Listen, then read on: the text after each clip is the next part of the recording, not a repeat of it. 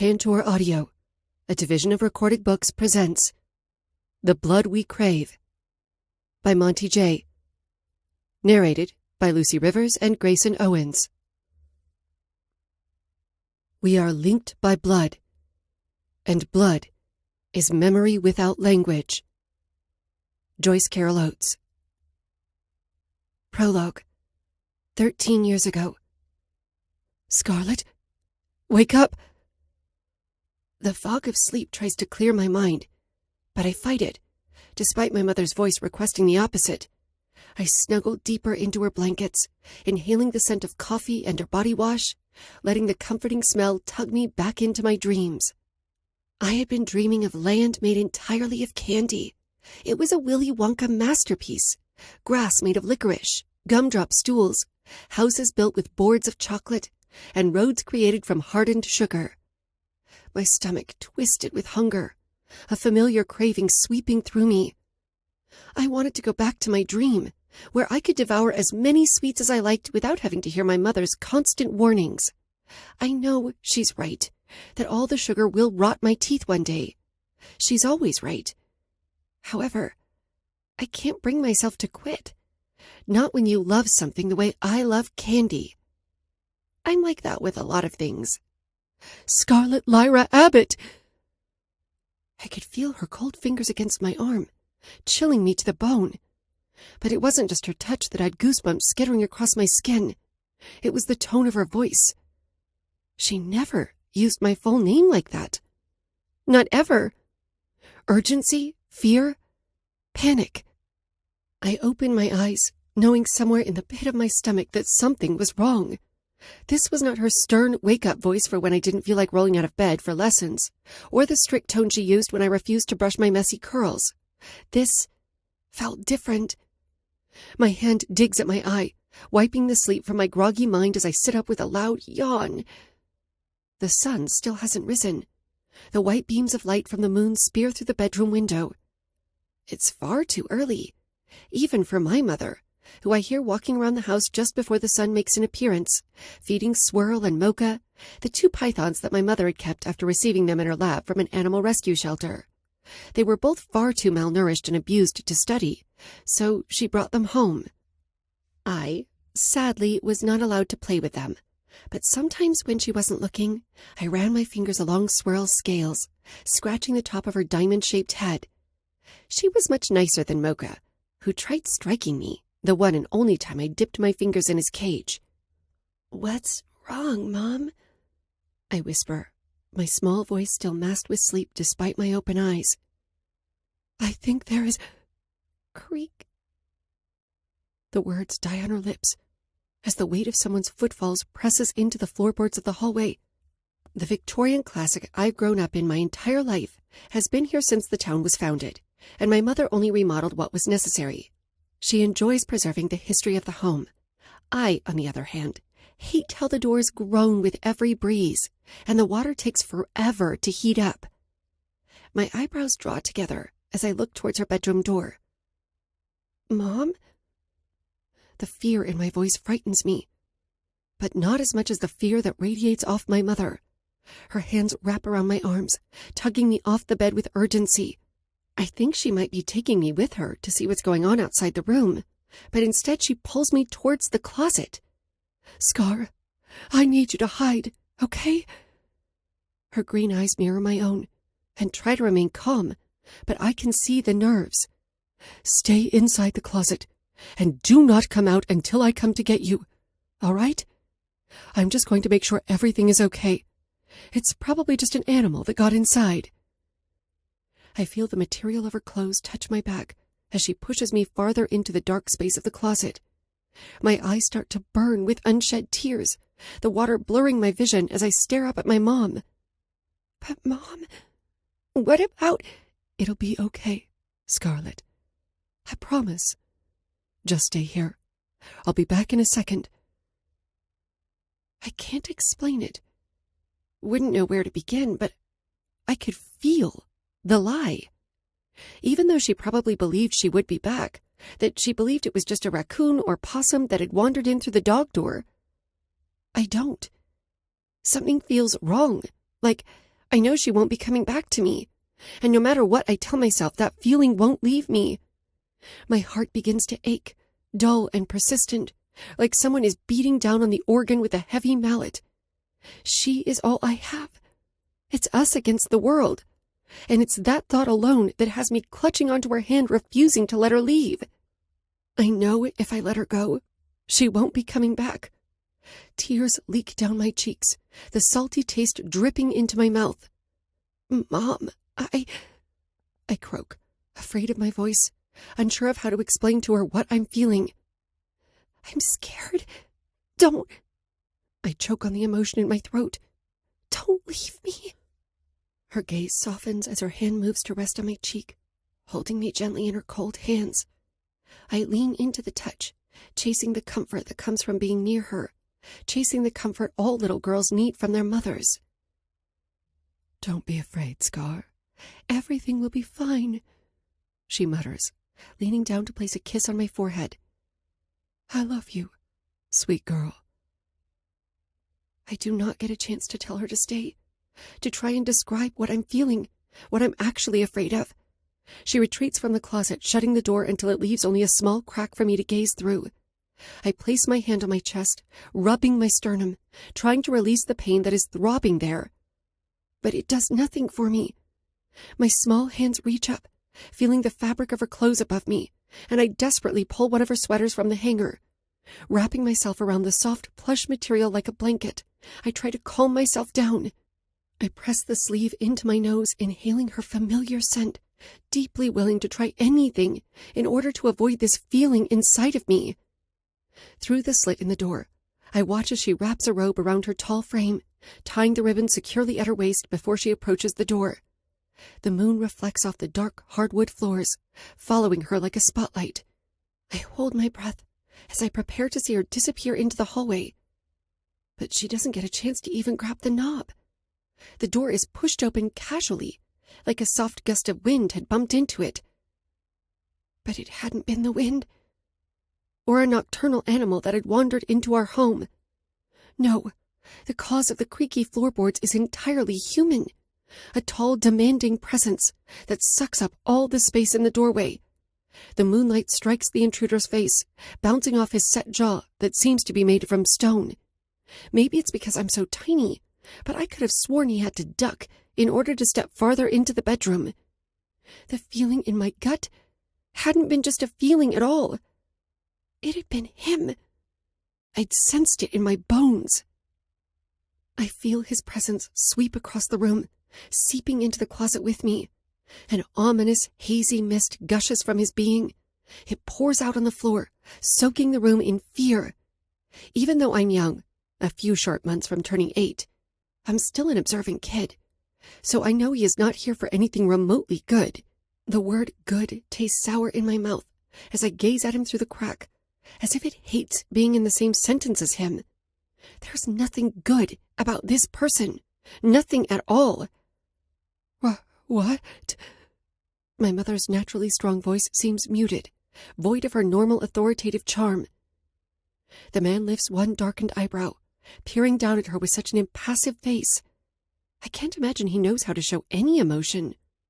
I've never seen someone with such blank features, such impartial feeling, considering he just broken into my home and has the audacity to just stand there and stare at my mother as if he'd just seen her pass in the grocery store. "What am I doing here?" he asks. "I thought it might be time to meet little Scarlet, since we are getting serious. I mean, you know my secret now, don't you, Phoebe?" Confusion drowns me. So many questions swirling around my mind, making me dizzy.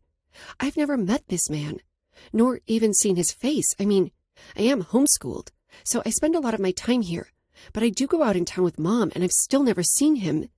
But he knows my name. He knows my mother. Scarlet isn't here. Just like you shouldn't be here, Henry. I have no idea what you're talking about. Secret? Her voice is steady as she takes a step back from him, but I can still hear the wobble in it, the uncertainty. I told you the other day, this has run its course. We are just too different.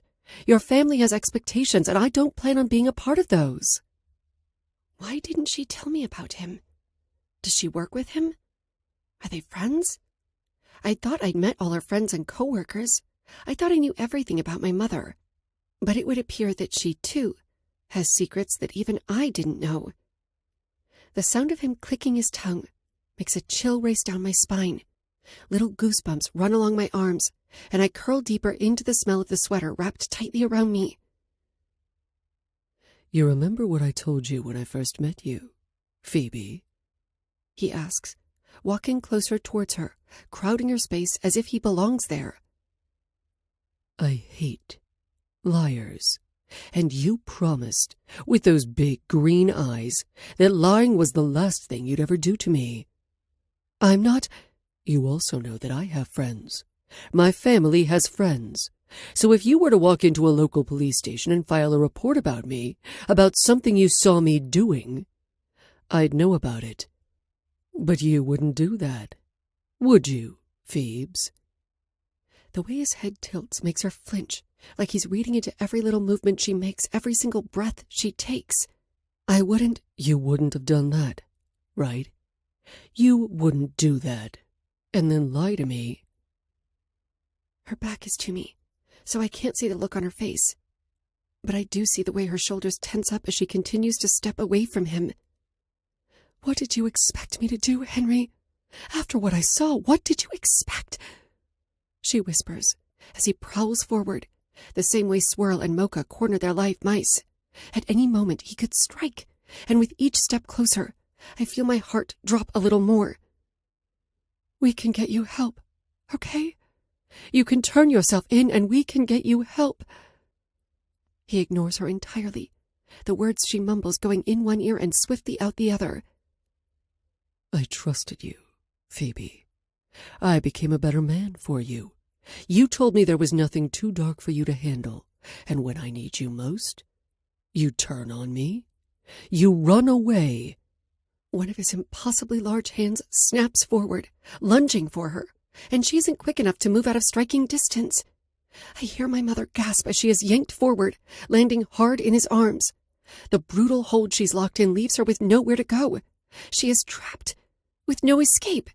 And I am frozen in my own fear, too terrified to do anything other than watch.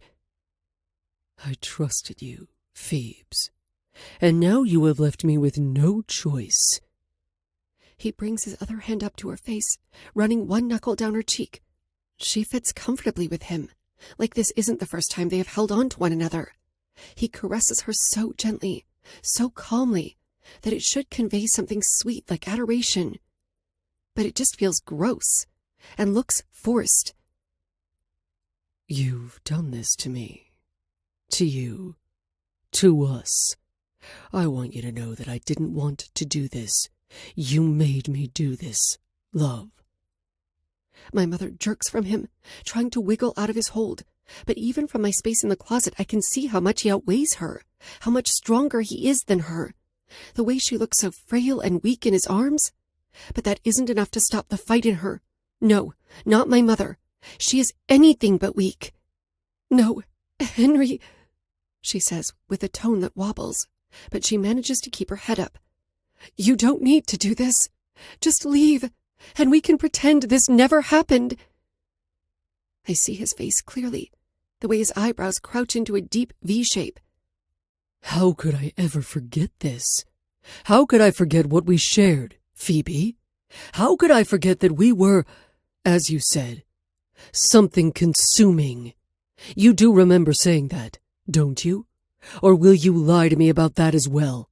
You said that I consumed you, that my entire being enveloped your own, and it made you feel safe. Do you still feel safe with me, my love? His words are trying to convey sadness, something heartbroken and hurt, but his body, his eyes, they show nothing, not even a hint of anything other than surface-level emotion. He is nothing but a void, a deep, dark, ominous void that is swallowing my mother up. Leaning forward, he begins to whisper something in her ear that I can't hear, and when her body leans into his willingly, A stark white smile breaks across his face, a smile filled with nothing but sinister intentions, until my mother launches her knee into his gut, catching him off guard, long enough for her to slip past his grip. A cheer of encouragement surges through me as I watch her take off towards the bedroom door, ready to flee from his presence. I think, for a split second, she has a chance. The feeling in my gut was wrong. She is going to be all right. Everything is going to be okay if she can just get far enough away to call for help or grab some form of weapon. But this is not like the fairy tales I read, the stories my mother tells me before bed. There is no happily ever after at the end of this once upon a time. This is an entirely different story, one shrouded in darkness and gloom, one where the handsome prince turns out to be the evil warlock, and the beautiful damsel in distress becomes prey, the victim. There is no frog that will be able to fix this, not even with the sweetest of kisses. No magical fairy godmother to save her. My entire life is being rewritten in front of my eyes. The beginning of my new story. One that will have scars lingering on my soul, a brutal stain on my mind that can't be erased or struck out. I can practically feel the pen moving along the paper of my life, washing away everything I'd known before, and turning me into someone else entirely. Someone I did not know, could not recognize. Henry, as my mother called him, recovers impossibly fast, whirling around with the first real emotion I've seen him show. Anger. It's all over his face and in the way his movements become charged, the way he snatches the back of her hair, winding his fingers into the soft mocha color before yanking her to where she once was. Except this time, she is not standing on her feet. She is slung onto the floor. The clatter of bones knocking into the wood makes my teeth throb, the stale taste of pennies flooding my throat, and I realize I've been biting down on my own tongue. I suck my own blood into my throat, using it to quench my thirst, swallowing over and over again in order to remain quiet. So much blood that the taste loses its bitterness and turns sweet, like candy. My mother is facing me now. Well, facing the closet door, mainly. The only person in the room who knows I'm here, that I'm hiding quietly inside. She scrambles to her knees, staring straight into the slot in the door, unknowingly making eye contact with me. I've never seen her like this. So afraid. So broken. She's always been the prime example of a strong, single mom. A full-time, award-winning biologist who never let the fact she was a woman derail her success.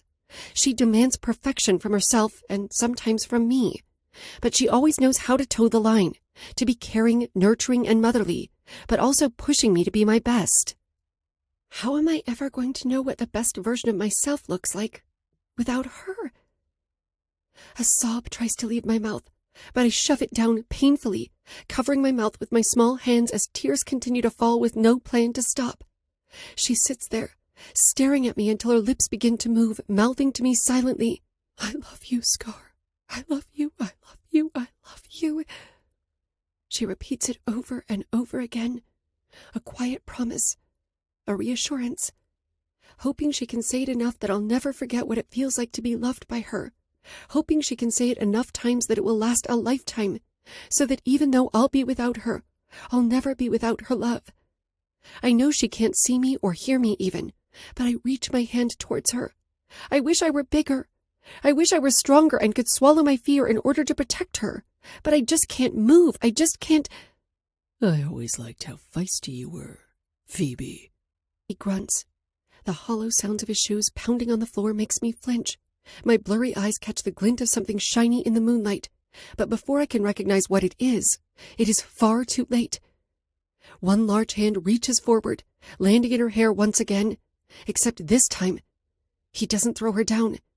Henry picks her up and hauls her into his big chest. My mom falls against him with an echoing thud. My hands scramble to cover my ears as she starts to scream, but the shrill echoes of her terror bleed through my small hands. It rings in my head, sinking into my veins, imprinting on my soul, so that every time I close my eyes in the future, all I'll hear is my mother's screams, her fear, her sorrow. I hadn't noticed that I'd shut my eyes, Maybe because the darkness is calmer than what is happening in front of me. The unknown is safer. Some piece of self-preservation inside of me knew I wouldn't survive watching what he's about to do. I'm already losing enough of myself in this moment. Looking at the pure agony on her face would shatter me entirely. I'd never be able to leave this closet. I sandwich my head between my hands to the point of pain. My ears throb from the pressure, and I can still hear her. I can hear him, his rhythmic bursts of breath escaping his lungs, the rustle of his body fighting hers. It doesn't matter how hard I try, I'm a prisoner to my mother's torture. She's unknowingly given me a front row seat to her life's finale. I swear I can feel parts of me splintering off with every single scream. I was a fragile glass before, sitting atop a shelf untouched and in pristine condition. Now my shelf is threatening to fall beneath me. Every high-pitched cry cracks me, over and over. It's only seconds before I'm nothing but fractured glass along the floor. Hours must pass. Or maybe it's only a few lingering minutes. All I know is sweat has started to soak my pajamas, and I'm finally able to block out the noise. The sound of my own heart is so powerful that it hammers above the shouts. I lessen the weight on my ears, my sensitive eardrums picking up on the smallest of noises. They ache and flinch, ready to recoil from another yell. But nothing comes. The screams have stopped. Their power dwindled out completely.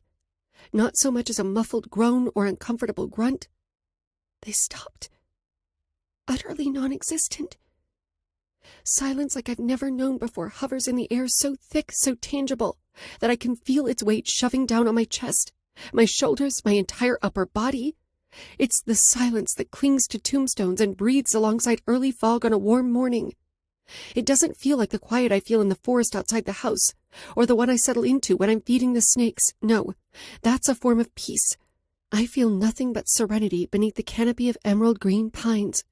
The woods are a silence, filled with tiny rumbles that most never hear. Not really. I don't blame them. You don't notice until you really take a second to listen, almost placing your ear to the damp earth and waiting. The giggle of leaves as the wind whispers secrets, crickets and frogs echoing calls, snapping twigs, birds shrieking. Even the trees themselves seem to pulsate with vibrations. This is not the silence in the woods. This is absolute. All the sound has been sucked up, as if the noise had fallen into an empty black hole. It is death. I can't breathe. The sweltering heat that consumes me in this closet feels like an inferno. My throat clenches, desperate for air, for relief. Please, please, please. I beg someone, anyone, bring the screaming back. I know I'd asked within my own mind for it to stop just moments ago, but I didn't mean like this. No, never like this. Be careful what you wish for, right? Is this the universe showing me a lesson? Teaching me the hard way that wishes have consequences? Please, someone bring the screaming back. I want to shout those very words at the top of my lungs. I want to unleash that prayer to the world. Maybe, if I'm loud enough, I'd rattle the powers that be, and they would grant me this favor. But the more I think about it, the reality of my desperate plea, the quieter I become and the more hollow my chest feels. If she isn't yelling, then she isn't fighting him, which means she's no longer breathing, no longer alive. I'm not wishing for screams. I'm wishing for my mother to return to the land of the living. And I know, the same way I knew when it was going to rain, her soul has left, leaving me only with her vacant body. I was used to listening to the steady rise and fall of her chest. It was what lulled me into sleep almost every night, and now there's nothing. Just silence, emptiness. I can physically feel in my gut the moment her heart stops. Maybe it's the bitter stillness in her body, or maybe it's because I feel something inside of me fracture, snapped clean in half. It's as if a light cuts off in my mind, a light that had always been there, guiding me through life. A switch that I'd never noticed abruptly clicked off, and all I feel is frigid disinterest. I can't feel anything. I'm unexpectedly numb to my surroundings, and I don't care what happens to me from this moment forward. If I never make it out of this closet, if no one ever finds me and I die wrapped in my mother's sweater, I wouldn't care.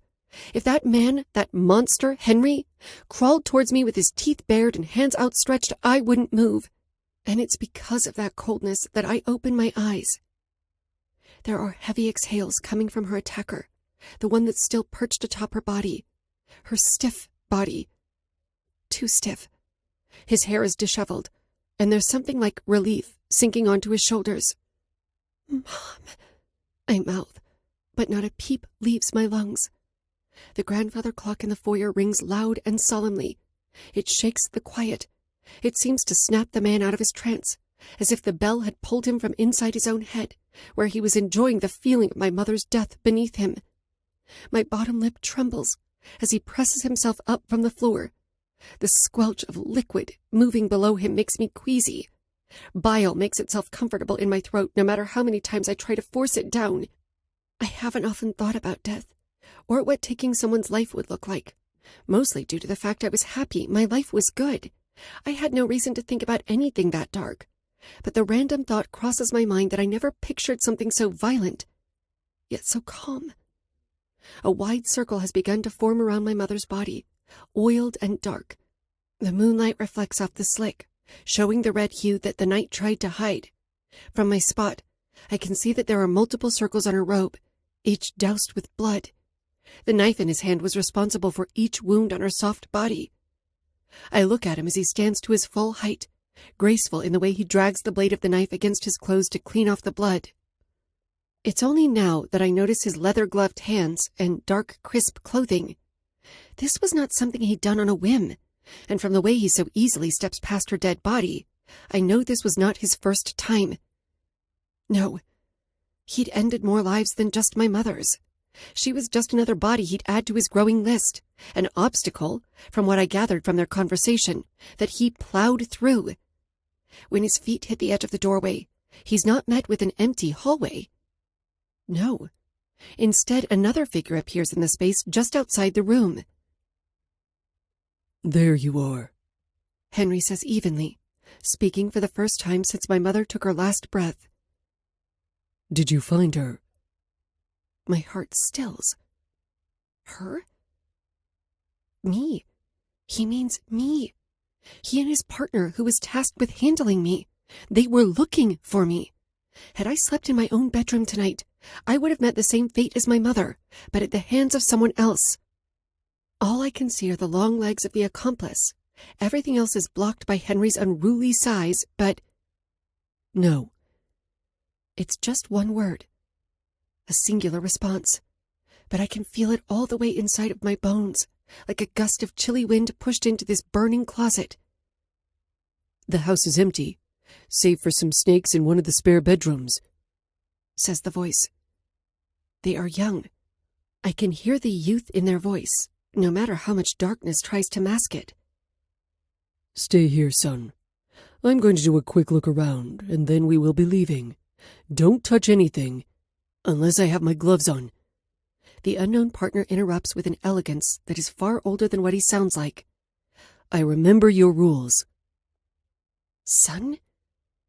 This man brought his child along with him to murder someone? What kind of parent does that? What kind of human being does that? My brain is ready to spiral, prepared to run a mile with this new information and try to piece together what is happening right in front of my eyes. But my mental spasm doesn't have time to start, because Henry moves into the night-coated hallway, leaving his son bare to me in the doorway. Every microblade of hair on my neck stands up, alive and shaking with electricity that I can feel all the way to the soles of my feet. I feel like snow has reached inside my home. Frost appears around his shoes with every step he walks into the room, a personification of winter and the freezing cold. I'm submerged in the coolness he carries along his shoulders like a second skin. There's a breath caught in my chest as I look at him. A beautiful, lightless Jack Frost. A boy. One I've never seen before. One that doesn't look much older than I am, but feels far beyond his years, like his soul has been here much longer than his youthful body. a pair of well-tailored jeans wrapped around his long legs, a bleak sweater covering his upper half. He walks with his head up, a regal posture that makes it seem like he's floating across the floorboards. My fingers twitch when the moon spotlights his porcelain white hair. He doesn't look real, and yet he's the most tangible thing in this room. There is no flaw in him, no imperfection or blemish. When he kneels down beside my mother, her corpse, that grim realization brings me back down to reality and away from my daydream. The fog of his hold begins to fade, and with it comes clarity. This boy, Henry's son, is here to kill me. That's the reason he came, isn't it? To help his father tie up loose strings, and I'm one of those. Aren't I? But as I look at him peering down at her, I can't bring myself to believe he's capable of that. Capable of what his father had done. I imagine for a moment him on top of me, slashing a knife across my skin over and over until I finally gave in to death. His neatly styled hair would shift out of place when he was finished, blood coating his immaculate frame. I can't picture it. Not when he's so clean, methodical, groomed. He makes me feel dirty in comparison, like he would cringe at the stale sweat that clings to my back, or turn his nose up at my uncontrollable hair that had dried since my shower before bed. Unlike his father, this boy looks at the damage on the floor. He looks at the body. That's all I have left of my mother, and just kneels slightly. I desperately want to know what he's thinking, because one thing he does seem to have in common with his father is his ability to look emotionless, impassive, cold, void. I want inside of his mind. What is he thinking? What is he feeling? Is he just as cruel as the man who'd given him life? Is this the future he wants for himself? Something in me snaps when I see him reach into his pocket, pulling out an object that he starts to bring towards my mother's face. Is it not enough for her to be brutalized that she now has to experience torment after death? I'm no longer in fear of my life. I can't find it in me to care about what would happen when I left this closet and made my presence known. My fingers wrap around one of my mother's heels, gripping it tightly in my hand before I push the closet door open with my foot. When the door spans wide enough to expose his body to me fully, I do the only thing I can think of. I throw the shoe directly at his head.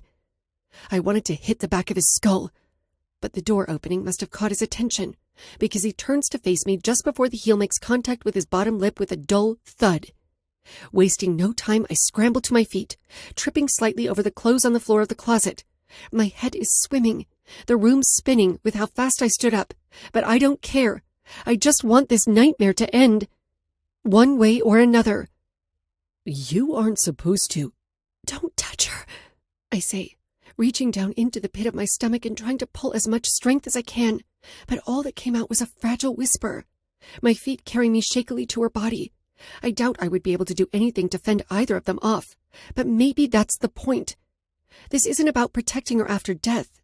Not really. I knew coming out of that dark space while they were still here would mean my life would be ended.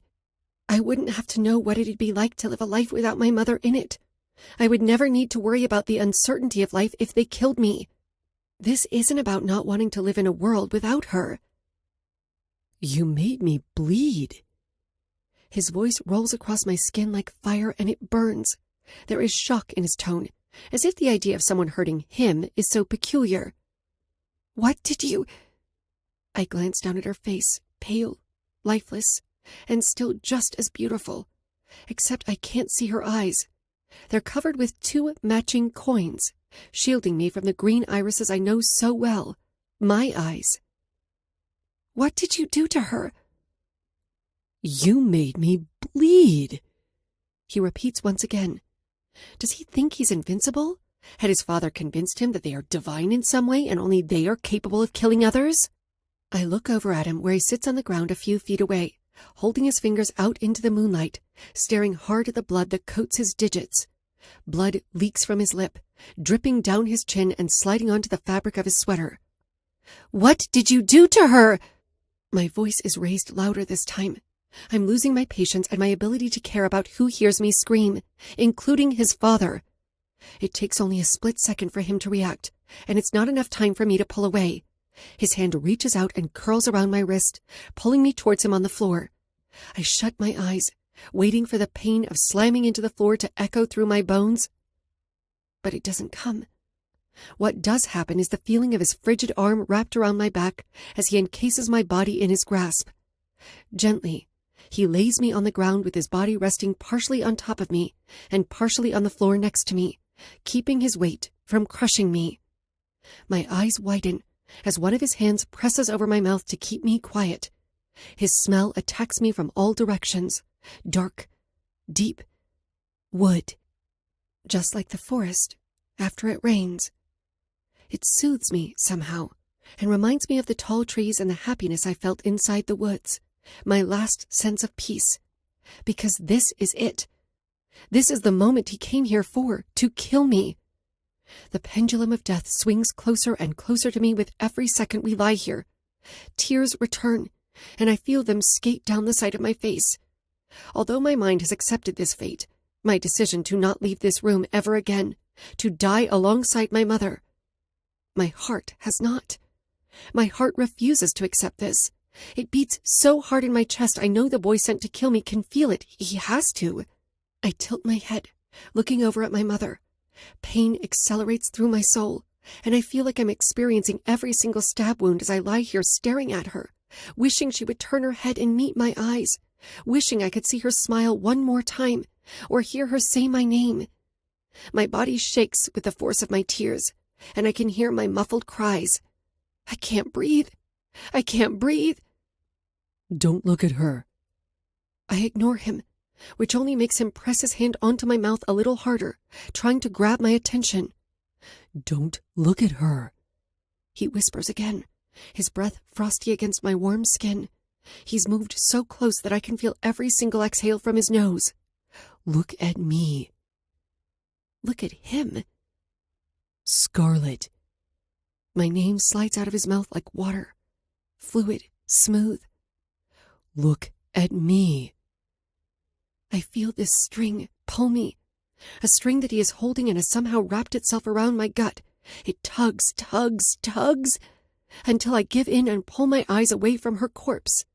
Meeting his eyes is like diving through a sheet of pure ice.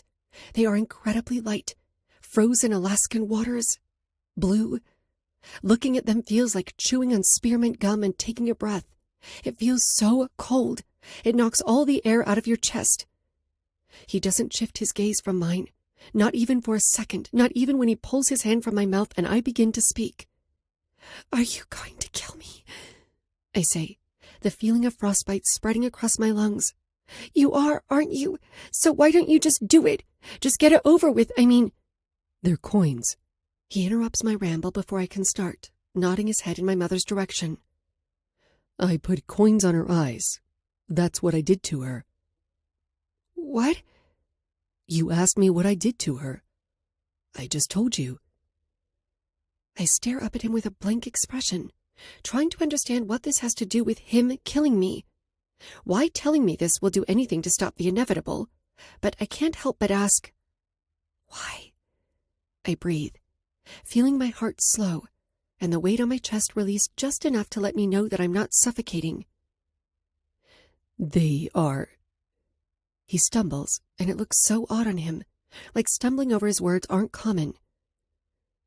The coins are payment used to ferry the dead into the next life. It guarantees safe passage across the river Styx and ensures the soul makes it safely into the afterlife. There is a sense of warmth that permeates the cold he has wrapped me in. A little sliver of heat curls between us and causes my eyes to soften. My eyebrows dip together. Why would he do something so nice? If his job, when he got here, was to follow in his monstrous father's footsteps, why would he go out of his way to soothe the dead? The floorboards creak, and the sound of heavy footsteps ricochets off the hallway walls. Panic floods my system once again, and that piece of serenity that had briefly cascaded through me is now gone. Are you going to kill me? I ask again with more urgency in my voice as his father approaches the bedroom. If I'm going to die, if one of them was going to kill me, I want it to be him, this boy. The unnamed boy, that wished my mother a safe passage into whatever afterlife awaits us. I want him to be the one to take my final breath, however he sees fit. If anyone deserves to kill me tonight, it's him. He looks at me, his eyes swirling with an emotion I can't decode, but it's gone when the footsteps get closer. No, he grimaces, and I can tell he doesn't like that answer, like he wants to say yes, like he wants to kill me. But if you don't get back in that closet, my father is going to. My head shakes violently. I don't want to go back in there. I don't want to hide. His nostrils flare, and annoyance pours from him like water from a leaky faucet. It doesn't matter what you... He breathes down onto my face. You have to hide. Go back into the closet. Be quiet. Don't make a sound. Don't breathe. Be a ghost. You don't want to die. Not like this.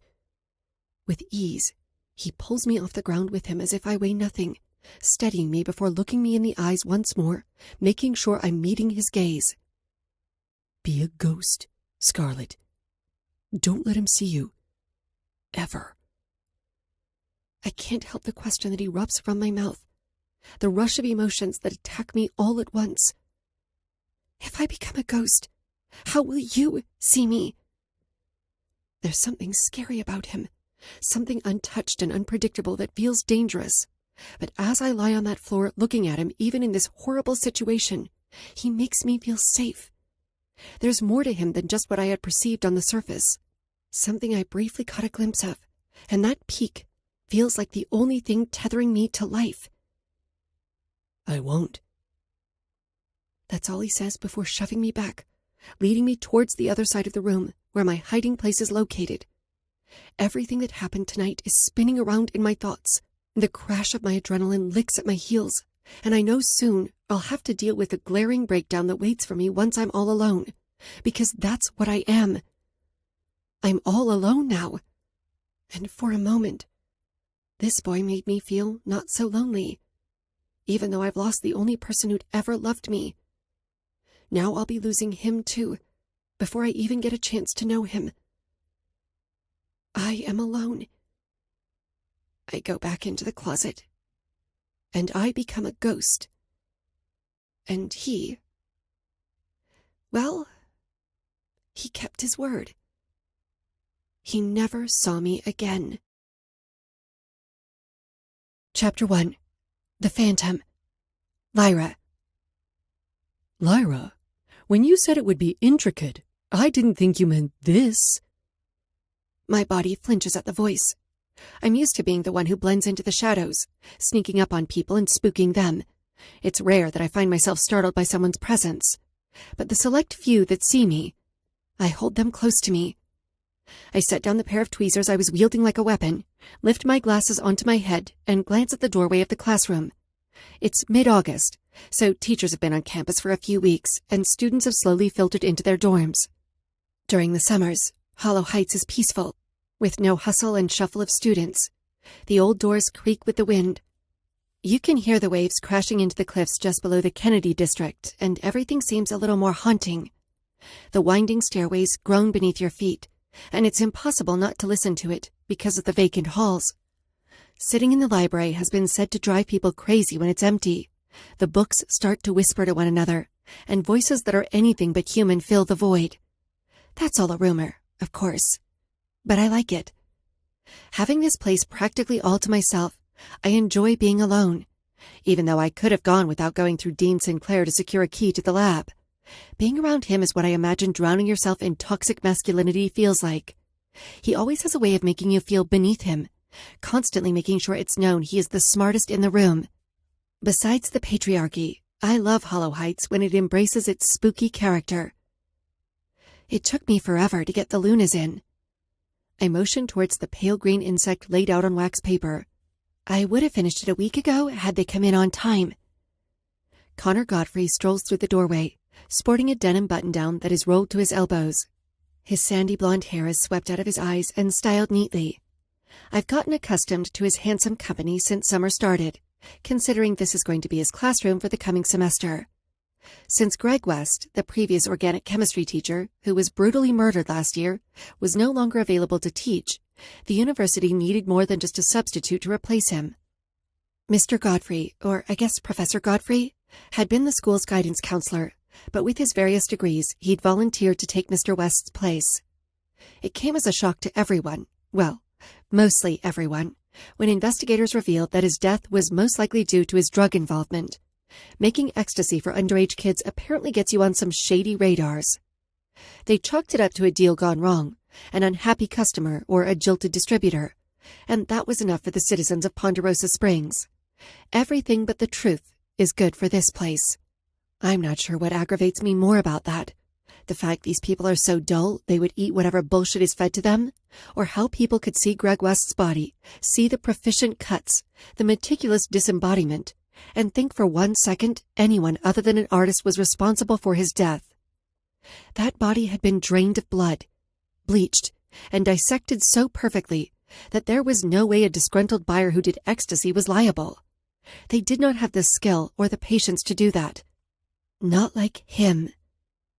Patience is a virtue, Lyra. I think the wait was well worth it, was it not? I mean, look at those colors. Connor's enthusiastic voice yanks me out of my head, away from where my thoughts wanted to drift, where they always drift. I peer down at the antique glass dome, the lid set to the side, leaving it open. 6 different moth species are scattered along the sides of a faux human skull I'd found at a taxidermy shop. Atlas, Isabella tiger, black witch, garden tiger, peppered. A collection of my favorite moths are strategically laid across the top and sides of the skull. I'd saved the spot just above the eye sockets for the Luna moth. I know the pale green anatomy would tie everything together. I dispersed them, creating a swarm of stunning winged creatures that would be breathtaking once I placed the glass lid on top of the base and secured it closed. A smile takes over my face as I think about the finished project. Briar is going to love this.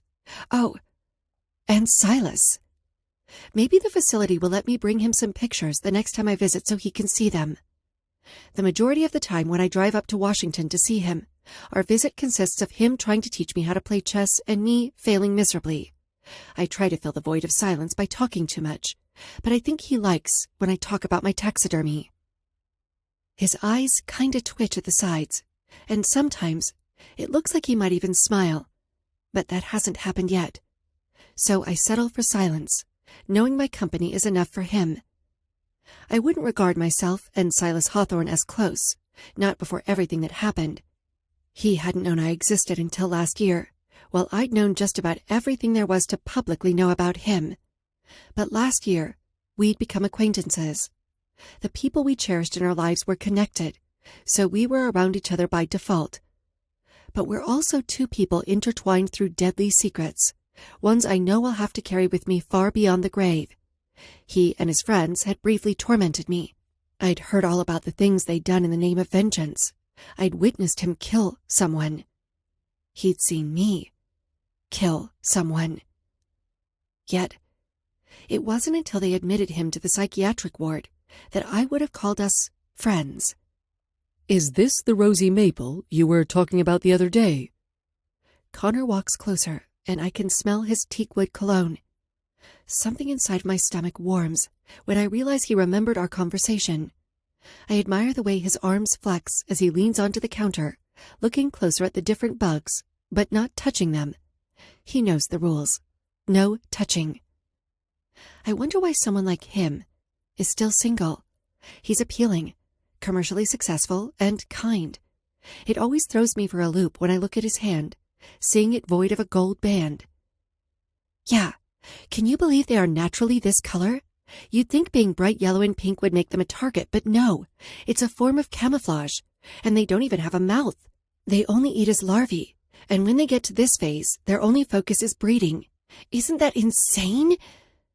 Excitement pools in my stomach as I speak, looking over at him just in time to catch him staring at me, a smile on his lips. A blush coats my cheeks, and I look away quickly. Sorry, that was a lot of unnecessary information.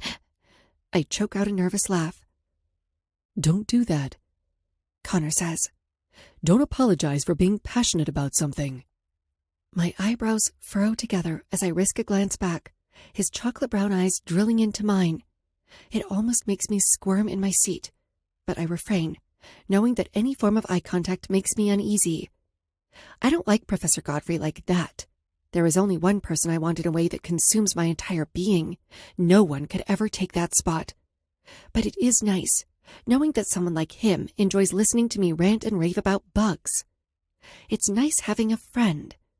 And that's what he has been to me this summer. Considering I'm the only one from the Loner Society that stayed in Ponderosa Springs, continued coming to Hollow Heights, even though school was out. I understood that my friends needed out, even if it was for a few months. All of them were ready to leave this place and all its vicious memories. But they couldn't. Not yet. Not when one of them is still here and unable to leave. The world is going to try and do that, Lyra. Make you feel bad for being emotional about the things you love. Try and ridicule you over it. But don't let them. Don't let them ruin what you love. Connor continues, giving me a reassuring smile. That sounds like something my mother would have told me, I say without really thinking. She sounds like a smart woman. Now I know where you got it from. She was, I mutter, reveling in the pain that spreads across my chest when I allow myself to think of her. Sensing the topic is a sore one for me, he quickly recovers, straightening his spine and rubbing his hands together. Well, are you going to add the final piece, or do I need to look away while you finish your work of genius? Grateful for the shift, I focus my attention on the brightly colored moth on the table. It's not that I don't enjoy talking about my mom. It's just hard to remember her without thinking about that night, without thinking about what came alive inside of me, what I became. I was diagnosed with post-traumatic stress disorder pretty soon after her death, so it explained the constant nightmares, the flashbacks, and fear of the dark. I'd been through a traumatic event. It was normal for me to experience those things, to develop that mental struggle. But there was one thing no one explained to me, one thing that no one knew, and if they did, they wouldn't understand. No one could tell me why death lingered inside of me, slithering and flowing within the crevices of my skeleton, existing in my gut like an organ, a black liquid that had been injected deep into my veins refused to be flushed out. Everything I was before, every dream. It's a remote memory. Now I can't think of her, of that night, without being reminded of the morbid impulse it gave birth to, a compulsion that stings my tongue when it rises from my gut. It makes my mouth water and my eyes burn. I was able to swallow that urge for a long time, tuck it away in my closet and hide it away. But that was until a few months ago, when I'd taken a blade across someone's throat and felt blood on my hands for the first time since my mother's death. I know what it feels like to kill someone now, and it scares me how easily I was able to do it, how easy it would be for me to do it again. I was reborn into a new person when my mother was murdered. Scarlet died, just as she did that night, and Lyra took her place. I became the bug queen, the odd one, the girl with the fascination with taxidermy, entomology, and the process of curating the dead. I became a ghost, just like he asked me to. My throat bobs as a familiar metallic taste swarms my tongue, but I quickly swallow it down, focusing on the task at hand. Carefully, I begin to remove the small pins that hold the wax paper against the wings of the moth. I'd been kinda bummed out that I couldn't raise this one. It's always much more satisfying when I'm part of the entire process. I enjoy watching them grow as much as this, spectating their mannerisms, how they adapt, and eventually how they die. It makes the pinning more interesting and more intimate. If I watch them grow up, live, exist, it's only right for me to take care of them after their inevitable deaths. Once all the pins are out and I remove the paper, I use the tweezers to very gently lift the insect up and onto the center pole, placing the moth's thorax onto the front of the skull coated with warm, sticky superglue. Don't mess up. Connor snickers beside me, making me grin a bit, while I hold it steady for a couple of seconds just to make sure it's set. When I'm sure it's set in place, I move back to look at the completed project. "Do you think it's too much?" I ask, sinking my teeth into my bottom lip, questioning myself. I probably should have just stuck to one kind of moth, so the color scheme is similar, right? Maybe I can just redo... Lyra. Connor warms. Stop doubting yourself. This is fantastic. I'm tempted to buy it from you to decorate the mantel above my fireplace. I look over at him, eyes bright with appreciation. I wish I were like Briar or Sage, girls who are confident in themselves with no reassurance or a friendly word here and there. However, I'd grown up in silence, alone, a mist of a person who is rarely spoken to, let alone been complimented. It's only human of me to want validation. Too bad it'll be decorating my apartment. My gaze snaps to the doorway, seeing the one face I'd been waiting to see since she left at the end of the semester. Briar, I say a little breathlessly, hopping out of my chair and speed walking in her direction. I don't think twice when I toss my arms around her shoulders and pull her into a hug. You know Sage and the boys hate Mr. Godfrey, right? She whispers into the crook of my neck as she returns the hug. I cringe, knowing that already. We can discuss that another time, I mutter. I thought you weren't coming back until next week. I playfully shove her back, feigning anger at her surprise return. I was tired of hearing her bitch about missing you, so I brought her back early. Briar throws her middle finger up over her shoulder, directing it towards the large shadowy figure that is leaning against the doorframe. Alistair Caldwell's presence is hard to detect, like a dark fog that you can't see but can feel. Once you know he's there, it's impossible to ignore him. I reach my arm over Briar's shoulder, pushing my fist towards him. He lifts his knuckles and bumps them with mine, tossing his head up in greeting. How was Texas? I ask him. He scoffs. Hot as fuck. This place still a shithole, Bug Queen. A nickname that had been used as an insult for the longest time had been turned into one of my favorite terms of endearment. I know he doesn't mean it in a way to put me down. It's his way of calling me a friend. Sorta, I guess. At the very least, he no longer wants my head on a stake. The Hollow Boys don't have friends, other than each other. They are a four-piece puzzle. Where one is, the others surely follow. I've never seen a bond so thick, so solid. For a long time I was jealous. Now I've just come to admire it. Depends on the day, I answer with a little shrug. I hadn't ever admitted it out loud to Briar, to anyone. But I like Ponderosa Springs. Parts of it, anyway. It was where my mother grew up. I love the thunderstorms it produces, and my home is here. I could do without the corruption, the scandals, sex trafficking, and murder, but there are fragments of me that love this place, no matter how hard I try not to. It's different for them, though. I know that. This town had done nothing but hurt them, ruin them, turn them into versions of themselves so dreadful I'm sure at some point they scared themselves. There was nothing left for my friends here, not when Ponderosa Springs had eaten it whole. I'll leave you to talk, Lyra. I'm sure you all have a lot of catching up to do. Connor walks to my side, giving a kind smile before pushing towards the door, waving slightly at my friends. Miss Lowell, Mr. Caldwell. I watch his back fade away into the empty halls, waiting till he is out of earshot before returning my attention back to Briar. Are Sage and Rook back too? How's your mom? Oh my gosh, wait till you see the cabin I spent all summer decorating. I mean, I know you two have an apartment now, but you can still come over. We still need mandatory Loner Society meetings. I missed you too.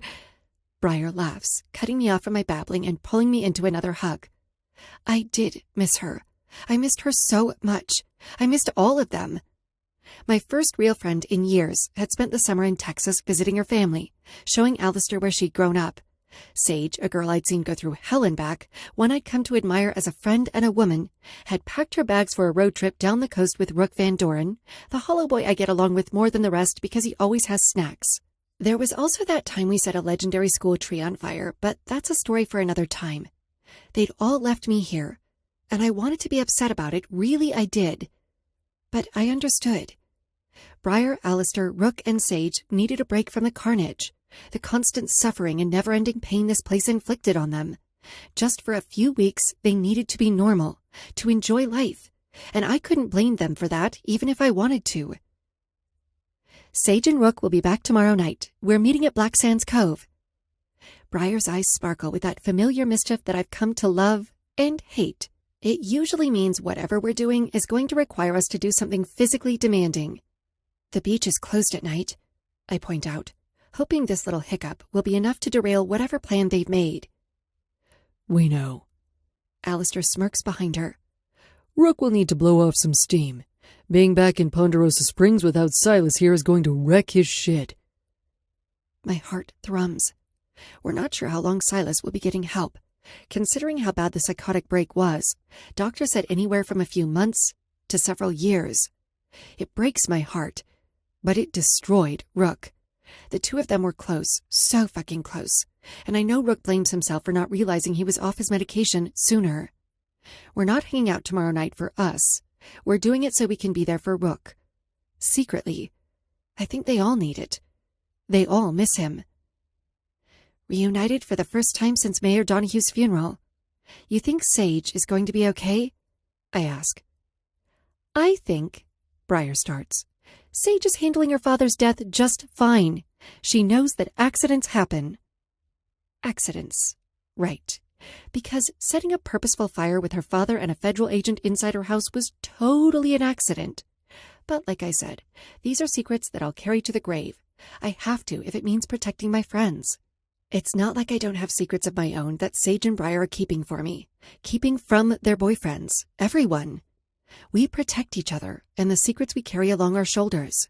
It's part of the deal when you join the Loner Society. You are allowed to be alone, but never lonely. We figured we'd rekindle our friendship with a little game, Alistair says. For old time's sake. A game. Always a game. Usually illegal, and it never fails that I rip my lungs open, trying to keep up.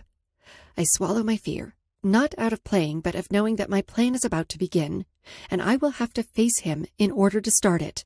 Not just hide in the shadows and watch him quietly, no. I will have to stand in front of him, use my words, and ask for what I want. Months ago, he'd come seeking me out. A settled debt, he said. But I'm not finished with the Prince of Death. I've barely started. He'd denied me the first time I'd asked for a favor, but I refused to take no for an answer. I love being his ghost. But now, I want him to see me. It's not enough to haunt him. I need more from him. What's the game? Briar grins. It's wide, full of excitement, and it makes my stomach roll. Tag! Chapter 2. The Exposition. Thatcher. Every town has a ghost story. One that is told at kids' sleepovers and nights spent circling around a crackling fire. A tale that has grown into almost an unbelievable lie over the years. But at its core, it carries some form of the truth. My last name is that story. The bump in the night. The boogeyman in the closet. The scratching noise in the wall. My family had become a century-old myth meant to frighten the residents of Ponderosa Springs. A legend that was rumored to have started when the town was founded.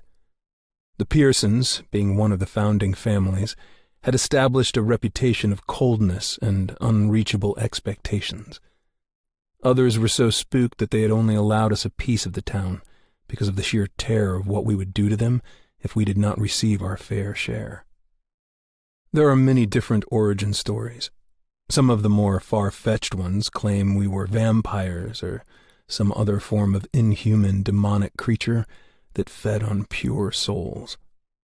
I can appreciate the creativity, especially considering the truth is far more boring. My predecessors were secluded. They did not share with others unless absolutely necessary, and trust was not something they gave freely. They spoke swiftly and in small quantities. This secretive behavior made others uncomfortable. More than that, it made them jealous. When weak-minded people are not given attention by those who are at the top, they will try to tear off the crown, chip away at the throne by drawing baseless conclusions and off-kilter rumors, whatever they can do in order to knock someone down a few pegs, like dogs fighting for scraps of slop. Unfortunately for those insecure folk, they only succeeded in lifting our legacy higher. All they accomplished was making people afraid of us, which worked in our favor. People will serve the things they fear. The town of Ponderosa Springs feared us more than anything else, so much so that the terror had continued years later, and for a while all these horrid tales had only been fiction, gossip-riddled folklore created by bored town citizens. Until one day, it wasn't. Until one day, because of my father, my family proved every single terrifying narrative to be true. Minus the vampires. My head begins to loll back and forth as my long fingers stroke the ivory keys. Elegant music floats to my ears as I work the piano, tickling the instrument until it laughs out the melody I'm currently working on. Chopin, while I believe he is overrated, was one of the first composers I learned to master on the bone-white Steinway & Sons grand piano, an early birthday present my grandmother had gifted me when I was young. Even then, I knew the addition of the cherry-red color on the lid, music desk, and prop stick was not a coincidence. She knew my favorite color. She knew why I loved it so much. Movement catches my attention for only a second, my eyes opening briefly as I glance towards the far left side of the basement, my little chamber of immorality, and notice that my single-member audience has started to wake from his slumber. I don't need to be over there to see the fright in his eyes. I'd imagine anyone would immediately start to panic when they woke up to find themselves unable to move, tethered to a freezing metal gurney, wearing nothing but boxer briefs. The temporary paralysis should continue working for at least another 15 minutes, which will feel like years for my friend, Walter Hendricks. The K-hole he's currently found himself tripping inside of is not a pleasant one. I've never personally understood the need to chase artificial highs, or why people would be willing to take a veterinary drug just to experience dreamy hallucinations. Deciding to let Walter continue panicking a little longer while the ketamine does its job, I bring my attention back to the piano. I'd continued the piece even as I'd looked away. But as my late music instructor would say, if you're not consumed by the music you play, how do you expect anyone else to be? I could practically feel his cane swatting at my hands, the faint scars on my hands evident of his superior teaching. It had been years since my piano teacher had struck my knuckles, and yet I could still feel the blood that would leak from my skin onto the instrument. Minus the brutal soreness, I enjoyed playing with the blood on my fingers. It made slipping across the keys more fluid. It felt right. When I returned my focus, I noticed the next few parts don't feel right. I look up at the sheet music displayed on the music rack, furrowing my eyebrows. Completely stopping, I remove the pencil from behind my ear and erase a few notes. I look at the now blank lines and wiggle my fingers on the keys, asking myself, what did the music in my mind sound like when I'd taken Walter from just outside that bar? The night had been warm on my skin, and I could smell the pungent odor of cigarettes wafting from the inside of the cheap bar. My heartbeat had been steady as I watched him exit from the back door, his black suit wrinkled from the day's wear and the cheap material it was made from. I can spot a shoddy suit from a mile away. But I bet the people he surrounds himself with inside the shady bar thinks it's expensive. The thought makes me scoff. West Trinity Falls wouldn't know a designer suit if it grew arms and smacked them in the face. God, just thinking of being in that town makes me feel dirty. I don't always wait in the shadows when I do this. Sometimes I'll walk inside wherever my target of the night is, and I'll take a seat. Maybe at the table while observing them silently, or when I'm in the mood for it, I'll talk them right into my web. However, this time, I had waited in the dark, in the gloom of that vile alley, waiting for the perfect moment. I want the music floating from the instrument to translate that. I want it to tell the story without words, a slow, lyrical movement that contrasts the first form I'd created days earlier, a piece that allows me to show the beauty of my playing. This form, kacha, is the hunt. It needs to translate into a predator stalking its prey. An unknowing victim simply walks to their car with no sense of danger. The notes in the beginning start off slow, a gentle incline, and now I need it to be heavier. I want the keys to sing the memory of my leather-gloved hand wrapping around him. I need to hear in the notes how he struggled against me just before I pierced his skin with the needle, how his body fell weak to the drug and slugged into my arms, how easy it had been to snatch him up, how good it felt to be this talented at what I do. I want to feel it. I want to relive those moments every single time I select Walter's concerto from my collection.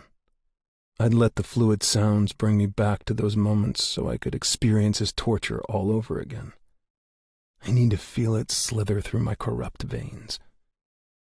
Until I get it right, I will not move from this bench. I demand nothing short of perfection from myself. Frustration bites at me. Your father would already be done by now. Some voice that I despise speaks from inside of me, and I tighten my fist around the pencil, feeling the weak material bend in my grasp. My father, I want to say, could never do something this impressive. He killed women because he felt like it, took the slivers of their hair as tokens, and had no creative vision. He was beneath me, a nobody in comparison to me. I am an artist, everything he wished he could be, but never had the skill to achieve. I hear a grumble of despair, and it's enough to reel me back in from where my mind had traveled. Henry Pearson was the last thing I wanted to think about when I was in my basement. Taking a much-needed deep breath, I inhale the smell of lye. The faint metallic smell soothes me. The boiling vat of liquid is tucked neatly in the corner near the bathroom, a conscious decision I'd made for easier cleanup. If I can't get this combination correct, I won't be able to move on to the final form, and that can't happen. I refuse to leave a piece unfinished. Not again. Never again. One incomplete work was enough. I had no desire to add any more. I work in silence for several more seconds, neatly writing down the new notes I think will fit better, and begin playing from the beginning. I cascade through the bridge, a slow grin forming on my lips as I near the end of the song. It's a spectrum of somber noise, round, dark, and rich. Earlier it had been flat, but now it's exactly where I need it to be. A living, breathing, wicked memory that I created.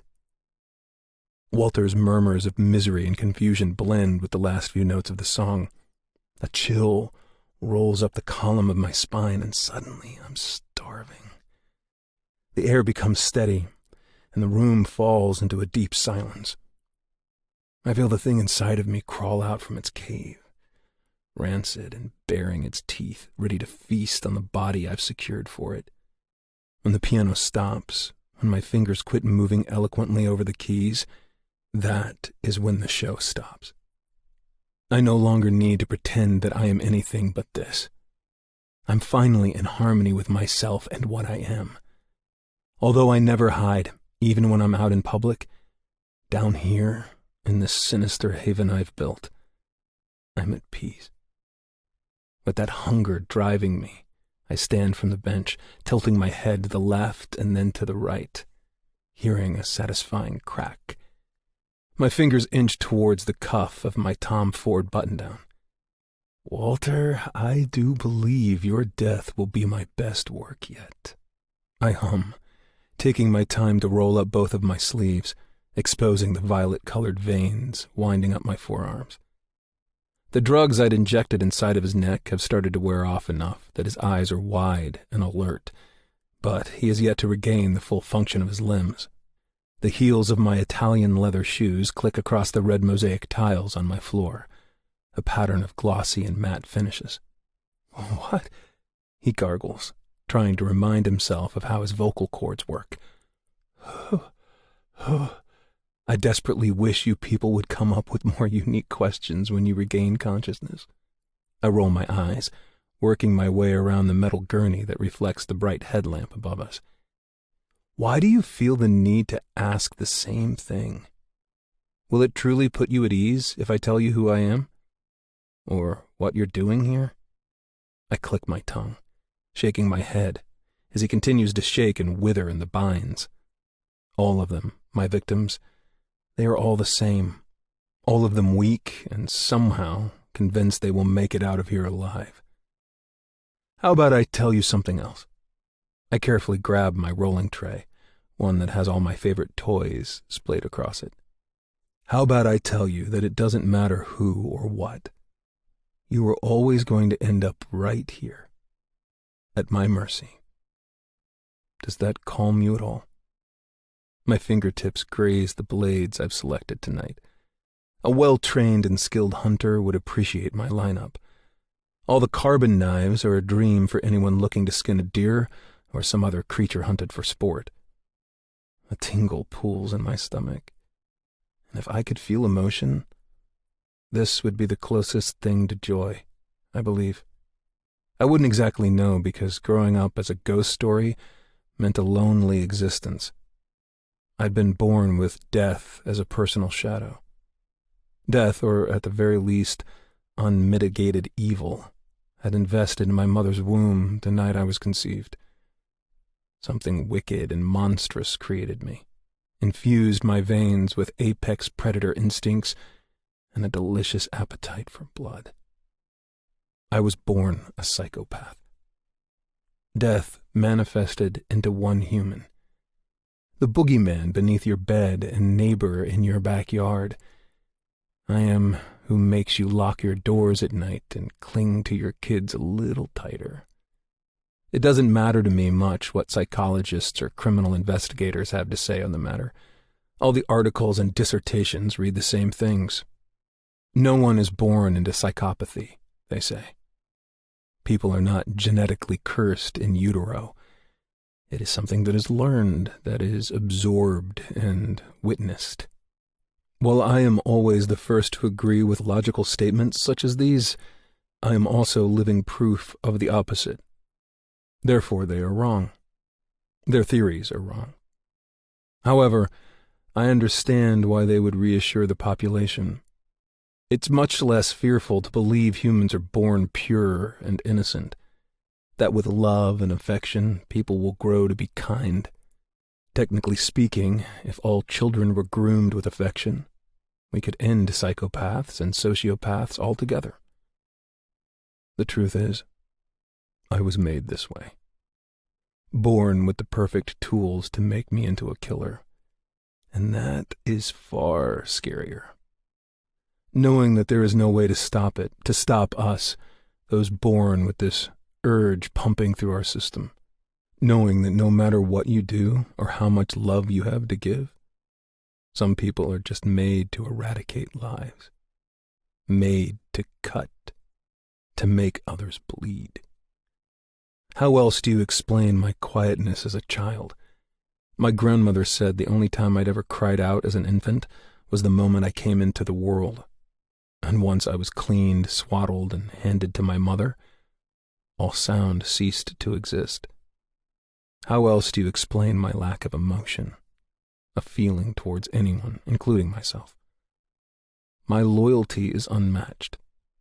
I would do just about anything for the sake of the people I surround myself with, but that does not and will never mean I care for them. It took my family a bit to catch on to that harsh reality, but after my grandfather caught me in the backyard, ripping the limbs off bugs, I knew they'd finally accepted me for what I was. An abomination. A monster. A killer. The thing my father had desperately hoped I would be. While his teaching and parental advice were morbid, he was the only person who understood what I was, even if he was partially the reason I turned out this way. By the time I reached middle school, I was no longer allowed to play with other children. Their parents complained that my presence disturbed their innocent little ones' minds. Not long after my birth, my own mother decided the son she had created was not what she had signed up for. She left just after my first birthday, according to my father. I was bizarre, foreign, strange. An exceptional child with a dark imagination, teachers would say. There was not and still isn't a single person that wasn't creeped out by my presence, and honestly, I like it. Thoroughly. What do you want? He struggles out, finally finding his footing, which always makes this much more interesting. It means his screams will be crystal clear. What the fuck do you want? Resorting to curse words. I suck my teeth, picking up one of the smaller knives, twirling it in between my fingers.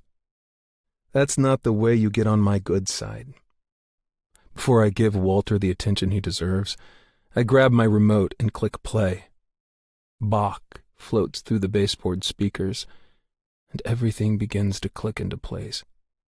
I try to imagine myself 10 years down the road, when I finish medical school, ready to slice up someone for a completely different reason than I am now.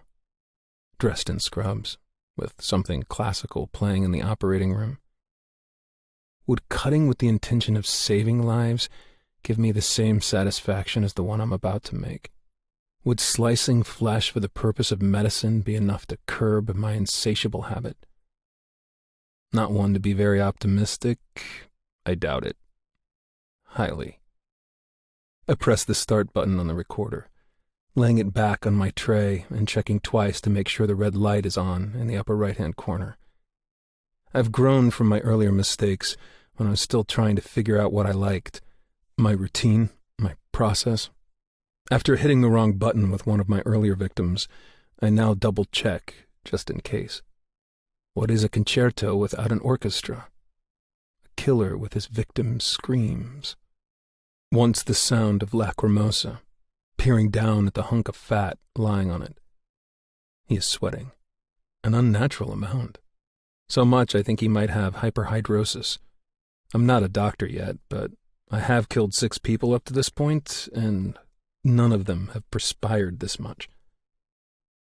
Walter, what happened to that quarterback physique you love to remind people about? There isn't any possible way you'd be able to lead anyone for a short walk, let alone a state championship. I take my time to look at his barely covered body. Brittle hair coats his chest and stomach, a large gut, and he has a deep red face that reminds me of a balloon ready to explode. He makes me sick. A waste of space. And to think he considered himself like me. He could never be me. He could never do the things I do at the level I am capable of. The cops were weeks away from snatching him up and throwing away the key. It would take federal investigators a lifetime to even catch a whiff of me. How do you know me? He puffs out from his dry mouth. Do you want money? I can... Please don't embarrass yourself. You couldn't afford to pay me off. I spread my arms wide at the space around me, from the custom floors to the ridiculously priced statue in the corner. This basement, my slice of harmony, costs more than most make in a lifetime. Look around you.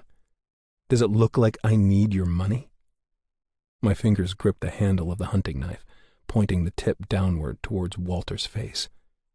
I drag just the edge along the side of his cheek, the blade so sharp I can feel it cutting through his grainy beard hair. However, because I am not a complete monster, I will answer your first question. The hair stands up on the back of my neck as I feel how easy it would be to gut him like a pig and watch the blood pour from his stomach. How very simple it is to end his life just like that, with a flick of my wrist. Power surges through my veins. Control and desire swirl together inside of me, creating the best natural high one can experience. There is no better feeling than this. Knowing that I am in full control of his fate, knowing he is at my mercy, that he is impotent and pathetic, beneath me in every way. He will never be what I am. Shit, he hisses. Please don't do this. I have a daughter. The urge had threatened to pull me under. The overwhelming sensation of everything around me so intense, I hadn't noticed my blade had dug into his cheek just enough to draw blood. Jessica, I say, taking a breath and pulling the edge from his face. Right? She'll be 15 in December? His eyes flare, shining bright and ghastly with fear. It swallows his entire body, and it fills me with warmth. I want him to die afraid, scared, and shaking. Right before he draws his last breath, he will know what real death looks like, how true fear tastes on his tongue. Don't you touch her, he grates out, jerking against the binds that he has no chance of getting out of. I learned the art of knot tying when I was very young, one of the many lessons my father had taught me that I had perfected for myself. My father was good at what he did. I was the best. I would never. Teenagers, children in general, are for an acquired group of spineless people. I smirk down at him. Someone like you. Isn't that right, Walter? I twirl the blade in between my fingers, focusing my attention on his hand. I lift the heavy limb, inspecting the lines and scars, my gloved fingers trying to find a starting point. What? What are you? Do not waste my time, I hiss, grinding my teeth as I bend one of his fingers in an impossible direction. I hate liars, Walter. Try not to make this worse on yourself by aggravating me. He shouts in pain, but I ignore it, releasing my grip on the chubby digit before bringing the knife to the tip of his index finger. How do I know you? I hum, feeling my toes curl as I dig the edge deep enough that it slips beneath all the layers of skin, and then I start to shave backward, slowly making sure the slicing is accurate. I know you because you think you're like me. Tell me, you love your daughter so much that you kill girls who look just like her? Is that how you show your love, Walter? I'm not sure he hears me, not over the blinding sound of his screams as searing pain radiates through his body. The hands are full of nerves, unfortunately for him, so he feels every single inch of the blade slipping through his flesh. Blood pours from the wound like a fountain, gushing and leaking onto the metallic table below. It makes visibility difficult, but I can feel the pull of his skin on the knife. I keep my hand steady, not a wobble or shake in sight, as I bare his muscles and bones to the open air. All those protected nerves, attacked by the chill air down here, must be miserable. I almost wish I could feel bad for him. Almost. The delicious scream of agony make my ears ring, vibrating the drums inside. It's better than Bach, better than Mozart and Brahms. This is my favorite form of music. Keep screaming, I speak loudly. You're only doing it for my benefit. It's only cheering me on, making me want to carve you deeper. I finish flaying his entire index finger, moving to the next, admiring the way his ligaments match the tile on my floor. Tightly wound cords of tough elastic tissue glisten underneath the harsh light above us. This is much different than studying books and diagrams. Nothing compares to seeing the human anatomy with your own eyes, to feel sticky blood streaming across your hands and the smell of iron in the air. Knowing you are the wielder of pain and death. I submerge myself into the process, and the beautiful gore and carnage. This is what I was made for. My nimble, long fingers were fabricated for inflicting torture. I was designed to kill. I admire my work. His entire hand is completely skinned and raw, the skin flapped over and under his wrist. I chuckle, thinking about how it reminds me of the banana I'd peeled this morning for breakfast. It always amazes me what the human body looks like in its natural state. "Hey, none of that," I say, slapping the side of Walter's face to pull him back down to reality, his eyes fighting the urge to close. "I want you to stay awake. Talk to me. I asked you a question earlier. Do you kill girls because of your love for your daughter? Or is it because you secretly have one of those disgusting fetishes for your own kin?" Tears leak from the corners of his eyes, and his body shakes. Paleness has taken over his skin tone, and I know it's because he's going into shock. The blood loss is taking its toll. However, he should last until at least the shoulder before he bleeds out. Maybe, if I'm lucky, he'll still be conscious when I start the other hand. He chokes on a sob. "I'm sorry. I couldn't help it. I can't control it. I'm sorry." I hate this part. It happens every single time. The apologizing for their actions, the excuses. "I'm sick. I need help. I can't control it." They all die atoning for their crimes, hoping that some god will forgive them in their final minutes so they don't spend eternity in some everlasting hell. It's pathetic.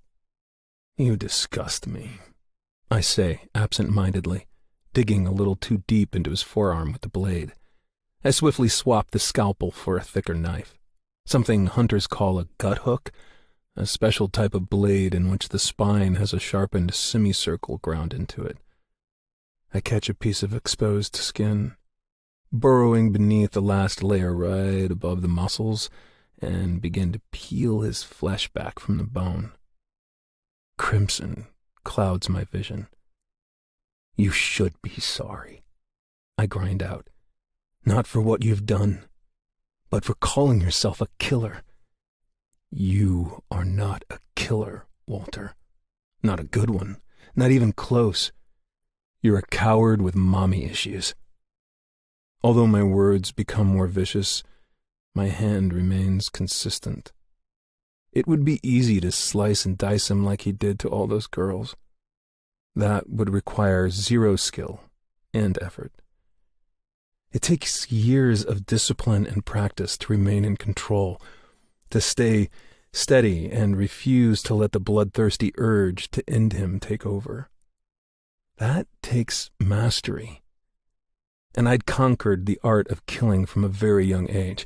How could I not? When your father is a serial killer, one who is determined to never let his name die out, you become what you know. Raised by a monster, become a monster. My father killed because he was angry at women. He had no impulse control.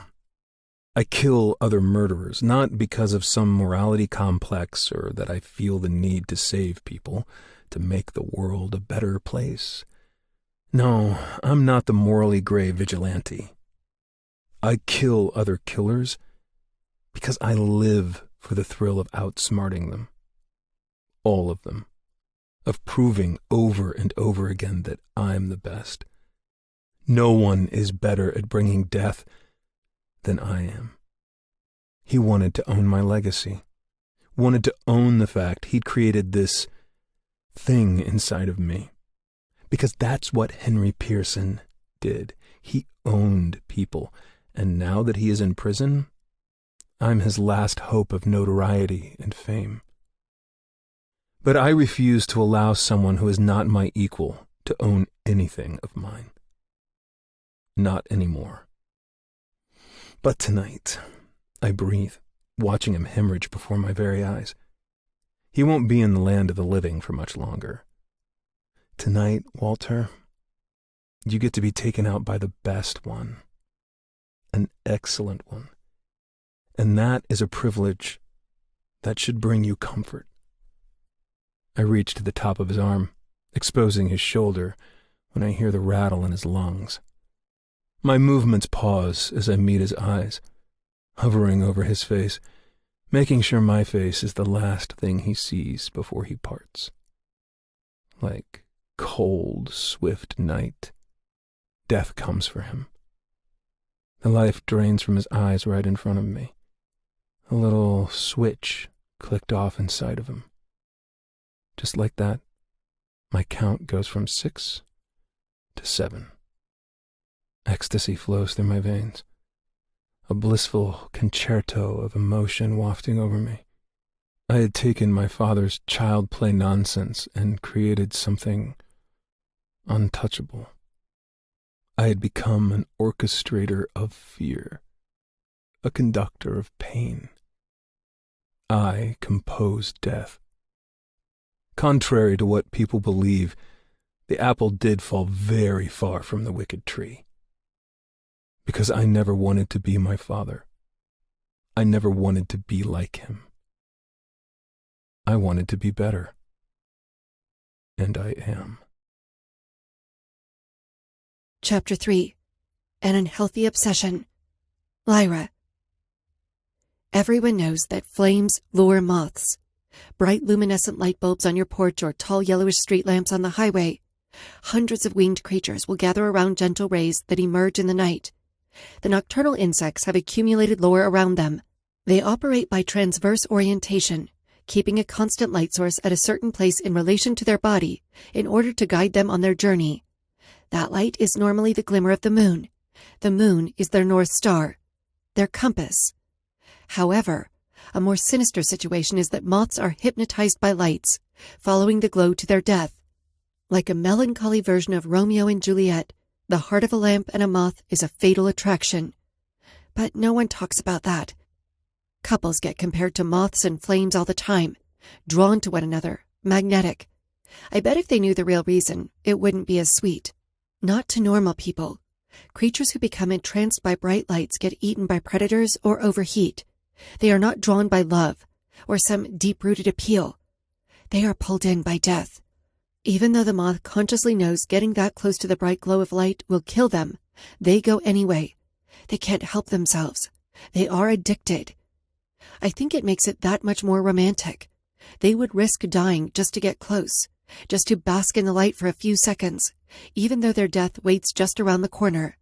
On the brighter side of factual information about moths, something many don't know about Lepidoptera is that some species can't resist sweets. They are suckers for fermented confectionaries. When I need to collect a few more specimens for an upcoming project, I will head outside with a jar of bananas mixed with molasses and stale beer. Then I'll pour some on a few different tree trunks. And wait. The number of winged beauties that come out for a taste is mesmerizing. Maybe that's why moths are my favorite insect, why I appreciate them so much. We have two very important things in common: our love for sweets and our obsession with things that want us dead.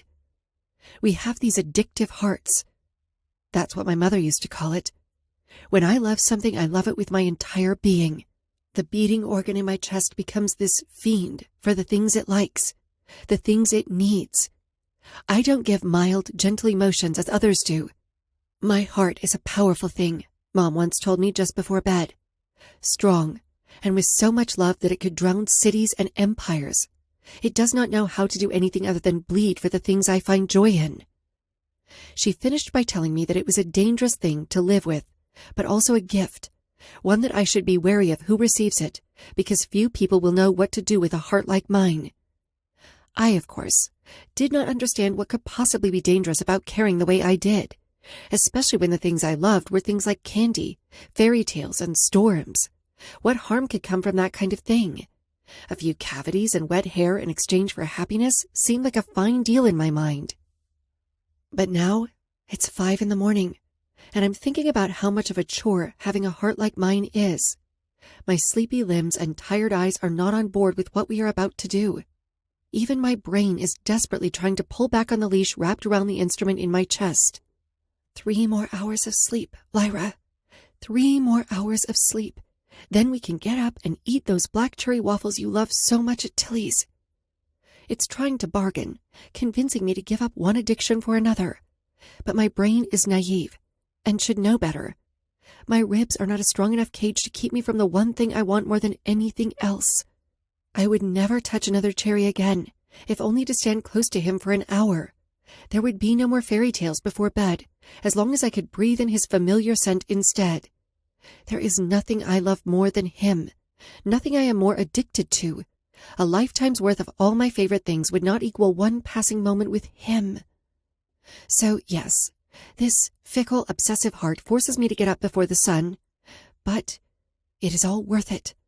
To see him, to feel his energy, to be near him. I hop down the deserted road on one leg, trying to pull my shoe back on properly, thankful there is no one driving past to watch me bumblefuck my way back into a steady jog. I'd stop for just a second to catch my breath and check the damage to my right heel. Everyone always talks about this marvelous runner's high, but no one ever mentions the blisters. So many fucking blisters. After applying another Band-Aid to the sore wound on the back of my foot and adjusting my shoe, I'm back on track. Over this summer, I started going on morning jogs. I've never been a fan of running. I've always been terrible at it. And the day we were required to run the mile in high school gym class, I'd always feign ill, or forged a note from my foster care family telling the school I had asthma. So, although I loathe this feeling, everyone always says the only way to get better at something is through repetition. So, that's what I'm attempting. After what happened in the spring, I had grown tired of always being out of breath, always being behind, having to hide, being weak. Running from predators had never been a skill I needed to have until recently. As of late, I've worked muscles in my legs I didn't even know existed just to stay alive. I also found that although it hurts every morning to get out of bed and my lungs always burn, my heavy footfalls against the ground drown the constant ebb of thoughts, aiding my restless mind that doesn't know how to quit. I wish I could say these healthy, progressive reasons are why I started doing this, that I needed something to clear my mind, or wanted my body to be better equipped to run from those with malicious intent. But unfortunately, I would be lying. I glanced down at my watch, the one I'd bought specifically for this, and see I'm a few minutes early, which is new for me. The touchscreen around my wrist also tells me I'm approaching mile 3, which is 3 miles I've added to my morning in order to park a safe distance away so that no one will see my car. Cutting down off the side of the road so I can avoid the sometimes crowded entrance, I dodge a few trees, slipping past neatly trimmed bushes before emerging beside the track that winds through Ponderosa Springs Park Arboretum. The botanical gardens are in full bloom, bursting with color along the edges of the man-made ponds that are strategically arranged around the 2.3-mile loop trail. Residents and visitors frequent this space during the summer mornings, meaning usually it's littered with people jogging, speed-walking while gossiping, or children peering into the water, trying to spot as much wildlife as possible. I can hear frogs croaking, and the sweet sound of song sparrows singing loudly through the wet fog. There are worse places to be, even if it's spent pumping my arms until they feel like jello. I casually make my way onto the paved trail, intermingling with early risers already there, who thankfully didn't notice me appearing from the trees, which isn't out of the norm. I think I'd be more shocked to find someone noticed me, rather than the latter. Glancing down at my watch one last time, I count down from 60 in my head. Excitement buzzes in my stomach, so strong I'm afraid I might glow. I tug my beanie farther down onto my head, the material straining to keep all my hair tucked inside. It's easy to wear bland running attire, but keeping the mane of curls on my head hidden is a completely different obstacle. I need to blend in, merge into my surroundings, which has become sort of second nature for me at this point. I've gotten so good at hiding that it's impossible for anyone to see me. A ghost, hovering through spaces, moving through rooms with barely a second glance in my direction. But that is going to change. I'll make sure of it. Today hadn't been a part of the plan, but I couldn't help myself. Even if he agrees to my terms, I will still crave to see him when he thinks he is alone. I still want to be the little voyeur on the wall of his life. Tonight at the Cove will change everything for us. I can feel it. But right now, I'm still just his ghost, and he, the boy I love to haunt. My feet bounce against the arched wooden bridge, the water below covered with a thin veil of mist. Just as I hit the peak, and my counting reaches 16, I feel him. If I walked into a pitch-black room with my ears plugged, I could still pick him out of a crowd of people. The veil of darkness wraps around me like a second skin. It snuffs out all the light, shrouding me in an inky net. But it isn't intimidating. It's comforting. A blanket from death to keep out the freezing cold. Goosebumps tickle my arms, and the hairs on the back of my neck stand at attention. The top of his icy blonde hair appears from the south entrance, a few feet away from me. I'm jealous of how effortlessly he makes running look, how fluidly he moves through the air, like slicing through still water, not creating a single ripple of disturbance.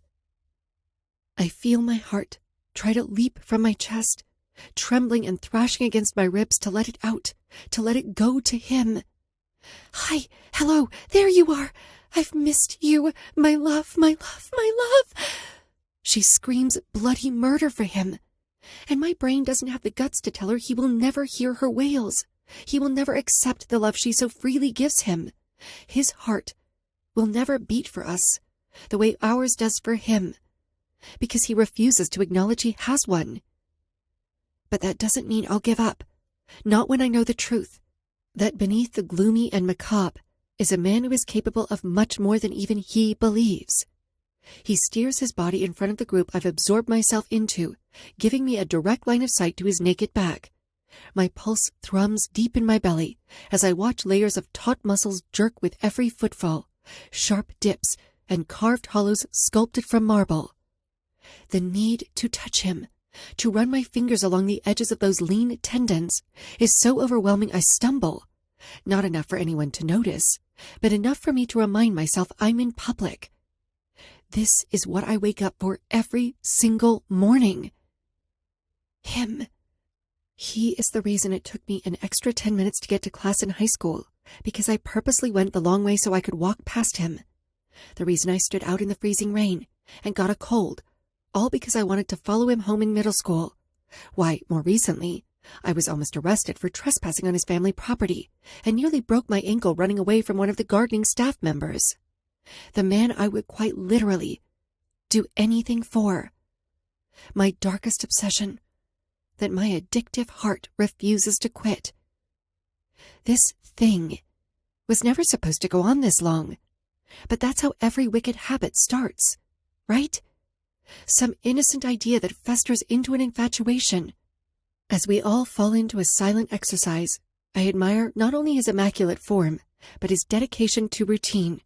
The strict timetable he follows is the same one he abides by every single day, and during the summer, when I'm not worried about studying or going to class, I follow it as well. In theory, he is the easiest person in the world to stalk. He has been a creature of habit for as long as I have known him. Although his routine has adapted with his age, he still refuses to break form. I, of course, allow time in my day for other things I enjoy. I go to the library, bury my face in books, gather new insects, work on finishing the renovations to my cabin, binge watch my favorite TV series. I am a normal person who does ordinary things, which I think should be enough to balance out this one peculiar compulsion. But it doesn't, not in the eyes of my friends or society. I know it's wrong, that I'm doing something illegal and deranged. I am self-aware of the fact something inside of me is so twisted up that my idea of love is stashing objects he leaves behind in a box in my closet. The internet has enough theories on why I do these things, but here's the thing. I don't care. I don't care about consequences, or how it looks to those who can't comprehend what he means to me, what we are to one another. My morals do not need to be evaluated because the world sees what I do as something hostile or some sick form of ownership. My entire life, people have treated me like I was this creepy creature because I don't fit the standard of Ponderosa Springs hierarchy women. So if I was already the town freak, I might as well embrace it. What I feel for Thatcher Alexander Pearson isn't bad. It's lovely and unique, something invulnerable that regular people could never appreciate. The emotion he evokes inside of me is the only pure thing I have left. The night his father Henry came into my home and shredded my entire world to pieces, he tainted all the good in me. He tore and tore every ounce of good from my soul with every stab into my mother's body. Henry Pearson gave me both my worst nightmare and the sweetest gift. The impulse to kill and a deep admiration for his son.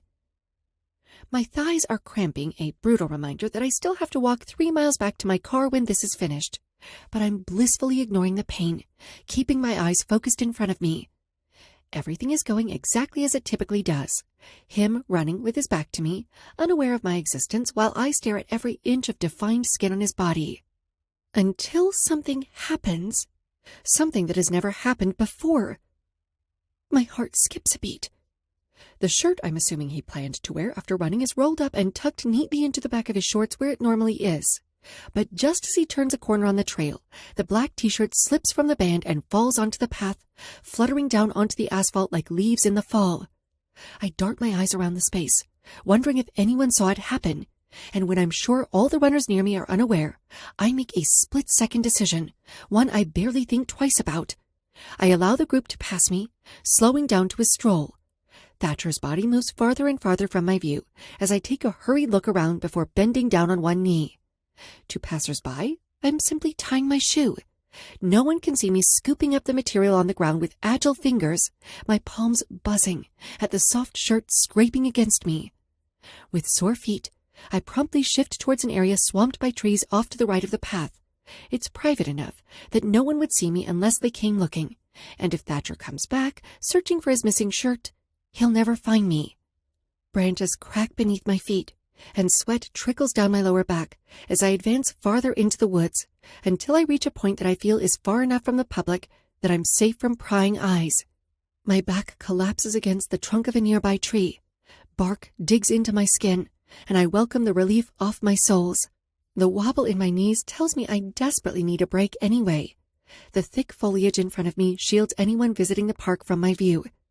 For the next several minutes, I level out my breathing, gently rubbing the fabric of his shirt between the pads of my fingers, letting it soothe me. I hardly notice when my eyes close at the comfort, or when I gradually draw the material upwards towards my nose. The aromatic scent of Thatcher's cologne curls around me as I hold my face against the black shirt, bearing my nose into the cotton saturated in his smell. Acqua di Gio Absolute by Giorgio Armani. He's worn the same cologne since he turned 16, and it is stuck inside my brain since I first smelled it. It's a little like citrus at first, the smell of freshly dried linen with a hint of lemon, but I can also smell the woods, an earthy sort of spice that reminds me of the forest just after it rains. So clean, yet with an edge that is so perfect for him.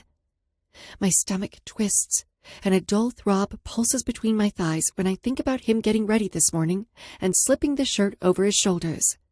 I bet he meticulously thumbed through his drawer, picking this one out of hundreds. And since he showers after his workout, the essence of him is mixed with sleep. The leftover smell that clings to his skin had rubbed off onto the shirt as he pulled it on. Both of my hands ball up the material, penetrating my fingers into the softness, as I ponder how hard his body would feel beneath it. I usually do this with the few sweaters I've borrowed from his dorm closet without his knowledge, at night, when I'm curled in my bed and alone. Knowing I'm outside where anyone can see me should cool off my desire, but it's only making it worse. All I can think about is, what if he knows I'm here? Did he not feel the fabric slip from the band of his shorts? He didn't even turn around to glance, just kept moving. Did he know I was there? And he dropped it on purpose? Was this some sort of gift? Does he know what I do with his clothes in the shadows of my room? I yank the shirt down my face, snagging my bottom lip in the process. My tongue swipes against the cloth, nipping at it delicately. I keep tugging it down, across my throat and chest, pushing it into my skin hard. I know Thatcher's touch would be vicious, rough and pressured in all the right areas, fingers curling into my skin and burying inside, bringing blood to the surface. Gods, to feel his lean body, solid and rigid, forced against my own, towering over me with wild lust in his icy blue eyes. I feel like some animal, marking my body with his scent, hoping if I rub it against me hard enough, it will sink into my skin where it won't ever leave. My right hand slides beneath the front of my elastic shorts, while the other brings his shirt back to my face, keeping it against my face where I can inhale him. The pad of my fingers brush against my core, finding me soaked and pulling a gasp from my lungs. The shock that ripples through my stomach makes my toes curl. My body is on edge, desperate as it thinks about its favorite fantasy. Desire is an emotion I rarely feel, and when I do, it's always for him.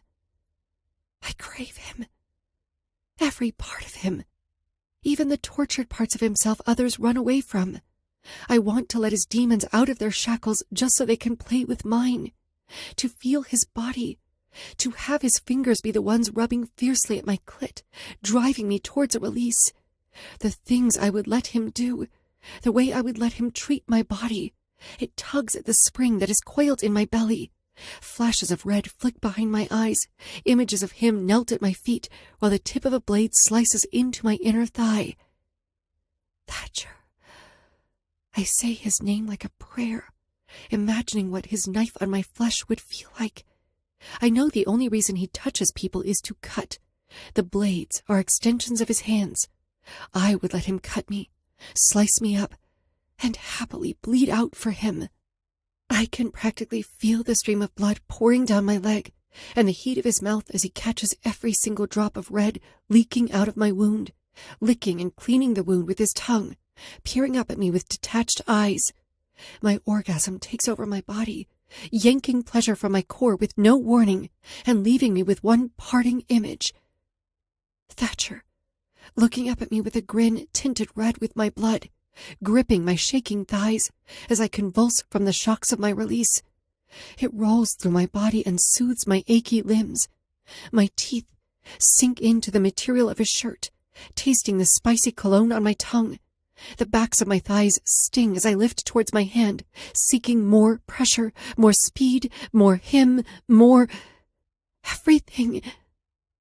Unsettled breaths stumble past my lips, and when my eyes pop open, my delusion is gone, and the adrenaline from my climax is fizzling out like a deflated balloon. Everything leaves me. The images and the feeling I was chasing, it disappears, and I'm left mercilessly lonely again. The girl who floats through doors and hallways without a second glance. The ghost. The ghost who haunts the only person who ever saw her.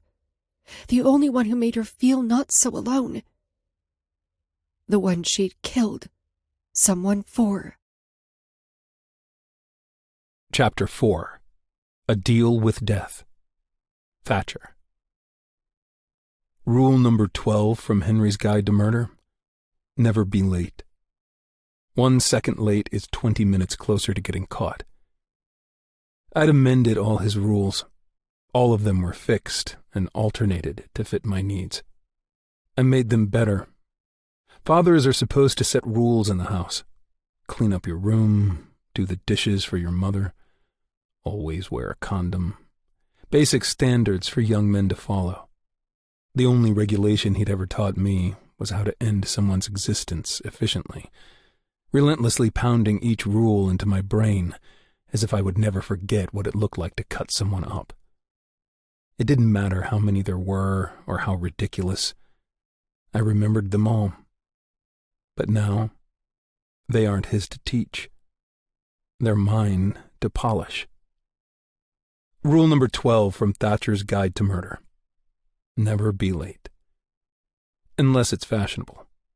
I couldn't change the unfortunate truth that my father was the foundation of all my twisted desires. There was a part of me that would always belong to him. The evil seed that had polluted any good my mother may have given me in the womb. And instead of trying to heal that wickedness, he'd nurtured it, cultivated it like one of his precious roses, watering my curiosity about the human body, shining light on all the immorality inside of my soul. and trimming any person who tried to get close out of my life. He wanted me secluded, alone, weak, a piece of untouched clay that he could mold. He had to be the only resource in my life. I couldn't need anyone but him. This is why, from the time I met the boys, I kept our closeness a secret from my father. It wasn't until he was apprehended that they first came over to my grandparents' home. Maybe that's why my loyalty is so intense, why it's so important to me.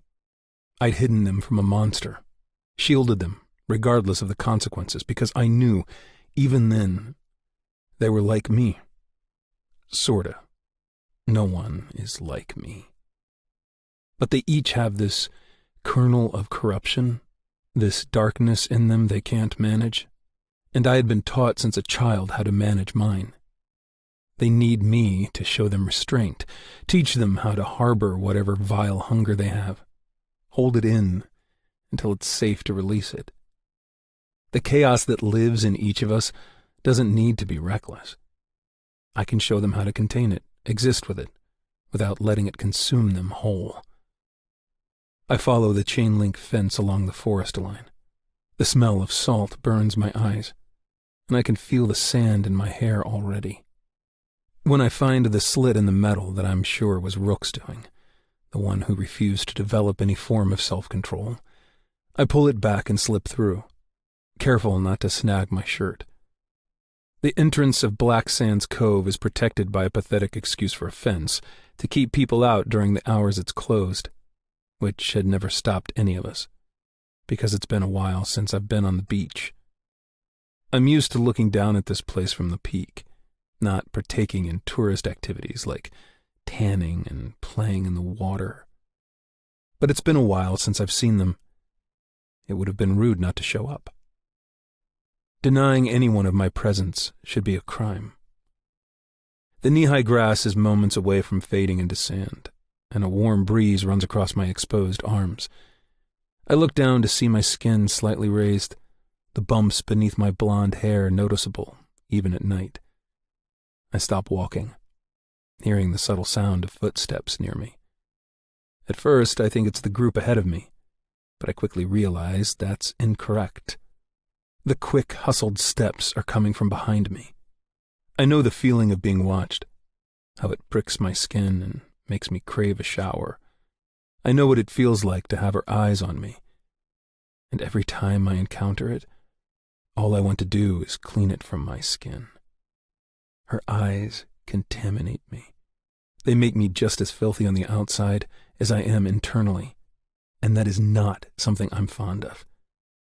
It's cruel of me to let her keep doing this, to allow her to continue this sick obsession with me. What has it been, 10, 11 years since she's been my little shadow? Always prowling around in the dark, believing she is so unrecognizable that I don't know she's there. I'll give her credit. There were a few times it took me a while to notice she was around, and she knew that. She's odd, but she isn't stupid. She knows when I'm aware of her presence, when her wide eyes land on my body, when I'm walking to my car, sitting in class, or eating. She's always around somewhere. Watching, stalking, admiring.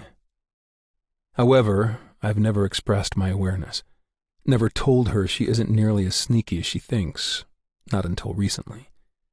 I'd once told her she needed to be a ghost, to disappear. I didn't want to see her, feel her, or even hear her breath. I don't need a reminder of my one and only failure in life. The only person I hadn't been able to kill. The incomplete piece of music is in my files. Blank sheets of paper sit inside her file. But the older we get, the more she involves herself in my life, the closer I come to finishing what I had started those nights ago.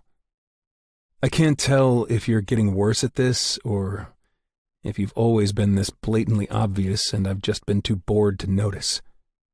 Her footfalls stutter, like she's tripped over the sound of my voice, and it makes me smirk.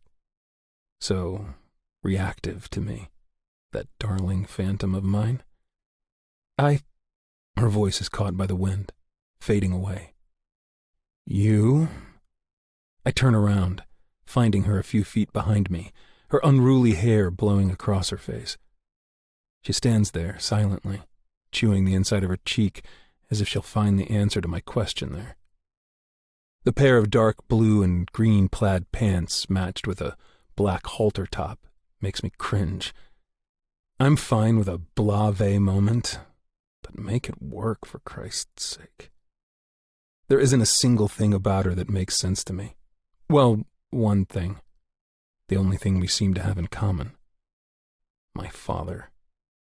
But other than our childhood, which is tangled together in a web of blood, she makes no sense whatsoever. There are unsolvable physics equations that have more rationality than her. This dark academic clothing style she insists on, paired with a weird hobby of bug catching. There are people who would call themselves an enigma, but they would not hold a candle to Lyra Abbott. Scarlet. Scarlet was the girl before my father, and Lyra is what was left after he'd ripped her life to shreds. Do I make you so nervous you can't even speak? I tilt my head. This is the behavior I'd come to expect from her, mousy and refusing to say more than a few quiet sentences towards me. Maybe if you didn't enjoy hearing yourself talk so much and gave me a moment, I'd actually be able to reply. I don't miss the bite in her voice. For a moment, there was a flash of that girl who'd sliced a man's throat in front of me. Brash and fearless. Lyra had killed a man for me, to save me. But I think that's a cover-up, one big excuse. She's been waiting for a moment like that one, for an opportunity to release that creature that lives within her soul, a monster my father had created. Lyra wanted to kill, thirsted for it. I just happened to be in the perfect position to give her a reason to act on it. Ah, there she is. I hum in approval, a grin on my lips. The girl you love to hide from everyone. I knew I didn't imagine her. She swallows roughly, making her throat constrict. I don't hide anything from my friends. Sliding my hands into my pockets, I stretch my legs out, closing the short distance between the two of us, and the wind sends the smell of cherries straight to my nose. It makes me nauseous. So sweet and sticky. A mess. Yeah? So, you've told Briar and Sage about what you asked me? What you begged? I breathe a word as I drop my head towards her face. Me to do? Wide, pure green eyes stare up at me, too big for her face, and so distracting that I almost miss the way they flick to my lips. My jaw tenses, and my stomach tightens. If she tried to kiss me right now, I'd make her mouth bleed. I did not beg you, she whispers. You're the one that came to me at the mausoleum. You sought me out, not the other way around, Thatcher. Let's not twist this, Lyra. I came to find you in order to settle a debt. I saved you once, and you returned that favor. I wanted to end this little habit you have of following me around. I sneer, not liking the way she said my name with so much disrespect. I wouldn't have spoken to you if I knew you'd try to proposition me. Her round face flushes pink, the same way it did when I'd revealed that I knew about her secret, that she enjoyed being a voyeur, stalking me. I thought it was because of our history, that she was somehow waiting to rescue me from the harm the way I'd done for her, when I was weak and young, before I knew what I was capable of. But she'd surprised me. Have you even considered what I asked? No, I say sharply, leaving no room for question. It's a lie. I have thought about it, more than I wanted to. More than I should, and not because it's something I like thinking about. Her offer won't leave my mind, just sitting there, pestering me like an annoying fly. Those jade-colored eyes flare with irritation, but instead of letting it out, She keeps it in, suppressing herself. Something she's probably spent her entire life doing, constantly swallowing that part of her that's all teeth and claws, afraid of what would happen if she allowed the darker parts of her out to play. But that is not my issue, nor is it something I care about. I won't tell anyone if that's what you're concerned about. She tries to brush her curls behind her ears, but they aren't strong enough to contain their weight. If you teach me, I promise I won't tell a soul. I'm good at keeping secrets, at being invisible. I have only not noticed you because I chose not to. I chose to ignore your presence, not because you're good at creeping up on me. Her chin wobbles at my tone, and it makes me press further, fueling me to slice her open. You do not and have never existed to me. To her credit, even though I know for a fact my words have landed a hard blow, she pushes forward, which both impresses and irritates me. I'm a quick learner. It would only be a few sessions, just a few tips. That's all I'm asking for. She twists her hands together. I need help dealing with this thing. I scoff. A few sessions? Do you think that's all it takes to be what I am? It took years to perfect my craft. Years I will not waste on someone who can't even accept what lives inside you. You can't even admit it out loud, can you? Her head lifts, meeting my harsh gaze. There is so much going on inside those big eyes, so many feelings that I've thankfully never had to experience. How many times has she looked into the mirror and flinched because she can see what her flesh hides from the world? How many times has she tried to rationalize that the night her mother was murdered didn't infect her with something wicked? Admit what? She says. Tell me what I need to say so that you'll teach me, Thatcher, and I'll say it. Something boils in my gut. Something toxic and unclean, hot, sticky, and dirty. Something that doesn't belong in my system. It flashes white hot in my veins. And it's all because of her begging. Begging me, pleading for me. Fury unlike anything I've ever experienced sears my blood. No, no, no. You are in control of this situation. She is not allowed to affect you this way. People do not impact you, Thatcher Pearson. I take a step away from her, then another, until I can no longer smell cherries. I glance down at my watch before giving her a bored stare. I will not teach you how to be a killer, because you can't accept you already are one.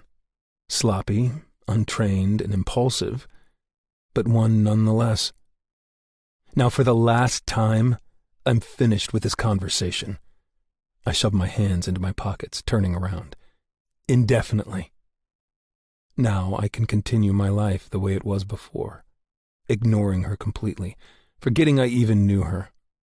She can continue her petty games if she likes, but I'm done giving her the attention she so desperately wants.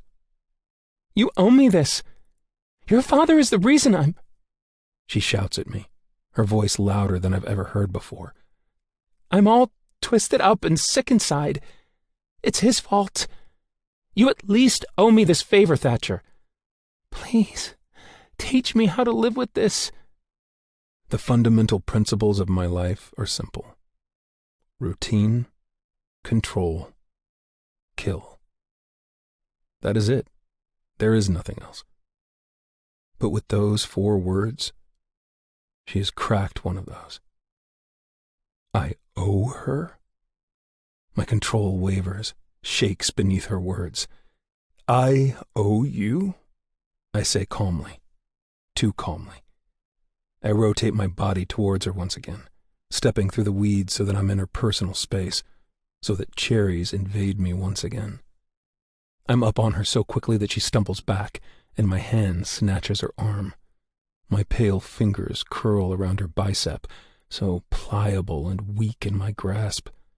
I dig into her, making a small, incoherent whimper slip from her mouth. I could do whatever I wanted to her right now. And she'd let me, wouldn't she? Touching people like this makes me sick, but touching her, it makes me want to peel my skin off and toss it in the washing machine. My eyes slit, glaring so hard that I see her body withdraw from it. I don't owe you a fucking thing, Scarlet, I sneer, practically spitting the words on her face. You want to learn how to kill people so badly, then you can schedule a visit at Ryman Penitentiary. He owes you, not me. You are not my problem.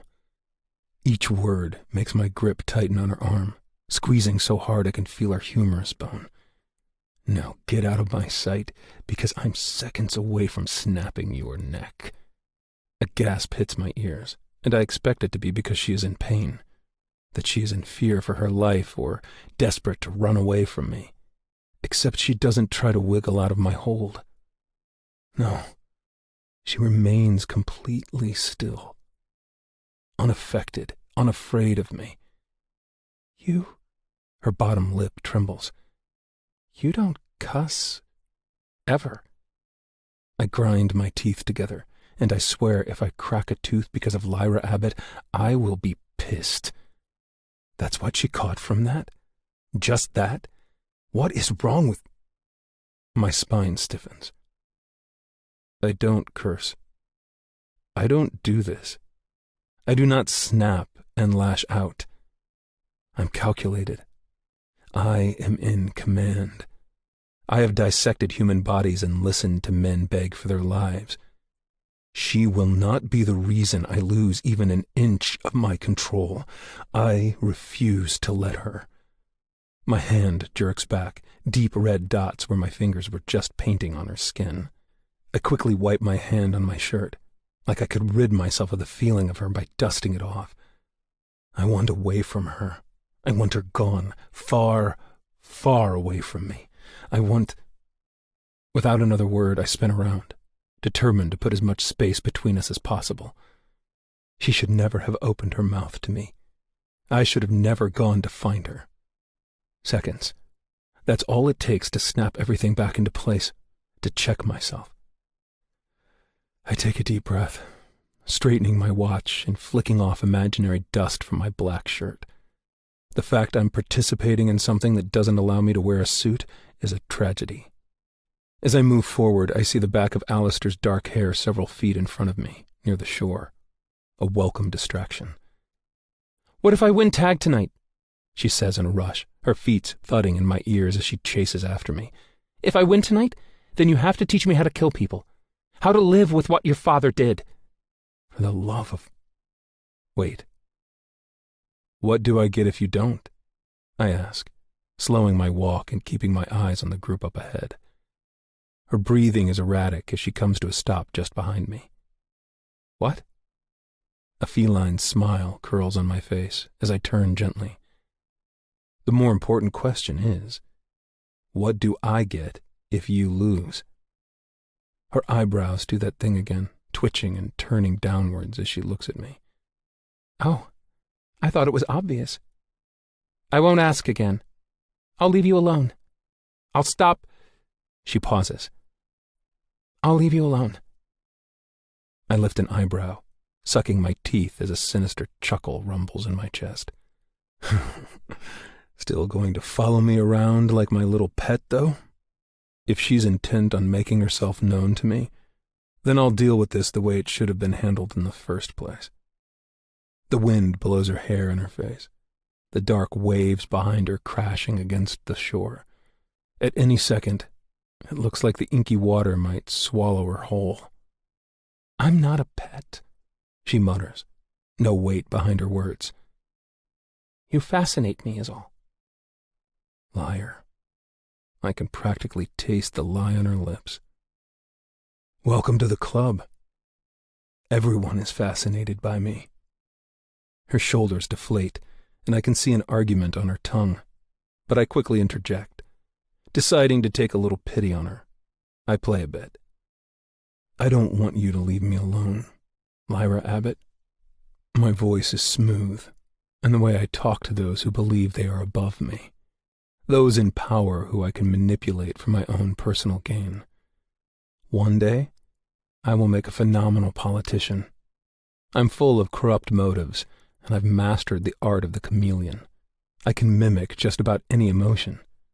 It will not be long before I have Congress eating out of the palm of my hand, becoming the man my father never could. What do you want? Hope flutters in her eyes, the moonlight catching her irises just right, and excitement pools in my stomach, knowing I'm going to suck all the life right out of those pretty jade eyes, squash every single wicked dream she's ever had about me, cripple that obsession of hers. Because while her obsession with me may be strong, my taste for blood is vital. I want you dead. Chapter 5. In the woods somewhere. Lyra. Lightning splinters in the dark sky, the lilac bolt illuminating our outstretched hands, where a bargain lies along our fingertips. Wind howls between us, brushing my curls into my face, and a burst of salt water fills my nose. I hope this deal is worth your life, pet. I feel his hand slip from my grasp, just as a wave of thunder roars beyond the clouds. The loud rumble seals our arrangement, secures my fate. There is no backing away from this. Not now. Thatcher sticks his hands inside his pockets before strolling away from me and towards our group of friends that stands waiting a little further down the beach. I take a moment to feel the weight of what I've just done. There's no way I would beat him. The mile trek through the high trees in order to reach Black Sands Cove was enough to have my lungs burning. Outrunning him in tag would be impossible. Fog rolls through the forest behind me, meaning visibility during this game would be low. I'd be blind, out of shape, and running for my life, literally. I take a breath, heading down the soggy beach soaked with rainwater and high tide. I have no choice. Not really. Living with homicidal urges that I have no clue how to stomach is worse than dying. This is my only chance at a normal life.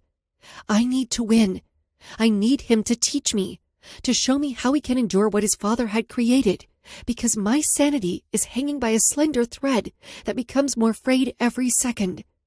3 months ago, when I killed that detective in Sage's house in order to save Thatcher's life, I woke something up. For years, I've lived with this sickness inside my soul. Every time I caught a glimpse of myself in the mirror, I could see it, curled in a dark corner, flashing its teeth every once in a while. But now it's awake, hissing and hungry for food I don't know how to make. I had enjoyed killing that man, the warmth of his blood cascading down my arm in crimson waves, watching him writhe and choke on the floor just before he released his final breath. It's not right for me to feel this way, I know that. It's wrong, immoral, and there's nothing okay about it. But I can't fucking help how I feel. I would rip it out of me if I knew how, but I don't, and I don't know how to live with it. Thatcher Alexander Pearson is my last hope, or my death sentence. It's always been that way for us. Never anything in between, black and white, yin and yang, dark and light, rest and movement, blurred lines, bloody touches. We're two souls with damned beginnings, created from the same wicked seed, never meant to be together, yet it's impossible to pull me away from him.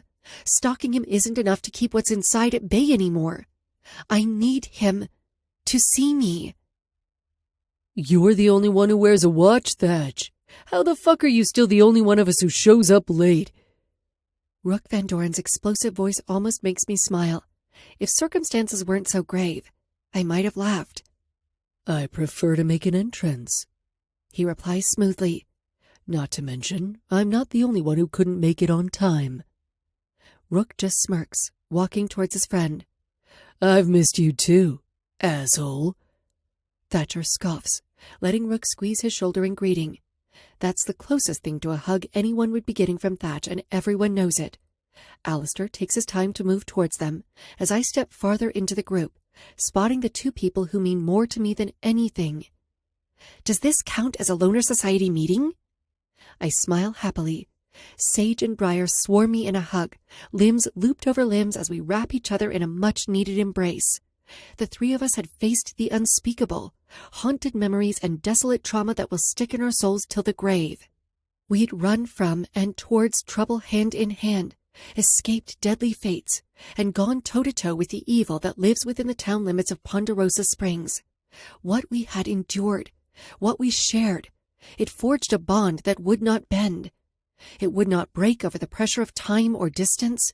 It's tungsten, coiled and wound so tightly that it will last a lifetime. The Loner Society had been loosely inspired by Dead Poets Society, a book my mother read to me more times than I can remember, and a film I knew by heart. While I'd never been a poet or a writer of any kind, I longed for a secret group of friends, ones that shared passions, dreams, and the mysteries of their lives they hid from the rest of the world. People you could be yourself around without fear of ridicule. Friends you would carry in your heart for years and years. When I met Briar and Sage, I knew. They too had experienced the hardships of life and existed just beyond the curtain of the world's standards. Those who wandered along the outskirts, with no place to call home or people to call their own. Forgotten ones, alone and desperately searching for acceptance. It didn't matter that we were all drastically different in both personality and physical appearance. I mean, without our particular circumstances and fate of meeting, we probably never would have spoken to one another. Had Briar Lowell never said yes to her acceptance at Hollow Heights, I never would have crossed her path. She could have asked for a roommate change once she saw the dead bugs plaque on the wall and the state of my sight of the dorm, but she hadn't.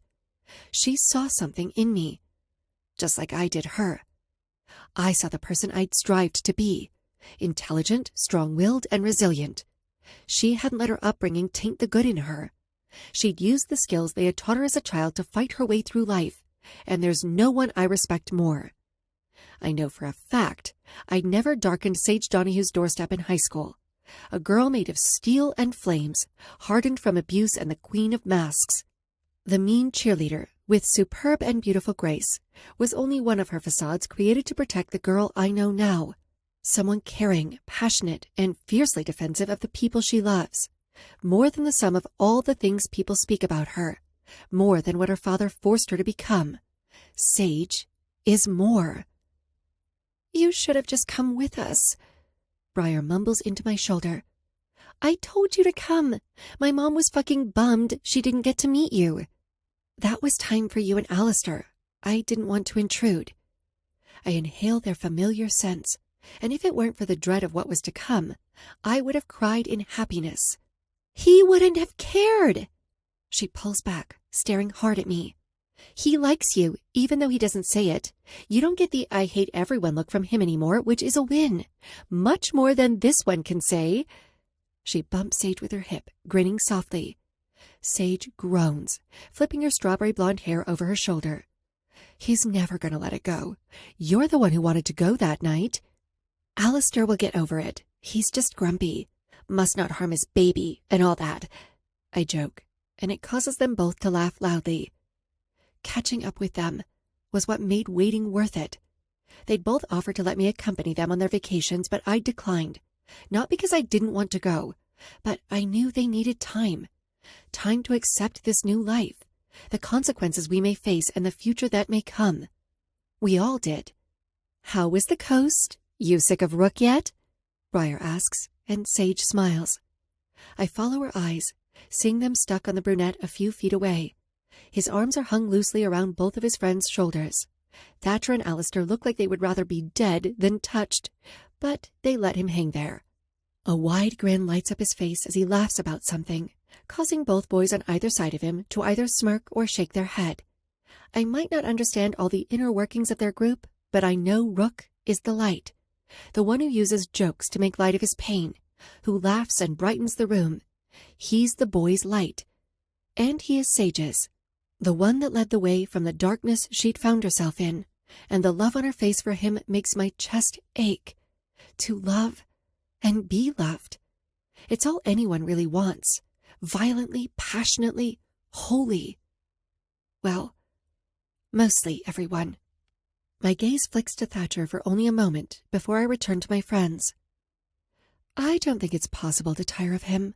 I might want to kill him, but I'm not tired of him. I hear you talking about me, baby. Make sure you let them know about that new piercing you got in San Diego. Rook hollers, joy in his tone with a hint of lust. Sage's eyes slit, her hand lifting to flip him off before she addresses us. I take it back. I take everything I just said back. We laugh, continuing to chat, when Thatcher's voice lifts an octave so we can all hear him, demanding attention. Why are you two so nosy? I told you I was busy, not to mention I wasn't the only one who was late. Why aren't you pestering dearest Bug Queen about why she was late? He tosses his head towards me, pulling everyone's gaze in my direction. I see the silent question on their faces, curiosity a quality we all share. Where have you been? Uncomfortable with this many eyes on me, I just give a small, awkward wave. Sorry, I was finishing up a project. With Connor Godfrey, Alistair says with a raised eyebrow, daring me to lie to him about it. Every time I'm under his gaze, I feel like a student called to the principal's office. He's just a friend, a teacher, I say, looking warily at all the eyes pointed towards me. He's been helping me this summer with my collection and species identification. Yeah, and when he isn't with you, he's busy helping Stephen Sinclair abduct and sell girls. Rook's jaw ticks, and I watch as Sage curls her arm around his, leaning closer to his body. We don't know that yet, Van Doren. Spare me. Who else could it be? He's basically wearing a sign that says, I'm doing sketchy shit. That entire family is fucked. I guarantee they are all involved. Alistair rolls his eyes, but doesn't exactly disagree when he says, It's not like we can show up unannounced and start asking those kinds of questions. We are beneath the police radar right now, but we aren't untouchable, and going after the Sinclair family is asking for a prison sentence. Nah, not untouchable, but we are unfuckwithable, Rook says, his smirk wide. That is not a word. Thatcher bites out with annoyance riddling his tone. Doesn't make it any less true, he replies with a shrug, barely affected by his friend's attitude. I've not seen anything suspicious about him. He's been, nice to me. Kind. I clear my throat. If he was involved, don't you think I would have already been taken by now? I mean, I'm a perfect target. I have no family that would come looking for me, a quiet loner. People wouldn't notice me missing. The stark truth of that should bother me, knowing there would be no one searching for me if I didn't turn up for class. I'm a ghost to this town and those who live in it. My presence would not be missed. However, this was a fact I'd come to terms with long before I found out about the Halo, a sex trafficking ring stationed right here in the heart of Ponderosa Springs, an organization that Sage's father had gotten involved in, that cost him his daughter's life and Sage's twin. Something I don't think any of us expected to uncover when this all started. Lyra, Briar starts, but she is cut short. Correct. They wouldn't notice you'd gone missing. Thatcher cuts his eyes to me, bright blue eyes sparkling with bitterness. Gods, they're so cold. One step in the wrong direction and I feel as if I'd fall into Alaskan waters.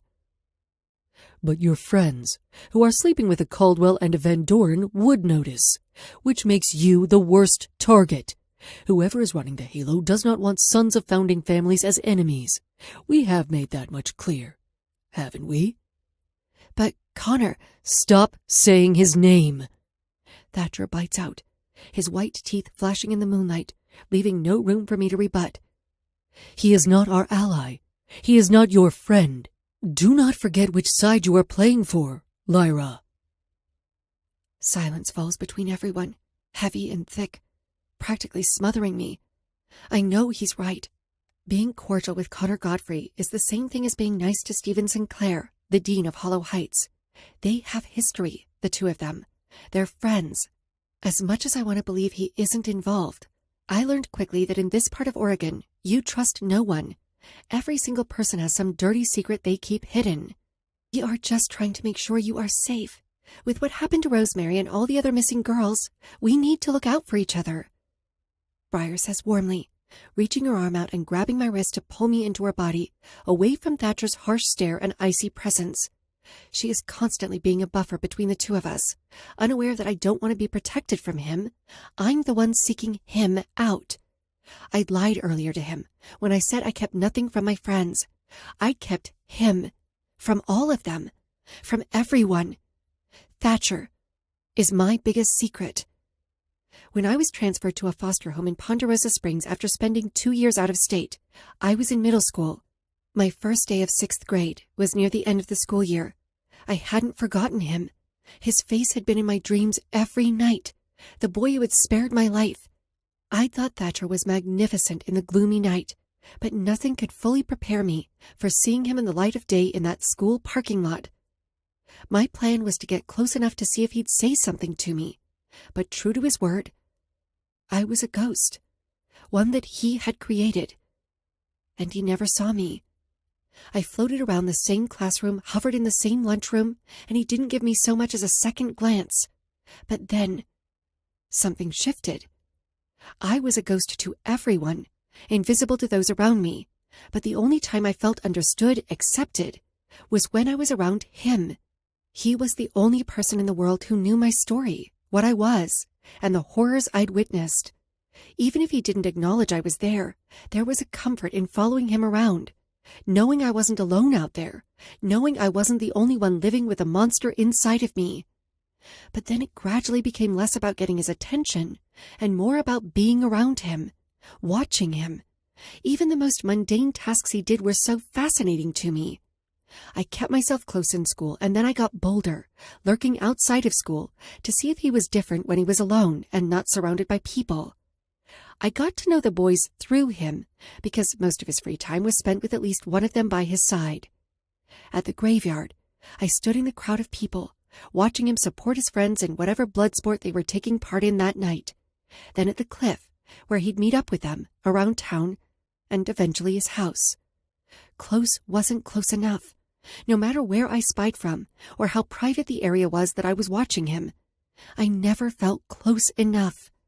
I tried to stop at one point, but I realized that the damage was done. My heart refused to let him go. Now, here we stand, and he's a far cry from that boy who left coins on my mother's eyes, the boy who had saved me from his father's death. What stands in front of me is the angel of death, a grim reaper made of shadows and elegance, a human man with hands made to strip life from others, the darkest of the darkest souls, encased inside a winter incarnate corpse made from the purest marble, chiseled and etched to perfection, smooth porcelain skin that glares in the moonlight. His black long-sleeve shirt is pushed up to his elbows, showing the deep blue veins that run across his forearms like tree roots. And for a moment, I wonder what color Thatcher bleeds. If I split his skin right now, would red ooze from the cut? Or would it be black? Gold? Speaking of the other girls, Sage chimes in, making me blink and tug my eyes off Thatcher's face. We need to do something for them. We know about this organization. There are 15 missing girls out there. That's just in and around Ponderosa Springs. Who knows how many more are out there? We can't just stay silent and let them die. Babe, we talked about this. Do not babe me. She glares at Rook hard, pausing for a moment to share a private moment through their eyes. My sister could have been one of them. She was one of them. I will not turn a blind eye like everyone else in this godforsaken town. Without thinking twice, I reach my hand out and loop my fingers through Sage's, squeezing tight and letting her know that we have her back. Talking about Rosemary is a tough subject for everyone, especially her. I can't imagine what it would be like to live without your other half. Briar, Lyra, and I have been working on finding names over the summer. We can take what we have to the... If the next words out of your mouth are the police, then you are more stupid than I originally thought, and that's saying something. Thatcher laughs darkly. Those girls are not our problem. We did not sign up to be vigilantes. The only reason any of us are standing here is because of Silas. We accomplished what he wanted.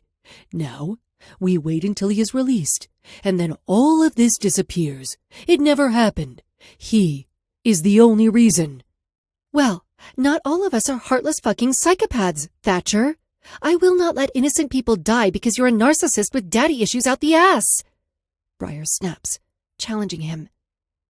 I can't say I'm surprised by the tension that is settling around us. We knew this was a possibility when we brought it up to them. I just wasn't aware we would do it on the first night we were all back together. Their loyalty is to each other, to Silas. Thatcher is right that the only reason they'd even gone poking around this mess was because of Silas and Rosemary. They did not sign up to save anyone, and it's moments like this that remind me of who we're dealing with, who we had tied our lives to. The Hollow Boys had not got their reputation for being heroes that swooped in and saved the day. Alistair, Rook, Silas, and Thatcher are not good people.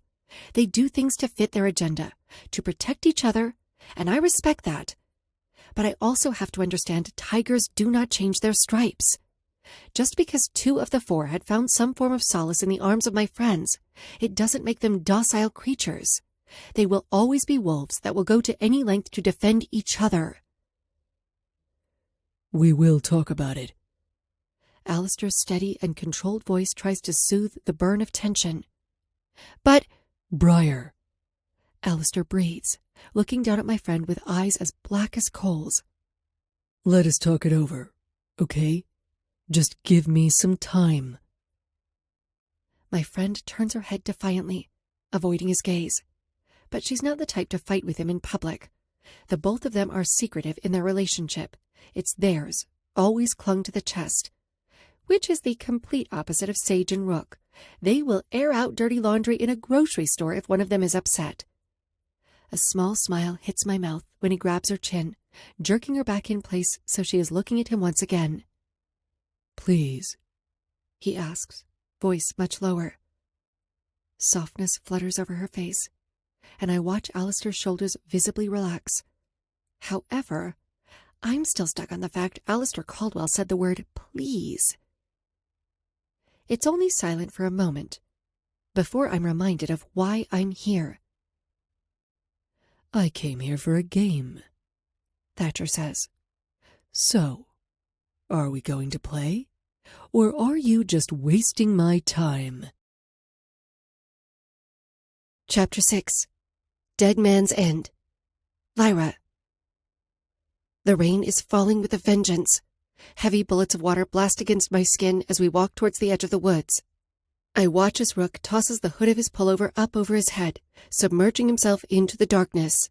He looks over his shoulder at us, showing off the black and red striped Melpomene mask that covers his face. When he catches me staring, he gives me a little wave, wiggling his fingers in a teasing way. I should have never bought him that, Sage mutters with a shake of her head. We were in a vintage store in Hollywood. It wasn't that creepy in the daylight. Next time, refrain from buying any form of mask for any of them. I think they have enough, Briar adds, and I nod in agreement. It doesn't matter that this is just a game. If the Hollow Boys had a chance to inflict panic, they would jump on the chance. It doesn't matter who we are to them. A part of them will always crave the power that comes from others' fear, even if it's from the ones they care for. When we make it through the tree line, absorbed by the forest, I swallow tightly, trying to keep a smile on my face for my friends who are laughing and making jokes. For them, this is like walking into a haunted house, one where the actors can't touch you and everything is all in good fun. A little scare to get your blood pumping and heart racing. A reuniting of friends. A way to drown out what this town has in store for us this year, honoring the one of us that couldn't be here and the girl whose death had brought us all together. I want to be excited, to enjoy this moment with the people who've been engraved into my life, who make me feel human, instead of a ghost. But all I keep thinking about is this might be the last time I see any of them.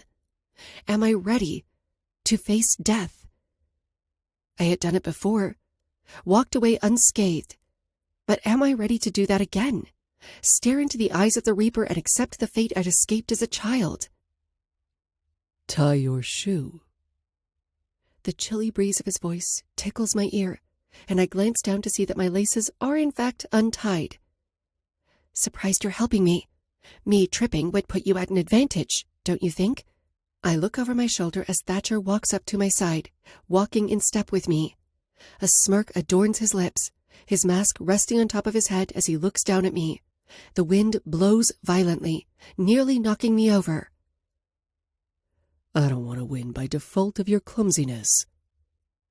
He lifts his hand up, sliding the mask down and shielding his face before tilting his head lightly.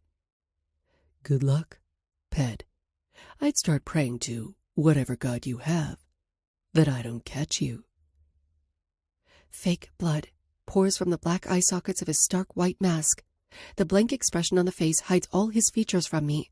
He barely gives me time to reply before he is stalking forward, leaving me in the dust behind him and joining the other two boys in front of us. I duck down, tightening my laces to the point they might cut off circulation, hoping they stay tied through the entire game. 5 minutes, Alistair orders, turning to face us with his arms crossed in front of his chest. That's your head start. That's not enough time, Sage argues, furrowing her eyebrows. We should at least get 10, dude. Alistair slits his eyes, glaring at my friend with a look that sends a chill down my spine. But she holds her ground, keeping her head high and shoulders back, matching his stare. It's the only way to earn his respect. Have a backbone and don't back down. Don't let him win. 4 minutes and 34 seconds. He grunts, and if it wasn't for the skull face covering that hides the bottom half of his facial features, I'm sure I'd see a smirk. Tick-tock. Dude, you're wasting time. There's a brief pause where everything stops. It even feels like the rain halts just long enough for all of us to glance at one another. A silent agreement passing through in the wind. I let my eyes drift to Thatcher, the tallest of the group of boys in front of me. I can't see them, but I know his eyes are glued to me, his prey hovering in front of him. I'm a piece of meat dangling on a claw, and he's the starved caged animal waiting to be fed. My heart drops to my stomach, and when I feel the rain on my skin once again, I run. Win or die.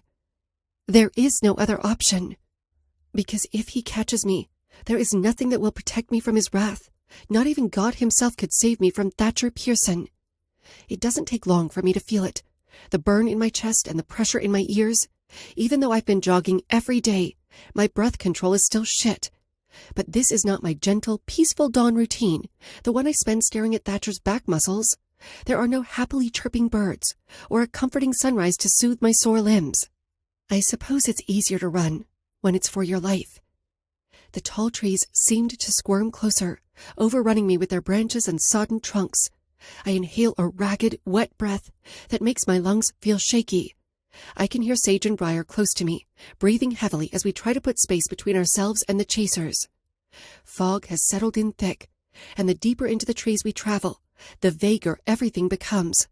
I can smell the rain in the air as I pump my arms, pushing me forward. A branch, or maybe a bush, nicks at my pants, cutting through the material and scratching my skin. A hiss of pain leaves my lips, but I don't worry about checking the damage. I'll deal with it later. Time is obsolete. It's probably only been a few minutes, but my legs tell me it's been hours. For 30 minutes, we have to stay out of their reach, all of our phones set with timers to alert us when the game ends. Winners stay dressed, and the loser takes a dip into the Pacific with no clothes. We weave through the base of the trees, splitting the cloak of fog with our bodies, and run with no destination in mind. I try to listen for them, but all that fills my ears is the thudding of my heart and heavy breaths. They're out there, lurking, waiting, silent, calm, like still water. Should we? Sage's voice is cut off violently by a desolate scream that unloads panic straight into my stomach, a shriek full of surprise and fear, one that echoes through the branches. Briar, I whisper on a shaky breath. I turn to my right sharply, my hair threatening to fall down from its high ponytail with the force of my movement. My friend dangles upside down, her dirty blonde hair swaying in the darkness. A rope is laced around her ankles, suspending her from a thick branch above. She doesn't look hurt, just spooked. But I think both Sage and I are in shock. A snare trap? That is until Briar yells again, sending us both into overdrive. I love you, Sage mutters, kneeling on the ground in front of Briar's swaying body and clamping a hand over her mouth. But shut the fuck up. You're okay. We're going to get you down. Let's hope they didn't hear you. With shaky hands, I start to work on the knot that is locked around her feet. The hefty rope rubs against my soft fingers, and I'm cursing myself for not having brought a knife. We should have been more prepared. They apparently were. They would go this far. I just hadn't been expecting it. I was stupid to think they'd go easy on us. The knot is too tight. Do you have anything sharp? I ask either of them. I can feel our lead dwindling with every second we stand stagnant. Shit, no. I don't have my bag or... Sage curses as I continue to tug at the rope, desperately looking for a loose edge or some way to get her down. Wait. I glance down, watching her dig her hand into the back pocket of her jeans. She lays the object flat on her hand, the metal glinting in the moonlight. I've never been so happy to see a Zippo lighter in my life. Thank fuck for your boyfriend's smoking habit, I mutter, as I take it from her while she holds Briar's head up to prevent the blood from rushing to her head. I flick the wheel once, twice, and nothing happens. The wind howls, and the sound of manic laughter catches the breeze. Panic settles into my bones. They're closing in on our lead. Little thief, I can hear you breathing without me. Alistair shouts into the night. So far away, but so close. His voice vibrates between the trees. It's impossible to tell where he's located. Fuck. My hands begin to shake as I try again, finally catching the flint and watching the flames sway in the night. Holding the fire to the rope, I look around me, seeing if they're close enough to see in the night. But they are shadows. The night itself blended into the wilderness. It would be a disadvantage for anyone else, the pitch black. They thrive there. It's where they always seemed to belong. Look what we have here. The voice is followed by a wicked laugh that makes my stomach rattle. Rook. I glance at the rope, the light brown threads shaded, turned to charcoal with the heat of the lighter. It's only a few more moments until it's weak enough to snap, but we're running out of time. What's the point of a goddamn head start if you guys set traps beforehand? Sage yells, eyes burning with annoyance towards them. We never said we'd play fair, he answers, stepping from beyond the trees, headed in our direction. I'm not sure they even know how to play fair, or what that entails. All that matters is that they win, no matter the cost. The harsh snap of rope echoes in the air, and Briar falls ungracefully onto the forest floor with a resounding thud. Panicked, she tries to shove the noose off her feet while Sage helps, but Rook encroaches further, moving into our space, about to put this game to an end. Sage and Briar would go skinny dipping, while I meet the icy hands of death in a chilly embrace. He can't catch all of us. I have the chance to run, to leave them behind, but I can't do it. Even with their stakes being so little and mine being so life-altering, I can't make myself leave. My entire life, I've hidden or run from the things that have scared me, always blending into the background in order to avoid confrontation or attention. I made myself a ghost in order to survive, made myself weak. I don't want that anymore. I don't want to be the friend that runs from her friends and leaves them in trouble. I want to be the friend who does something, and that's what I'm going to do. With quick footsteps, I jog away from my friends, scanning the ground until I find a long piece of dry, rotted wood, a heavy fallen branch that will do the job I need. Rook closes in on my friends, distracted by them just enough that I can walk up from the side. My hands are sweating as they curl around the long branch, feeling the wood dig into my palms. My arms work before my brain can catch up. I swing my arms forward in the motion of a baseball bat, cracking the branch across Rook's back with a loud snap. The weak material breaks against his skin, dropping him to the ground with a groan. "Run!" I scream, knowing it was enough to stun him, but not enough to keep him down on the ground forever. Briar and Sage scramble to their feet, scattering in different directions. I take off through the woods, leaving Rook mumbling on the ground. The last thing my ears can hear is a dark laugh. There's no direction or plan. All I know is I need to put as much distance between myself and Thatcher as possible. The problem? I have no clue where he is. Knowing my luck, I'm probably headed straight for him, which is odd for me. I always know where he is. The shadow attached to the tip of his shoe, the ghost in the hallway, where he is, I follow. Wake up, run, shower, eat breakfast, which is always fruit and yogurt on Thursdays, and egg whites and toast every other day. His grandmother, May, goes to the farmer's market on Wednesday, and I think he secretly feels bad if he doesn't eat the fresh produce. Or maybe he just likes fruit. I know his school schedule, thanks to an oblivious secretary in the front office of Hollow Heights. There are only a few places he goes that I can't seem to find him. The brief intervals when he disappears once every 6 months, sometimes for the entire day, other times only a few hours. I could follow him wherever he travels to in his custom Lamborghini, but something about those rare trips he takes feels a little too private. The other boys, to my knowledge, don't even know about them. Maybe a part of me knew where he was headed, what he was planning on doing, and that piece didn't want to disturb what he was planning. Or maybe I just wasn't ready to see him doing what Thatcher does best. Hurting people. Darling Phantom.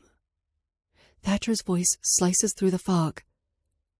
Are you finished running from me? I'm not afraid of being caught by Rook Van Doren or Alistair Caldwell. Their reputation is a thing of nightmares, and it would be understandable if I was fearful for my life. They aren't the kind of people you want to involve yourself with. But it's not them that makes my blood run cold and freeze the valves of my heart. They don't scare me. Not like he does. They are playing for bragging rights. This is supposed to be a fun night outing with friends, a way to commemorate all we've been through, and us coming back together. But I'm not playing for fun. I hadn't made a deal with the devil or the vengeful one. I had bargained my life with death. The psycho. The hollow boy everyone is most uncomfortable around. The one that makes everyone's spine stiffen when he walks into the room. The one that makes you want to hide beneath your bed, but you can't dare look away from. My heart thumps in my chest as my legs slow for just a moment. I just need a second to catch my breath and figure out where I am. We'd darted from the beach and into the forest line, but I could still hear the crashing waves. I place my hands on my knees, gobbling down air until my head spins. I flinch as the trees groan with the sway of the wind, my eyes snapping up to look around me. My eyes try to survey my surroundings, but I'm too panicked to focus on anything for too long. I try my best to stay alert, but it seems my survival instincts need work, because every twig that snaps and creature that moves beyond the mist increases my fear. I can't contain the loud gasp that escapes when the sound of a crow howling rings through the night. The forest works in Thatcher's favor, a puppet on his strings as it plays the role of his partner. Shadows dance. The moist ground beneath my feet feels like it wants to swallow me, and the rain comes down in heavy pelts that hurt when I run. It whirls my mind, confuses me, creating an impossible trap to escape. My body goes cold with dread as I turn to glance behind me. The fog seems to move around his body, parting from his frame to avoid touching him. He stalks through the trees at a leisurely pace, unafraid of me taking off again. There's no rush in his step, just one controlled foot after the other as he moves in my direction. I can taste blood in my mouth from sprinting so hard, sweat spilling down my back, and I topple over every single fallen branch. My personal purgatory is coming true. And he's barely trying. When he tilts his gaze right at me, those glacial eyes send a prickling sensation all the way to the center of my stomach. Like ice daggers, they pierce my skin every single time he brings them my way. It's the kind of pain I can't run from, the kind of pain I want more of. It doesn't happen often, but on the rare occasion Thatcher pays attention to me, I feel as if he's the only one in the world who actually sees me. His eyes make me alive, take me from being a ghost to a living, breathing human again. I don't want to run from that feeling. I want to run towards it. But not this time. I can't this time. When his broad shoulders come closer into view, and the moonlight strikes the sharp hollows of his face, I shiver. I let you go once, Scarlet. His voice is steady, cutting through the shield of rain. But not this time. This time you're going to bleed for me. Bleed for me. It's a terrible, horrid thought that flashes in my mind, Me laying out on his bed while he drags the tip of his favorite blade across my pale skin, leaving a trail of my blood as he goes. I would lie still and be his virgin sacrifice. How do I tell him I would bleed for him right now if he asked? That he doesn't have to kill me for it? Lightning strikes as heat pours into my core, a desire so strong and so consuming I feel like I can't breathe. Sexual attraction, craving, it isn't something I've felt for anyone else. This sort of thirst can only be quenched by him. I've never been touched by anyone because the only person I want isn't a person at all. Every town has a scary story, a haunted house that eats souls, a vengeful ghost on the prowl. Ponderosa Springs has many, but none as frightful as him. He is a monster, the darkness that holds the moon, a fucking nightmare. But he is mine. Teach me, and I'll bleed for you. I say this as I stroll away from his encroaching figure, step after step, not worried about anything behind me. Making new bargains already. I've yet to catch you. His voice is playful, so cruelly playful. But please, don't let me stop you from dropping to those knees of yours and begging me to let you live. If I do, will you agree to what I asked? Will you show me how you live with the urge to kill people? How to do it? All I need is for him to say yes. I need him to show me how to survive this. No. He laughs, and the sound shakes the ground beneath me as he slides his hands into his pockets. But I think I'd like to see what those eyes of yours look like on the ground, pleading for mercy, just before I end your life. A flash of a blade twinkles in the dark, the blunt end tucked neatly into Thatcher's large hand. The wind nearly knocks me forward as the trees lessen, opening up. Do you hate me that much that you'd rather kill me than help me? The question comes from a deep sense of insecurity, one that always unearths when I'm around him. I don't hate you, pet. His voice is ice that slithers down my spine. That would require me to feel something for you. Disappointment settles into my bones. I'm not surprised by his statement. I've always known this. But it still stings just the same. I've never seen Thatcher with a woman, but I know I'm not the type he would seek out for pleasure. Why would he? The girl who plays in the mud and collects bugs? He had his pick, and I'm not one of them. The sound of waves slamming into rocks takes my voice, and I quickly glance behind me. I suddenly realize why Thatcher was in no hurry at all to catch me. In my terror-infused sprint, I'd wound up at the edge of one of the many cliffs that overlook Black Sands Cove. The edge of the jagged drop-off gets closer with every step away from him. I can see the dark water beckoning me, calling for me. Dead Man's End. You know what that means. I quickly avert my attention away from the depths below to stare back at Thatcher, who looks like a cat about to catch a mouse. He knows he has won. He knew from the moment this game started. We call this off? I offer. I'm running out of space, out of time. The drop is only getting closer, and I can feel it in my bones. Nowhere else to hide, pet. He clicks his tongue, a smirk permanently situated on his lips, somehow both feline and predatory at the same time. He lifts his phone from his pocket, rocking it back and forth, showing me I still have 2 minutes left. I almost had him. I almost won. Just 2 more fucking minutes. The back of my left shoe slips a bit, and I turn to glance down. I've reached the end of my rope, leaving only the bottomless pit below. The wind blows my hair into my face. Pieces of wet strands become trapped in my mouth as my heart races. I am the girl trapped in a venomous spider web. There's nowhere to go. Except down. When I turn to face Thatcher again, he is only a few feet in front of me, full of himself and ready to collect his prize. I shuffle both of my feet to the lip of the cliff, knowing the chances of me surviving are slim. But it's either this, or let Thatcher win. If there's even a smidge of an opportunity for me to survive and win, I'm going to take it. Thatcher.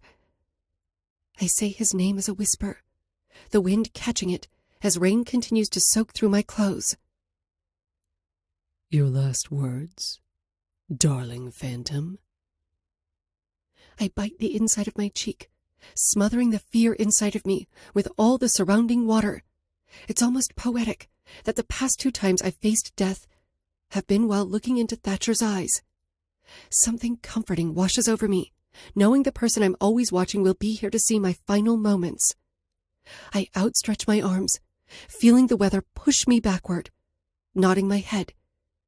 But I see his eyes, how alert they are as they look at me, and I know he is sliding the puzzle pieces together. Before you start teaching me, there is something you should know. A smile of my own works its way onto my mouth. I'm about to die, but I don't care. I don't care. Lyra, don't you dare! But it's too late. Don't underestimate the girl willing to do anything for what she wants. I lean back into the empty air behind me, feeling my stomach drop as I descend towards the crashing waves below. My watery eyes make out Thatcher's form at the cliff's edge, peering down at me.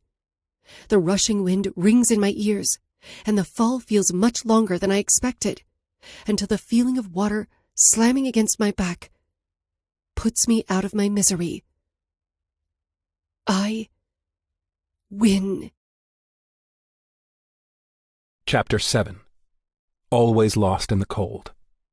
Thatcher. Bro, don't fucking... The harsh whip of wind smacks against my face as I roll the window down.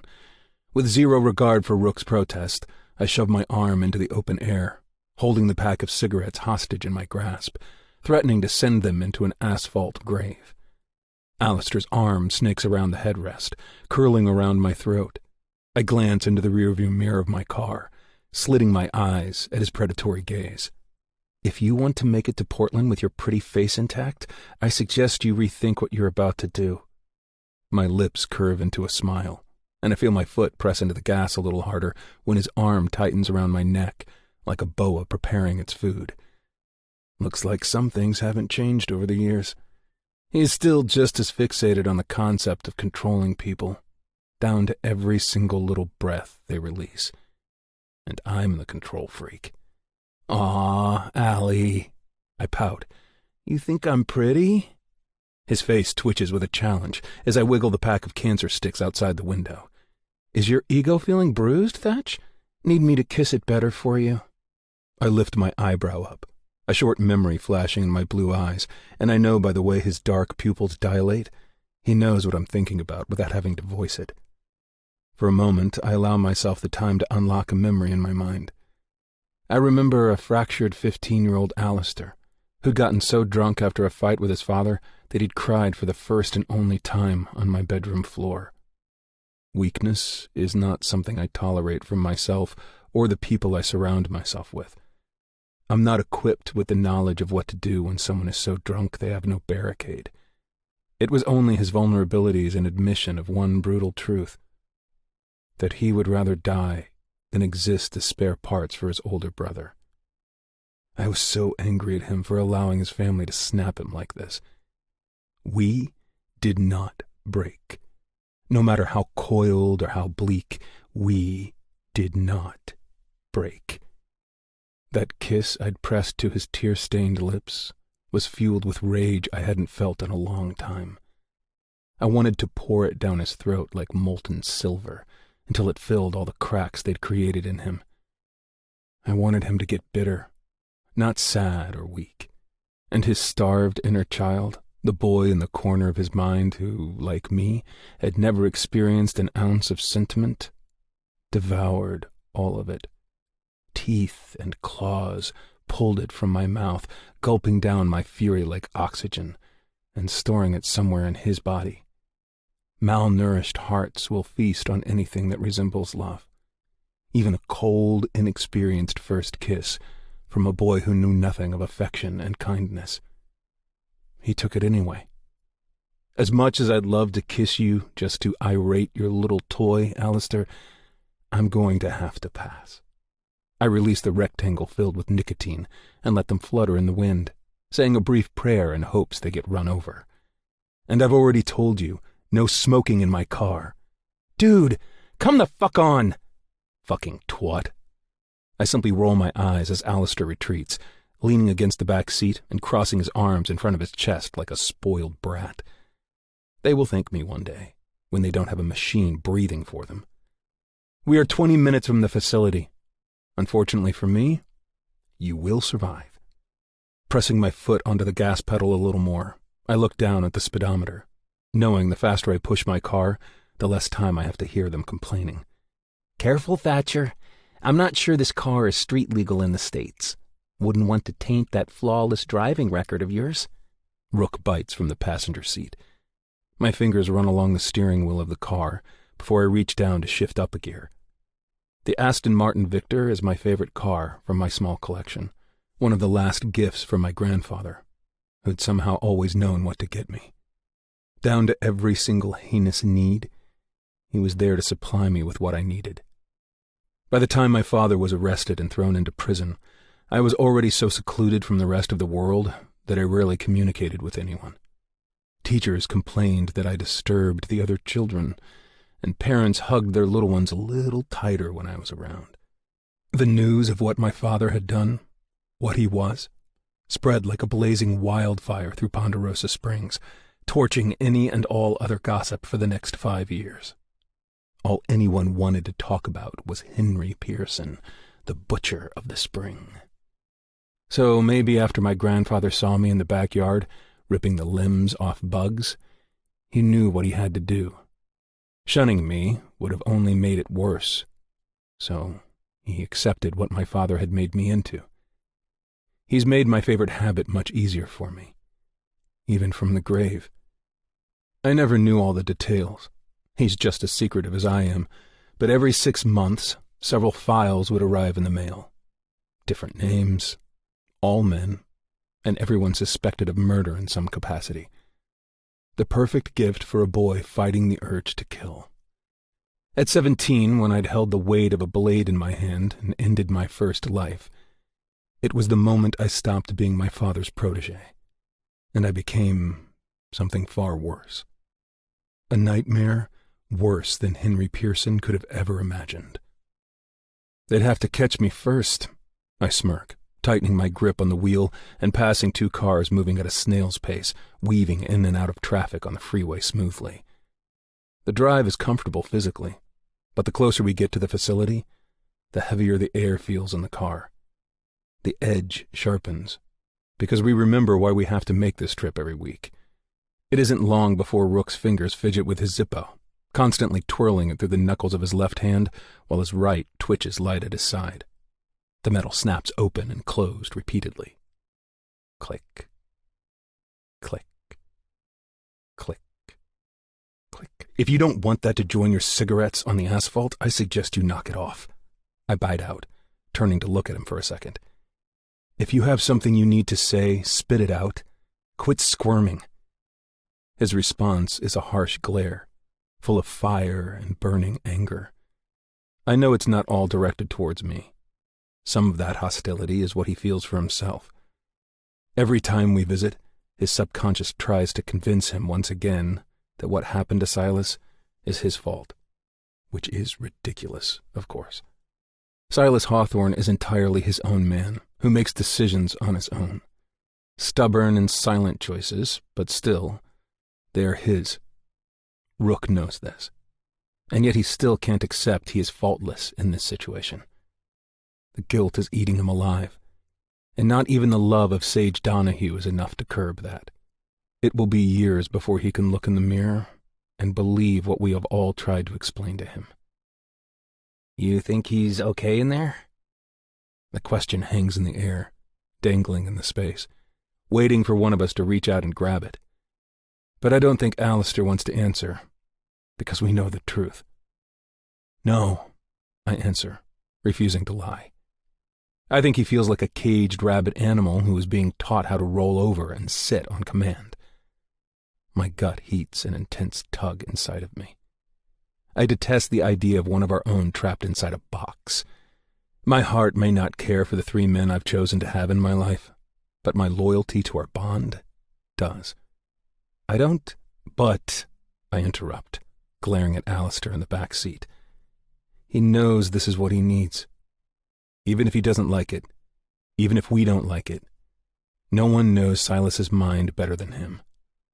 I glimpse at Rook's hand, watching the twitching slow down enough for me to know he isn't going to try and blow this car up with himself inside of it. I know what he wants right now. Punishment. Pain. A way to release the guilt from his blood for even a moment. But he knows I refuse to hurt him for this. And more than that, he knows Sage would explode if he reverted to harm to deal with the loss of Silas. I used to provide him with the pain he needed to survive whenever he needed it. But not now. And not for this. Yeah, he breathes, looking out the window. You're right. A mist of silence falls inside the car as we end our trip and close in on our destination. When I pull into the parking lot of the multi-story glass building, we all sit there for a moment longer than necessary. When Silas is ready, Alistair says, reaching forward and placing a large hand on Rook's shoulder, we will rip the fucking doors off this place to get him out. You can burn it down for all I care. When he's ready, we'll be here. I don't say it out loud, but deep inside of me, sparked and twisted, I feel sick as it whispers into my soul. Always. Chapter 8. A Game of Chess. Thatcher. There's nothing I love more than the smell of bleach and antiseptic. It makes my mouth water, as it reminds me of one of my favorite parts of my routine, cleaning up. My father despised cleaning up after the messes he made, so in order to teach me another one of his rules, and also avoid doing it himself, I was in charge of cleanup. When he'd let me inside the shed, where he kept his victims hostage, it was always after he'd had his fill. Their barren corpses were strung up from the rafters with massive chains that clicked together with the sway of the dead weight. Gaping slash marks were dispersed across their skin, still draining blood onto the ground. I don't remember ever being shocked or afraid. Those moments of emotion, if I ever felt any, are blurry in my mind. I can recall every single bucket of watered-down blood I poured down the drain, the sound of the mop sloshing the thick red liquid across the floor, every ounce of bleach and every pair of gloves I went through. I remember what was expected of me, but that's all. I also know the only thing of importance I ever really paid attention to when it came to the bodies was how vastly different they were each time. There was never the same type of woman twice. Brown hair, blonde, red, black, tall and short.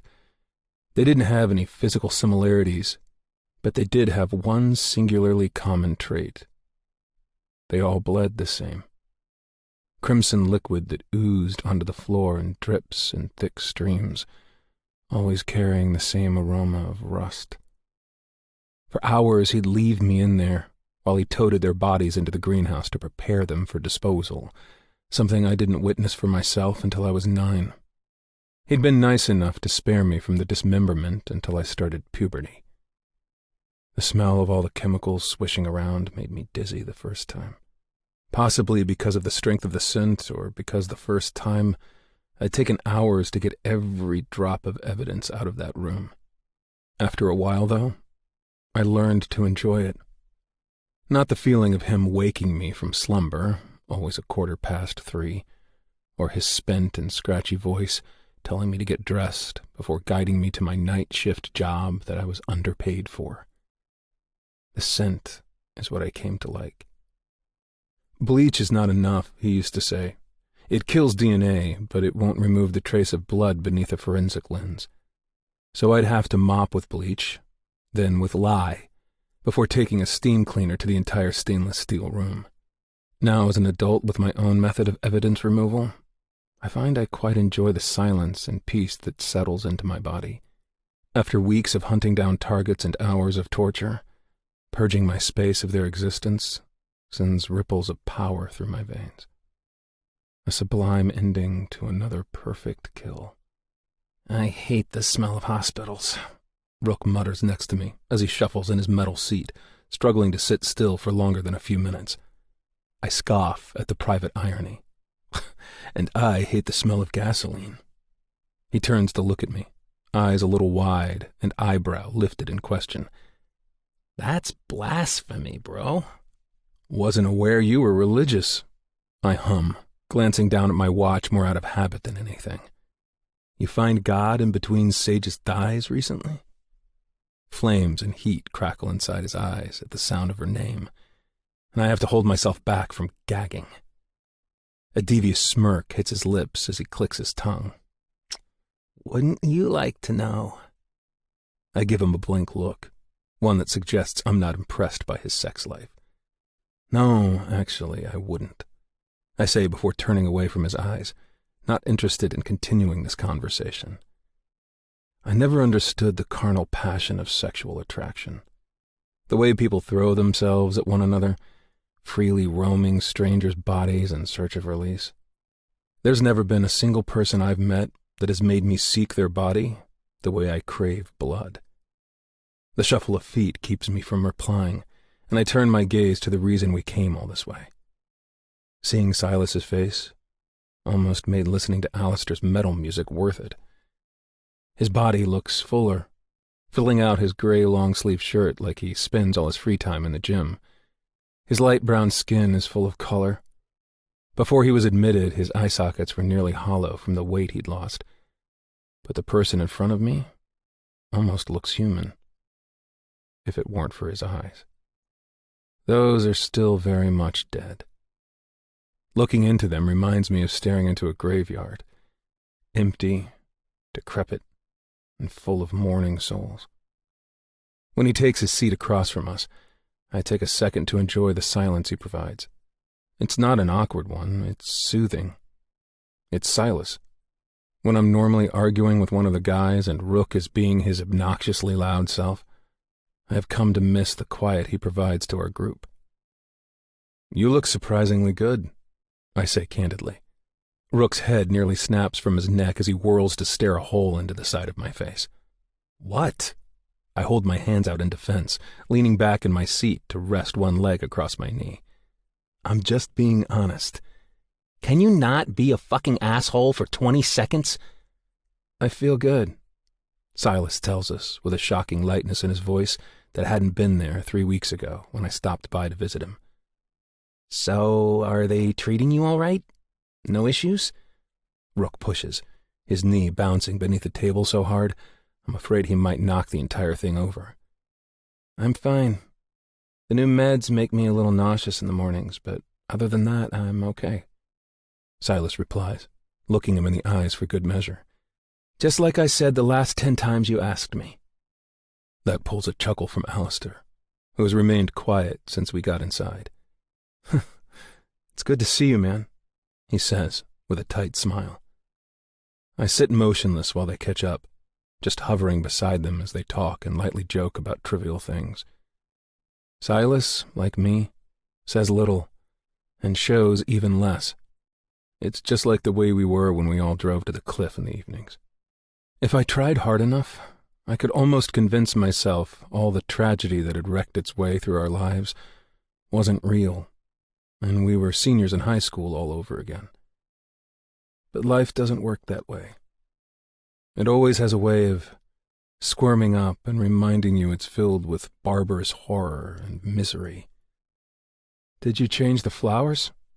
Silas asks, reaching up and grabbing the dark beanie from his head, exposing his high and tight buzz cut. Rook nods, but I answer instead. I went with violets and tulips this time. If I were her, I would have gotten bored with peonies. I swipe a piece of dust away from my suit before looking back at him. You changed them? I did, I say easily. It was your one request while you were away, and these two were frolicking in different states, so I was the last line of defense to lazy cemetery workers. He stares at me for a beat, then another, just looking at me with those eyes that see far more than I want, far more than I allow.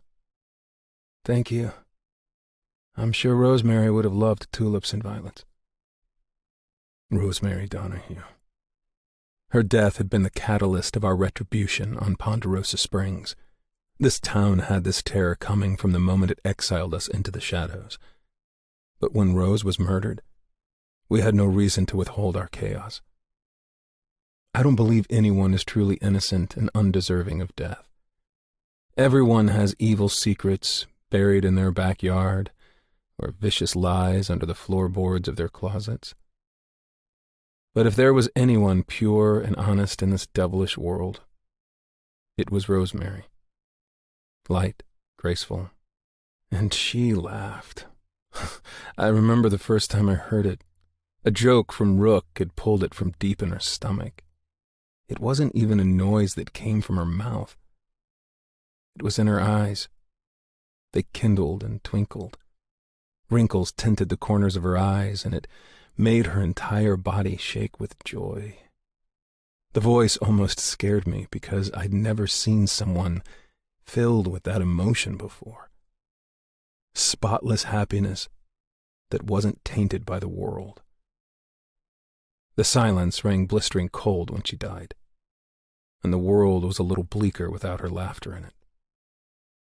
I don't like people, but if I was qualified to do that, I would have liked her. From the moment she came into our circle, there was not an iota of judgment. The fact we'd been publicly crucified and deemed beasts did not affect the way she cared for Silas. She refused to let the town and her presumptuous family sway her loyalty to us. And there's nothing I respect in a person more than loyalty. Speaking of her, Alistair clears his throat. There is something we all need to talk about. I knew this conversation was a good portion of why we'd made the trip as a unit instead of separately like we normally do. What happened? I sigh, putting my hands behind my head. Alistair and Rook's little toys have played detective. So, since the girls are in control of their groins, we are required to listen to what they say. While I was able to tolerate the presence of Rosemary, I revolted against her twin, Sage, a sneaky, lying strawberry blonde who'd wedged herself between Rook's skin like a tick. I doubt highly I could ever look at her without wanting to throttle her. I'd spent months of my life slicing into Rook's back because of her mistakes, and while he was willing to forgive her for the sake of love, she does not have that liberty with me, and she never will. Thatcher, I'm tired of talking with you about this. Alistair's jaw tightens, his knuckles flexing. The next time you insult Briar, I won't give you a warning to watch your mouth. My opinions on Briar Lowell have stayed the same since I met her. She's a thorn in my side, buried deep, and there is no getting her out until Alistair has his fill. I do, at the very least, respect her mentality and reasoning for hating me so much. She's a handsy thief who'd stolen the edge from Alistair. A girl who, like us, has sharp teeth, ones she loves to snap at me when I get a little too close to her beloved Lyra. Which leads me to believe Lyra hasn't told her dear friend about her favorite little hobby. I wonder if Briar's perspective of me would shift if she knew the truth, that Lyra was the one seeking me out, shoving her tiny button nose into my business. I wonder if she would be less hostile if she knew I'd saved Lyra from a fate my father had warranted her. I'd granted her mercy in my inexperience. And how was I repaid? Having to deal with a constant cherry-scented shadow and her snippy best friend. What did they find out? Are they all right? Silas asks, crossing his arms in front of his chest. Names of more missing girls.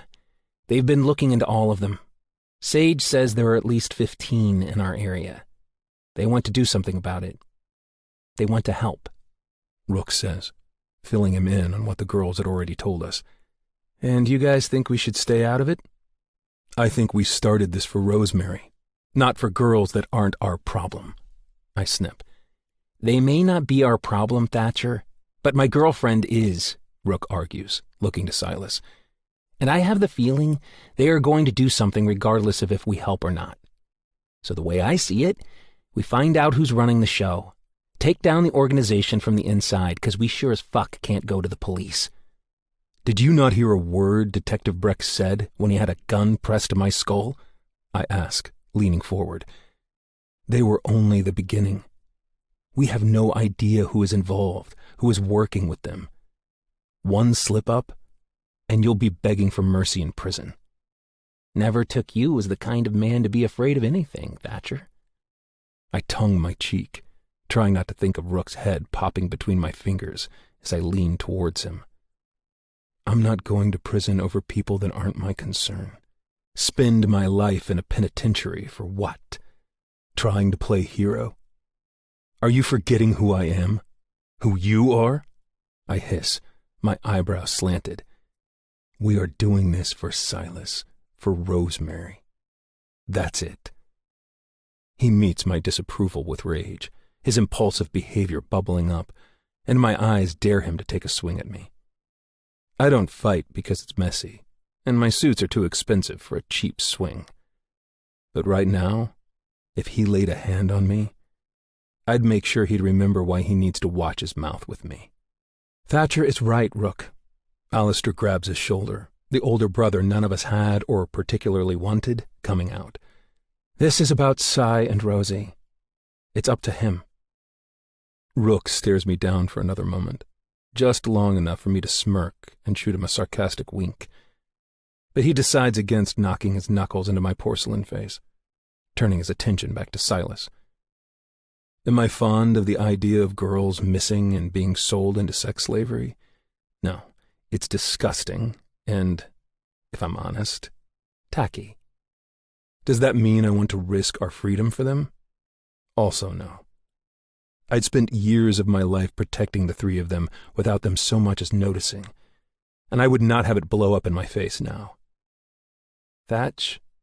Silas says my name steadily, and waits for my eyes to meet his own before he says anything. What if it was Rosemary?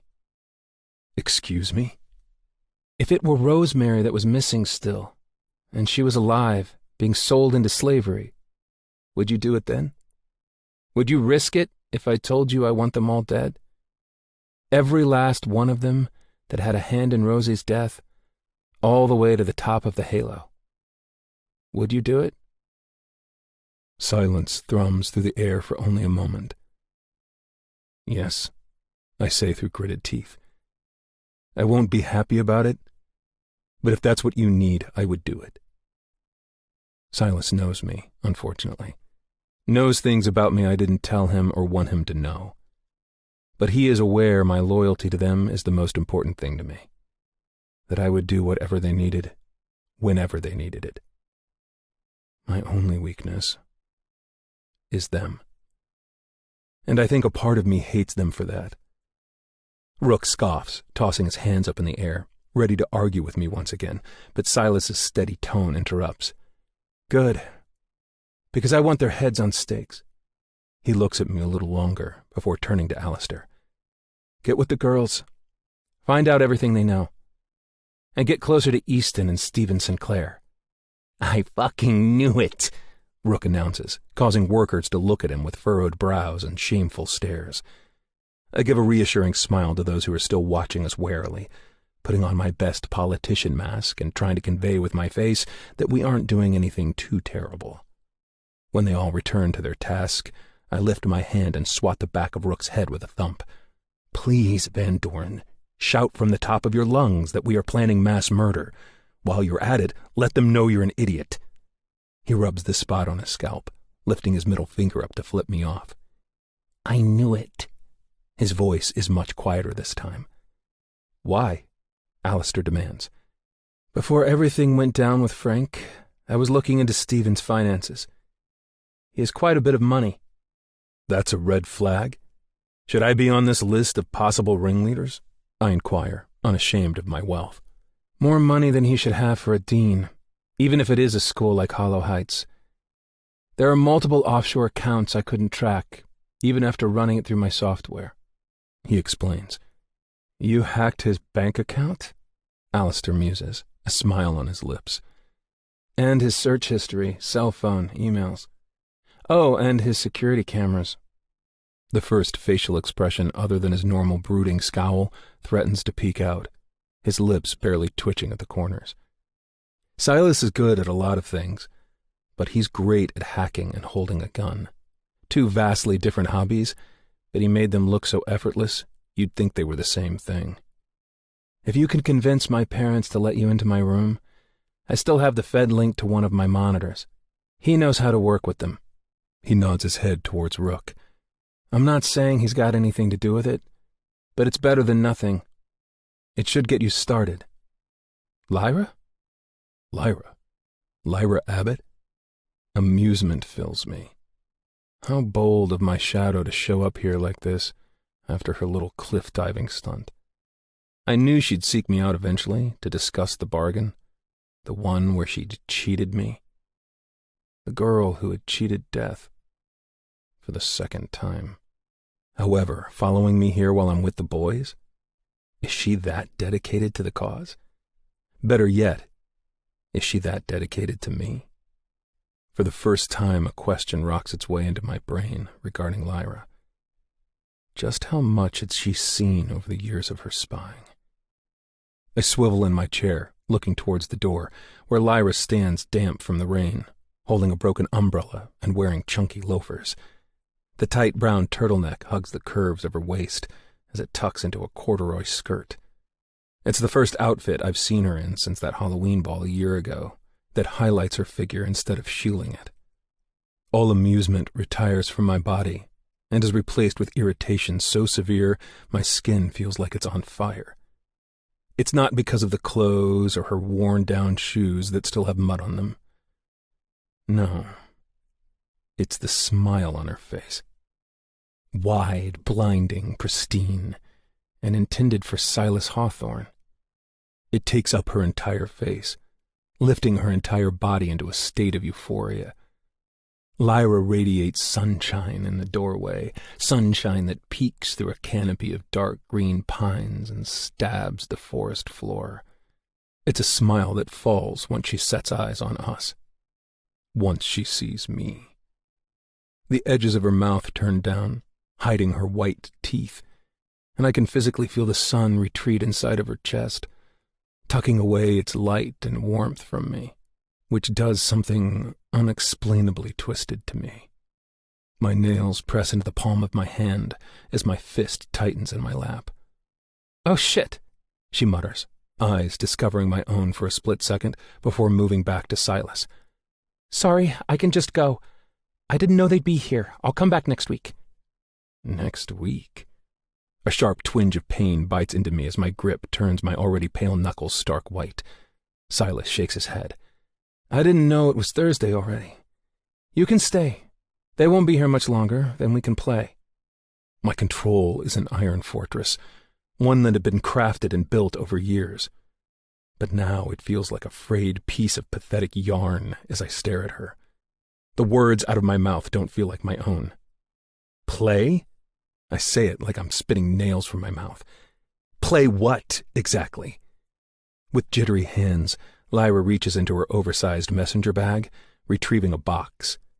She holds it out like a truce, as if whatever that box holds will somehow take away this searing feeling in my chest. "Chess," Silas answers. "I've been teaching Lyra since she insisted on coming here every week." Every week? Teaching? The unmistakable feeling of liquid seeps into my hand, blood coating my palm as my nails burrow into my flesh. "Lyra," I say through clenched teeth. "A word?" My chair scraping against the floor swallows her reply, if she even has one. I don't wait for her to agree or accept my invitation. I'm closing in on her when she opens her mouth to respond, but I give her a curt shake of my head in warning. One more word about her visits to Silas will send me over the edge. an edge I didn't even know existed until her. I hold the door to the lobby open, turning to watch her expectantly. She stares at me, rooted in place like her shoes are glued to the floor. If it didn't require physical contact, I would rip her from the ground and haul her over my shoulder. But I do not want to touch her. Scarlet. My tone is rough and low, only for her ears to hear. This makes her move, finally. Her small frame shuffles by me, and her scent, mixed with something weirdly familiar, wafts into my nose. Once she is inside the lobby and the door is shut behind me, I loop my thumbs in my pockets, remembering to keep my hands to myself. What are you doing here? Her mouth drops open at my question, but I can see her reply in her eyes. Pet, you better have a more clever answer than chess. Her brows furrow, like she's unsure of why I've pulled her out here, like she is blissfully unaware of what she's done, what she has awoken inside of me. Then what would you like me to say, Thatcher? Because that is why I'm here. I wasn't... Her arms wrap around herself, some form of defense mechanism as she lowers her tone. Following you, if that's what you think. I didn't even know you'd be here. I roll my tongue against my front teeth, shaking my head in mock understanding. So, you're here strictly for Silas? She nods quickly, not even letting me finish the question. Yes, we play chess on Thursdays. That's the only reason, I swear. I glance down at my hand, opening it to find blood smeared against me, the cuts from my nails still flowing. You're letting him teach you, huh? I ask, feeling my jaw twitch as I rub my bloody forefinger and thumb together. Are you learning things from Rook and Alistair as well? Looking at her is a mistake, because her eyes are looking at my hand, drawn to the cherry color in my palm, unable to look away and desperate to reach for it. Blood-hungry. I asked you a question, I snarl. Do you creep on them? Follow them around like some boy-obsessed little girl? What? She stutters, shaking her head, making all those wet curls bounce. I'm ashamed of how easy it is for me to reach forward and snatch her throat between my fingers, jerking her close to me so that she can't run from me. She can't see anyone else huddled close to my chest, can't breathe in anyone else. No one else but me. My thumb dips into the sides of her neck, feeling her pulse flutter in my hold. The slippery liquid in my palm coats her pasty skin, streaks of red tinting a winter bed of snow. My mouth waters at the sight of her wearing my blood like a ruby necklace. Do you watch them? I ask again. Her little breaths brush against my face as I decline my head, tucking my chin so that she has to elevate her neck into my grip in order to look me in the eye. No, Thatcher. She chokes on her words, my fingers forbidding her breath to come out of her own accord. It's just you. I'm your ghost, only yours. Her words are supposed to be ice over my burning skin. But they aren't. They're an accelerant. Watching her struggle in my hands with my blood smeared along the fragile column of her throat and her telling me just how obsessed with me she is, only sends white-hot heat into my body. In the past few months, she has done nothing but provoke and grate my nerves, clawed at the walls of my self-control with nails I didn't even know she had. I have no desire to be around her any more than was required. When I look at her, I see my first and only mistake. But right now, she looks like death's most desirable lover. The Grim Reaper himself would have crossed lands and oceans to touch her like this, to slather every single inch of her body in his blood so he could lick it clean. A zap of shock flies down my spine. I don't want you to be anything to me, I say, wanting to retreat from her immediately. I want to shower. I want clean of her right now. This is the reason I stay away, why I ignore the burn of her eyes on my skin and her presence in a room. because for one split second, one single grain of hourglass sand, I'd been weak for this girl. As an inept boy, I'd been weak for her, and I never want to experience that again. I had let her survive, forced her out of the way of my father, instead of doing what I was tasked with. She will not do this to me again. I release her throat, allowing her to inhale deeply without restriction, and try to keep my eyes from the crimson handprint marked on her neck. But sadly, a deal is a deal. I take a step back from her body, watching as her body sags visibly without my touch holding her up. So I have no choice but to be your teacher. I will make it clear what this is and the boundaries I require for this to work. "When do we start?" she whispers, looking like she wants to say more, but is holding back in fear of me retracting my agreeance. "Next Thursday." But you? I'm doing you a favor here, pet. Don't make me change my mind," I warn, fully aware of what arrangement she has with Silas on that particular day. Her teeth sink into her lip. That snippy side of her wants to fight me on this so badly, she can't stand it. I'm almost impressed that she holds back. Almost. "Fine. Anything else, Your Highness?" She plunges her hand into her bag, pulling out what looks to be a jacket or overcoat, and using the sleeve to remove my stain from her delicate neck. I drag my tongue across my bottom lip as a few tiny streaks remain, refusing to come off with just the harsh material of her jacket. I don't remember telling her she could do that or mentioning anything about her wiping off my blood.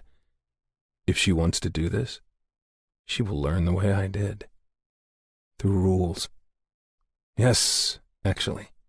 I peer down at my hand for a brief second before lifting my thumb to my lips, sucking it clean. The tangy flavor entices my taste buds as I swirl my tongue around before removing it. Through my peripheral vision, I don't miss the way her eyes follow my every move, how they widen ever so slightly, and her pink tongue darts across her bottom lip. There will be rules. If you do not follow every single one, no matter how insignificant, this deal is void. Is that clear? "You have a Thatcher's Guide to Murder?" she murmurs. It seems funny now, but I assure you, it isn't. My body retreats farther from hers, each graceful step backward, putting a welcomed distance between the two of us. "Be at my home at 6. I don't need to give you directions, right?"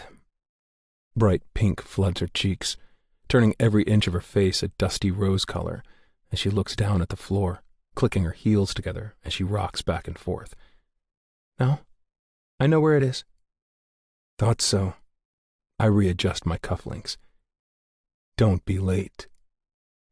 I don't want to admit it, but I think I'm going to enjoy putting Lyra Abbott in her place, straightening her out and cleaning her up. No more disorganized bags that look like a rat's nest when she is digging for a book she needs. No more messy fingers from all the mud she plays in hunting bugs. It's she who came to me seeking my advice. So that is what she will get. Whether or not she likes it, well, that isn't my issue. My hand grips the cold doorknob, ready to leave her in the lobby. And before I can think better of it, I speak again. "Oh, and Lyra?" I turn my head to the right, glancing over my shoulder at her stagnant frame that seems to perk up at the sound of my voice, like she's standing at attention. "Yeah?" "Do not ever wipe my blood off your body without my permission again." Chapter 9. The Forgotten Places. Lyra. Libraries are meant to be quiet. The only sounds to fill the voids should be the scribble of pens against fresh paper or the rustle of turned, worn pages, the occasional squeak of chairs moving, and hushed voices. But the Caldwell Library during the fall semester is always obnoxiously loud. Students returning from break boast about trips to the Maldives and Spain, gathering in large groups, huddled over the long rectangular mahogany tables, laughing freely. The interior design of the building is stunning, with its Gothic-style architecture, tall arches, vaulted ceiling, and incredible stained glass windows that line the walls. It's a shame I've never been able to study here during the year. Getting anything done besides eavesdropping was futile in that place during my first semester. All the constant noise buzzing in my ears and distractions. There are too many students for the librarians to police into a more hushed tone, so now it's overruled with gossip and turned into a lounge for students who want to feel like they're studying, but aren't actually doing anything but yapping their jaws. But not all hope was lost. It had only taken me a few trips and a little secret exploring to find my hideaway. I'm good at that, finding the places others overlook. I gather the books I need for my genetics and genomics class, along with a few extras for an extra ecology course I'd picked up. Majoring in an organismic and evolutionary biology had been my only choice, really, when selecting a graduate focus. An entomology degree from Hollow Heights isn't the most popular track, but it was mine and I enjoyed it. I'm not sure what I want to do. I've entertained the idea of becoming an ethologist, where I could study insects in their natural habitat for research. But my future always seems so hazy that planning that far ahead feels pointless. I float through the tables of students unnoticed, another spirit inhabiting the shelves and nothing more. I carry myself all the way to the second level, glancing over the waist-high railing at all the people down below. People watching is my specialty.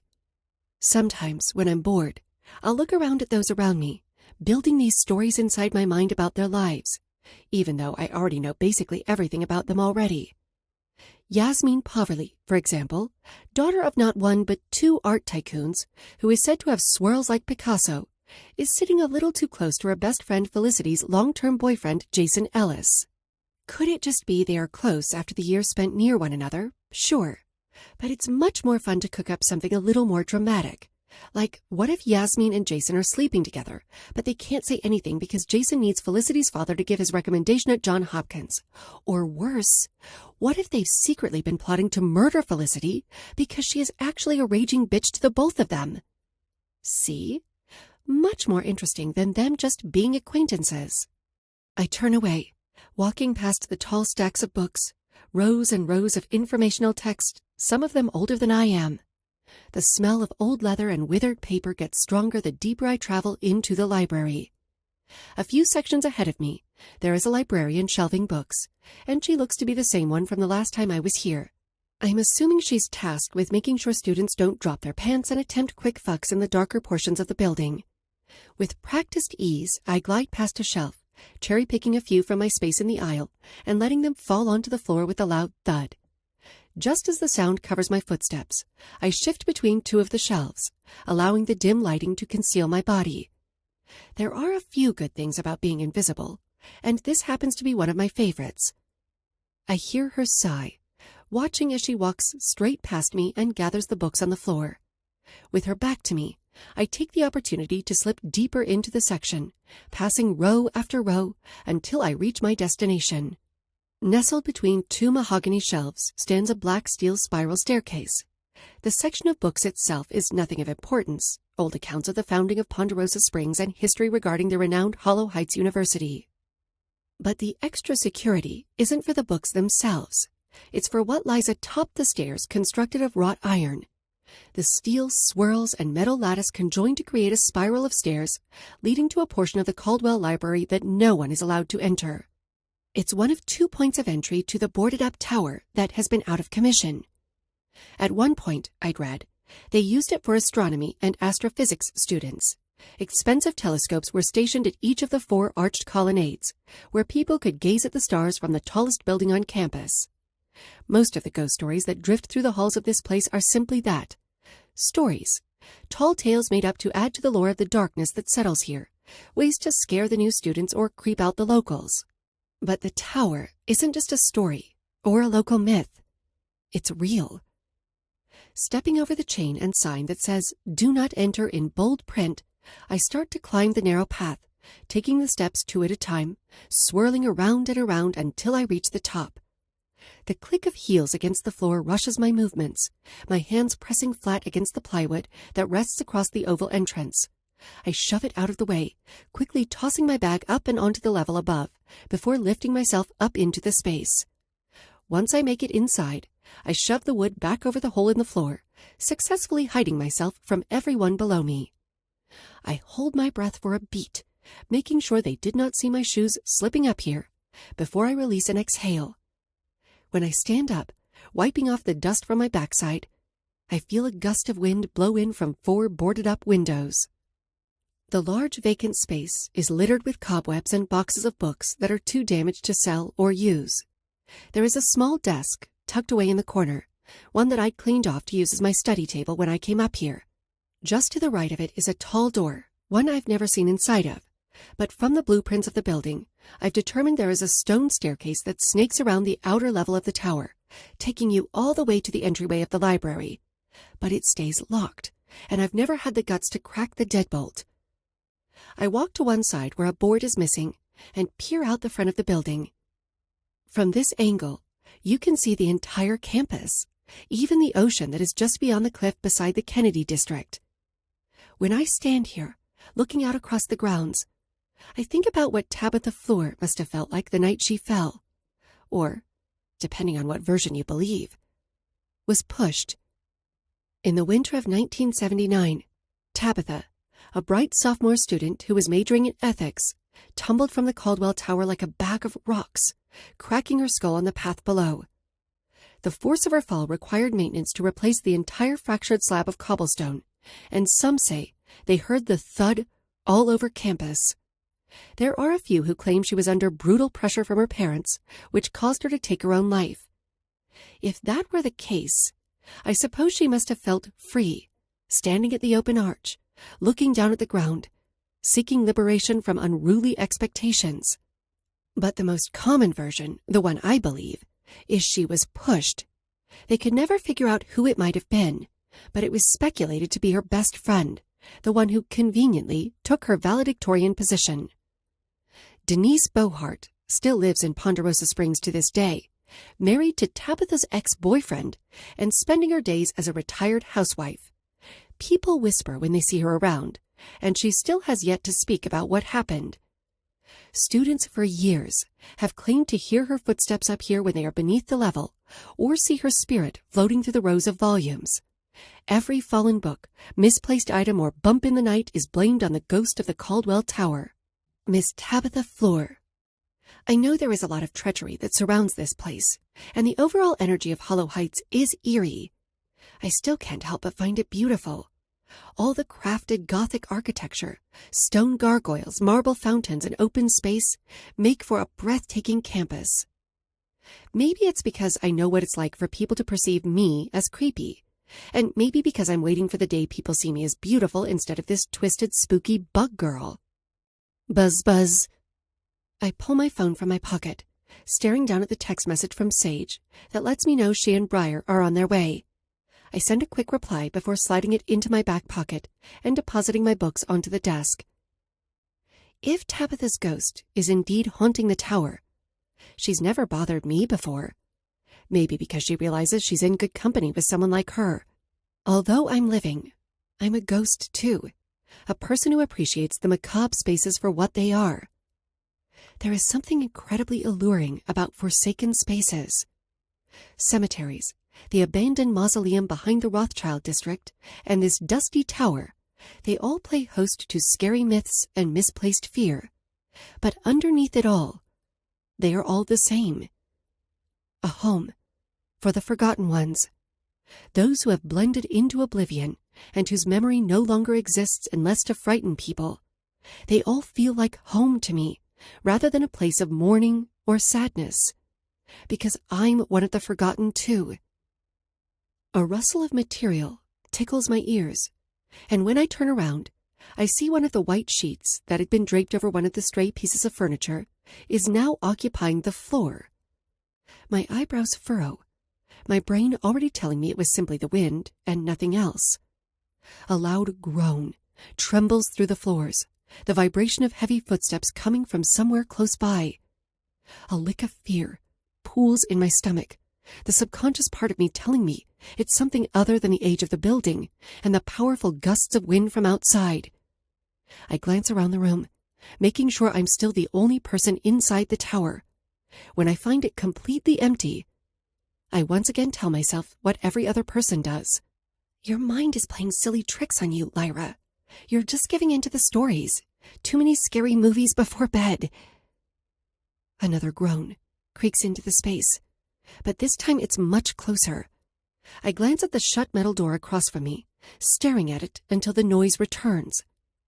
It's the sound of someone's feet, taking their time as they work their way up ancient steps. Every step is matched with an achy cry of aged material, sending echoes into the tower I'm currently standing in. The movies always tell you to avoid walking towards dreadful commotions, but human curiosity is a damned thing. I walk towards the ominous metal door, the dark coloring patched with rust spots from age, and bolts decorate the edges. It's not exactly the kind of door that welcomes you to open it. My body leans forward, palms lying flat against the cool steel. It's so cold I nearly hiss in shock. The icy feeling burns my skin, but I don't pull away. Instead, I lean in farther. Silence thrums the air, so quiet it's almost loud. I can hear every single breath that pushes past my lips and feel the redundant beat of my heart. I press my ear to the door, listening for those heavy footsteps, but I hear nothing. There is a thunderous crash behind me, making me retract from the door a little quicker than my legs expected. I feel myself slipping backwards, quickly trying to place my hands below me to break my fall. When my butt slams into the floor, I cry out in pain. The soreness immediately throbs in my backside as I turn my head to look where the commotion came from.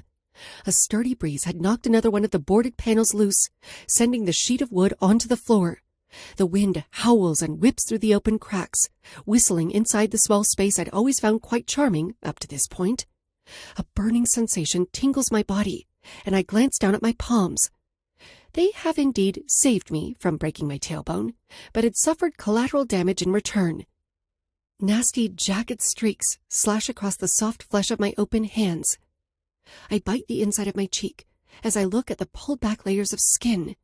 Nothing too bad that I'll need medical attention, but I'm definitely going to need a buttload of Neosporin and some bandages. No more scary movies after The stiff, bone-chilling whine of a door opening cuts me off. The darkness and the unknown things that lurk there have never scared me. I've never been afraid of the bumps in the night or half-opened closet doors because I'd been face-to-face with my worst nightmare and survived. I'd seen the worst of humanity, what true evil looked like, and had walked out alive. When I look into the mirror, the darkness everyone is terrified of stares right back at me. I have nothing to be afraid of when I am fear itself. Outside, I stayed the same girl, but the inside had turned into obscurity and death. So I'm not surprised by myself when I turn back to face the door with little regard to what could be standing in the open doorway. My imagination conjures up all the horror movie villains and ghouls I'd ever seen, preparing itself for whatever demon or slasher awaits me. The door is open barely an inch, cracked enough that I notice it's ajar, but nothing beyond it makes a move to burst through.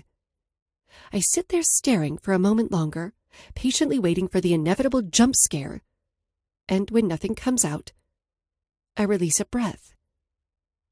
Could the wind have been strong enough to blow the weight of this door open? Even if it had been, how did it unlock? I had tugged and tugged on that handle when I first came up here. There was no way it was opened without the use of a key. The logistics of how it stands there cracked open, spilling darkness, is only a brief thought.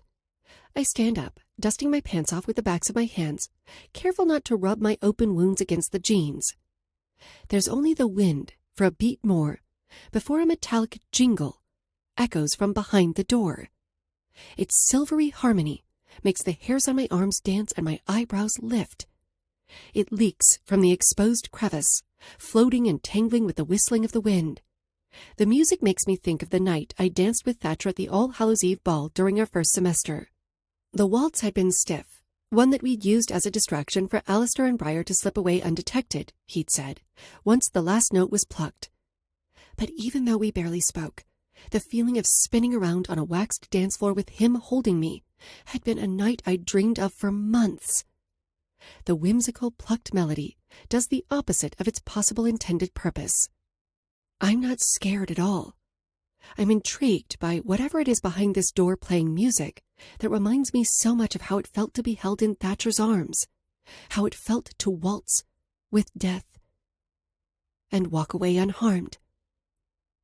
When I pull the door open further, feeling it resist my force, I pull a little harder until it's open far enough that I can see inside. One single candle lies on the top of the first stair. I'd been right about the stone steps, identical to the material that makes up the walls around it. The candle flickers, only reaching a short radius. I can barely see the second step down, and everything below it seems to just be obsidian darkness that swallows all the light. Beside the golden candle holder that's now covered in white wax sits the source of the melody, a square-based music box.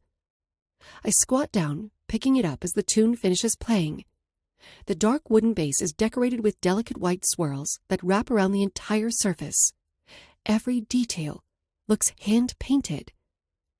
My fingers trace the top, where a small silver cage sits. The shiny bars encase a faux death's head hawk moth. It's the most common in pop culture, due to the famous The Silence of the Lambs, and also for the notorious skull-shaped patterning on its thorax. I turn the lever on the back, releasing it once the tension is tight enough, and I watch the moth inside the cage spin. It twirls in a circle, and for a second I'm mesmerized by how beautiful it is. Whether it was from Tabitha Fleur, who really did haunt the tower and had started to enjoy my company, or maybe someone more living, I don't really care. The gift is appreciated. Thank you. I whisper into the void, peering down into the lightless stairway with bated breath. No voice returns the sentiment, but I can feel them. The presence of someone skulking in the shadows just beyond the candle's reach. Lyra! My name is whisper-yelled in a soft voice from where I'd ventured into this room. I give one more glance to the dark before hurriedly sliding back into the room and shoving the door closed behind me. I press my back against it, looking at the plywood on the floor moving before Briar's blonde hair pokes through. Her eyes search the room before finding me. You look like you've seen a ghost, Briar mutters from the hole in the floor, looking up at me with furrowed eyebrows. You all right? I rub my sternum with my fist, trying to pet my heart into a steady rhythm again. There has to be a rational explanation for the music box, but right now, all my brain can come up with is that it had been a gift from someone. If they meant me harm, they had their chance. Yeah, think I've just been up here a little too long.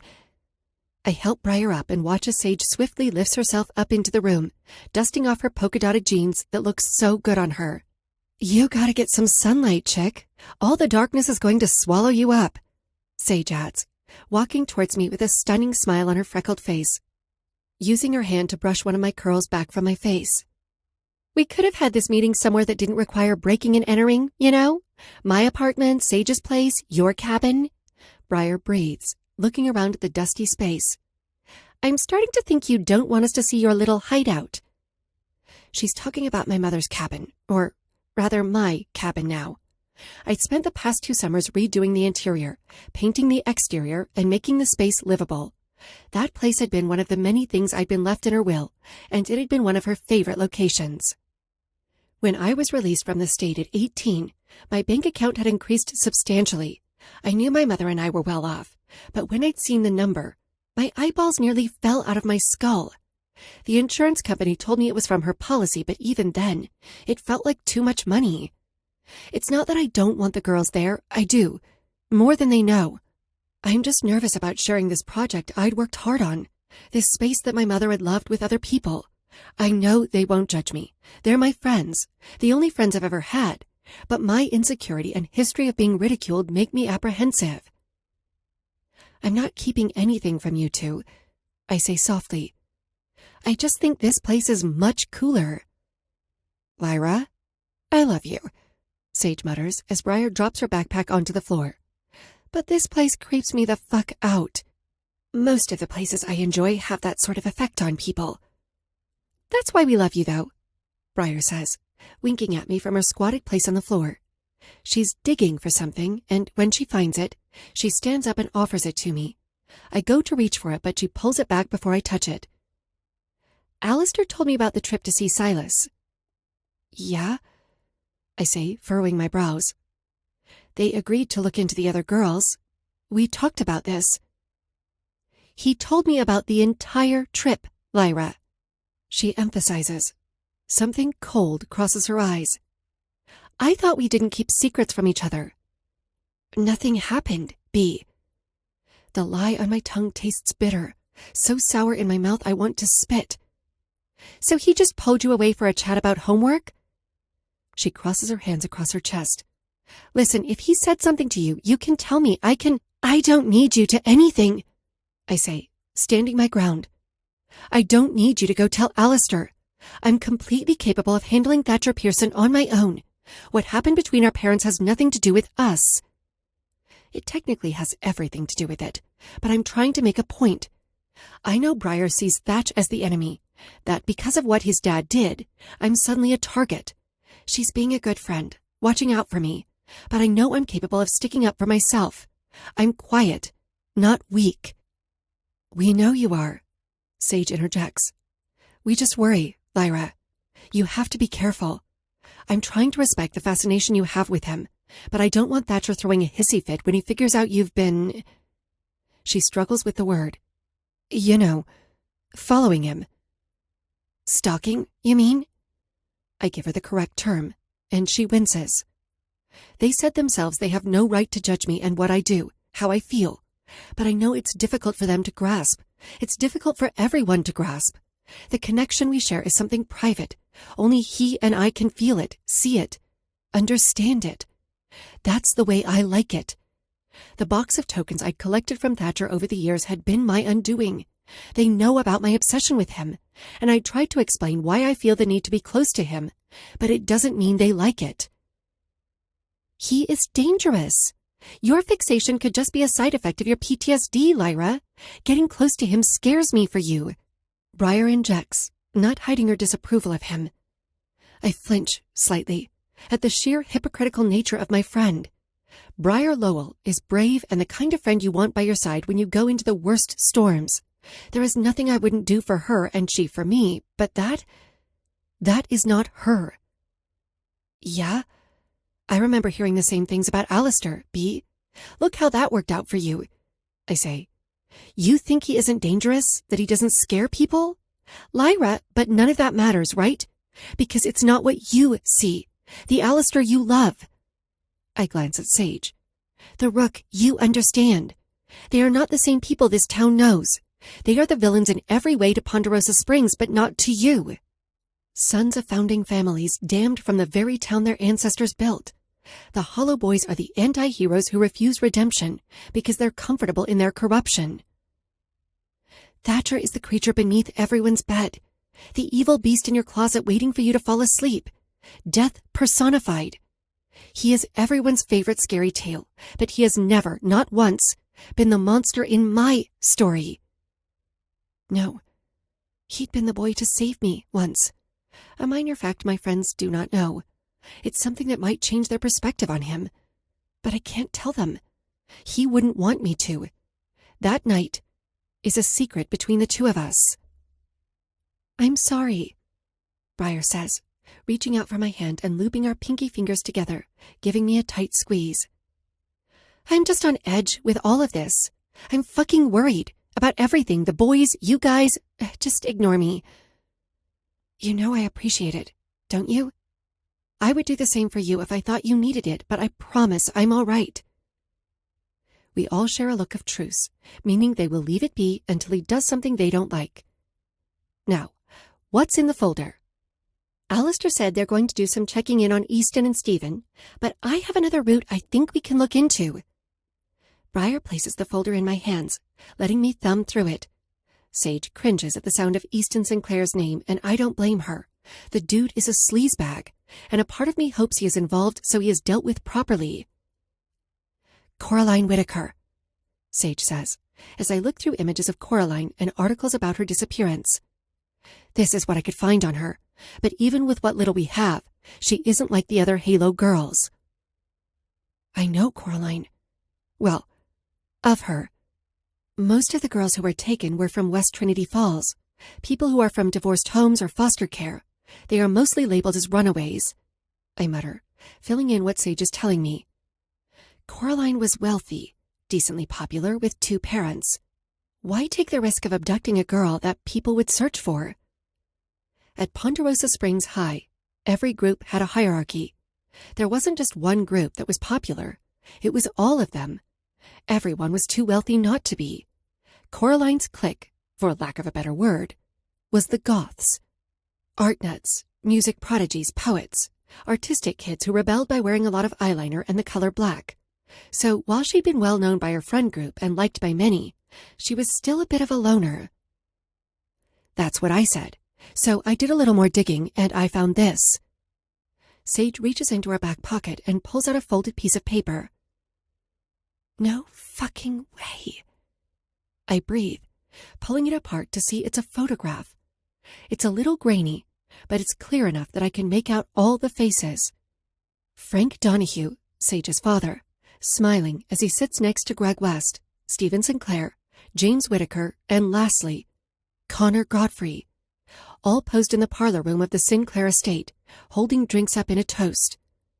They are all younger, of course, probably a few years older, but they all seem to be close friends or, at the very least, have something in common that makes them friendly. That's what I said. Is it just a coincidence that 2 of them are dead for being involved in the Halo? Could be. Is it possible all of them are a part of it? Absolutely. Breyer says. I think it's something we should look into. All of them. The wheels in my head start to click, realizing what my part is in all of this. Greg and Frank are dead. The boys are handling Stephen. That leaves James and Connor. Wouldn't it be lovely if we had someone who already had a relationship with one of them? Sage hums, looking at me with a knowing smirk.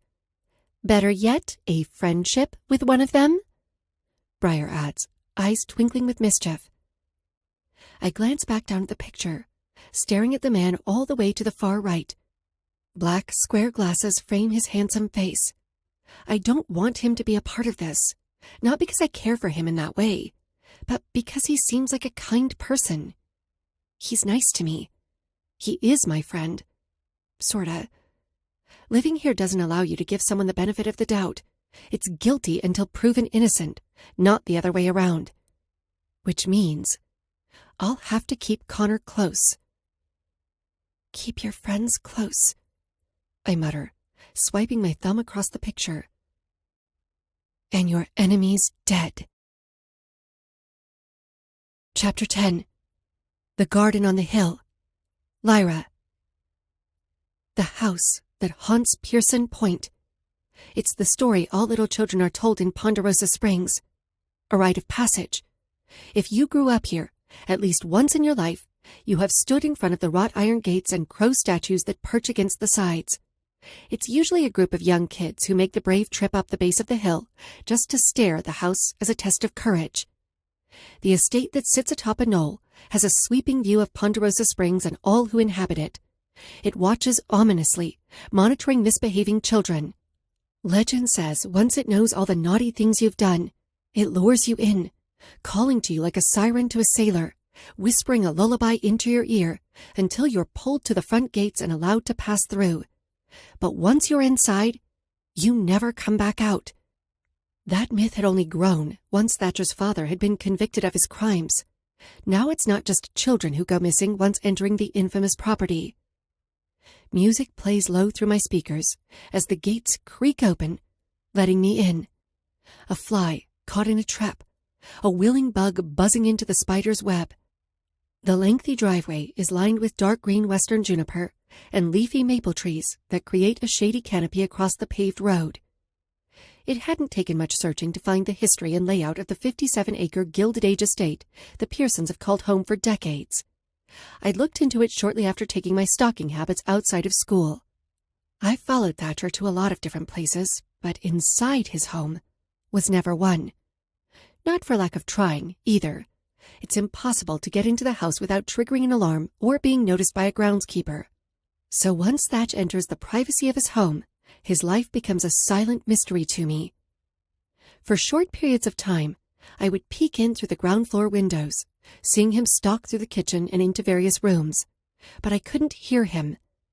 His grandmother, May, is rarely in the west wing of the home, so I never saw his interactions with her. I imagine what he's like, maybe playing classical music over the speakers while he makes breakfast. Does he make his own bed? Bleach his own sheets? Are they even white? Does he color coordinate his closet? So many unknowns about the specimen I've held so fondly in my heart, and it drives me mad. When I hyperfixate on a new species of insect, I want to know everything about it, the way it moves, how it lives, what the inside skeleton looks like. I want to closely examine every movement and habit.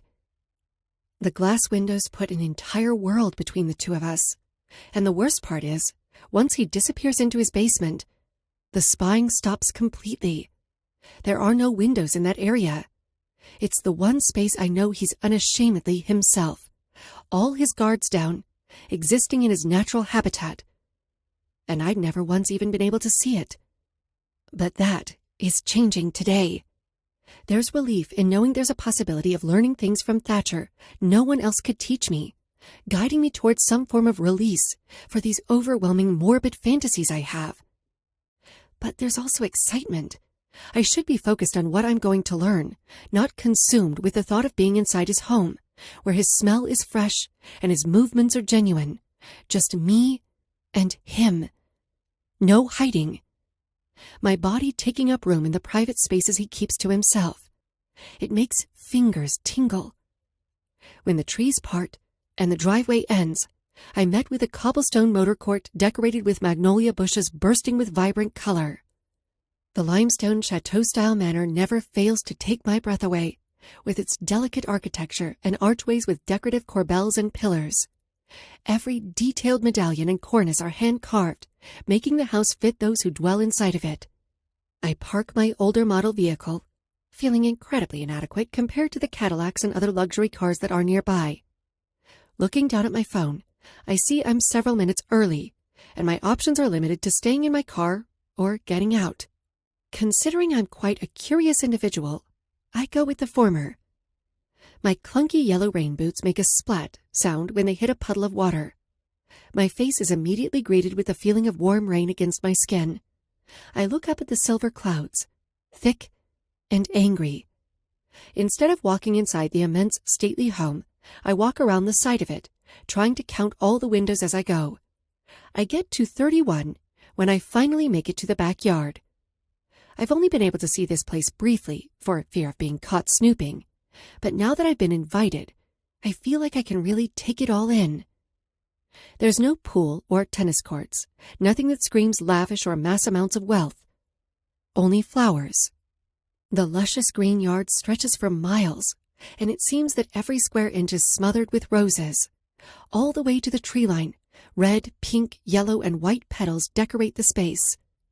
Down the center stands sturdy columns that run vertically, while a trellis lies across the top. Climbing roses snake around the pillars, crawling up until it creates a bed along the webbing of the lattice. Tall white arches are wrapped delicately in their vines. There are marble statues dressed in only petals, rows of bright bushes overflowing with vibrant flowers. Near the back sits a fountain, and that, too, is adorned with a thorny plant. The scent is so strong it makes me dizzy, and my eyes can't decide what to focus on first. So meticulously done, even though the sky is tinted gray and the air is mute, void of all colors. The flower is like breaths of life into a rigid body lacking spirit. My body moves willfully along the space. I move slowly, taking in the way vines and vines of roses are tethered up the sides of the house. Walking beneath the set of columns, I know this must have taken years to perfect.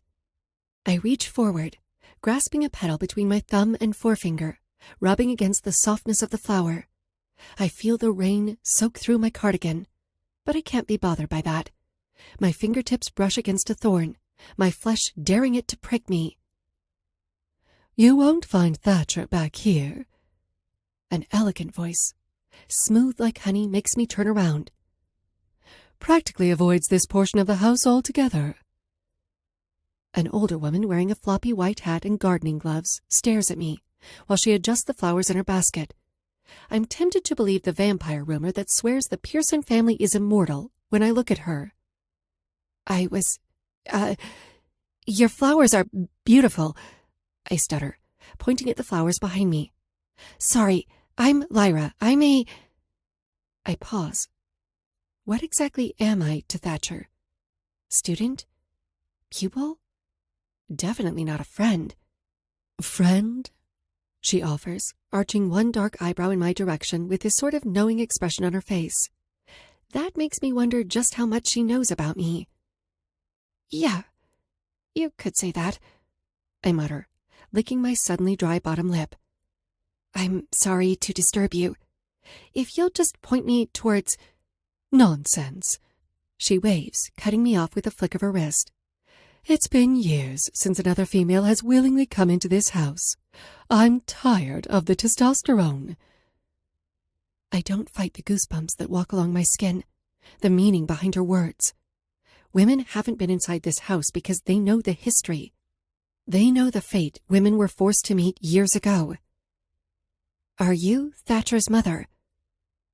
Laughter, warm and youthful, echoes from her chest.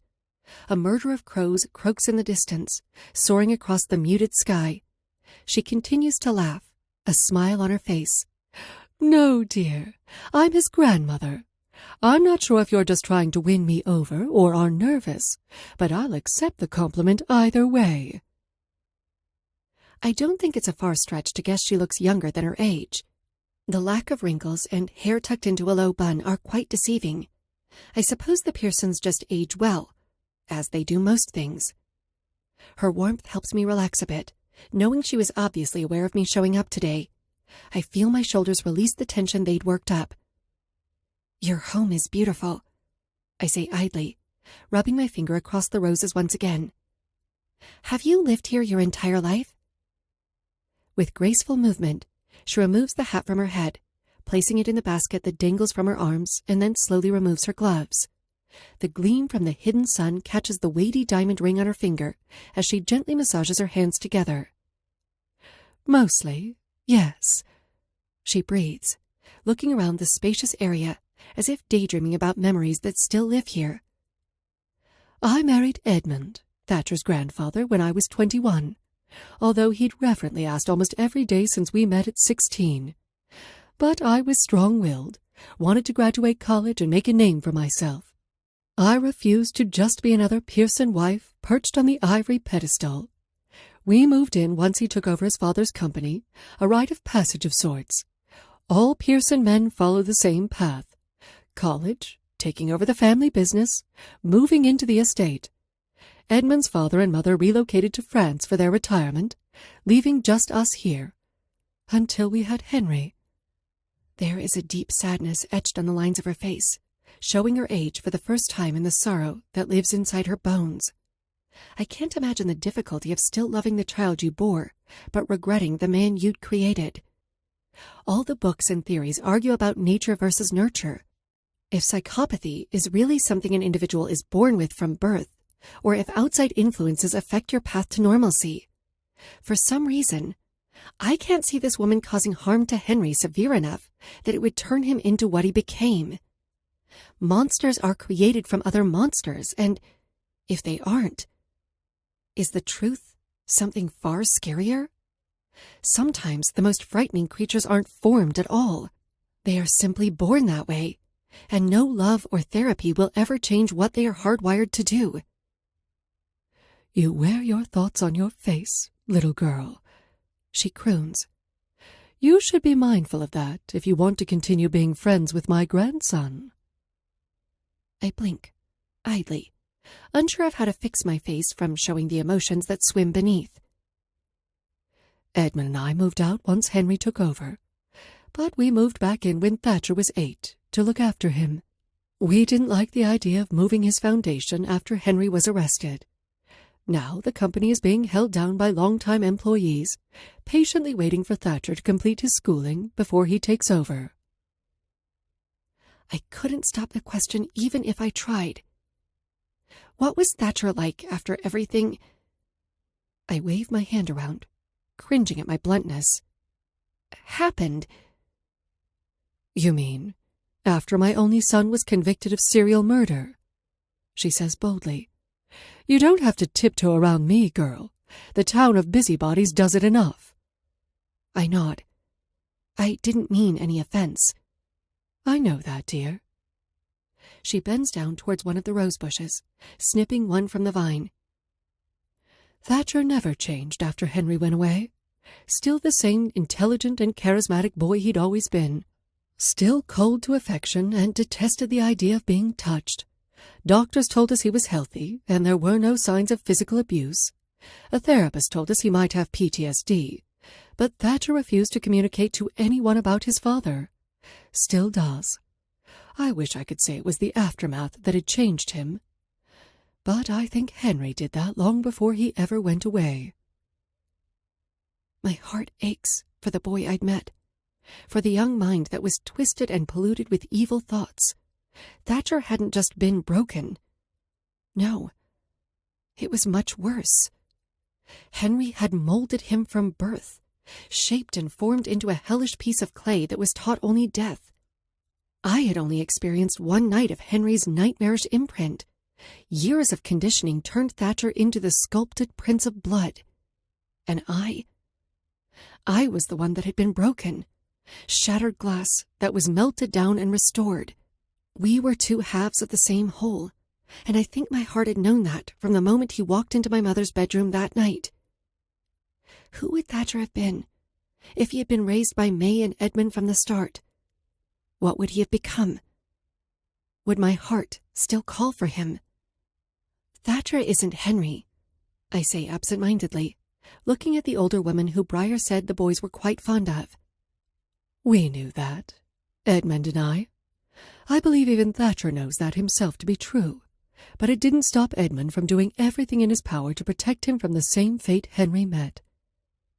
She gives me a soft smile. But there are some things our parents shackle us with that are impossible to break free of. My alarm goes off in my pocket, vibrating my skin to let me know what time it is. Shit, Thatcher is going to think I'm late, and I doubt I can convince him I was having a chat with his grandmother in the garden. Do you mind if I head inside? I don't want him in a pissy mood because he thinks I'm late for our... I quickly try and scramble for a word. Study session. It comes out more of a question than a statement, and suddenly I feel very unprepared for what we are about to do. Can I keep quiet enough to get away with murder? If I'm stumbling over lies in front of an unsuspecting grandmother, how the hell do I plan to talk myself out of police interrogations? My palms begin to sweat, and uneasiness sweeps over me. Can I do this? Did I risk my life for something I'm not even capable of doing? Can I give you some advice, Lyra? May tilts her head, eyeing me, effectively pulling me from my inner downward spiral. Yes. The wind blows roughly, bringing the heavy scent of roses closer to my nose. While she walks towards me, she runs her fingers along the stem of the rose, tracing along the thorns as she goes, the bright red flower twirling in her grasp. Thorns protect their weaker counterpart, nature's way of reminding us that even the tamest of creatures have sharp teeth, that even when pushed, the most beautiful things in life can still cut you. She holds the flower outward in my direction, beckoning me to take it. I love my grandson very much, Miss Abbott, but Thatcher's thorns are very sharp, and his father crushed anything soft about him a long time ago. Be careful how you handle him. He was made to make things bleed. Without pause, I take the flower from her hold, giving a gentle nod. A silent understanding passes through us as our fingers brush lightly. I've known Thatcher a long time, and I know what being around him means, the pain you're subjecting yourself to. But I have survived death. I've watched it. I've possessed its influence, and I know who Thatch is. Even if I hadn't seen all of it, I know in my soul who he is. Nothing about him could ever frighten me to the point of giving up on him.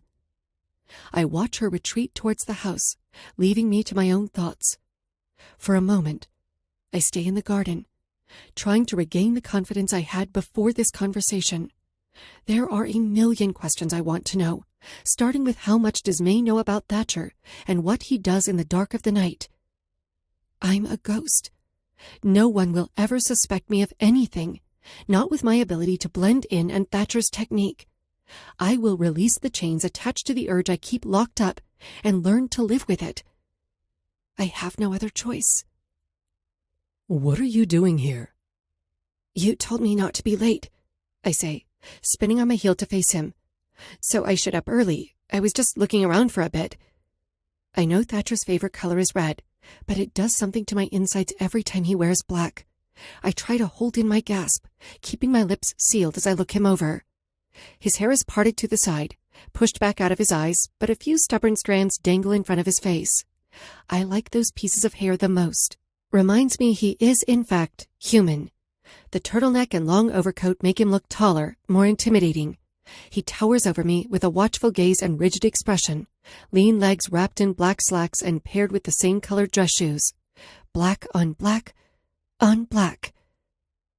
My stomach tightens as the bleak sun catches his eyes. Gods, maybe if he was a little less attractive, being around him wouldn't be this hard all the time. White, sweltering heat blazes my core, thinking about seeing him the other day. I'd waited years to feel his touch on my skin like that. His hand curled around my throat, brushing my pulse with his fingers, fully in control of my body with just his grip. The feeling of his slick blood marking my skin. I'd wanted him to cover me in it. Wiping it off had been an act of stubbornness, not because I wanted to. I have little experience in the sex department, and I know that. But somehow, my body knows what it wants from Thatch, knows that what it craves only he can provide. Marked, bruised, soaked, taken. I don't recall telling you to be early either, or to sulk around in the garden, he declares, reminding me that I'm not here to fantasize about what sex with him would be like. When I tell you to do something, pet, I want it done perfectly. Don't be late, and don't be early. Be on time. Trying to lighten the mood, soften this tension that is between us, I stand straight, mock saluting him. Aye, aye, Captain. The small smile I have falls immediately when I see his reaction. He just stares at me, unmoving, before shoving his hands into his pockets and turning around, leaving me to stand there like an idiot. I'm already regretting this, he grunts, walking away from me. I sling my arm back to my side, my cheeks warm from embarrassment. I follow him, moving my short legs at a quick pace to keep up with his long strides. I thought we were starting today, I say to his back, trying to ignore the way his shoulders flex at my voice, how they stiffen and move beneath his jacket. Fine. If he wants to be a jerk the entire time, then so be it. They did not build Rome in a day, and Thatcher's icy walls won't fall in one either. His attitude does not affect our deal. Asshole or not, he's still holding up his end of the bargain. I steel my spine, prepared for whatever is coming next. Whether he likes it or not, I'm going to get beneath his winter skin, until I'm burned so deep in the marrow of his bones he can't breathe without me. Thatcher is teaching me how to kill, and I will be showing him he needs me just as much as I need him. We are. His tone is clipped, like he wants that to be the end of this conversation. But if we plan to work together, he has to learn to talk to me a little more, even if he doesn't like it. Then where are we going? I ask. He says nothing for a passing second, just keeps walking. The cemetery is the only answer I get.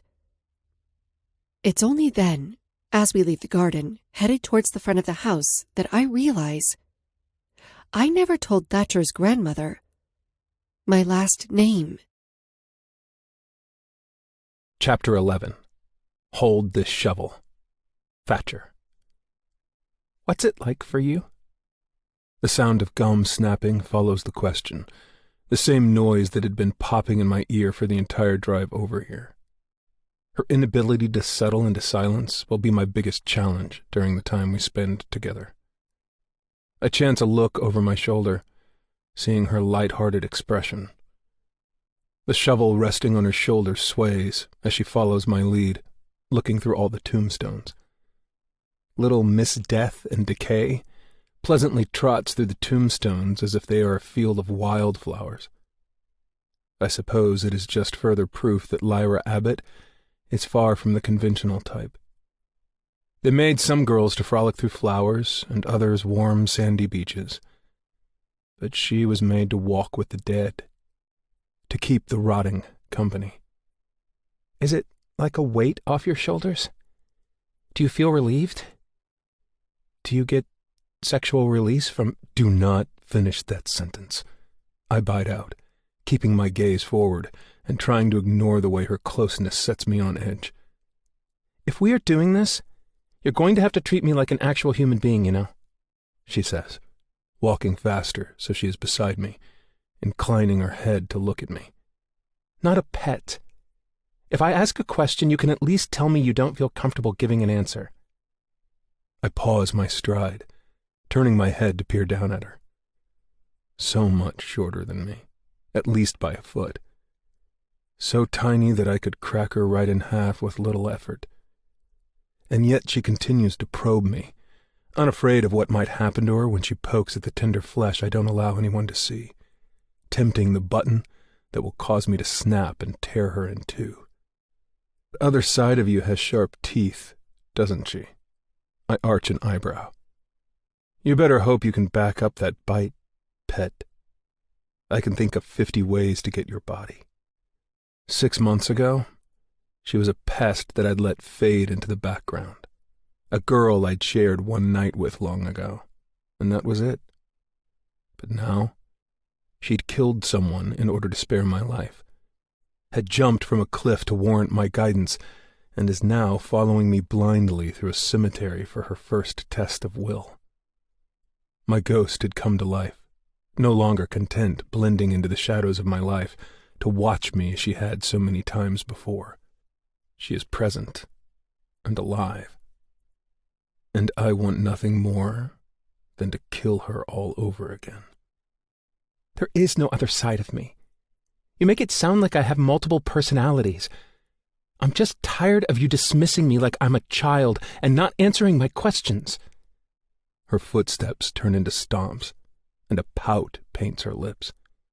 I scoff at the audacity of demanding to be treated as an adult, but continuing to act like a toddler. I might actually end my own life before this is all said and done. The soppy ground squishes beneath my feet, filling the void of silence as I scan the markers.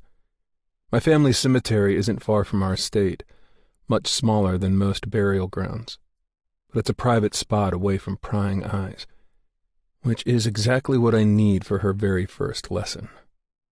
Silence. When we reach the gate, I pull out a set of keys.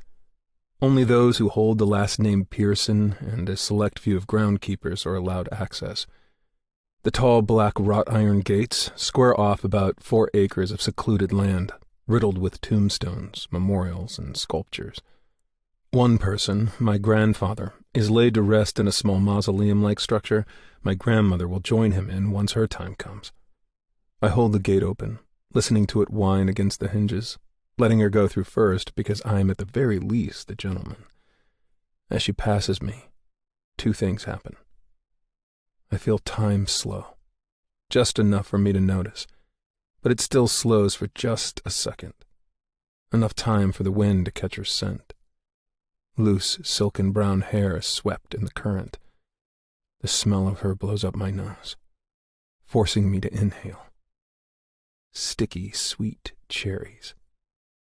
The other thing I notice is her plump bottom lip is jutted out. Pink, tulip-colored lips, warranting my attention.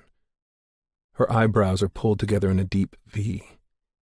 She is pouting, pulling a face like a spoiled little brat.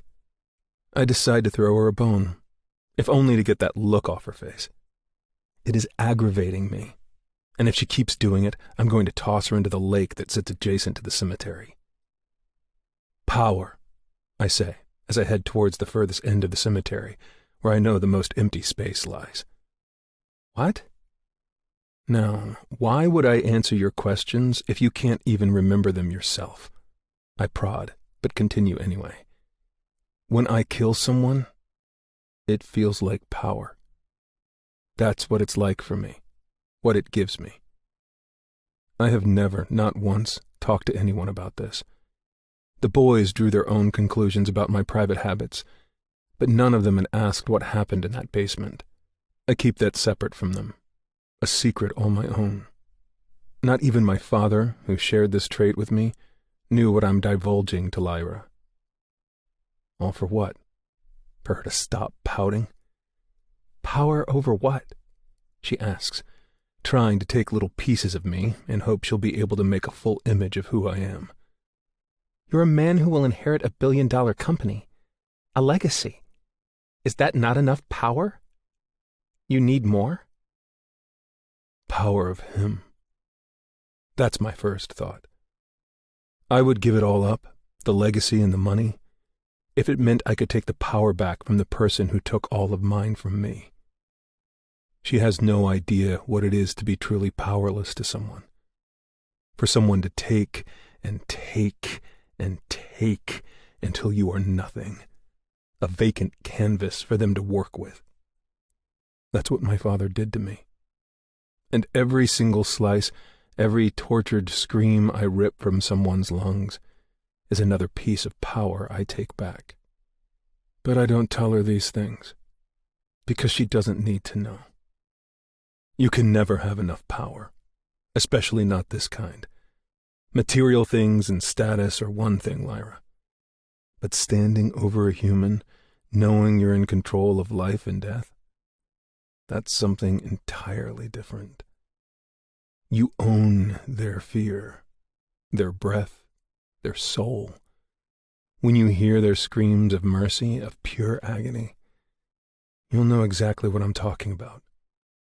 My fingers ache to run along the inside of someone's chest cavity, to feel their heart pump in my palm as warm, slick blood flows through my hands. At that moment, when I play their ribs like piano keys, I'm in total power. Knowing I have to wait another 6 months before I can do that again should bother me. It doesn't. It gives me more time to think about the way I'll kill them. Dismembering? Cracking his chest open, splitting his gut open and giving him a little anatomy lesson as I pull organs from his body. The options are infinitely horrific. Do you think power is what it will be like for me? We hadn't gotten around to this portion of the conversation, mostly because I tell myself I couldn't care less why she wants this so badly. But I would be lying if I said I wasn't a little curious. My father had nurtured the psychopath in me.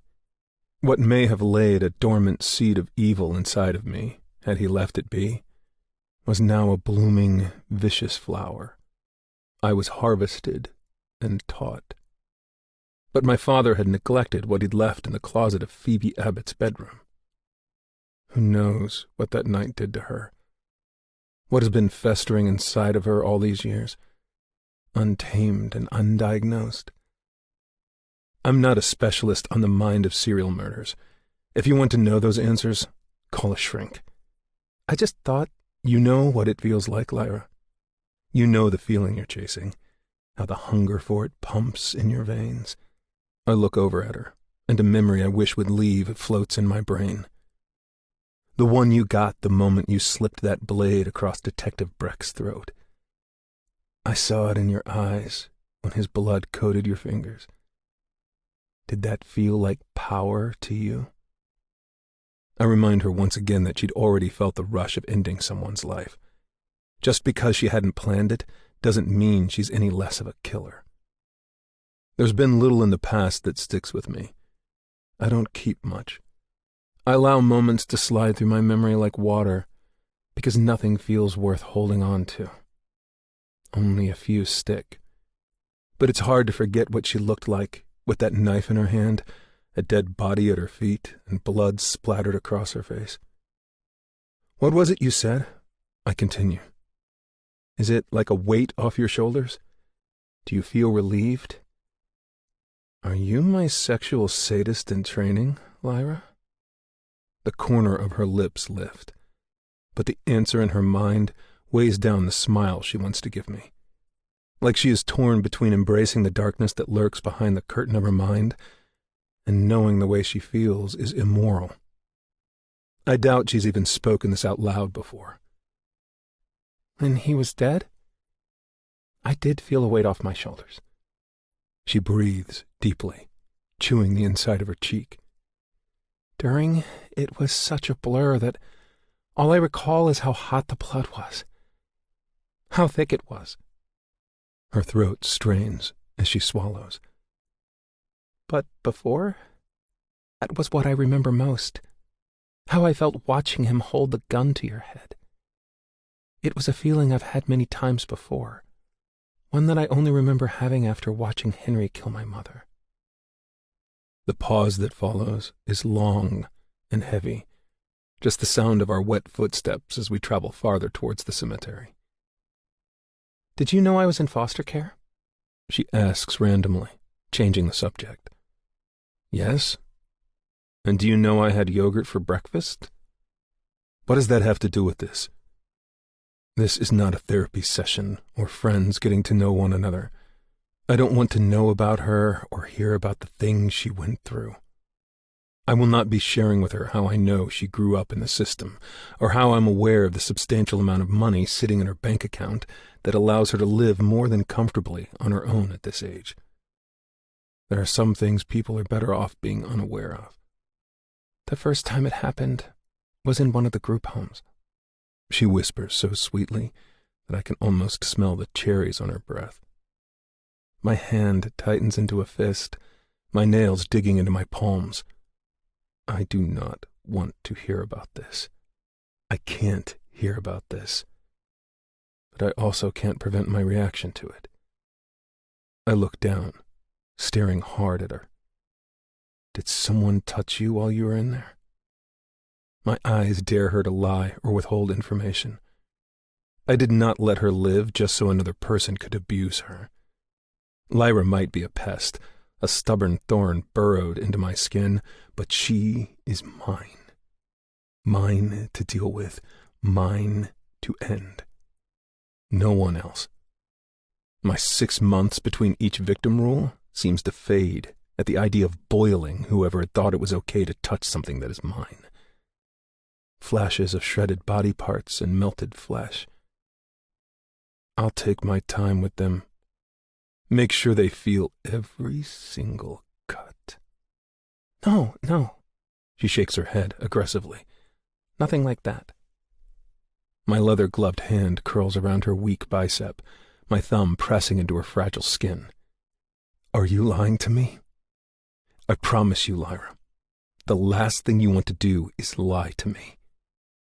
Her bright eyes widen, flicking down to the place we are attached. That's where they stay for a prolonged amount of time, just staring as my grip tightens around her arm. But she doesn't even flinch. If anything, it feels like she is pushing into my hold. I'm not lying to you. Not to you. Never you. I wouldn't do that, I promise. She swears, looking back up at me. I was talking about the first time I ever got that feeling. It happened while I was living in a group home. She would lie. But not to me. Never me. It shouldn't matter what her reply was. It shouldn't affect me either way. But every single time she opens her mouth, it stirs something inside of me. I hate this feeling. I loathe being around her. All it does is put me in a sour mood. Removing my hand from her, I keep walking. My silence must have been an encouragement for her to continue, because she keeps speaking. I was 11, and there was the older girl in my group home. Her name was Sonia, and gods, she was a bitter teenager, angry that the world had dealt her these shitty cards, and she took it out on the younger kids. One night, I came downstairs to get some water when I saw Sonia forcing this little boy to walk across broken glass from a bottle he dropped. And this thing, she places her hand on her stomach, as if it's a real living organism inside of her. It shook. It rattled me. Suddenly, all I wanted to do was see what her blood would look like, spilling onto the floor. How it would feel to plunge a knife into her gut repeatedly. We get closer and closer to our destination, and I just listen. Instead of drowning her out like I do everyone else, I tune into her. Because for the first time, I can relate to what she says. I thought it was just a protective instinct, you know? Something normal. I wanted to stop a bad person from doing a bad thing. People feel like that all the time, right? That's what I told myself. Until it kept happening. Until She stops, like the truth on her tongue is choking her. Until you... I push, making sure she finishes what she is about to say, forcing her to own her thoughts. A deep V creases between her brows, and out of all faces, that's my least favorite of hers. As much as it pains me to say, even inside my head, Scarlett Lyra Abbott is beautiful. Terrible dresser, nasty habits, and feral hair, but beautiful in all her obscurity. I find classical music beautiful, foie gras striking, and the occasional scenery pleasing. But I do not find human beings attractive. They are bones, skin, and flesh, a pliable machine running on blood. I'm certainly fascinated by how much pain it can take, but not pulled in by it. Yet every moment I'm forced to see her face, I'm disgusted. Not due to how she looks, but because I'm required to admit the truth of her proportionate features, and that makes me sick. She's so exquisite. It makes me palpably ill. Until I started wanting people to hurt others. I'd hoped they would do something bad just to excuse the urge to harm them. I needed them to justify my need to see them bleed. I'm rarely rendered speechless. I seem to always have some quick quip or statement, but her talking about this has me grasping for words. She's talking about something that I can almost taste, the intense tang of metallic that surges up into your mouth when the appetite overtakes you. Every single base instinct is engulfed by the urge to kill, to cut, to hurt. Never in my life have I spoken to anyone who has experienced it the way I do. Not my father or my grandparents. No one. The guys, they know darkness. They know corruption and mayhem that are bred from neglect. How abuse can forge boys into soulless men. They know what it feels like to be cast out and damned for things you have no control over. Your birth order, a car accident, the crimes of a parent, or a mental illness. But they don't know this. The yearning that feels like it might consume you, body, mind, and soul, every second of the day. Something takes over like a virus, coating every molecule in your being and doesn't leave you until you've drained all the life from someone's body. Do you?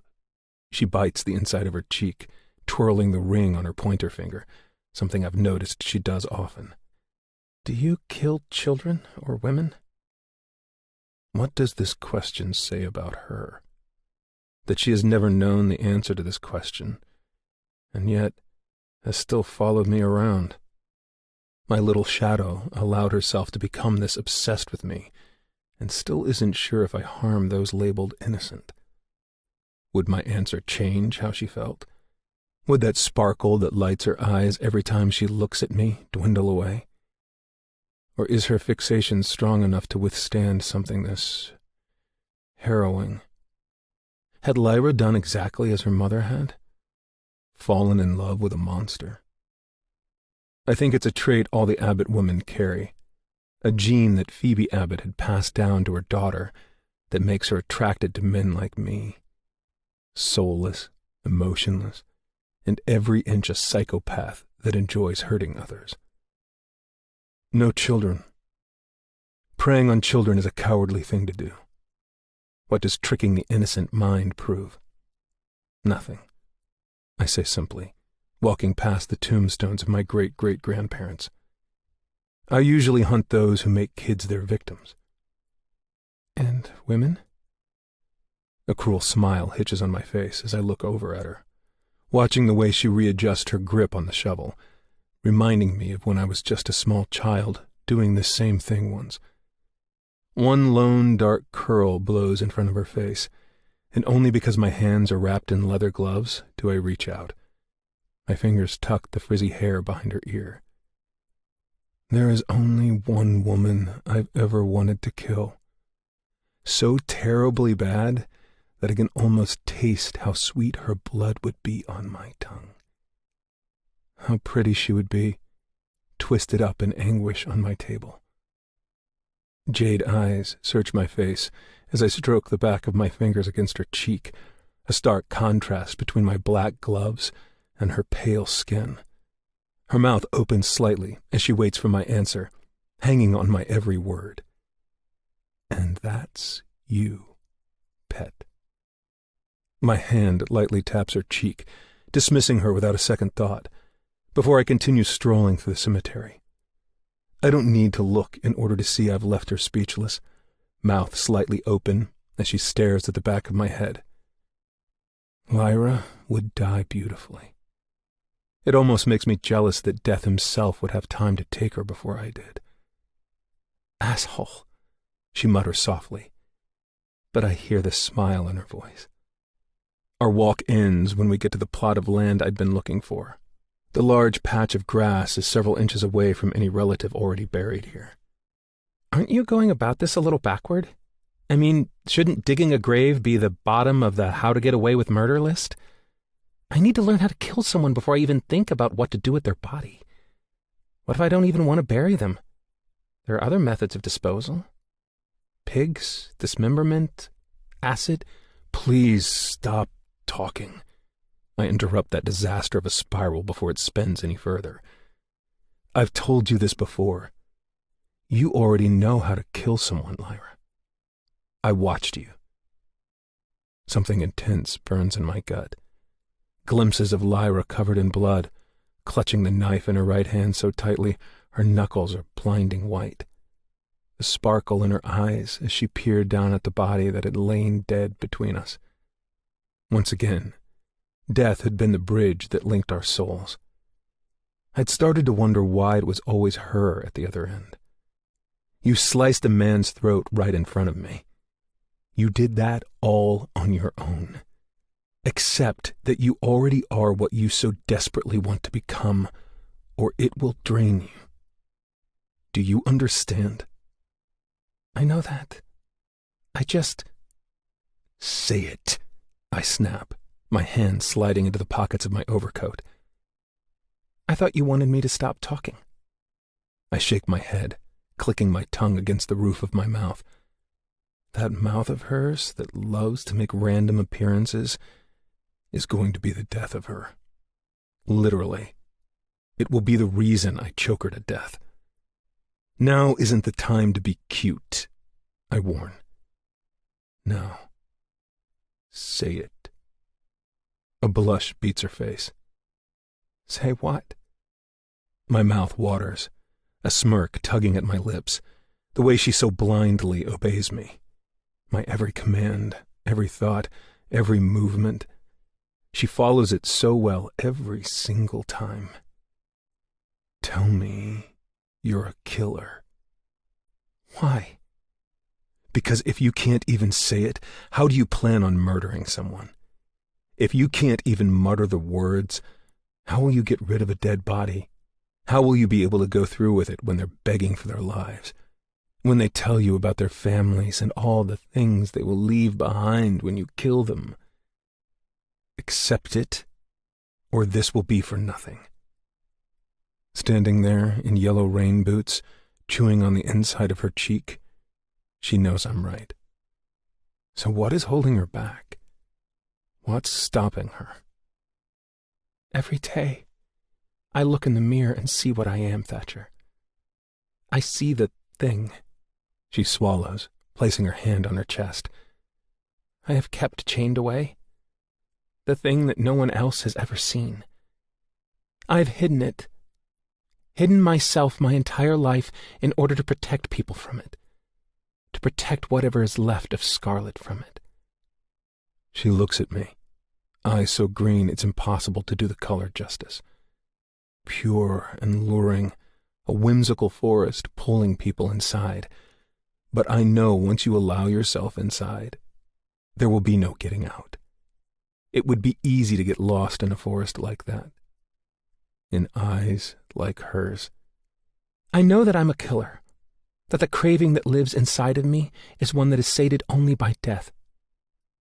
I know this, Thatch. Then why are you holding back? Multiple questions pop into my brain, and I'm thankful my mouth went with that one, because the others are thoughts I want gone. Immediately. Is Lyra's monster the same one that lives inside of me? Did my father create the same seed of evil in both of us? Are we truly more connected than I originally thought?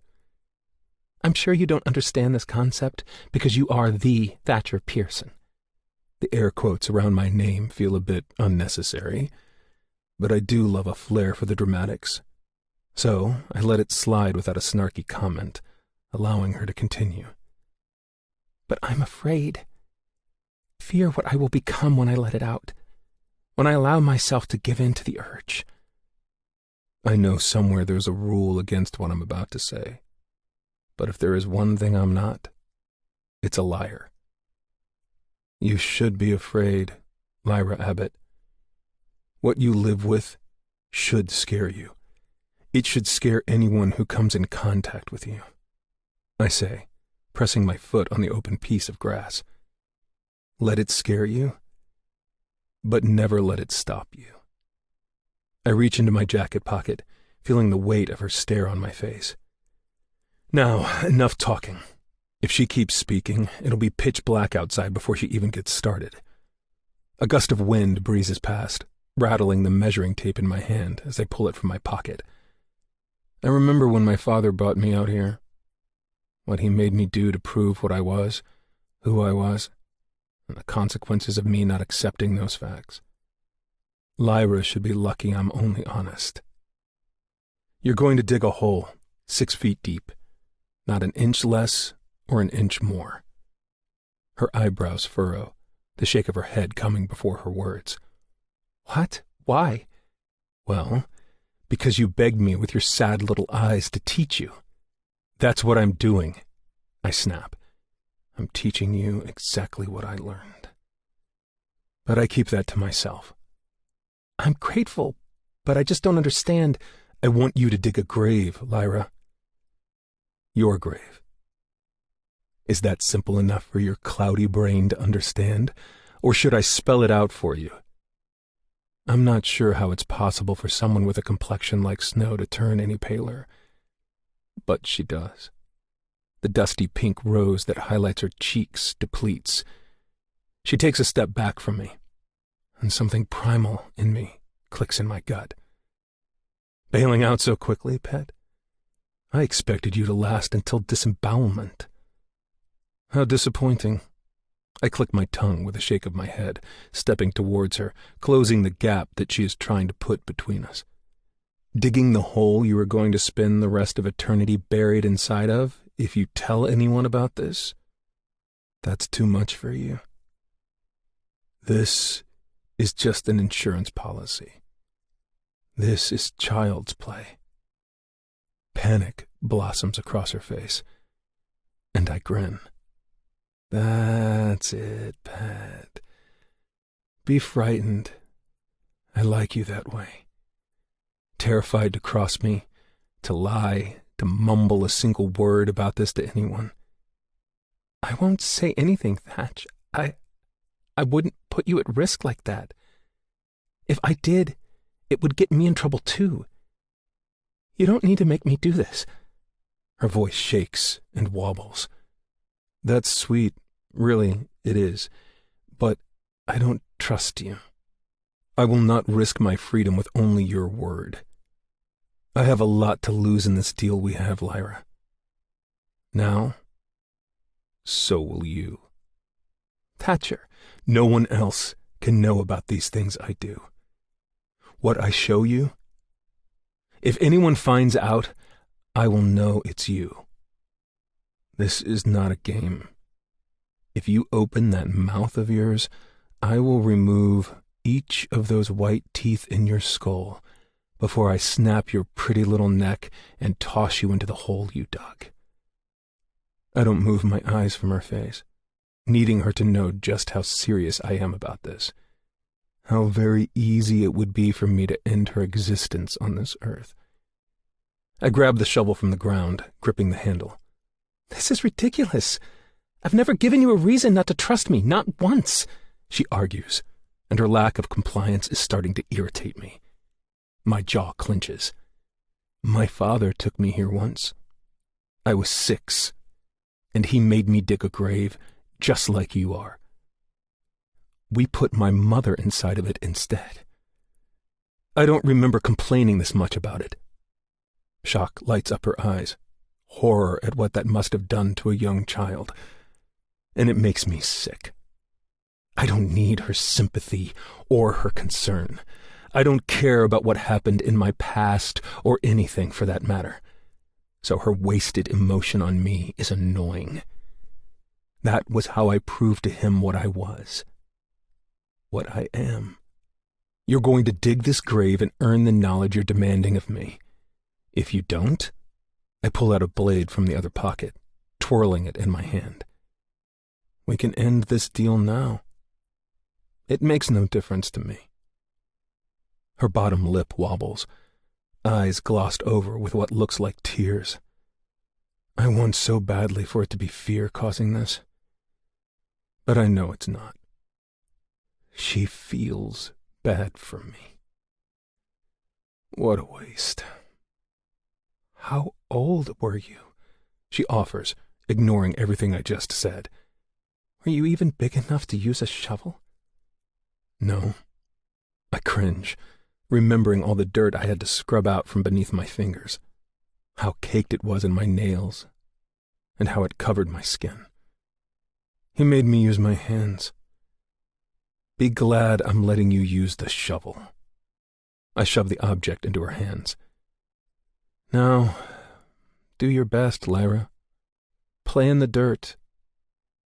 I won't ask again. Chapter 12.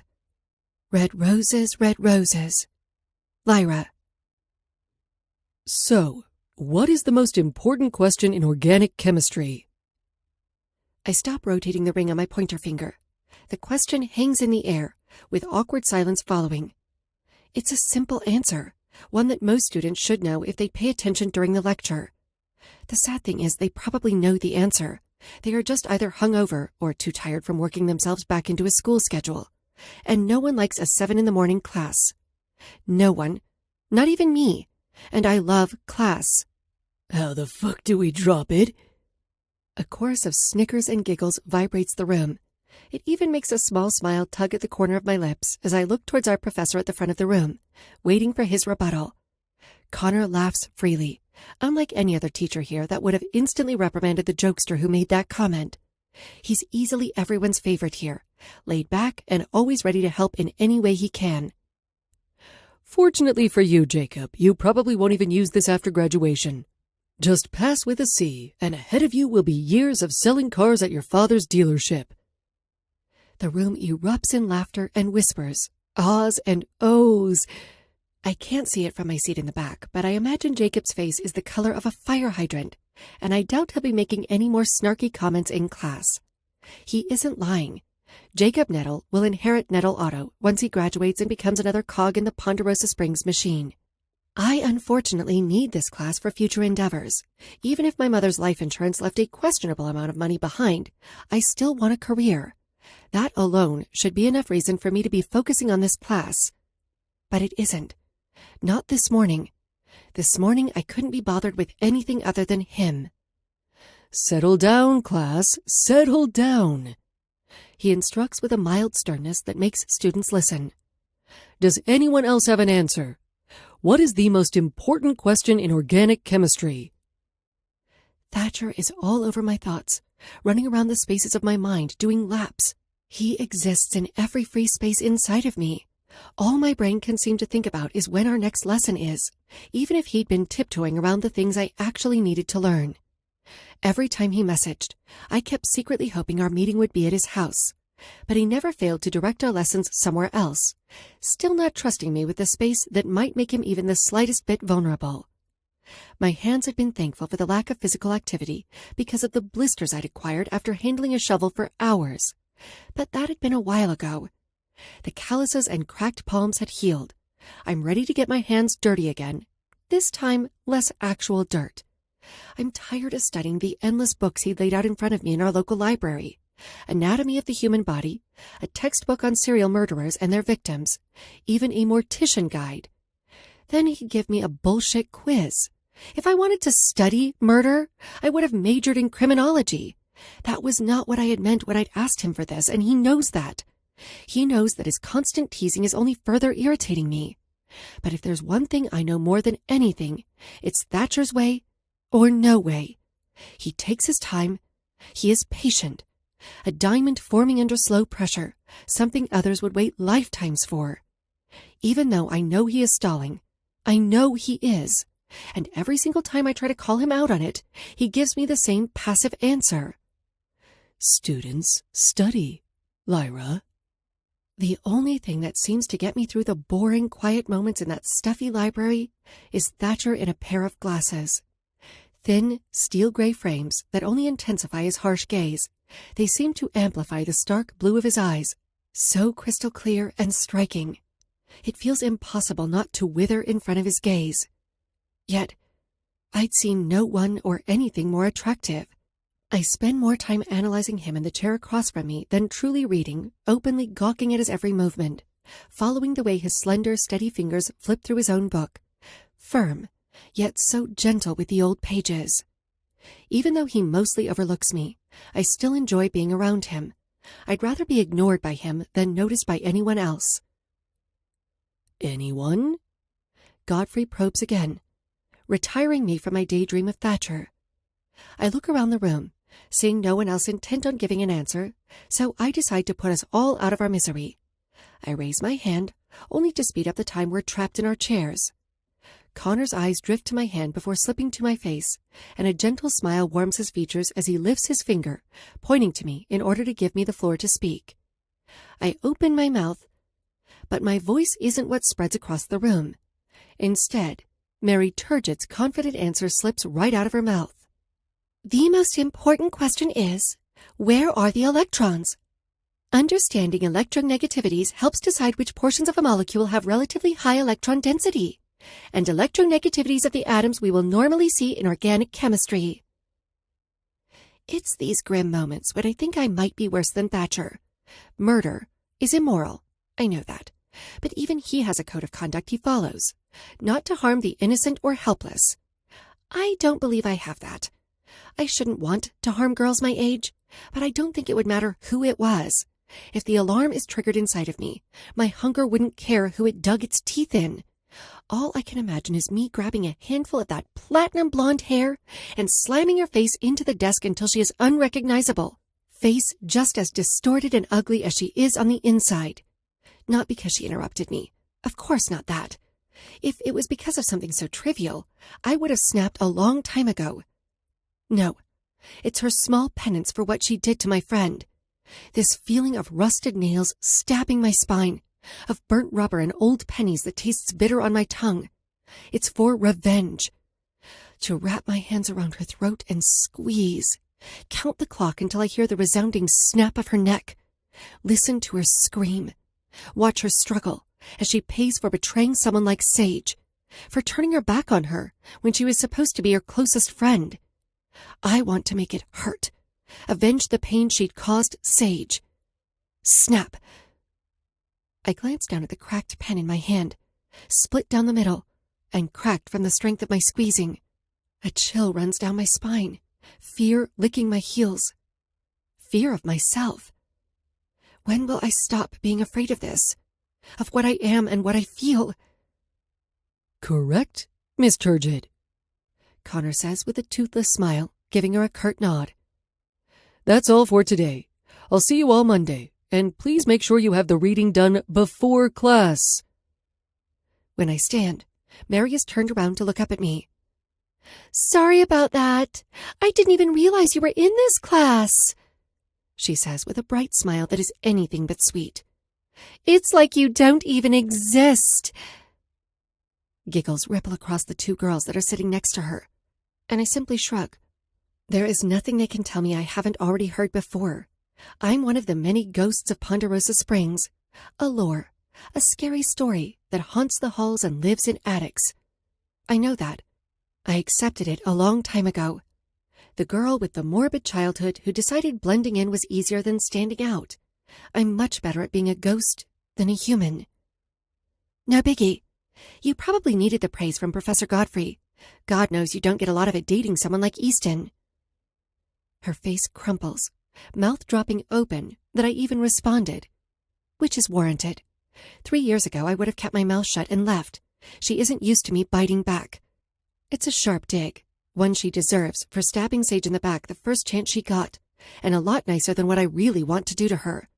She should be thankful it's only a dig, and not a sharp knife. Loyalty is scarce in this town. Everyone watches out for themselves, and they aren't afraid to step on the ones they love to reach the top. Ponderosa Springs breeds selfish assholes. That's what this school's crest should read. Once I have my things, I'm ready to bolt from this class. I don't have any classes for the rest of the day, which means it's the perfect time to go pick up the first species for my new project. I've been wanting to do a bee-themed dome for a long time, with preserved wildflowers and a few different species. I just need to see if I can work with something as tiny as a bee. I'd inquired this summer with the local orchard about their population of mason bees. The metallic blue bee is native to Oregon, and the fruit trees that populate the state. They would be perfect for a display, especially with that unique color. Summer is over. Fall is moving fast, and we are heading into the colder months.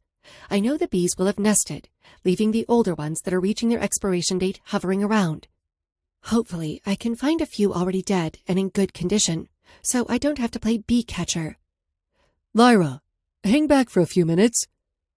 Godfrey calls my name as I try to duck out of the classroom, halting my steps. The crowd of students filters past me as I turn around, clutching the handle of my bag. Getting extra credit, teacher's pet, Mary whispers as she skims past me, hitting my shoulder as she does. Make sure to really choke for that A. Bitch. I stare at her. Knowing girls like her need to have the last word no matter what. It's easier to just let her go before I do something I'll regret. In public, anyway. Once everyone has disappeared, the last student leaving the door open on their way out, I turn so I'm facing Connor. Haven't seen much of you lately at the mausoleum. No more bug catching for you? I chide with a smile, knowing he's been busy with classes, but sort of missing the random afternoons when he'd join me in collecting insects. How's teaching?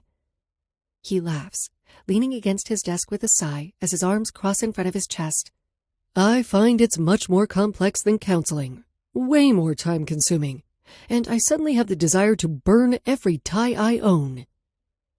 I walk farther back into the room, matching his stance as I lean against one of the long tables in front of him. Why do you do that? He asks, a deep V creasing his eyebrows while he loosens the knot at his throat. Do what? I offer. Twirl that ring on your finger. You're always fiddling with it, especially during class when you were zoned out, not paying attention to my very detailed lecture. Is my teaching that horrible? His voice is light with a joke that makes me smirk. I look down at the silver metal looped around my pointer finger. The oval amber gem in the center that traps a small spider inside was my mother's favorite piece of jewelry. She never took it off, not for a shower, not for work, not for bed, not even in death. It had been my tiny hands that removed it from her on the second day just before emergency medical staff took her away. I'd lain on the floor beside her, nearly stuck to the floor because of the blood, until our cleaning lady showed up, and all I did was twist the ring on her finger. Spinning it had become a habit, one I'd subconsciously done since it became my own. I think Professor Godfrey is the first person to notice, or at least ask me about it. It was my mother's. Guess it's a comfort thing, something I do without thought, I say with a shrug. I used to watch her rotate it around for hours when I was a kid. You wouldn't believe how jealous I was of this thing. I hold it out in front of me, wiggling my fingers. For years I begged to borrow it, but I've always been messy and unorganized. She was definitely afraid I'd lose it. Or maybe she knew it wouldn't fit you just yet. His warm hand slides beneath my palm, cradling my fingers in his grip. The action catches me by surprise, but not discomfort, just the shock of being touched so abruptly. I look up at his creased forehead as he peers down, swiping his thumb across the ring. Fits you perfectly. Now. He whispers lowly, a secret for only my ears to hear. We are a respectful distance apart from each other, the length of his arm helping him reach me. Our hands are the only place of contact, and all I can think about is how little I feel about him. I imagine it would be easy for any normal person to be attracted to someone conventional, someone like Connor Godfrey. For the longest time, all I wanted, all I craved, was to be normal, to feel what others felt, to have an average life. It's all I dreamed of while I lay awake in those foster homes. But I'm not. I have never been. And someone like Connor, he doesn't make me feel. Even now, knowing Thatch is nowhere close to me, I can feel him. His eyes, his energy in the room like the air surrounding me. He does not pluck the strings of my heart and play them as a melody he knows from memory. There is no immediate need to implode if I can't get close to him. My body does not soften and ignite the way it does for Thatcher Pearson. Never for anyone else but him. There is a long blood-red string that is looped around one of my ribs, one that if I followed, if I tugged, would lead straight to the Prince of Death himself, a thread I would follow over and over again, even if I knew it would lead me to a bitter end. That's love, isn't it? Falling even though there is no one to catch you, no expectations, just blind, whole-body, purifying love.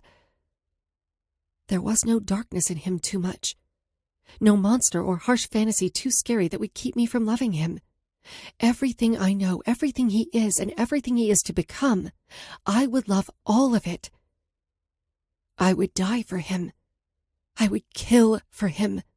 I would bleed for him. And that is a once-in-a-lifetime connection that is not easily matched by someone who is simply conventional. It's a beautiful piece. But I didn't keep you back to admire your jewelry, unfortunately.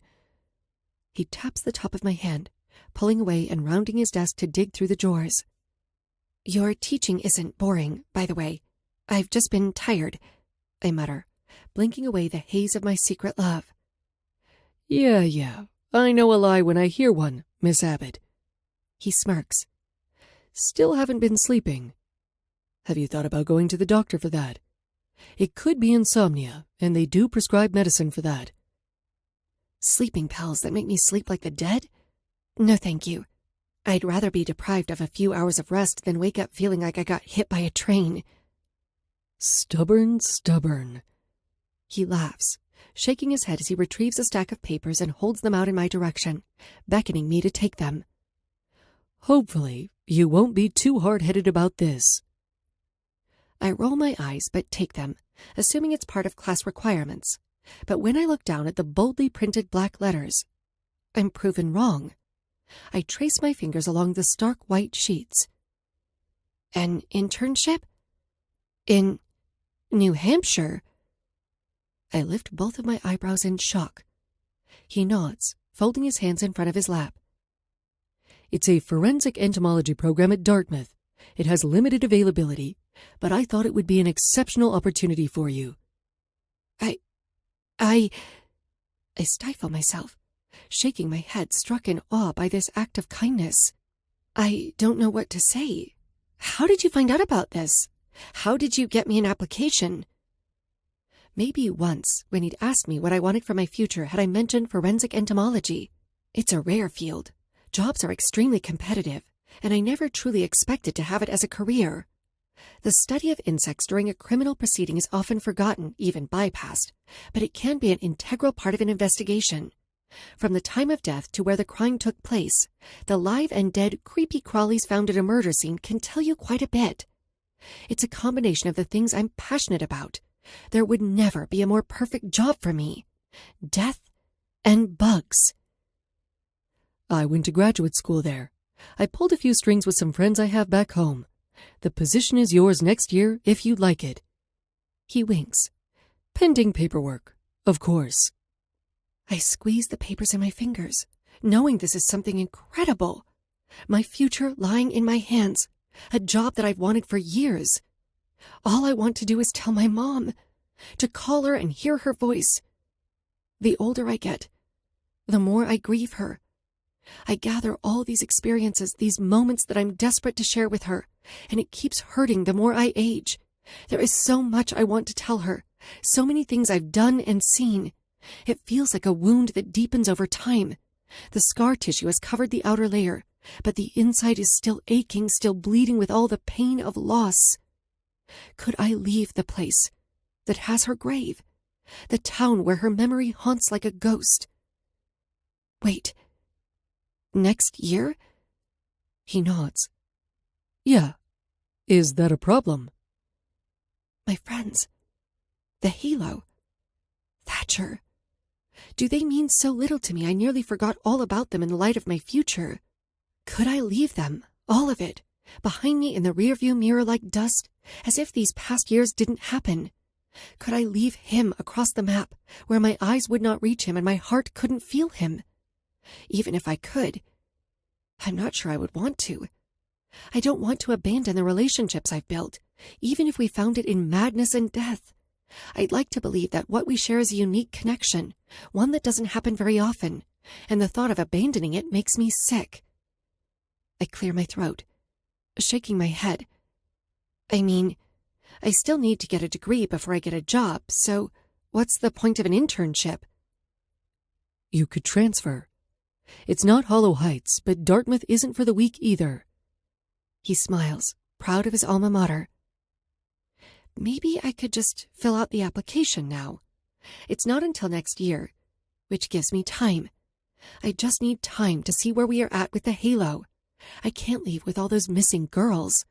It's not my responsibility, but it feels like we're their only hope, the only people looking for them. And if we just gave up, they'd die forgotten, tormented, sold, and left for dead. Which makes me remember that my task in this had been to look further into Connor Godfrey, determine if he is part of this or blissfully ignorant. Why did I think you were from here? I say easily, feigning interest. You know your way around this place too well to not be a local. The picture Sage had found definitely had him in it, and it had easily been from years ago. New Hampshire, born and raised. I visited Ponderosa Springs during most of my summers with Mr. Sinclair. My parents died when I was young, a lot like you, actually. He smiles grimly at our orphaned past. So I spent my time here with the Sinclair family. It's like my second home. I can't imagine Stephen Sinclair being nice enough to have a civil conversation that isn't laced with pompous brags, let alone being friendly. That's right. Sage's father mentioned you guys used to be friends when you were younger. What did you have in common with them? I mean, no offense, but you seem much more... I chew my bottom lip, struggling to find the word. Honest? Are you telling me my friends are liars? He raises an eyebrow, watching me with questioning eyes, and I realize I might have said the wrong thing. Triggered his alarms if he is a part of the halo. Not really. You just come across as more genuine, is all. Can't really see you and Frank Donahue having much to chat about, even when you were both in your hormonal 20s. I joke, trying to lighten the edge of the room. I'll take that as a compliment, Miss Abbott. But friends are friends for things far deeper than what they show on the surface. Trust me, we all just seem to have the same mentality for the future. It's cryptic and not nearly enough information to persecute him. If he isn't a part of this, he's in for a rude awakening when he finds out how shitty his friends are. It must have been hard on you then. On Mr. Sinclair, too, losing Frank and Professor West. I'm sorry about that. You don't really talk about it often, but I am here if you need to chat. It feels wrong using his emotions against him like this. Do you still talk to James Whittaker? How is he holding up with this? Whittaker probably loves the fact they're both dead, he says harshly, and my fingers tighten around the paper. How exactly do you know we were all friends? Why the sudden interest? His tone is no longer funny and light. Panic spreads throughout my chest like hot oil on a fire. I should have thought out my plan of questioning better. My answer has to be valid, but not something that will be suspicious. Fuck. Sage, I blurt out. We were cleaning out what survived the fire, and there were some boxes of pictures in the attic, mostly of her and Rosemary as babies. But there were a few of Frank back in the day. I just assumed... I'm sorry, I didn't mean to hit a nerve. It's fine. Lyra. He holds up his hand, releasing a breath. Don't apologize. I know you are only being your curious self. I'm just wound a little tight lately, and James is a sore spot for just about anyone who comes into contact with him. He didn't have the same mentality for the future? I offer with a small smile, releasing a breath and letting my shoulders fall. This gets him to laugh, just a little. Exactly. I know if I keep poking, he's going to grow even more suspicious, so I halt my digging for the time being, lifting the papers. Thank you for this. I'm not sure if I'll accept. I don't know if I can leave here. Why? He interrupts, standing up straight and watching me with such concern in his soft eyes that it's hard to believe he's capable of what the guys believe him to be. My friends. I have friends here, and I bite my bottom lip. I don't know if I can leave them yet. Connor nods, pursing his lips. Friends with boyfriends, who will lead their own lives far away from here one day. Would they stay for you? The question runs cold along my skin. Would they? I would hate to see you end up another pebble in the cobblestone of this damn place. You deserve more than what this town can offer you. In this world, all you have is yourself. You are allowed to put yourself first, to be selfish. A scream, loud and piercing, interjects his speech, and my mind questioning my friend's loyalty. It's pure fear. The echoes from the vocal cords of someone outside in the courtyard. The open windows in the classroom allow it to permeate along the first floor of the building, and I quickly hear noise gathering. Anarchy, panic, fear. What the hell? Godfrey says loudly, moving to the door with me, quick on his heels. We follow the massive swarm of students and faculty pooling out of the building and towards the commons in the center of the school grounds, a large circular building near the recently chopped oak tree that used to stand tall. The leafy, historic tree was collateral damage during my freshman year. The tree I'd helped Rook set fire to provide a distraction for Briar and Alistair, a memory that strikes like a match in the back of my mind. But it is no longer the missing tree everyone is enthralled by. Connor pushes his way through the chaos, me following the trail of space he makes, until we are at the edge of the circle, exposed to the horror that is causing mass panic across the grounds. I hear someone gasp, a cry of desperation from another, rumbling and whispers that grow louder the longer I stand here. My mouth is dry, and I can feel my heart cleaving against my chest. At the base of the oak tree lies a human leg, expertly sliced at the joint and bleached pale white. There is a thin white ribbon tied in a bow at the knee, and one singular red rose resting against it. Alistair had warned us of this, told us that the town we had started to wreak havoc on would soon begin to retaliate. We may evade law enforcement, but we had dabbled into an organization that was tired of our meddling. We'd killed one too many of them. And all I can think is this was them taking their pound of flesh back. Is that... I whisper more to myself, but Connor replies, Yes. Carved in brutal, scrawly script into the milky flesh of the calf is a message. 2 words from a serial killer who'd come back to haunt his stomping grounds. a warning from the butcher of the spring. I'm back. The world begins to spin. In beautiful, disastrous color, it spins so fast that my eyes can't make out anything other than a blur of pigment. I feel my hand crash to my stomach, pressing into the flesh in an attempt to calm the raging war inside. He's back. That's not possible, is it? Henry Pearson is locked inside a man-made rock, cemented behind bars until his body rots to maggot food. There is no way he can just escape a place like that. He can't be back. It's not possible. But this is his signature. The singular body part, left out in the open spaces of Ponderosa Springs, tied with a ribbon, and inscribed with a message. Gifts he left for the town, to show just how much smarter he was than all of us, that he was able to steal our daughters, wives, and mothers without a trace. It's not him. It's just a copycat. It's the logical answer, but my mind will not let me believe anything logical right now. My soul feels detached from my body, leaving me numb and alone as I relive all the brutal memories of the night my mother was murdered. The flashes of spurting blood that expelled from her body with every harsh slash of his knife. The dulled screams that broke through my small hands. He's back. Is he coming for me now? The ghost that escaped his wrath? I tumbled backward through the crowd of people still fixated on the detached limb, tripping over my shoe slightly and bumping into a few random bodies. Somewhere in the back of my mind, I can hear someone calling my name, but it's drowned out by the smell. The one that refuses to leave my body, my nose, even after the countless showers. The stench of decomposing flesh. My mother's decaying body. It's all around me, dragging me further and further back to that night, when I was little, alone with the dead and all the silence that came with it. He's back, and he's coming for me.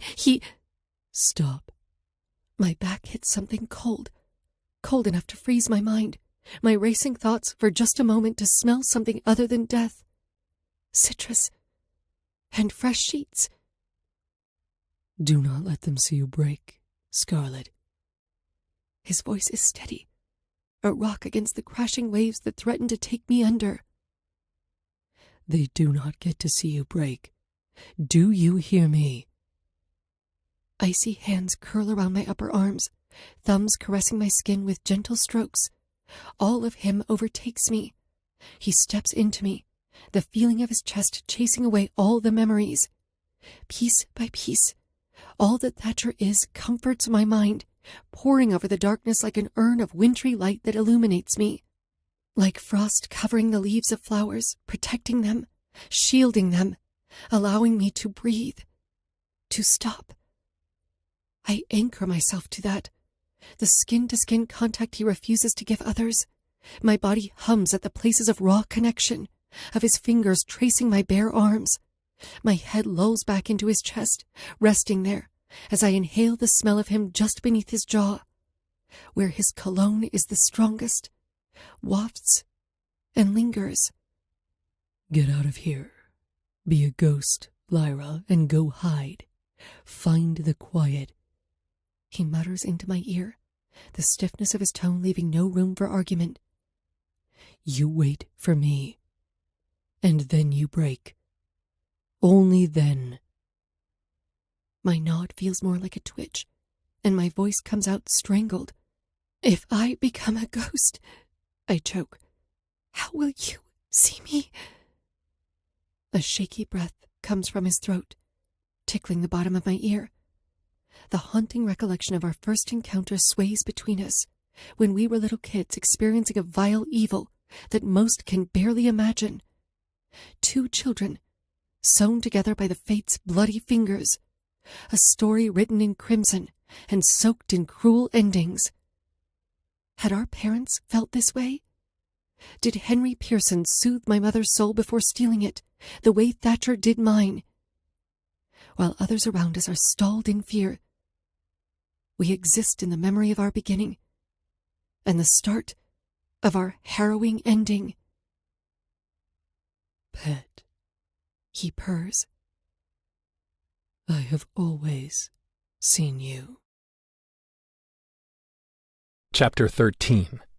Learn to play by the rules. Thatcher. Sir, I am sorry, but there hasn't been an inmate escape since the 1970s. I can assure you everyone has been accounted for. My grasp on the phone stiffens, threatening to demolish it between my fingers. Put me through to the warden. The mob of people seems to detach from me, creating a route for me to stride through. Their fear rolls off them in waves, a pheromone only I can detect. The hysteria of finding a limb on campus lingers, building higher as the whispers grow louder. The butcher of the spring has returned with a gift. Or someone pretending to be him. And everyone's prime suspect is walking among them. A few of them are bold enough to stare at me. Others are too afraid of what would happen if they gawk at me a little too long. I can feel how strict their spines are. Hear the murmurs of theories. They all think I'm responsible for this. As if my ego needed to be stroked so much, I'd resorted to this gaudy public display. It doesn't bother me. Their rumor mill that would spin with my name as the primary source. Whatever resolution their narrow minds are drawing is the least of my concerns at the moment. Let them fester. Let their minds run around until the thought of my very name makes them quiver. I have no problem being their boogeyman. He isn't accepting phone calls. Can I leave a message? God must be real. It's the only way I can explain how lucky this twit on the other side of the phone is that I'm not standing in front of him. Yeah. Tell him that Thatcher Pearson is calling regarding Henry Pearson, an inmate we pay a large amount of money to keep there. I reply swiftly, letting my feet carry me across campus with heavy steps. Mr. Pearson, I apologize. I had no idea. Spare me, I snap. If you want to keep your job, send me through to the warden. I won't ask again. The line is mute for only a short time before another voice greets me on the opposite end. Mr. Pearson, where is my father? I don't have time to rub elbows, a task I've prided myself on becoming an expert at faking. I race past the school grounds and into the tree line behind the Rothschild district, where I know I'll find my darling phantom hiding away, locked in a decaying crypt. The only comfort someone so linked to death could find is among the silence that comes from where the dead rest. I can hear the rustle of paper just before the warden of Rymond Penitentiary replies, "Where he has been for the past several years, sir? His private room in solitary. Why? Are you requesting us to move him? Since when? When was the last time someone laid physical eyes on him?" There's a tightness in my chest, an overwhelming sort of uncomfortable pain as my question swings in the air. Branches snap beneath the weight of my steps as I delve deeper into the forest behind Hollow Heights. "We did cell checks about 15 minutes ago, Mr. Pearson. Everyone, including your father, was cleared. Is there a problem?" I know the probability of Henry escaping a maximum security prison is slim, and I despise the reason I needed to call to check was because of Lyra. "No, but I'd like you to post extra guards in solitary for the next few weeks. I want a list of all his visitors in the past 2 years, and call me if anyone requests a visit from this point forward." I tell him hastily before ending the call. He may still be inside, but my father would never miss a chance to make a scene. We are unfortunately similar in that way. This could easily be someone unrelated, using what the media published of his killings to spook the people of Ponderosa Springs, a copycat working for this outrageous halo who is using my father's legend as a weapon against us. But just in case Henry has rubbed his nose in my current business and found himself involved, I want to know. I look down at my phone, and my thumb lingers over Alistair's name, ready to call him and jump down his throat, gripe about how I knew this would happen, how I warned them that if we poked into the missing girls and the halo, they would retaliate. And I'm the one that would get screwed. I will be the first person the police will look at for this. I'm the obvious suspect, the angry son avenging his killer daddy. I swear, if that gets printed on a newspaper headline, I'll blow my brains out. A groan erupts in my throat, thinking about having to deal with a police interrogation, which is inevitably coming. I need to call the guys. It should be my priority. Except I set my sights on the decrepit building weathered by years of neglect and storms. My feet stop just outside the perimeter, where long ago a gate once stood. Suddenly, calling anyone else, dealing with anything beyond this forest, doesn't seem so important. They all can wait. The chaos, the halo, my father. All of it stops existing for the next few hours. For right now, it's just her. The skeleton of a building used to be the mausoleum for the Harrison family, the original founders of Hollow Heights. Neglected and sordid, it's a creepy place of refuge, and I could never understand why this place speaks to her. It's enveloped by tall grass and trees. Its Roman-style structure puts you in the mind of a church, with the identical twin towers in the front, or what's left of them. One collapsed a long time ago, leaving one lone tower with a broken cross atop. I walk up the short entryway steps, pressing the already cracked door fully open. My Oxford shoes click against the damaged floors, the squeak of the door rustling, the birds hiding inside. A shriek of crows echoes in the space, and I look above to watch a murder of them scatter out of the fractured dome roof. Only a few remain perched inside, pecking at breadcrumbs that are scattered along the floor. I scoff. Of course she would leave food for the birds. "He's back, isn't he?" Her voice is a quiet disturbance in the air, empty of its usual emotion, detached from the surrounding situation. She sits tucked away in the empty granite window nook, arms wrapped around her legs, which are tightly nestled against her chest. Her head is facing the damaged stained glass window, staring through fractures to the woods outside. The sun radiates through what is left of the glass, striking her face in a kaleidoscope of color. Deep reds highlight the curves of her jaw, the slope of her nose brushed with vibrant blues. She is ethereal, almost ghostly in this light. A sight too powerful to be truly real, a brief figment of the imagination that you know will fade once you blink. For a heavy moment, I'm held in place, unable to do much other than stare.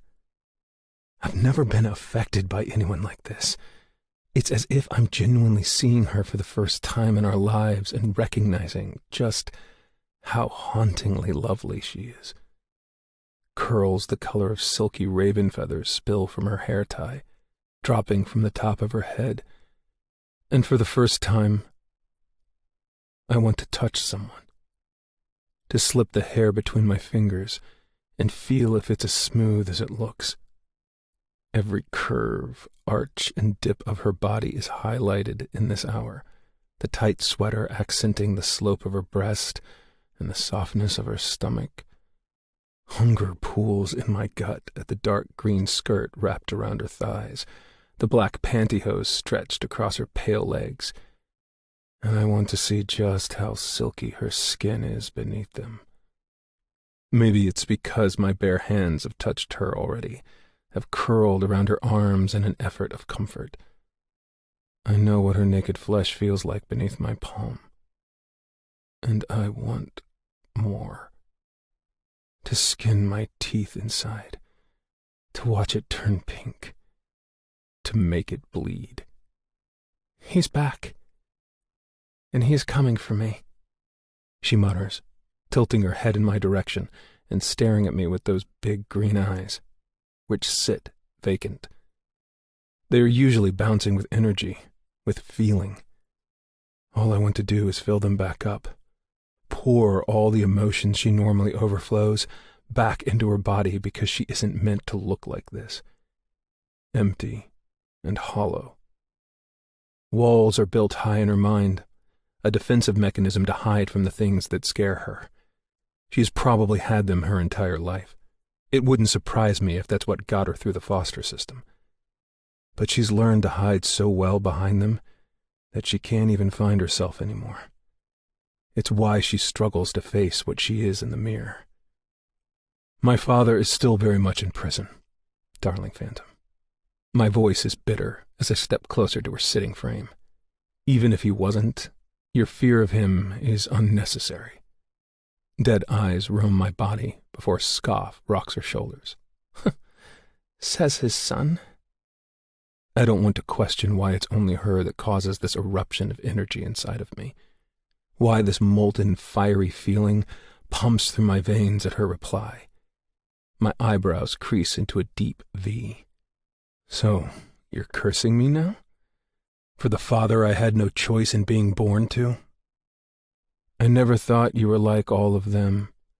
Those sheep out there. I toss my head towards the window. Who will eat whatever scraps of information are thrown their way, true or not. Do not put words in my mouth, Thatcher. Her jaw tightens. This bitter, cold version of Little Miss Death unsettles me. And I'm never unsettled. You're his son. You have nothing to fear but an awkward reunion. I'm the girl who sent him to prison. Her truth wafts between us. The consequences of what my father had done to her mother that night directly resulted in his arrest. After years of flying beneath the police radar, Scarlett Abbott was his undoing. I had let her be his downfall. She had survived him, had seen everything he'd done to her mom, had seen me. I'd never understood why Phoebe Abbott was the only woman my father hadn't dismembered. Henry had a particular routine, yet not in that moment. He was arrested shortly after they'd found her inside the home, after she'd told the police everything. Everything except me. She'd never told them I was there. I'm not afraid, she exhales. I knew he would eventually come for me. I've been ready for a while. Lie. She is terrified of my father. I felt it in her shoulders moments ago, the way her body shook in my grasp and she disassociated from her body. A tactic the mind will force the body to do when re-experiencing severe trauma. It's a common symptom of post-traumatic stress disorder. And I watched her physically shut down after seeing that leg, saw her mind shield itself the only way it knew how. Disconnect and hide until the monsters were gone, till the quiet she found inside that closet came back, and she was able to come out, to no longer hide. Several steps forward leaves me directly beside her, my fingers reaching up to rub against the green silk ribbon in her hair. I feel her chest seize at my closeness, her hands balling into little fists at her side. That's why you sneak away to these dusty little spaces, isn't it?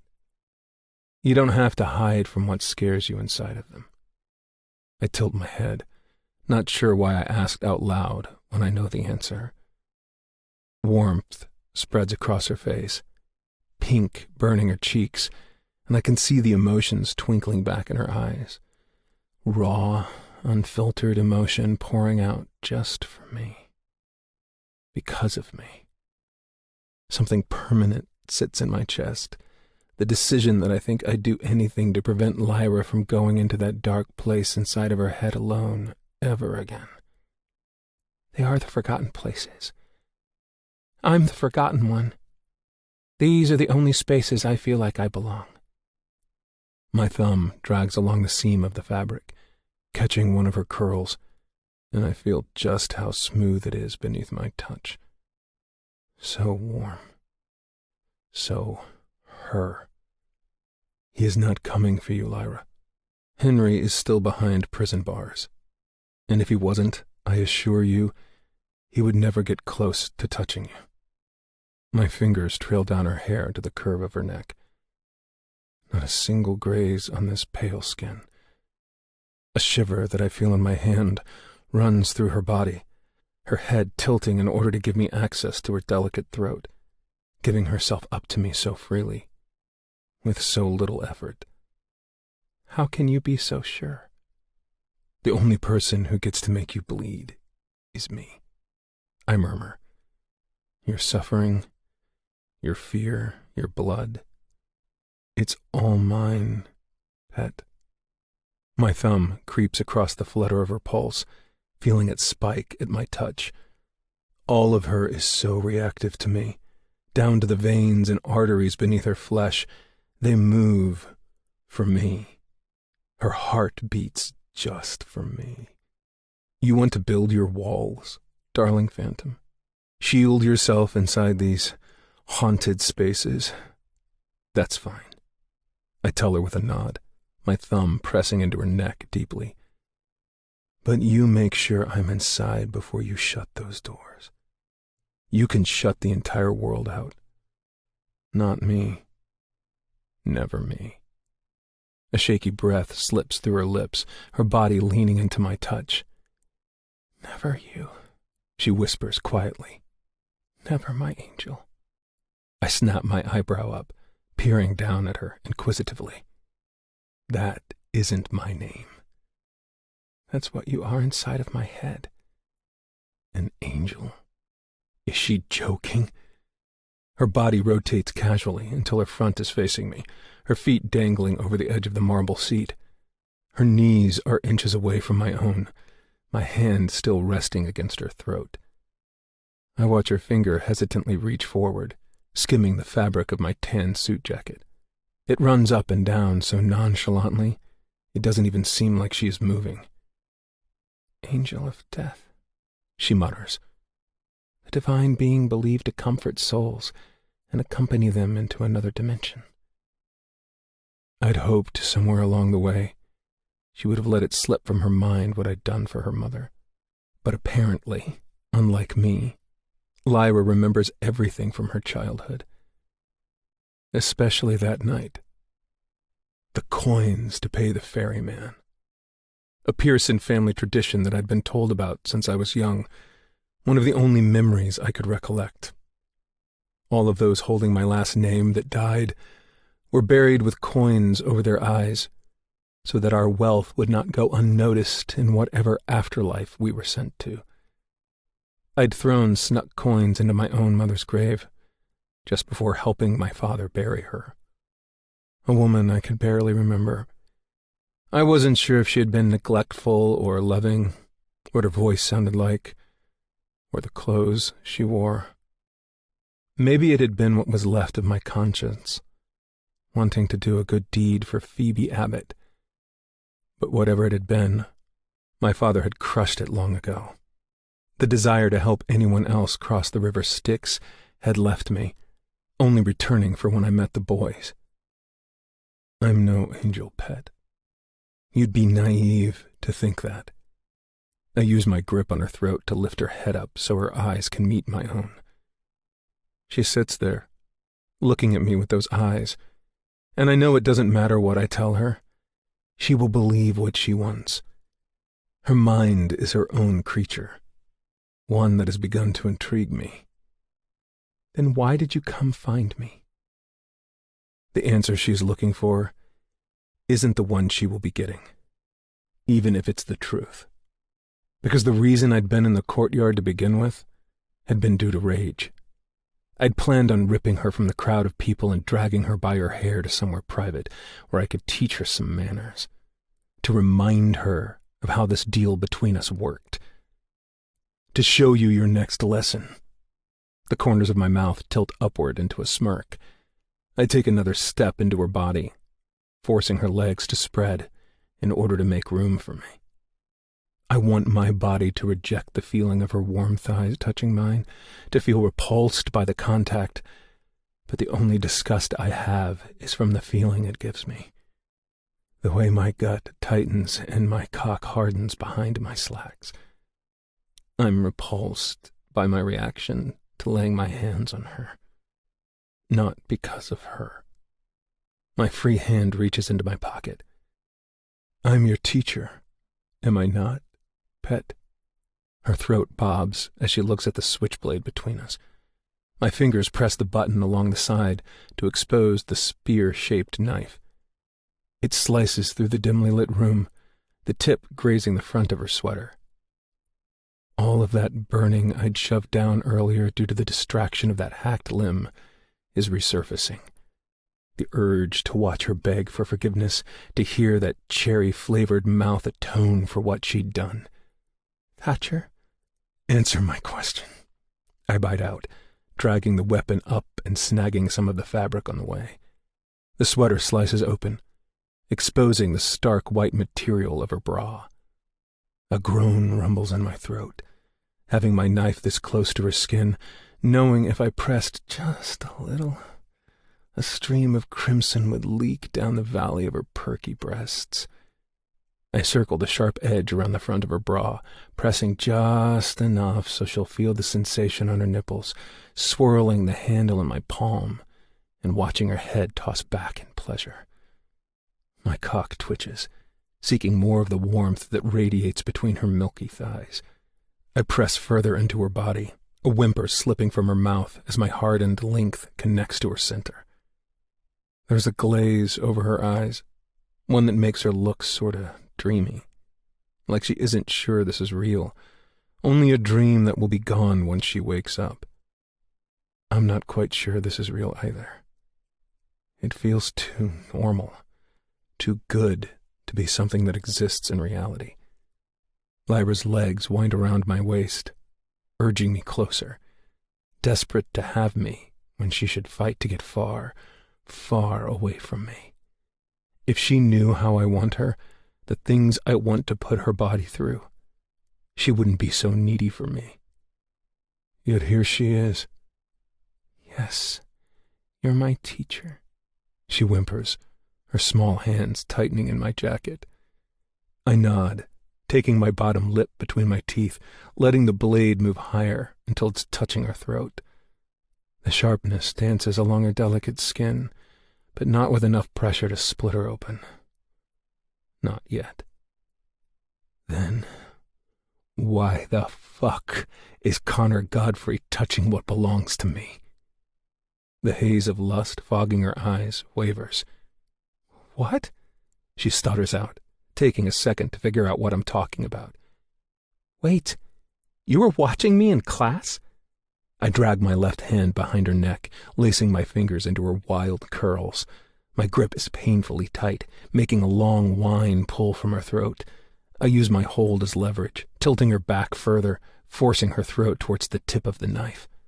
Thatch, she hisses when it bites into her skin. There I was, walking to my next class. I interrupt her, watching the first drop of blood pour from the small slit I'd created on her neck. A long stream of red trickles down the column of her throat. When I walk past an open classroom door and catch Connor Godfrey drooling over your hand, my hips jerk forward, my cock grinding against her core.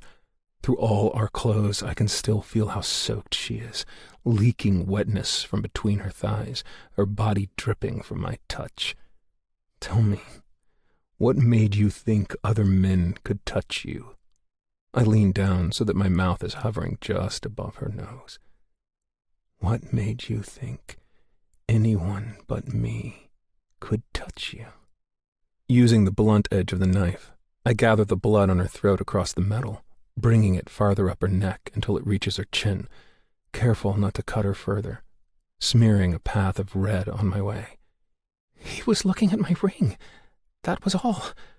Her voice wobbles, but her hips push towards me, rolling timidly against my crotch, seeking friction to aid her desire. You think I care what he was looking at? I bite out. The fury from watching Connor Godfrey rub his grimy hands across her only fuels my every action. I'm blind to everything but proving my point. My control snaps clean in two when it comes to Lyra Abbott, a shattered break with no hopes of mending. I loathe it. How wild she makes me, how out of my mind her every move makes me. She's tainted me in ways my father had and would never.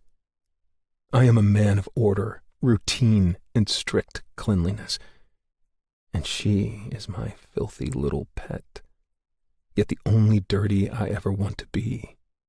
is hers. It's not like that. He's only a friend. She swallows as I rest the top half of the blade on her lips. The dark red liquid coats her cherry-flavored mouth, making her look just as sweet as I know she tastes. You're correct, pet, I say coldly, tracing the shape of her lips with the blood-soaked dagger and painting her red, covering her in my favorite color. He is not me. He will never be me. She opens without my command, allowing the knife to drop into her mouth. My cock strains in my pants, ravenous for more of her when I see that pink tongue curl around the steel. I let her play. Allow her to twirl her tongue around the metal and gently suck off her own mess until she's cleaned it off. The aroma of cherries and tangy blood fills my nose, and it makes me greedy. I remove it from her mouth just in time for her to speak again. But, she chokes out, rolling her tongue across to catch the drips along her lip. What if he can teach me things you can't? Is this how she plans to get what she wants from me? By pushing me far past my breaking point into territory no one should be? Oh? Tell me, what does he know that I don't? One of her hands falls to my lower stomach, pressing into the hard muscle beneath my shirt. The feeling of her nails trying to dig into my skin sends a hard shiver down my spine. What if he can teach me what a man's touch feels like? She mutters. How to make myself feel good at night when I'm all alone in bed, and my hand slips between my thighs. A heavy breath rattles through my nose, and my jaw tightens to steel. I lift my head towards the ceiling, my neck muscles straining. I need to gather control, just an ounce to keep me from snapping. But all I can see behind my eyelids is Lyra splayed out across Godfrey's desk while he devours her in the way only I can, his mouth marking her up, hands groping at whatever they can find. I saw the way he was looking at her, a man lost in the desert, and she was a rushing river, just waiting for him to dive in. She may not believe it, but he wants her. I'm hanging on a fine thread, one that is about to split and send me tearing through campus until I have my hands inside Connor Godfrey's chest cavity, ripping out his ribs one by one. You can't teach me that, she tells me, a hint of mock innocence in her tone. When I let her words soak into my mind, really deep inside, something clicks into place for me. What if he can teach me what a man's touch feels like? An ominous chuckle rumbles in my chest, vibrating her tiny hand still pressed into my stomach. I click my tongue as a wicked smile pulls on my lips. My, Lyra, I chide. I always assumed, but now I know for certain. What a delightful discovery. I angle my head back down so that I'm staring into her confused eyes. My darling phantom is a virgin. With ease, I flip the knife in my hand so the blade is resting in my palm. Futile attempts at making me jealous wasn't necessary. You could have just begged. What? You could have got down on your knees and asked nicely to bleed on my cock, stuck that bottom lip out and pouted until I broke through those tight walls. But you didn't. I shoved the blade handle into her mouth, forcing it down her throat. My hold constricts on the knife, feeling the edge slice into my palm much deeper than the nick on her throat. Her eyes widen, and a guttural moan vibrates her throat as my blood gushes from the wound. It pours across her mouth, a warm stream cascading down her throat. I grunt as it drips between her supple breasts, and just like I thought, it's a damning sight. All this bright red liquid marking up her milky skin. My blood crawls across her body until it coats every square inch of her body. I want her to drown in it, suffocate on me. You're mine, I growl against her ear, letting her hot mouth choke around my blade. My student, my fucking pet. I will bend, break, and play with you as I see fit, until you're nothing if I want. You wanted this, begged me for it, so you will abide by my rules. Do you understand? I feel her nod aggressively, barely letting me finish speaking before she is agreeing. Say it. I remove the knife from her throat in order for her to speak, and drag it to another hole entirely.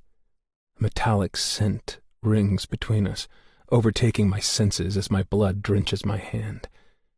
The pain is secondary.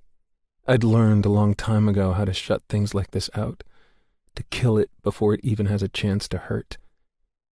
I'm yours, she mumbles, leaning her back against the glass for support while her hips arch towards me. Only yours, always yours, Thatcher. Erotic isn't a word that covers what she looks like right now.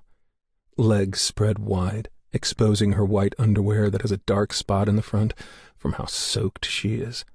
Sweater ripped open, and my blood painted across her body. Death's wet dream. A sickening desire I'd refused to notice. My bloody, cherry-flavored little killer. She would bring the Reaper of Souls himself to his knees. Angels would raise hell and condemn heaven for a peek. Men would slaughter themselves for her if they got a chance to see her this way. I have never faltered. Not a single time in my horrid life. I have stood for years unfazed by the beauty of women and men alike. But this day, this moment, my legs shake and my knees are fucking weak. The handle falls down her stomach, following the lines of her body until I have it centered between her thighs. Her shaky hands tug her skirt farther up her waist, exposing her bottom half to me. You want someone to make you come, pet? Is that what you need? Is that why you are challenging me? You need someone to show you how to make this pathetic little cunt come. Using the blade, I shove her panties to the side, leaving a red stain on them as I do. My throbbing hand is still pouring blood when I press the end of the handle between her slick folds. The ache in my groin is almost unbearable. My cock enjoys the sight of her soaked and bloody a little too much. That untouched, glistening pussy beckons to me, praying to me like I'm her god, wanting no one but me to be the one she bleeds on. I can do better than that, Lyra. I can make her scream. I can make her cry. I circle her sensitive bundle of nerves, pressing just hard enough on it to give her a little bite of pain with her pleasure. My body folds over the top of hers, my spare hand landing just beside her head, holding me just above her so that I can look between us and watch the knife that is digging into my flesh slide through her juices. Lyra's head falls backward, her cunt pulsating against the slick blade handle. But I want more of the sweet, pathetic moans filling this rotting building, to wake the dead with her screams for more. Thatcher, she let out a furrowed whine before continuing. You're bleeding. So much. I bury my nose into the apex of her throat and shoulder as she pumps her hips in jerky thrusts, meeting the pressure of the blade. She grinds herself against it while my hand bleeds freely into her core. My blood makes it easier to slip through her folds repeatedly. As I drag the tip of my nose along the column of her throat, the smell of cherries blinds me. I can't keep my tongue from flicking across the cut I'd made earlier. Her taste, sweet and metallic, pulls a guttural moan from deep inside me. For you. I'm bleeding for you. My teeth tease her neck, nipping at the sensitive spots there. I'm bleeding for this pitiful pussy that is crying for me. Do you hear her, pet? All she can manage is a shaky nod, her mind so blitzed with pleasure that I don't think she even understood my question, barely heard my words as she loses herself in me. I've never been this intimate with someone before. Never felt this liquid heat between a woman's thighs that leaks from her in waves. I've never been the cause of anyone's ecstasy, only ever the reason for their misery. Everything about this should be incorrect, the improper form of how to treat a woman when she craves release. Yet somehow, I know that's wrong. Maybe because I know the human body. I know what it looks like, bowed in pain, twisted in agony, how it reacts to the slightest of touches, where to slice to cause little to severe damage. More than that, I know Lyra Abbott. As much as I don't want to, as much as I want her flushed from my mind, I know her. And this is exactly how she wants to be touched. This little killer doesn't want soft kisses and sweet nothings whispered into her ear. No, she wants to be craved. For someone to ache for her in the depths of their being, to be driven mad by the desire to breathe the same air as she does, have every single molecule of their being consumed with only her. She does not want love. She needs her obsession to be fed, an unhinged addiction that seeks no cure, devotion that the gods would kill for. There is no soft, flowery poetry that could explain what it is she needs. It requires dark, obsidian words, written in blood at altars and prayed upon until your knees are bruised. And right now, I'm eager to feed that obsession inside her, to show her just how overwhelming being fixated on someone like me is. Her whimpers sing in my ear, the sound of a lewd song only she is capable of. Heavy pants crash from her lips as her fingers wind into my jacket, tugging me closer into her. She is so close to tipping into that pool of ecstasy all of us chase. I can feel it in the way she trembles. I increase my pace, rubbing the handle with more direct pleasure on her clit, making sure my hand is covering the entire blade. You better ask me for permission to come, Scarlet. I sink my teeth into her collarbone in warning. Fuck, she cries, throwing her hips up with no restraint. Please, Thatcher, please let me come. I need to come. Power floods my veins, searing hot with a chilled burn to match, ice injected straight into my system. It's like a high I've never experienced. This sort of power is dominating, knowing I'm the only one capable of giving her blissful release. That if I stopped, all of that would fall away. She would whine and plead as her orgasm slipped away. I am the master, and she the pretty puppet on my strings. You poor, poor thing, I purr. You need to come? Well, go on then, pet. Come for me. It takes all of 10 seconds before her hips buck up one last time and her throat opens to scream, a shriek of pleasure that sends the rest of those crows flying for the roof. Her body tightens against me, locking up as the waves of bliss wash across her over and over again. I feel every shiver and aftershock, the ones that make her body twitch and heart beat erratically.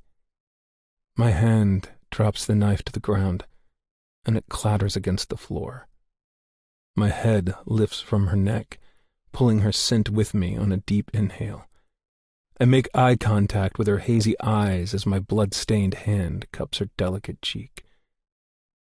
Blood and pleasure look divine on you, darling phantom, I whisper as I drape 2 of my fingers across her already red mouth, slipping them inside and pressing against her warm lips. Her tongue automatically swirls around me, sucking and mewling at the sinister combination that coats my skin, her sticky, sweet juices, and the vile crimson liquid that pumps inside my veins. The deep slash across my palm still leaks, but is clotted enough that I can see the harsh tissue wound. It'll take several stitches, but it's the least of my concern. Don't let me see you with him again, yeah? I say, allowing her to taste herself for a moment longer before pulling away. A mixture of a cough and whimper croaks from her throat, her eyebrows furrowed, and I can tell by the look in her eyes she is about to argue with me. I lift my pointer finger in front of her face, wiggling it back and forth. Her mouth snaps shut before she even has the chance to speak. With ease, I trail my touch to her exposed chest, tracing the letters of my name in the blood pooled atop her pale skin. Over and over, I write my name across her body just above her breasts. You can't. I can, and I will, I warn, leaning dangerously close to her messy face with a voice as cold as winter night. If Connor Godfrey comes near you again, I will feed him his own fucking hands. Chapter 14. Between the Keys. Thatcher. My hands are red, throbbing, pruned and scalding. My entire body is a fleshy pink and aches as I drag the scratchy material of my loofah across my skin. Except it's only a dull ache, one I can place in the back of my mind while I continue to scrub. Clean. I just want to be clean. But it doesn't matter how much soap I cover myself in or how long I stand here, I still feel dirty. This microscopic residue of Lyra will not come off my skin. I needed to clear up any evidence of what I'd done, what we had done. If I could just scrub hard enough, use enough chemicals, I could erase the taste of her on my tongue, eliminate my blood from the scene of the crime, polish myself until it feels as if nothing had happened between the two of us. I've always been exceptionally good at that, cleaning up messes with such dedication no one could detect any form of foul play. Now I can barely get off the smell of cherries, and I'm starting to believe I've lost my touch. The loofah falls from my hands as I rest my palms against the cool gray stone of the shower. The stitches laced inside of my skin rub against the material, and the water pours between my shoulder blades as I shut my eyes. I should see nothing but pitch-black desolation behind my shut lids, void of image and consciousness. Yet my mind is relentless in projecting her face, and only her face. Nausea rolls through my stomach, disgusted with myself for what I'd done, for touching her, for allowing myself to lose my self-control. How could I have been so soft, so weak for someone? I demanded her not to break in front of all those undeserving eyes, yet there I was, breaking apart in that mausoleum. The restraint I'd crafted had exploded in a matter of seconds at the sound of her empty voice. I'm sickened by myself. I am not these things, these feeble and tender things she made me. I'd been born with no weakness or emotion. That was what was preached from birth to sentencing. A cold-blooded killer was what I was to become, and any hint of feeling is a virus that needs to be extracted. Lyra is a plague, a disastrous affliction. I'd known that being near her would do this, cause her infection to spread throughout my body before I even had a chance to recognize it was affecting me. She is a beacon of emotion and feeling, always pulling it out of people, involving all the wrong things for someone like me. Killing her would be easier than living with this. These visions of her, the tightness in my groin when her name floats across my mind, the physical pinch of pain that radiates in my chest when I remember what she sounded like moaning my name. I want to hear them again, to taste the cherries on her tongue, to feel my skin against hers, because, for the first time, my body didn't revolt against it. Since I can recall, my mind has been a weapon, always sharp, ready to rip the world in two. It had been ground and beaten into something lethal to use against just about everyone. Yet, it had been quiet between her thighs, completely empty of turmoil and thought in her arms. The only other place of solace that feels the same is playing piano. The keys help me get lost. She makes me want things I have no right to, things I'm not qualified to handle. And it's dangerous for people like me to want, to crave, to consume. To need people is to fail, Alexander. To want is for the weak. Are you weak, my boy?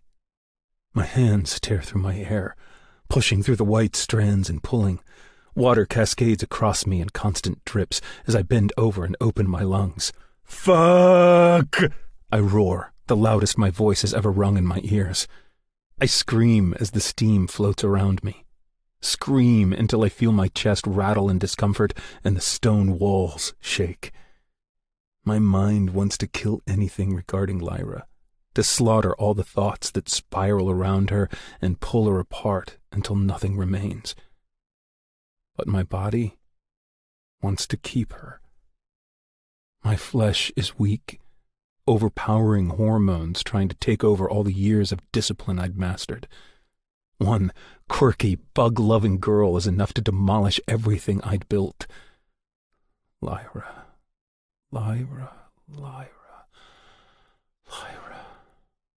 I scrawl her name along the walls of my mind, while trying desperately to scrub it clean after every line. Once again I scream, this feeling too much for me to take.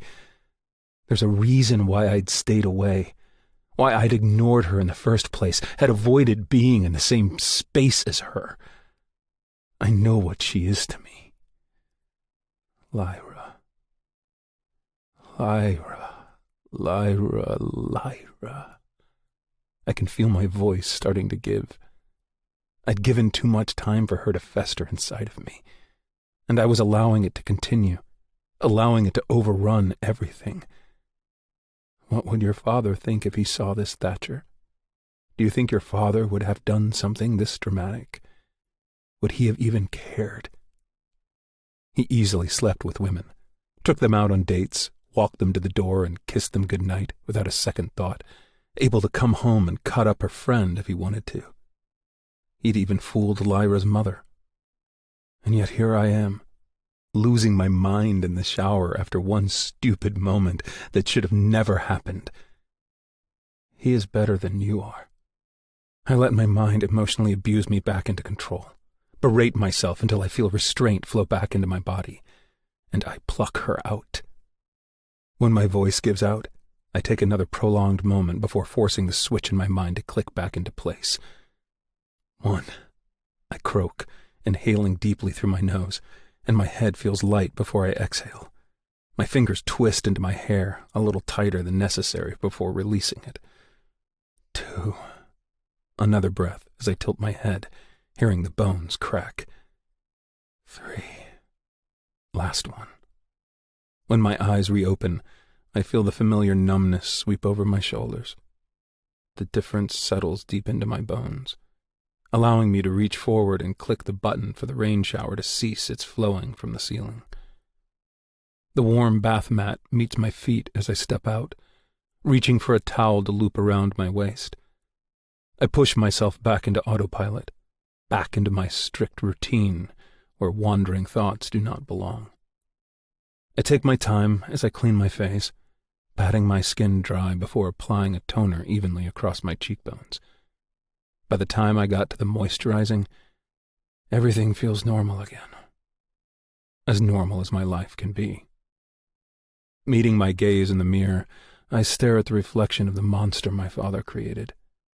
One that I'd crafted into something far more than even his wildest dreams, but still his little Frankenstein. You have no emotion. You are unfeeling and just, if you feel, you kill it. You will be perfect, Alexander. You must. I wish the narrator in my mind would download an unfamiliar voice, one that doesn't sound exactly like my father. Or maybe it's a repressed memory resurfacing to remind me of what my role in life is. Either way, I'll be shoving my breakdowns to the back of my mind and pretending it never happened. Because for all intents and purposes, it didn't. The next time I have to deal with Lyra, I'll be telling her this agreement is over. I don't care if she begs and offers me her heart on a silver platter to eat. I am done with the teaching, her obsession with me, all of it. She will go back to being irrelevant to my life, and I will continue to erase her bit by bit until it's as if she never made it out of that closet in the first place. I'm pulling the dark green cashmere sweater over my head when I hear a gentle knock at the door. My eyebrow lifts in silent question. None of the boys would knock, and the staff know not to bother me in my room, no matter the issue. Which leaves one other person that could be waiting on the opposite side of my door. "Come in," I call, watching the handle turn, and my grandmother's heeled feet walk through the door. The large, pale-colored skirt and white button-down have been a staple in her wardrobe for as long as I can remember. She's a woman who has everyone at her disposal, yet insists on doing everything herself. It used to drive my grandfather insane. "May," I say, walking to my drawer and opening the top to pull out a pair of tan socks. "To what do I owe the pleasure?" There is a deep sense of respect that I carry for my grandmother, one that has nothing to do with familial love or blood-bound loyalty, but an appreciation for all she came from and what she has weathered in her life. Although she was wealthy for most of her adulthood, it was not without struggle, and I have watched her for years handle it with the grace others would kill for. Few people can say they've lost their children to prison because of psychopathy, and that's the reason she had to raise her only grandchild on her own, only to lose her husband shortly after. Yet here she stands, with her spine straight and, more often than not, a smile on her aging face. I think she might be the only person who never had a predisposition to me. Those who had once only seen me as a removed child had quickly changed their view after my father was arrested. I'd become Ponderosa Springs' next serial killer, a ticking time bomb of destruction. Even though he'd deny it, my grandfather saw me differently too. In his defense, he had to, in order to keep me from making the same mistakes as my father. If he was going to help me, he needed to see me for what I was. A cocktail of homicidal tendencies at a young age, paired with childhood trauma. Not her, though. She'd always just seen me as Thatcher, her grandson, who needed to be alone more often than other children, played the piano, and had a keen eye. May treated me like she would have any other grandchild. I often forgot to tell her how much I appreciated that, but I tried my best in the little ways I knew how. "You used to call me Baba when you were little. Did you know that?" she asks as she walks farther into my room with several letters in her hands. My eyebrows furrow, scoffing at the idea of me having a nickname for my grandmother. I'd never been an affectionate or loving child. "Can't say I do," I reply, walking to sit on my bed to pull my socks onto my feet. "You sure you don't have another grandchild you're thinking about?" "Your mother used to call me Babushka after you were born. It's Russian for grandmother. I think it helped her miss home less." She thumbs through the stack of mail. "You obviously couldn't pronounce that at your age, so you stuck with Baba." It could have been entirely possible, but my mind won't let me travel that far back in my memories. Everything before her death had a thick fog covering it, a haze that made it hard to remember much of anything other than what I'd been told. "Are you visiting me to request I call you Baba again?" "Unfortunately, May, I think you may have traveled from your wing of the house to be disappointed," I say with a light tone, enough to let her know I'm joking, but that I also won't ever be calling her that again. She rolls her eyes at me, but there is a gentle smile painting her lips. She drops the mail beside me, and I glance over at the small stack of letters. When I lean up, I find her standing in front of me. "I came to drop off your mail," she hums, looking at it. "He wrote." I know who he is already. I'd been expecting it, and I don't need to hear her say it to know it's from my father. I sigh. He always does. Everyone I get, I read through briefly, scanning the neat handwriting that details his day-to-day life inside solitary confinement. The unanswered questions he always asks, constantly wondering what I am doing and where I am. Once I'm finished, I crumple it up and toss it into the trash. Every single one. I know the only reason he does it is out of hope, that one day I will reply and come crawling back for his praise. He wants me to engage with him so that he can see what his legacy has done. For me to fuel his already enormous ego by showing him I have continued killing in his name. The only reason I keep reading is the power trip I get from them. Knowing I'm the one in control, his connection to the outside world. He desperately needs me to feed his need to kill. And I never give it to him. I'm the one in charge now. I have the power. And I'll die before giving it back. You're not him. You know that, don't you? The feeling of her fingers brushing my wet hair out of my face makes me cringe. It's not a malicious touch. Just a grandmother showing affection for her grandson. And because of the respect I have for her, I let her do it without complaint. Even though I hate it. With ease, she places 2 fingers beneath my chin, lifting my face so that I'm looking at her. Don't you? I believe in eye contact. It's a nonverbal social cue that projects confidence, high self-esteem, and assertiveness. It can intimidate people into submission if done correctly. The subtle art of showing people you are secure in yourself and do not fear what they might see when they look into your eyes. I don't believe in eye contact with May. There is the constant sadness inside them, a constant sheet of tears over her eyes from the misery she lives with. I don't want to make that worse by letting her see what I have become, what I let my father make me into. It would only break what's left of her heart, to look at me and see the son she lost, to know that despite her love, the homemade muffins and summer trips, there was nothing she could have done to change me. Henry had done too much damage. I'd seen too much and accepted my fate a long time ago. I almost felt guilty for being this way, if only because of May. Almost. I'm aware, I say, clearing my throat and turning my head from her touch so that her fingers slip from my chin. Sometimes? I don't think you are. A defeated breath falls from her lips as she steps back from me, giving me space but not leaving the room just yet. She lingers, walking towards the standard black piano placed near the corner of my room.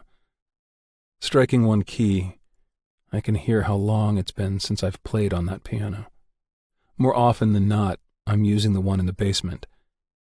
I stand and walk over to the instrument, taking a seat on the bench. She stands at the opposite end, looking over at me across the slick black surface. Her features reflect on the glossy lid as I glance down at the keys, my fingers brushing across the tops of them with a feather-light touch. I take my time rolling up my sleeves to my elbows as I look up at her. Any requests? I ask, a light-hearted smirk on my lips. She is a sucker for my playing. It doesn't matter how upset or angry she is. She loves to hear me play. And when I know I can't give her the words she needs or the comfort she deserves, I give her what I can. Play something that tells me how you've been, Alexander. How I've been? How have I been? Recently? Or in the past few years? Because there is a range of expression for what's happened to me as of late. But there's only one overwhelming word that comes to me. As I peer down at the stitched gash across my palm, horizontal in the middle of my skin, the memory of where it came from is quick to present itself. Tormented, plagued, and put in a place of excruciating agony every time I am in her space. Somehow, I know exactly the piece of music that projects that sort of tortured anguish. Taking a moment to settle on the piano bench, I make myself comfortable before I play.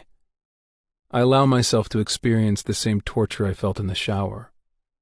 Only this time, I have somewhere to put it. The opening of Movement 2 in Mozart's Piano Concerto No. 23 is haunting. My fingers begin to dance across the keys, a Gothic waltz for the opening piano solo. It is perhaps the rawest expression of longing and grief ever transformed into sound. I can feel the subtle ache in the tune, as if the black and white keys have begun to sigh, their echoes sobbing as the piano sings with a solemn voice. In my subconscious, I can hear the faint whisper of her name in my ear, urging me to pour every tortuous emotion I felt for her into the song. The noise is a creative representation of how twisted everything inside of me feels.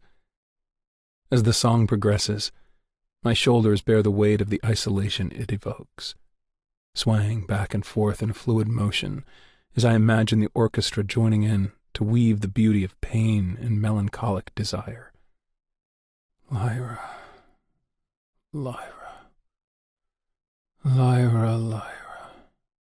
Her name hums in sync with each downward stroke. Behind my shut eyes and furrowed brow, I can see her. Last year's All Hallows' Eve ball, dressed in that crimson ball gown that flattered every curve she owns. In my mind, she spins, twirling and twirling to my music while she is wrapped in the arms of a man in black, who cradles her fragile body. His black hood only allows me to see flashes of his ghastly skin. He carries her, leading their dance with poise, and she follows, elegantly floating with every note. She is waltzing with death, a divinity so grateful that his sickly flesh can behold a human without causing harm. Centuries of searching the world for the person who could withstand the fatality of his hand, only to find it in her, the girl the world has forgotten. But not him, the reaper of souls and killer of spirits. She would never be forgotten by him. I move faster, watching her steps quicken in my mind. Although the three families of instruments are not physically playing, I can still hear them supporting each other, following along with the sweeping gesture of the keys, producing the perfect danse macabre.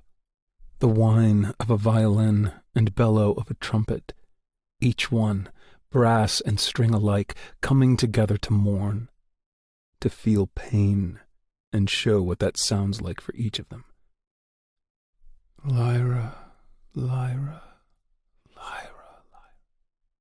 I hear, one last time, as I finish the section, completing the piece and the dance all at once. My eyes reopen, reminding me I am indeed in my bedroom with my grandmother still standing across from me, in awe. A comfortable silence remains, until May speaks again.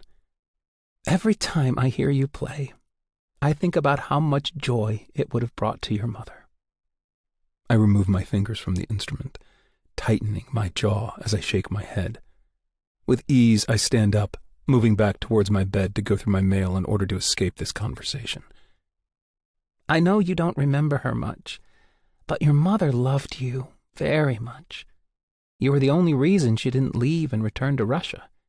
She continues as I walk towards the bed, searching for the mail in order to distract me from this conversation topic. For that, I apologize, I say sharply over my shoulder. She might still be alive had she left. I rest on the edge of the bed, scooping up the mail just in time for her to point an accusatory finger in my direction. Suddenly, I feel like I'm a child again. Rarely was I reprimanded, but occasionally she would pull out that finger and wield it as some sort of magic wand to keep me in place. Don't do that, she scolds me. The last thing she would have done is blame you for her death. Her staying was a decision she made with love in her heart for you. Don't make it anything else but that, Alexander. I pick through the letters, tossing my father's to the back of the pile. Medical school letter, trust inquiry, credit card application. There it is. My fingers pull at the manila envelope addressed to my grandfather from a private detective service in Washington. As I toss the rest of the junk beside me, something catches my eye. It slides from the pile, a square envelope that is solid black. My eyebrows furrow as I pick it up, rotating it to see my name in scrawling white letters. No address or sender. Just my name. I furrow my eyebrows, pulling at the lip of the envelope. Can we talk about this another time? I have something I need to do. When I pull the white sheet of paper from inside, there is a simple note written across it in awful penmanship. Ponderosa Springs only has room for so much evil. If you don't leave now, you'll never get out alive. Leave before it gets worse. X. What the hell is this? Pretty Little Liars? Have we really resorted to anonymous threats now? Alistair is going to love this, just as much as Rook is going to enjoy lighting it on fire. I scoff, just before I hear the clicks of heels across the floorboard. I look up to see May resting by the door, ready to leave. You know I don't enjoy talking about them. Can you please stop hurting your own feelings by bringing them up? The harshness in my tone is more than I wanted. The words, however, are true. But I still regret speaking them to her when I know she has no ill intent. I didn't mean it that way. Yes, you did. Don't apologize on account of me. You're man enough to say them. At least own up to it. A smirk hits my lips, knowing my witty tongue came from the woman standing in front of me. Do you know why you love the piano so much? May interrupts me, her arms crossed in front of her chest. I don't have to look to know she is giving me the "do not talk back to me, boy" eyes right now. Because it requires structure and talent, both of which I am supremely gifted with, I say, with a little snark. That's verbatim from my music teacher, if you forgot. May gives me a tired grin. She knows I give the same reaction every time she tries to wiggle in conversation about either of my parents. One is a stain that I'd like to forget, and the other is a stranger. Neither have a hold over me anymore. Besides your charming overconfidence, she chides, Talia used to keep classical music on in your home. It would ring through the halls day and night. She'd been a ballerina when she was younger. You were only 2 when she sat you down on the bench to play. The smirk that I once wore is gone, as a sharp tightness wraps around my gut. A coldness I've never known before settles into my shoulders as I try to shuffle through my mind to find the truth in that. But I come up empty. Whether you'd like to admit it or don't remember it doesn't matter, she says. You have her to thank for your talent and desire to play. Every day I watch you become more and more like her. I'd like to think she would love the man you have become, Alexander.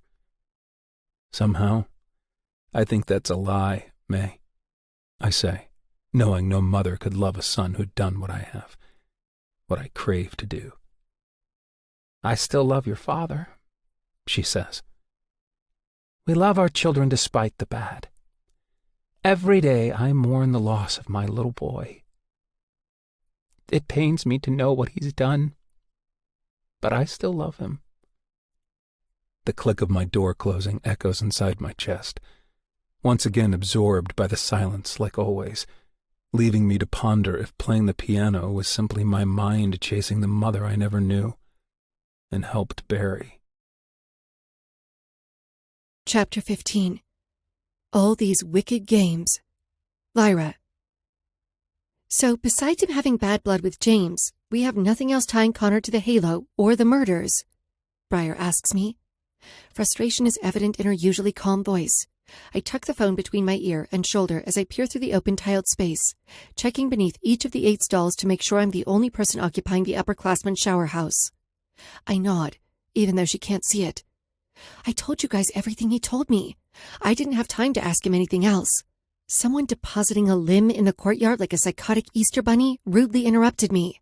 It couldn't have been Connor anyway. He was with me the entire time before the legs showed up. When I'm sure that it's only me, hidden away inside here, I deposit my bag onto the sleek white counter, careful not to let it slip inside one of the many sinks. With maximum effort, I tow my yellow rain boots off, pieces of mud knocking off them and onto the floor as I do. Sage says that Rook thinks it's Easton, won't entertain a thought of anyone else. I huff out a laugh.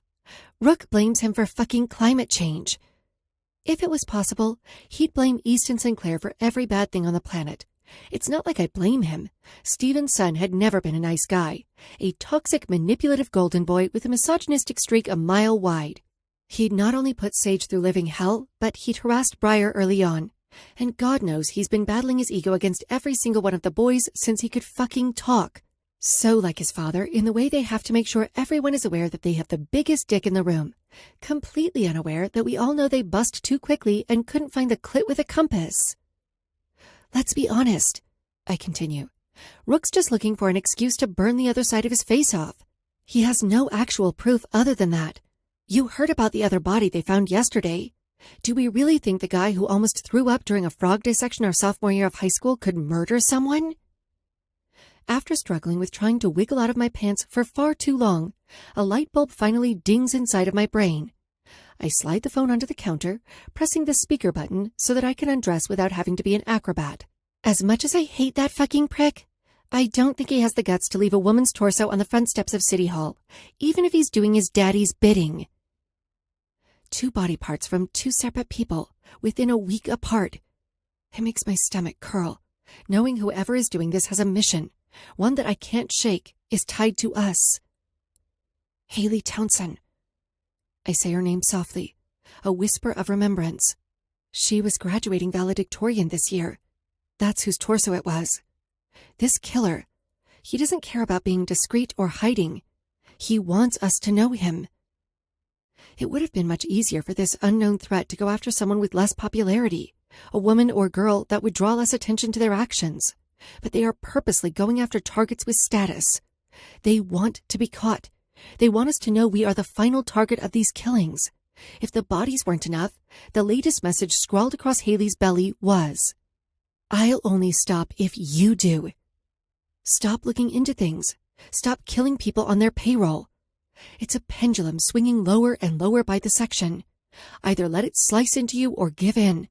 Either way, people are going to die, whether by the hand of a copycat murderer or sold into sex slavery. Neither sits well with me, and it feels like this constant weight of picking the lesser evil. I'm pulling my shirt off my head, leaving me in nothing but a bra and underwear, when Briar catches me off guard with her next question. "You don't think it's Thatcher? Copying his dad's technique? It would make the most sense—" "No, it wouldn't." I interrupt, my eyebrows furrowed, watching my face fall in the wall-length mirror in front of me. "You can think what you want about him, but the last thing he would do is put the boys at risk. You have to know that. Regardless of who his father was, he would not do that to them. Leaving random body parts around would do nothing but bring unwanted attention. So, no, I don't think it's Thatch. You shouldn't either. He's also too precise and too talented to sling his work out in public. But I can't say that. I promised him I wouldn't say anything about what he told me or showed. I'd given him my word, and his extracurricular activities aren't my secrets to share." "I'm just trying to explore all our options, Lyra," Briar argues. "The people I love are knee-deep in shit. Thatcher knows his father's routine, how he did things. He's the only person." "Yeah, and so does everyone else across the states. The investigation was on national news outlets, blogs, and God knows what else." I retort, annoyance clear in my voice. "I don't want to argue about him with you." She sighs, and I know she's running a hand through her hair. "I'm just trying to protect you. I hope whatever it is you see in him doesn't get you hurt at the end of this." "Me too," I want to say. Just not in the way she thinks. I'm not afraid of him killing me. I know he won't. If he wanted to, he would have already done it by now. But he has all the power in the world to break me, to take my bleeding heart and crush it between his lengthy fingers, even though right now he doesn't deserve my loyalty, considering he hasn't spoken to me in days. It's been nothing but red receipts and radio silence since the mausoleum. I still felt pulled to the parts of him I'd saw that evening, the pieces of him I'd collected over the years that no one else ever witnessed. I was clinging to those, and the hope that they saw something in me, too. I get it, I do, but the people you love trust Thatcher. He wouldn't do this. He isn't his father. I say despite myself, wishing he would believe those words as much as I did. I'm getting a shower before leaving campus. I'll text you when I'm home. There is a beat of silence, like she wants to say something else but doesn't. Just be safe, she breathes. Wait, I say just before she hangs up. Are we going to the night circus tomorrow? Her laughter rings in my ears. Maybe. I've got a huge calc exam coming up and I need to study. It's Halloween, Briar, which means candy and costumes. You can't put the numbers away for one night. I'll think about it, she hums with a smile in her voice. I love you, Lyra. I'll see you in the morning. She hangs up before I can return the sentiment. I want to be frustrated at her for painting Thatcher as the villain, truly I do. But I also can't blame her. Not when I know where she is coming from. Not when I understand all she wants is to keep the ones she loves safe. The silence of the Rothschild District community showers embraces me. It's rare when anyone uses them. The space was reserved for upperclassmen only, which meant most of those eligible to live here could also live off campus. Considering everyone here blew their nose in $100 bills, it was rare for them to remain in a dorm. Which meant the tiled house was always open, always empty, and perfect for when I didn't want to drive home from school covered in leaves and mud. Today had been perfect, minus my freezing fingers that were covered with dirt. I'd gotten to harvest today, spent the entirety of my time foraging through the woods surrounding campus in search of silky nests woven between trees and certain plants. Spider season had arrived with the turn of the fall leaves. While butterflies, moths, and beetles had been a species I'd loved since I was young, my curiosity with the eight-legged creature everyone is so fearful of had only developed recently. They were one of the only insects I'd yet to make a display with. While I'd always admired their creative web spins and frightening behavior, it wasn't until I binged a documentary on Australia's spider season that my curiosity launched into a full-fledged obsession. The idea of creating a flat display inside a rectangular frame with an artificial web spun along the inside, creating the perfect background for a slew of spider species. It would look incredible, hanging above my fireplace mantel. It had come to me so quickly that I'd barely gotten time to write it down before researching which species I'd be placing inside. Any of the local spiders I can collect, I prefer to do so on my own. It feels more intimate that way than ordering all the specimens. Plus, I get to go digging through the forest, which in my mind is always a bonus. Luckily, I'd been able to collect a few different egg sacs, so hopefully I'll be able to hatch them properly that I can follow their lifespan before using them in one of my taxidermy displays. I'd already set up the tank and incubation. All I needed to do was keep a close eye on the enclosure for a few weeks. Once I finish rinsing the dirt from my boots, I step into the shower, pulling the thin black curtain to provide me privacy for both my thoughts and body, the steady stream of hot water soothing the chill in my bones. Excitement thrums through me for the first time in a week. My passion for insects has always been this quiet light that hibernates within me, glowing when I need joy or warmth, a flame throughout all my dim moments. I can remember the first time a foster care guardian had asked me, "Why bugs?" when she'd found a box of grasshoppers stuffed beneath my bed. Why didn't I choose a hobby that was more normal, like Barbie dolls or books? I didn't have an answer besides they are cool, and I like the way their little legs feel on my palm. But now that I've grown this love and this craft, my answer is a little more concrete. It is simple. Every spider, moth, and beetle has a category. They all have a part to play in building the bigger picture. All of them are predictable in their own ways, working together to provide larger systems with ease. They do so much, yet go unnoticed and ridiculed because of their features. From biological control to reducing the population of pests that threaten crops to medicinal treatments that require the sting of the bee to provide relief from those with chronic illness. They creep and slither across the earth, pollinating, recycling, always quietly doing their job. They are these abnormal and contextually dark enigmas, ones that I have always found myself drawn to, even as a little girl. They are the only thread I have tethering me to the girl I was before my mother died, my only connection to Scarlet. My fingers scrub through my scalp, working in the product, while I let the warm water rush the stress away from my mind, trying to let go of the weight of Connor's offer that has been heavy on my mind. I know I shouldn't trust him, because of who he has aligned himself with, but he'd given me the opportunity to nurture the little light inside of me, to continue it for a career, one that I know would make me happy, an opportunity that meant leaving everything I'd forged here behind. My friends, my life, my mother's memory. It would be a fresh start, without my true crime network past making a constant appearance, a new life, where I could be anyone I wanted to be, but also a clean slate, without the people who'd seen me literally at my worst. I'd be leaving them, and all these troubled memories we'd created behind. Briar and Sage, the Loners Society. It would all remain in Ponderosa Springs where nothing but evil resides. An entire map away from Thatcher. No more early morning jogs with him setting the pace. No more sneaking into his dorm to steal sweaters or body wash. I would be completely and utterly alone, without my obsession to keep me company. My heart revolted against that thought, threatened to nearly stop beating. But that soft glow of light inside of me hummed with happiness.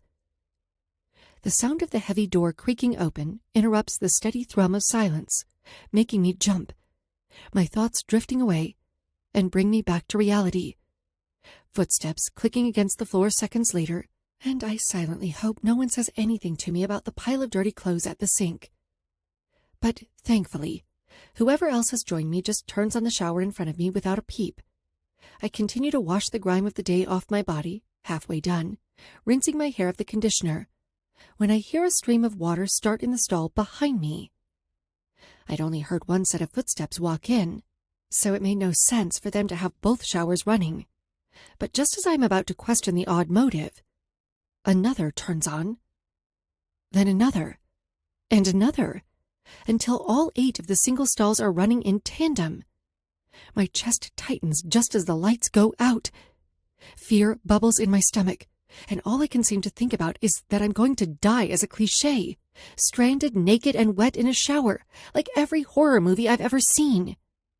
The dark takes over my vision, barely allowing me to see my hand in front of my face. I quickly jerk the towel I brought in down, clicking the water off and curling it around my body. "Hello?" I call out, my other senses heightened by the lack of light, my ears straining to hear any slight movement, but silence is the only reply. I tell myself it's just someone playing a stupid prank. Try to repeat that repeatedly, in order to convince myself of that truth, but with women's body parts appearing out of thin air, it's hard to think of anything other than that. My fingers tighten into a ball, curling into the fabric of the towel as I pull back the curtain slightly, peeking my head through. I met with darkness, and the keen awareness that someone is here with me, watching. Chills tickle my arms, making the hair stand straight up. My throat tightens a bit, as I feel the presence of someone that isn't supposed to be in here. I silently pray. It's a ghost, which is a new low for even me to sink to. If I could just get to my phone, I could call someone for help. I'd left it laying out on the counter just a few feet away from the shower. I could reach it in time. Couldn't I? There was only one way to find out. I take 2 steady breaths, just to steady my wobbly confidence before I dart out of the shower.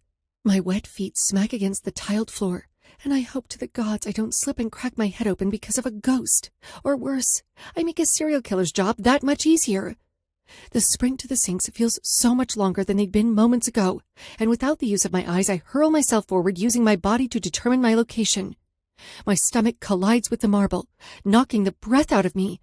I try to suck in air as I use one of my hands to swipe across the cool surface in search of my phone. Just as my fingers discover the familiar device, I feel the looming energy of someone standing behind me. With little options, I spin around with my phone facing outward, so the bright glow will show my tormentor's face. At the very least, I can see who will take me to meet my maker. Rule number 3, he mutters. always have your guard up. How do you expect to sneak up on a target when the target may be sneaking up on you? Thatcher's face is illuminated by my screen, his angular jaw filled with tension as his eyes peer down at me. In this light, they are so dark, almost black, and filled with something I've never seen on him before. I clutch the towel to myself, shaking. You couldn't have thought about giving me a lesson without the heart attack? Or are those things tethered? You smell like me. He ignores me, as if I wasn't talking, as if this revelation is more important than him summoning me into pitch darkness and scaring the shit out of me. Why do you smell like me? He asks, as if I wasn't just talking, demanding an answer and nothing else. A week ago, I'd seen what he'd look like with lust painting his face, how unnerved and all-consuming he becomes when he allows the desire to take over. I thought seeing Thatcher out of control would scare me, but it had the opposite entirely. Even now, as handsome as he is, it was nothing compared to how breathtaking he had been the other day, panting above me, lost in the chaos that tugged us together and refused to let go. Pieces of his hair had fallen in front of his face, his shirt disheveled, and eyes the wildest shade of blue I'd ever seen. He was a mess. Thatcher Pearson had been a mess, just for me, and he'd never been more beautiful. Now, standing here, he was the Thatch I knew, the passive man with a rigid spine, staring at me with an unreadable gaze. Both versions of him made me weak. Maybe it's because I'm angry at him for ignoring me, or that I just don't care if he knows. But with my head high, I tell him, I stole your body wash from your dorm bathroom. The muscle in his jaw ticks, his brows slanting. Why? My arms cocoon around myself, keeping the light directed between us, trying to shield the vulnerable parts of myself from him, even though he'd already seen the worst of them. I like the way you smell, I say, chewing the inside of my cheek. I like the way you smell on me. Something rushes across his face, and I know it's the memory of his body between my thighs, when the smell of his was smothering my own. I know he remembers it, how it felt, how he felt. Heat sparks between us, his breath fanning across my face, and I realize how badly I've missed him the week we've been apart. I'd been so angry, still am, and had forced myself not to follow him around, denying myself my favorite addiction. My sweaters, too. He pushes, a realization clicking in his mind as he lifts one of his fingers to flick away a stray piece of my wet hair. I give him a slow nod as my cheeks warm, thinking of all the clothing articles I've stolen from him in the past. Hollow Heights really needs to work on their dorm locks. I like the cashmere ones, I mutter, a soft smile on my lips. It's only a prolonged second, just a singular moment where he lets something other than void expression cover his face, where we exist between the shadows of our past and the dawning of our future. Except, life has a funny way of reminding me that I can't live here forever. No matter how badly I want to, something will always pull us in separate directions. He will always keep himself at arm's length, just out of my reach. No more, he says, allowing his face to morph into that blank sheet of emptiness I've come to know so well. A pit of nothing. This is done, Ped. You're done. The following me around, our lessons, all of that is over. I can feel my heart plummet. This is what he does. He cuts. He slices up the people who try to get too close so they will step away. Anytime someone tries to sink below the surface, he swiftly guts them with an expert hand. Thatcher is not a solid wall that you just break down with force or crumble over time. He is a fortress of thorns, splintered wood and shards of glass, All fragments of what his father left behind. Deadly weapons to keep him protected from feeling, from emotion, from being human. Bullshit, I say with a harsh bite. That's fucking bullshit. You're only backing out of this because you felt something for me. Except I was not everyone. I was not someone who would easily shy from his challenge. I would not let the knives of his fear of me keep me out. Not when a little blood had never scared me. He scoffs, as if it's the most unreasonable words anyone has ever spoken, taking steps away from me to flick on the switch, burning my eyes with the abrupt light. Don't flatter yourself. What happened between us was a mistake. Do not let that hopeless heart inside of your chest think otherwise. The coldness in his tone makes me shiver. My throat narrows a bit. The tangled fairy tale I'd spent building the past few days was not disintegrating, evaporating into a nightmare I wanted to wake up from. A fucking mistake? You're a fucking coward. My hopeless heart wasn't the only thing at fault. Your hands were between my thighs, you stubborn prick. I hiss. I'm not sure who I'm more frustrated with. Him for so easily brushing off what happened between us, for being able to look at me and not remember how desperate his hands were on my body, how lewd his words were in my ear, that he can stand there with no remorse on his porcelain face for ripping away something that felt this good just because he can. Or myself, for thinking I could get this close to him unscratched. Nothing but a fucking coward, I say, letting my anger aid my aching heart at his blatant rejection, refusing to look away from his eyes, even though all I want to do is sink into myself and disappear from the world, to evaporate from his line of sight and never reappear. But that would be giving him exactly what he wants. It would be giving up on him. Thatcher may be a lot of horrible things, to me and other people.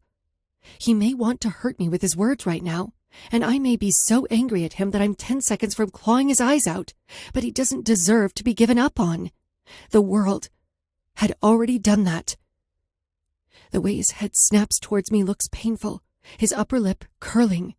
Watch your mouth, pet. I heard worse come of your lips a week ago, when my pussy was covered in your blood. You do not get to patronize me. I fire back. Frustration builds, and he takes a large hand, running it down his face like he's 2 seconds from ripping the world apart with his teeth. It's probably the most emotion he's felt in his life, and watching him navigate it is painful. Let it die, he yells, a piece of hair falling down in his face. All of it. The night your mother was killed, the mausoleum, and every second that has to do with me. Do you get that? I want you dead to me, Lyra. We had been alive in that crypt, our bodies thriving within each other. His brutal silver tongue would not change that. It would not change the way I felt, no matter how much it hurt. But right now I want him to ache. It's wrong to seek revenge, to wound him just because he doesn't understand his feelings, but I can't help it. I want him to hurt the way I am, so that when he walks away, I'm not the only one with a gashed wound. If I bleed, he's going to bleed with me. So it's over. The deal. All of it? The steam from the shower bellowing in front of my face, the towel still wrapped around my body, keeping me warm. Yes, he says, his Adam's apple bobbing as he swallows roughly. I scoop my clean clothes out of my bag, tucking them into my chest with a little more attitude than necessary. Great, I sneer, turning my back to him as I stride towards the dressing rooms. I'll tell Connor you said hello. I have no desire to see his reaction, or continue this conversation further, when he will only continue to break what little connection we have built.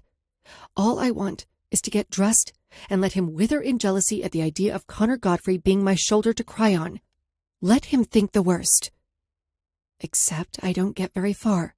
Thatcher's fingers snatch my elbow, squeezing tightly with all the words he refuses to say out loud. The pain makes me face him, eyebrows furrowed in annoyance as I do. A storm of violence thunders on his shoulders, a sort of dark look that promises nothing but misery and pain.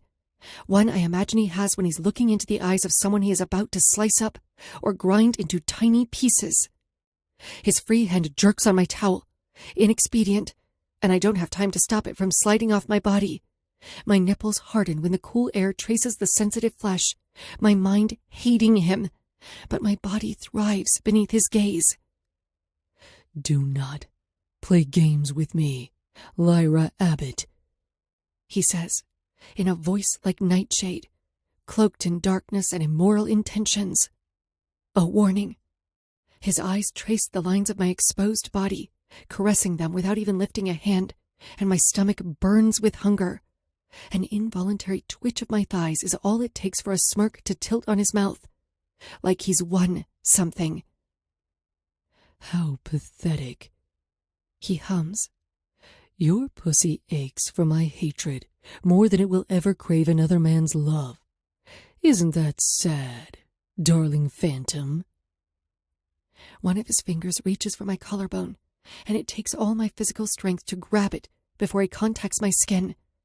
I hold my head up high, even though my spine feels as if it might crack. "You can't be the man who touches me, and the one who causes me suffering," I say with impressive steadiness. "You can be one or the other, Thatcher, but you can't be both." The calm confidence he had moments ago falters. He jerks his hand from my grip, sliding it into the pocket of his dark slacks. We stand there, two halves of the same whole, with nothing but silence between us. I would battle heaven and hell for him, the world's most addictive creature, my angel of death, and not so secret obsession. There is nothing I wouldn't do for the tormented man in front of me, and while it may shatter my addictive heart that only seeks his love, I refuse to allow him to treat me badly just because he is hurting. His indifference and snark are one thing, but bitter attacks due to his inexperience of feelings will not be at the cost of me. I won't do that. "Thatcher, we said to grab her, not keep her locked in here," a voice from the door says. I clutch my clothes to my bare chest, just as Thatcher steps directly in front of me, placing both hands on either side of my body to lay flat against the wall, shielding me from Rook, who is talking from the door. His smell mingles with the steam, strong and thick, covering me in nothing but him. I look up at him through my lashes, barely listening to his friend as he peers down at me with quiet curiosity. "You owe me nothing, Lyra," he says, the look of genuine pleading etched in his face. "But I need you to tell them no. When they ask you for this favor, regardless of how you feel about me, I need you to say no." My eyebrows furrow together. "What do—" "Baby girl," Rook shouts. "We need to talk. I'm sure Thatcher wasn't nice in asking about it, but if it helps, I'll say please." "She'll be out in a minute, you impatient child," he says over his shoulder, waiting for the sound of the door to shut closed before moving away from me. "Say no," Thatcher says one last time, before disappearing from view and leaving me to put on my clothes. I take my time with getting dressed, making sure my emotions are completely in check before I go out there and talk to people who have no idea what just accrued in this community shower. To stand in front of his friends and act as if Thatcher Pearson isn't the man my heart refuses to quit on, the man all my dreams surrounded, that my body craves and my mind loathes. No, I can't show any of that. So I take my time until I can school my features into the picture of unknowing and apathy. I gather my things and push the door open, the cool autumn air chilling my damp hair immediately. My fingers sink into the pockets of my cardigan, the smell of smoke tickling the edge of my nose. Alistair is leaning against the side of the building, cigarette pinched between his thumb and pointer finger as he passes it off to Rook, the burning cherry pouring grey smoke into the air. They both look at me as I come outside, while Thatcher would rather look anywhere else but in my direction. "Who died?" I say with a joking tone, my palms sweating lightly with nerves, because they very well can tell me that another body has shown up. Except it's odd, for the three of them to seek me out without the other girls present. It means whatever they need is from me, and me only. "No one," Alistair grunts, his voice low and clipped. "Yet. I rock back and forth on my heels, chewing the inside of my cheek. What do you guys need from me? Did something happen to Briar or Sage? No, Rook says quickly. They are fine, and you can tell them about this conversation when we are done. But we wanted to ask you alone, so that the decision is yours and only yours. We know how protective our girls can get when it comes to you, Lyra. This is ridiculous. We voted, Thatcher. You lost. It's no longer up to you. Rook interrupts with an intense tone, one I've only rarely heard from him. It's up to you, Lyra. Thatch tightens his jaw, staring at Rook with a harsh glance. It's a reckless idea, one that shouldn't have been brought to vote. Reckless 'cause it's me, Rook bites, or because you didn't come up with it first. Don't worry, fragile one. You can have all the credit if it means you'll pull that stick out from your ass. Friend against friend. Whatever this plan is, it's brought two inseparable people toe to toe. Literally. Thatcher's black dress shoes touch the tips of Rook's Vans, the 4-inch difference in height giving Thatch the advantage as he stares down at what could only be described as a living flame. There are easier ways to die, Van Doren. Thatch sneers, his teeth shining in the moonlight as he grins. But if you want to play, we can play. This is 2 seconds shy of being a brutal brawl that I have no desire to watch. Knowing both of their rage directed at one another would make for an equally bloody fight. Rook takes a draw of his cigarette, blowing the smoke directly into his friend's face with a smirk of his own. Try me. I take a step towards them, placing a hand on Rook's shoulder as I gaze towards his friend that looks intent of bringing a little blood into their verbal argument. Calm down, I say lightly. Just tell me what you need from me. I don't mind helping. Thatcher's gaze shoots straight to my hand, resting on another man's shoulder. They want you to get close to Easton. He bites, never taking his eyes off my fingers. Lead him to you, like a sheep to slaughter. Bait. My eyebrows furrow, and I glance at Alistair for confirmation, pulling my hand back into my pockets.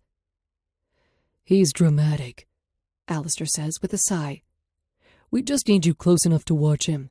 Every time we try to get close, he notices us. We need someone quiet who can watch his movements, listen in on conversations that are private. That's all. Pride. It surges through me in waves. People before had never needed me, not like this. And although they were scouting me for my invisibility, it still felt nice to be needed. Even though it was dangerous, I wanted to be a part of this, to help those missing girls and my friends.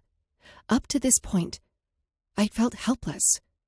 But this was my chance, to help them gather information, to maybe figure out who is running the Halo so we can end this for good.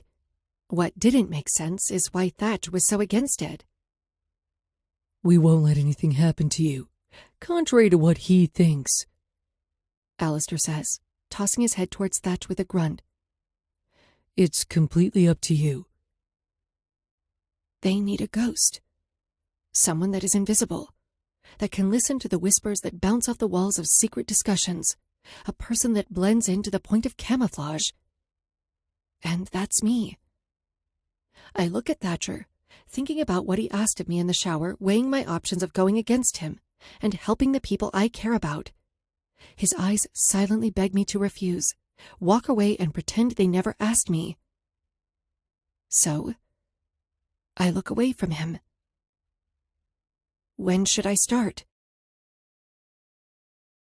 Chapter 16. Bitter is the War of Brothers. Thatcher. Rule number 22. Prepare for the consequences of your own actions.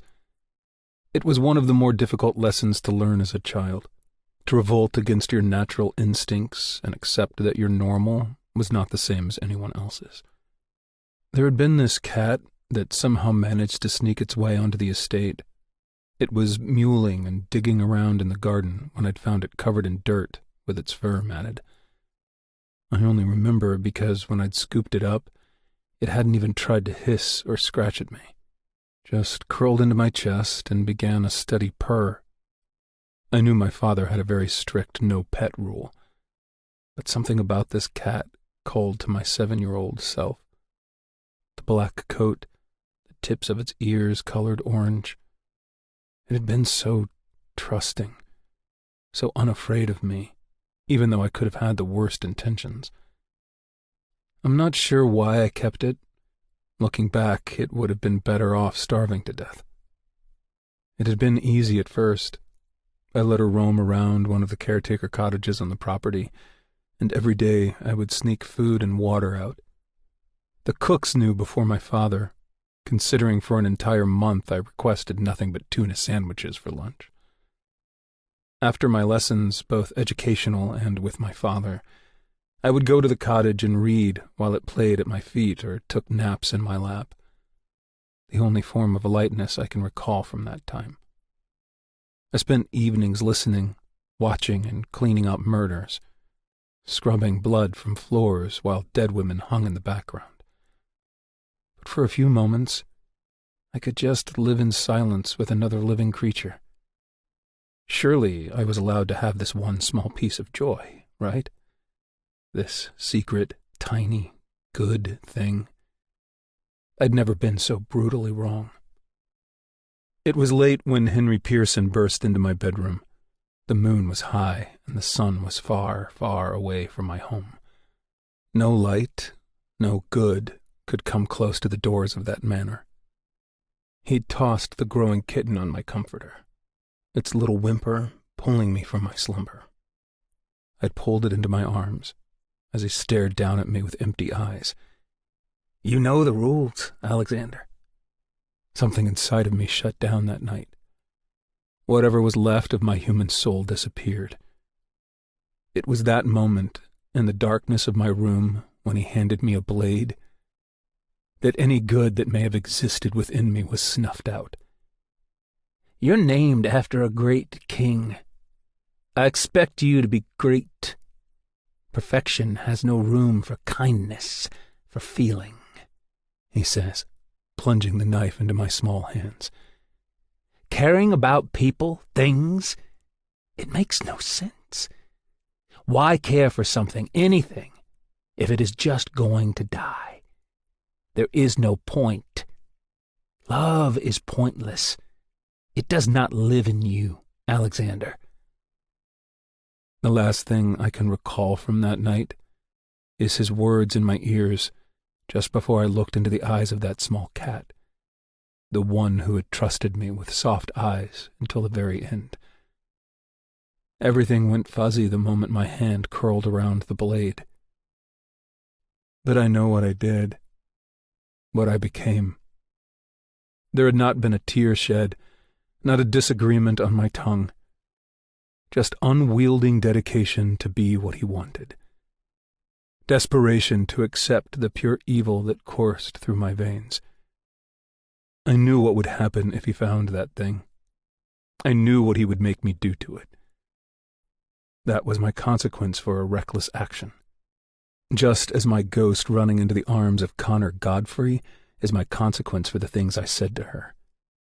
Yet these repercussions tasted bitter on my tongue.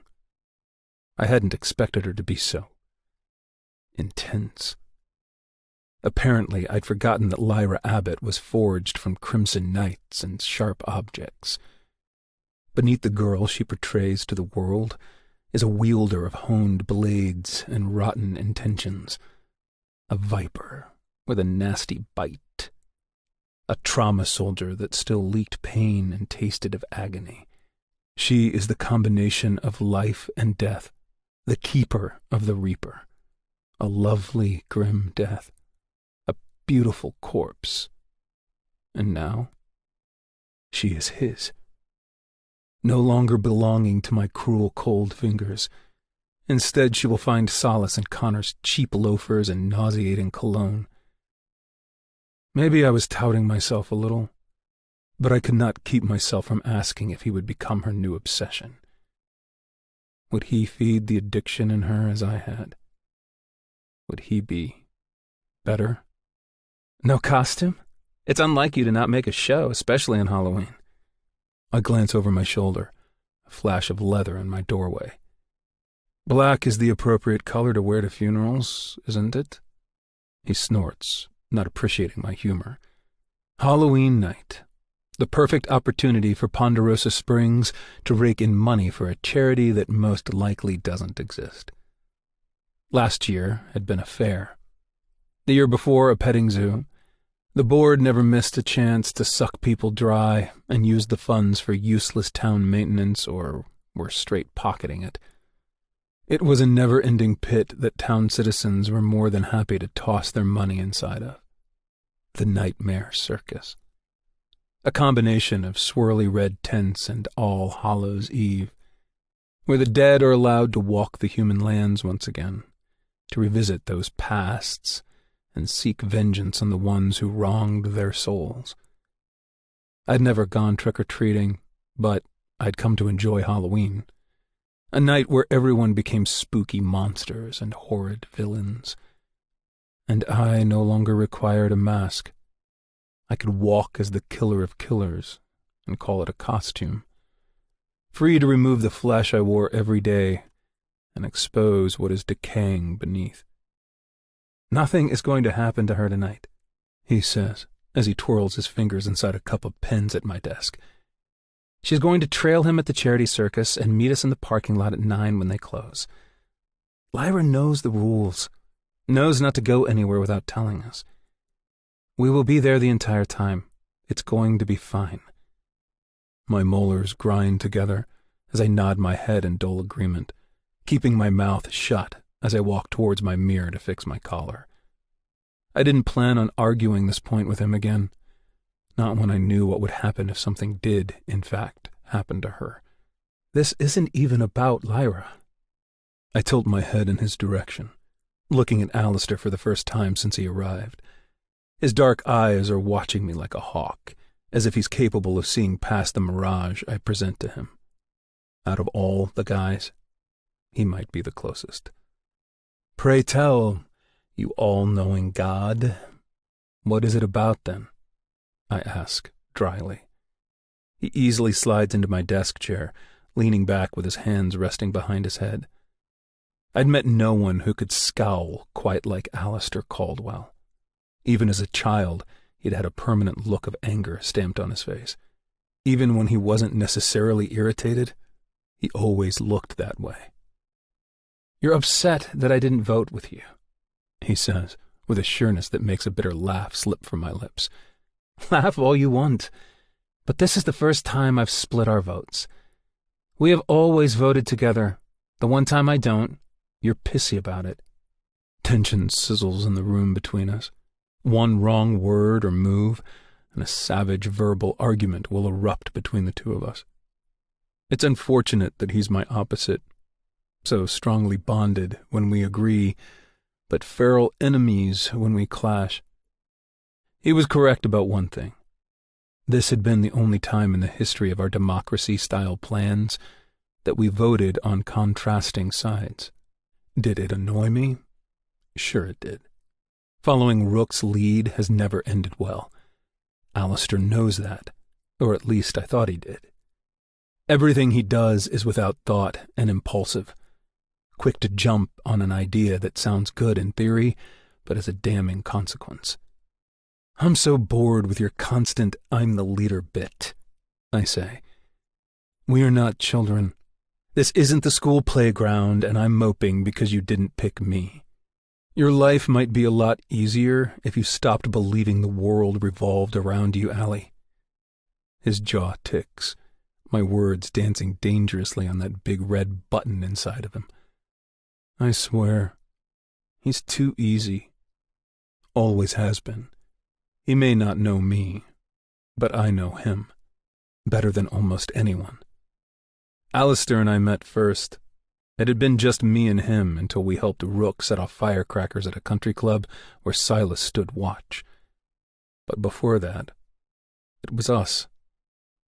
My grandfather wanted to host a luncheon for Ponderosa Springs royalty, considering he was on the board.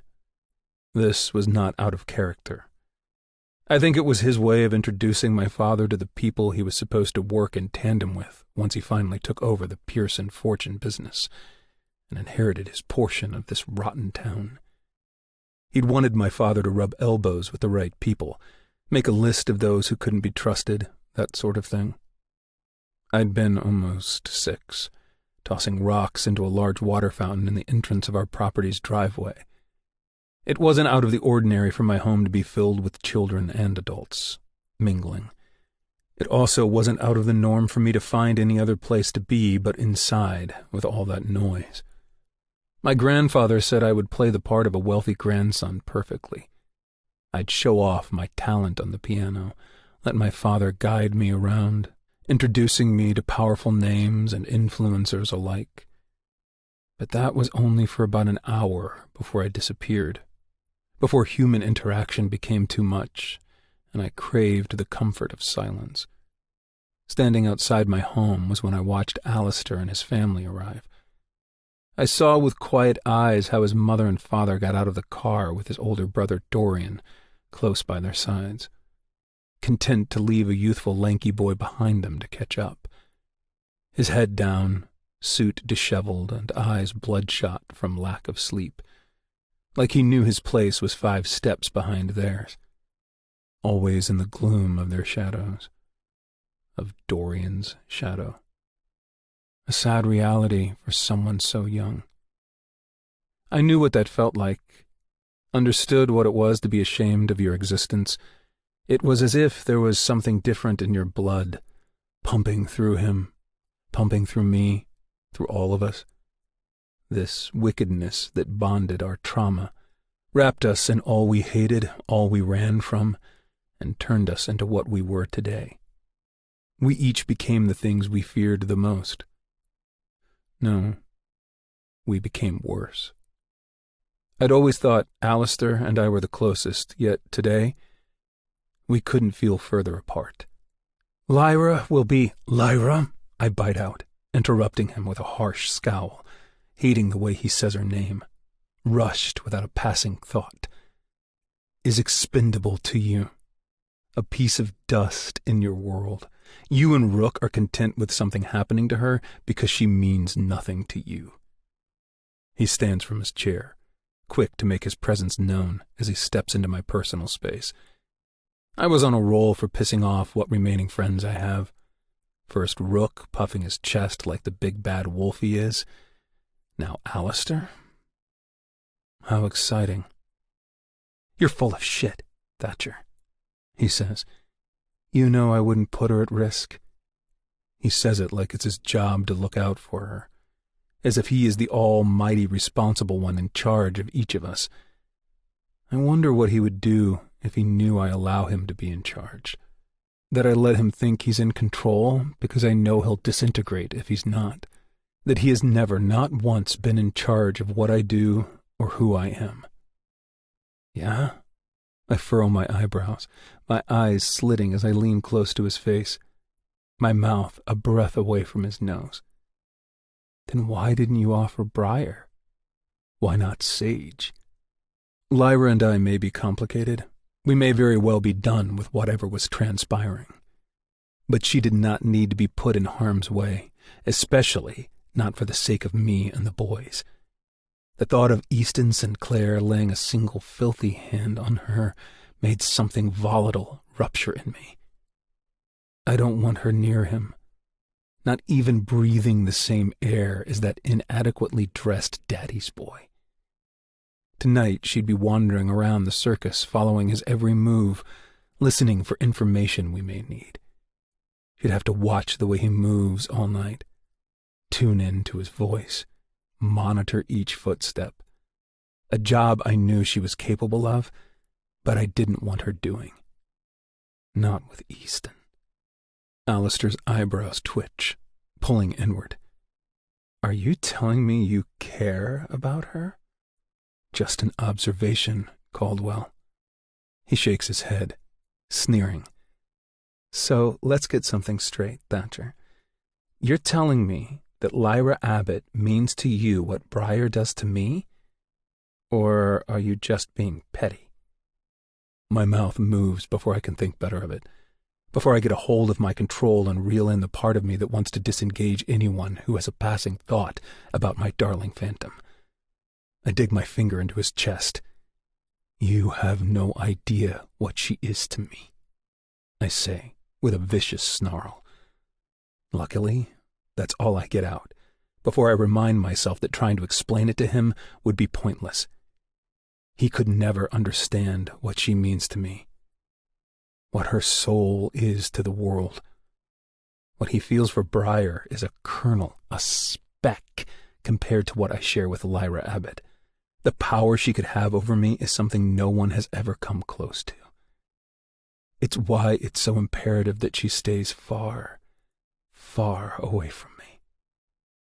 He flinches at my words. Something I can't read lives inside of his eyes, and I've never despised him as much as I do right now. Like he can see into me without me saying anything. As if Lyra is the one secret, the one part of my conscience I can't hide from anyone. She lives on the surface, refusing to be tucked away. Nothing will happen to her. I promise you, he says, his voice losing its edge.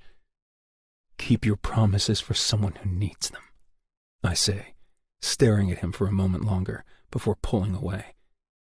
I walk to the bed, scooping up my jacket, sliding the material over my arms and giving myself a once-over in the mirror, before heading towards the door to begin this disaster of a night.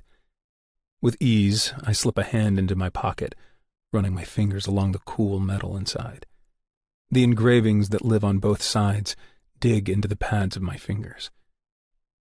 You better hope you're right, Alistair. If anything happens to her, I grip it in my palm, pulling it out and flipping it absent-mindedly over my shoulder towards him. Not even our friendship can protect you from me. I leave him there, with the sound of Sharon's obol ringing in the air. Chapter 17. Crimson Haze. Thatcher. One of two things were true. Lyra was late, or she was dead. Dead because I'm wearing a $17,000 Rolex that is more likely to be stolen than wrong with the time. So that meant Lyra was already 20 minutes late. They told me she would be fine, that this plan would not fail. She would gather intel and meet us scratch-free. Yet I'd only seen her once during the chaos of circus-themed costumes and juggling acrobats, when she was tucked away behind a food stand, while Easton preened to a group of accolades who looked extremely unimpressed by whatever he was saying. But that had been it. A whisper of her curls, a glimpse of her dark sweater. All the texts I'd sent had been left unread.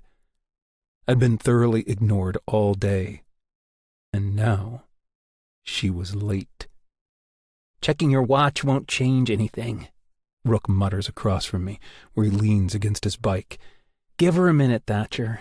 Maybe she thought we said 9:30. My arms stay crossed in front of my chest, my back resting against the driver's side of my door. I can feel how deadly my glare is as soon as it lands on him. Lyra wouldn't mix up times. She wouldn't do that. We agreed on 9, campus parking, Lot B. If everything was fine, she would be here. "You told Sage about your plan?" I ask, with a tilt of my head. "Does she know you set her friend to play spy on her vindictive ex-fiancé?" The color drains from his face. Whatever smart remark waiting on his tongue dies. It's replaced with a vicious rage at just the thought of putting his precious little Sage in danger or anywhere close to Easton Sinclair. "You shut your fucking snobbish mouth, or I'll make you swallow your teeth, Pearson." He pushes off the bike, standing straight. "We agreed to tell them after tonight. It's a test run. There is no need to freak Sage out over something that might not even work." Alistair puts a reassuring hand on Rook's shoulder, trying to keep him level-headed, so that we don't have a brawl in the middle of the campus parking lot. But I couldn't care less. It might actually be a pleasant distraction from my wandering mind, one that can't seem to let go of the idea that Lyra is in trouble, and we are standing here, doing nothing. Go on, I nod towards Alistair. Release your dog from its chain. I have a rabies shot. Get fucked, asshole, Rook grumbles. My fingers tap our message thread, pulling up Lyra's contact and calling her. Just like it did for the first 3 times, it only rings until it reaches the sound of her voicemail. Glancing down at my watch as I listen to her voice. Hey, this is Lyra. Sorry I missed your call. Leave a message and I'll get back to you. She must have made that when she was in a good mood. Her voice has a lightness to it that only comes out when she's surrounded by the people she cares about, or talking about her passions. My gut tightens. The feeling of knowing settles inside. A sensation that tells me that this brief experiment has cost Lyra her life, at the very least one of her limbs. I never agreed to those terms. You and Alistair did, assuring yourself that lying to your doting girlfriends was the best practice to keep them safe. I say, with a flick of my wrist and a patronizing voice, dripping with disdain and sarcasm. Thatcher, I swear. The sound of tires rubbing against the pavement catches our attention elsewhere. I'm hoping to see Lyra's older model vehicle, but unfortunately for literally everyone, it's not. Easton Sinclair's freshly wrapped McLaren pulls into the parking lot, pulling into the spot just next to mine. I look over my shoulder as he slides out of the driver's seat, no bimbo girlfriend or meathead friends at his back call. Just him. Late night, Sinclair? I ask over my shoulder.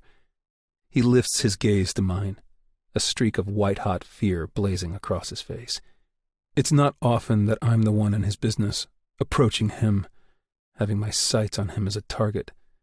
But he quickly remembers the role he plays, the macho man, and easily schools his features. Stephen, his father, would be so proud. No matter how many skin grafts his plastic surgeon did, Easton still wore a brutal scar to the left side of his face. It had been mutilated, healed with time, but the skin discolorations and lines of tissue covered from his jaw to upper cheek. It was gory, but there was no one who deserved to wear it more. Been a while, boys. Easton looks over my shoulder, eyes slitting when he sees Rook behind me. How's Sage, Van Doren? Does she still taste as good as I remember? I feel the steam that pours from Rook's shoulders. It's a bold move from Easton, considering my pyromaniac friend has been chomping at the bit for a chance to roast him on a spit. Sage will always remain a sore spot between the two of them. Whether it's the ownership Easton feels for the strawberry blonde or some form of love, it will be a long time before he lets go of her. It'll be an even longer time before Rook ever lets her go. I'm not sure. Do you still remember what the exhaust of my bike tastes like? Or do you need a reminder? Rook tosses his head towards the bike, beckoning for trouble. Easton runs his fingers along the side of his scar. Lay a finger on me, and I'll make sure Sage is the one to pay for it. It's a dangerous place to be making threats right now, East. Alistair steps next to me, his shoulder grazing mine. No daddy or friends to protect you. How will they know anything happened to you if they can't find your body? I scoff. If there's one to find. At least I don't have to worry about you leaving my body parts out in public, Thatcher. We all know you're just like your daddy. Only the weak, innocent women get you off when you're hacking them up. It was no secret that I was a suspect, that the town had deemed me guilty before I could even plead innocent. You sure you're not the one slinging body parts around like cash in a club, East? Must not be easy finding your mother screwing Alistair's dad. What were you, 5, 6? When you saw Wayne Caldwell putting it down on Mommy Dearest? Rook taunts. Letting out some of those pent-up issues on girls around town? Easton's jaw ticks, another very tender place for our long-time enemy. I wasn't sure if it was a gift from the divine when we found out about their parents' affair, but I loved seeing that twisted look of misery on Easton's face any time we brought it up. Wouldn't you know if it was me? Who knows how long you've had your little pet trailing me?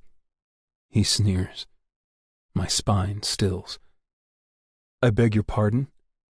Are you just playing stupid? Or is this just your normal setting? He asks with a roll of his eyes. It was clever, you know? I had this nagging feeling I was being followed, but every time I turned around, nothing was there. Not until right before I left the circus tonight. I look at Rook, then over at Alistair. This feeling of sheer adrenaline pumping through my veins. This had been a mistake. I hate this punk. But he was smart, and we knew that. Having him followed was a mistake. Now Lyra is out there somewhere paying for it. There is a split second where I try to rein in my self-control, where I attempt to bite down on my tongue and remain the aloof one, the one that never really gives Easton the attention he seeks. But I can't. I fractured my control when I landed between Lyra Abbott's thighs. Anything that had to do with that little bug queen had little restraint. Sweat slicks my palms. I have never felt so hot. My body overflowing with wrath. Violence humming inside of my chest. This need to destroy everything and anything in my path. It's never happened like this. The urge to kill. Never so quickly, so powerful, that I doubt anything could stop me from shredding the world apart with my teeth. Eating it alive. So volatile that no one, man, woman, child, friend, or stranger, was safe. I take 2 steps before I'm looking down my nose at Easton, my voice an animalistic growl. Where is she? Who? He asks with a cocky lifted brow. My hands reach forward, snatching the front of his jacket. I twist my hands into the material, lifting him from the ground a few inches, my body shaking. What the hell? The breath shoots from his lungs as I slam him with as much force as I can gather into the asphalt beneath us. His back smacks with a bang, a groan rippling from his lips as I stand over him. Where the fuck is she? I'm not asking questions or begging for an answer. I would kill him, and I would make it hurt. Sit him down in front of his mother and remove each of his ribs one by one. Pull his goddamn spine from his throat and choke him with it. You've got 10 seconds, Sinclair. I reach into my pocket and click the button on my switchblade, waving it in front of his face. Before I leave you in pieces. He chokes on the air. Don't know. My mind had never been able to wrap around the sort of territorial claim my friends had of Briar and Sage. Never understood what it was they possessed that caused the guys to turn into animals ready to snap at the first person who breathed their name. It had been cheesy and repulsive to me. But right now, I understood. And the idea of burning off Easton's face made sense. All of it made sense. The feeling of protecting what belonged to you, what you would kill to defend. For the first time, I felt that. I sneer. 5 seconds. He jerks beneath my hold. I swear to fucking God, I don't know. She left when I did, and I didn't see her again. I swear to God, man, I don't know where she is. The panic in his voice is the sound of piano keys in the morning. Refreshing. The knife flips across my fingers, just before I aim the blade towards the center of his Adam's apple. Alistair grabs my shoulder, his voice like thunder in my ear, a shattering sound in my ear that breaks across my anger like a whip. Thatch. The tip of my knife dips into his flesh. I just got her phone location from Briar. She's still inside the circus. The touch of his hand tightens. It digs into my flesh like an anchor, his mouth near my ear. He isn't worth it. Not yet. My hand shakes with the need to gut Easton like a fish. Leave him lying in this parking lot. But the need to lay eyes on Lyra is stronger. It's all that my brain can seem to care about. I lean my body towards Easton, my mouth spewing spit across his face and my knife pressed into his throat just enough to cut him. You better pray to whatever God you believe in, maggot. He saved you tonight. With the same motion as throwing out trash, I sling Easton back onto the ground, leaving him panting and in the process of curling into a ball when I stand to my full height. Alistair shows me his phone. The little blue dot tells me where Lyra's location is. I straighten, pulling at the lapels of my jacket, before moving towards my car. Ouch, Rook coos, tapping Easton on the chest, needing to add insult to injury. I'd hate to be you right now, my guy. They each pull themselves inside my car. What's the plan? Alistair asks beside me, Rook's hand scooting him towards the middle as he listens in. My hands flex around the wheel, the engine humming to life as I turn the key. It's not the apology the world would want from them, but it's the one I need. The one that says they are willing to follow me into whatever depths in order to mend what they thought was a good idea. I'm angry they didn't listen, that they put Lyra at risk. But how can I blame them when I can't even explain to myself what she means to me? What she is. So right now, I don't need an apology. I need their unending loyalty, their anger, that dark, twisted thing that lives in each of them to come out and play with my own. Find her. Chapter 18. Nightmare Circus. Lyra. The circus ring was vacant. All the chairs that ringed the outside of the circular stage were bare. The sand inside the pit of the ring was brisk beneath my uncovered feet, rubbing against my soles. Blood pooled on my lip, clotted from the deep split in the center of my mouth. I could feel the dried liquid sticking to my chin. The dripping had stopped several minutes ago. My cheeks were flush, burning hot as sweat gathered on my forehead, only heating further with the blinding spotlight that was beamed on my face. I could barely make out the first row of seats, just beyond the lifted barrier, the one where audience members cheered on a ringmaster walking a tightrope, or an acrobat flying gracefully in the air. Tonight, with no one in sight to applaud, I am the act, a private showing of my torment, slowly tortured all to prove a point, to send a message. I hiss, feeling it sizzle through my bared teeth, as I turn my head away from Player One, as I'm calling him. His slimy fingers press into my ribs, the oncoming bruise thumping in pain. I can feel him dig into my skin, ticking the bone, and pushing further. "This is just the preview, girl," he says in my ear. "If you keep digging, you'll be in your own grave. You think they won't come back for you, to finish what we started?" My teeth sink into my tongue, biting back a scream of agony as the cool tip of a knife slices into me, the tip ripping through flesh, opening another wound on my body. I hate myself for the whimper that escapes, the proof of their torture affecting me. Briar wouldn't have let them see her shed a tear, and Sage would have died before showing weakness. "It's okay to cry. Go ahead and cry." Player Two, the one wearing a white mask, urges, walking towards me, placing his hand on the top of my head, petting my hair with gentle strokes. "I want your friends to see your tears, bloody, bruised, and barely alive. Maybe then they'll learn to keep out of business that doesn't involve them."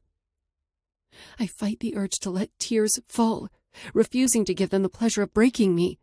Even though the pain is unbearable, every breath a chore, my face tender from the earlier hits, torso leaking blood from the several minor open wounds.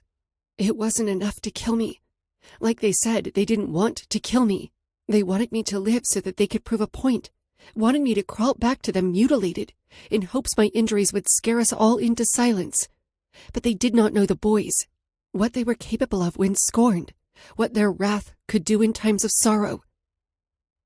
"They'll kill you," I whisper, sucking in a breath. "When they find you, they will gut you like fish. You don't stand a fucking chance." A harsh, slapping sound echoes in the circus tent, my head spinning from the force of the hit across my left cheek. Whimsical music spins in my head, floating from the speakers. I tongue my cheek, swallowing the burn, checking to make sure all my teeth are still intact. His fingers grab my jaw, jerking me to face him. The ropes wound around my upper body tighten as I try to jerk against them. I feel so helpless, and the only person I can blame was myself. If I would have just followed the rules, stayed at the circus, instead of following Easton to his home, I should have just done what the guys asked. But I couldn't. I couldn't meet them and bear the weight of their stares as I told them I had learned nothing of importance while trailing Easton Sinclair. Not his father, not the halo, not so much as a fucking speeding ticket. I failed them. Their disappointment would have hurt far worse than any beating those two could deliver. You fucked with the wrong people. This was too powerful for those rich punks you call friends. They should have let that girl's death go. Now you are the one paying for their mistakes, all because of their bruised pride. Player 1 lazily draws the knife up my body in a teasing way, a predator playing with its food, dragging out the catch. When he reaches the joint between my shoulder and neck, he rips my sweater to expose my skin. I try to block him out, shut out the pain and think of anything else. My breaths are shaky as I delve into how I got here in the first place, distracting myself the best I can. The details are fuzzy, frayed around the edges of my memory, but I remember following Easton from the circus, even though I promised I wouldn't. I needed to get something on him. I couldn't let everyone down by turning up empty-handed. Excruciating pain zaps into my shoulder, blood wetting my skin, but I keep my eyes forward and my mind busy. They are not worth my fear or my suffering. They will not win. I followed Easton all the way to the Sinclair residence, slipped inside his house when I saw he'd left the front door unlocked.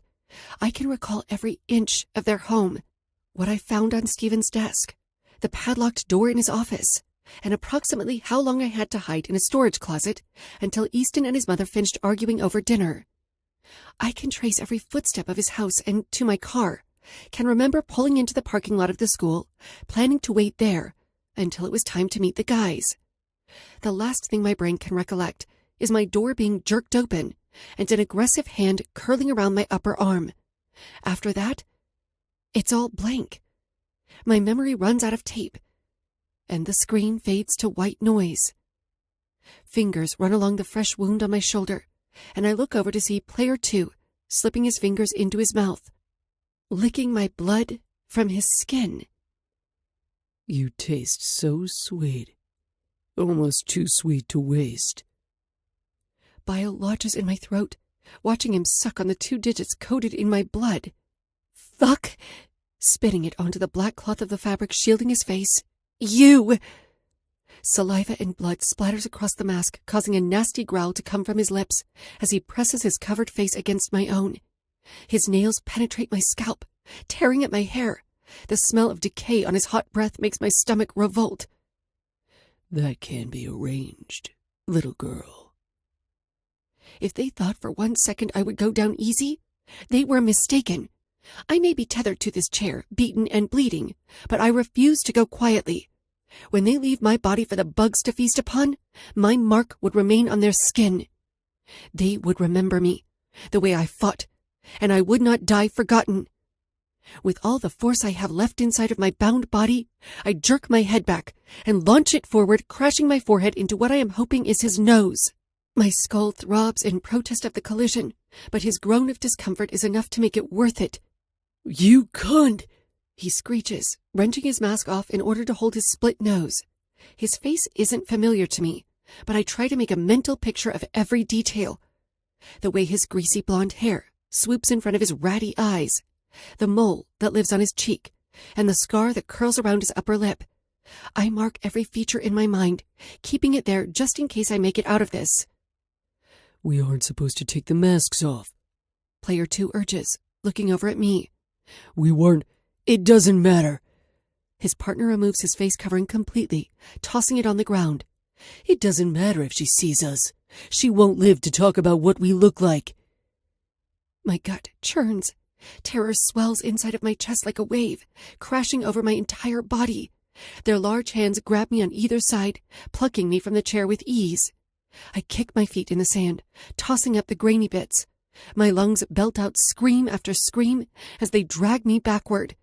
Tears streak down my face as I feel metal scratching my back. My head turns, searching for something to tell me where I'm headed. I catch a glimpse at what looks like a set of stairs.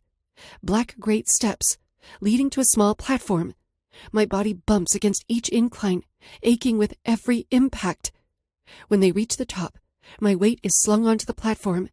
It does not take me long to understand what their plan is, remembering when they first woke me up, what remained from tonight's event. A prompt still stranded in the ring, altered to create the perfect torture device. A cylindrical tank that had been used as a magic act earlier. Escape the unescapable. A tank filled to the brim with water, while they chained a performer to the bottom. Escape, and you're a modern Houdini. Don't, and you drown. But it wasn't water inside of it. It was thicker and scarlet. It sloshed around in the tank, at least 12 feet deep, wobbling with my anxious movements on the platform. Pig's blood, Player 1 says snidely. We were going to give you your very own Carrie moment. Dunk your head under a few times. Get your adrenaline pumping. But you've been difficult, little girl. My heart thrums in my ears. When they threw me inside this, there would be no hope for me. I would sink to the bottom and never reemerge. That would be it. Killing me won't stop them. I press my arms against the ropes, trying to find a weak spot in the knots, but I'm having no luck. It'll only make it worse. Your boss knows what they did with Rosemary Donahue. They won't stop. My boss, he preens, doesn't care. I don't think there is anything he'd want more than to slaughter one son from each founding family.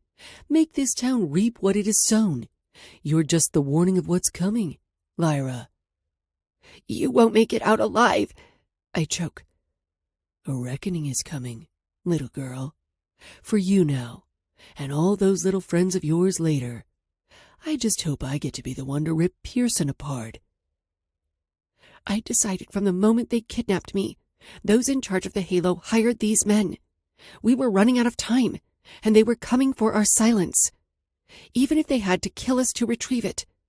We'd gone a step too far, learning too much, killing a teacher and teaching assistant to uncover the drugs they are using to sedate the girls they kidnap, burning the mayor alive for selling Rosemary, butchering 2 corrupt detectives involved in the ring. We'd gone too far. At the sound of Thatcher's name, my heart surges, a sob choking me, the urge to beg, to plead for mercy and pray they stay far, far away. But not from me. Never from me. From him. Go on. Beg me. Player 2 snickers. Beg me to spare your life, and I might just keep you alive long enough to watch how well you take my cock. My body flinches at his crude words. One singular tear falling from my eye at the choices I have left.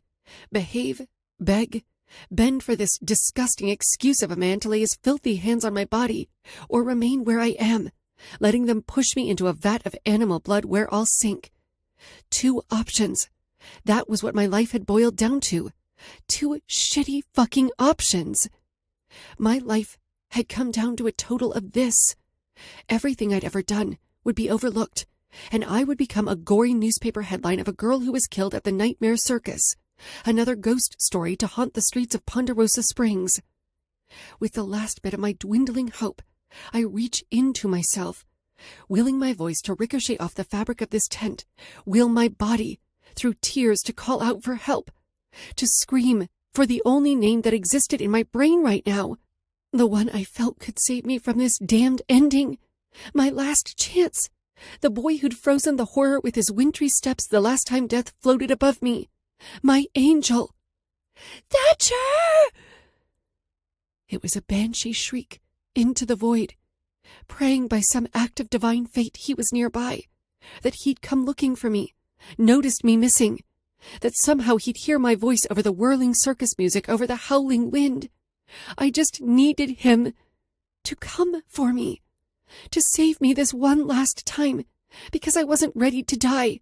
Not like this, Not before I graduated or watched my friends walk down the aisle. I wanted to develop a career, to grow up. I wanted to live. I didn't want to die before I... Thatcher, please! I shout, blood spilling out of my mouth. Thatcher! What a beautiful corpse you'll be. One of them mumble, before the force of someone's boot slams into my side. It sends me tumbling into the tank, the blood welcoming me with its sticky arms and metallic perfume, pulling me beneath the surface to a watery death. The world became a magnificent shade of red as I sunk to the bottom of the tank. Crushed roses that leaked through my shut eyes and tasted of sweet pennies. My senses spun in brilliant hues of the familiar color: cherry, garnet, vermilion, and ruby. It was everywhere, soaked through the strains of my hair, stuffed inside of my grappling lungs, and wedged within the walls of my throat. It was consuming me, eating me alive, swallowing me fucking whole. My chest burns, desperate for air, hopelessly trying to tear through the rough material that circled around me. But without oxygen in my lungs, my limbs are weak. The tank is deep, too deep, and I don't have enough energy to keep myself afloat without my legs. My head is dizzy, the burn in my lungs turning into one of comfort, as if my body knows what is going to happen in a few brief moments. I feel arms curled around my waist, reminding me of the night I danced with Thatcher a year ago at the All Hallows Eve ball. What he'd done as a distraction for our friends had been a memory engraved deeply into my mind. Meeting Briar for the first time, how innocent her eyes had been, burning down a tree with Rook, and catching Alistair in my shower after he'd stayed in our dorm.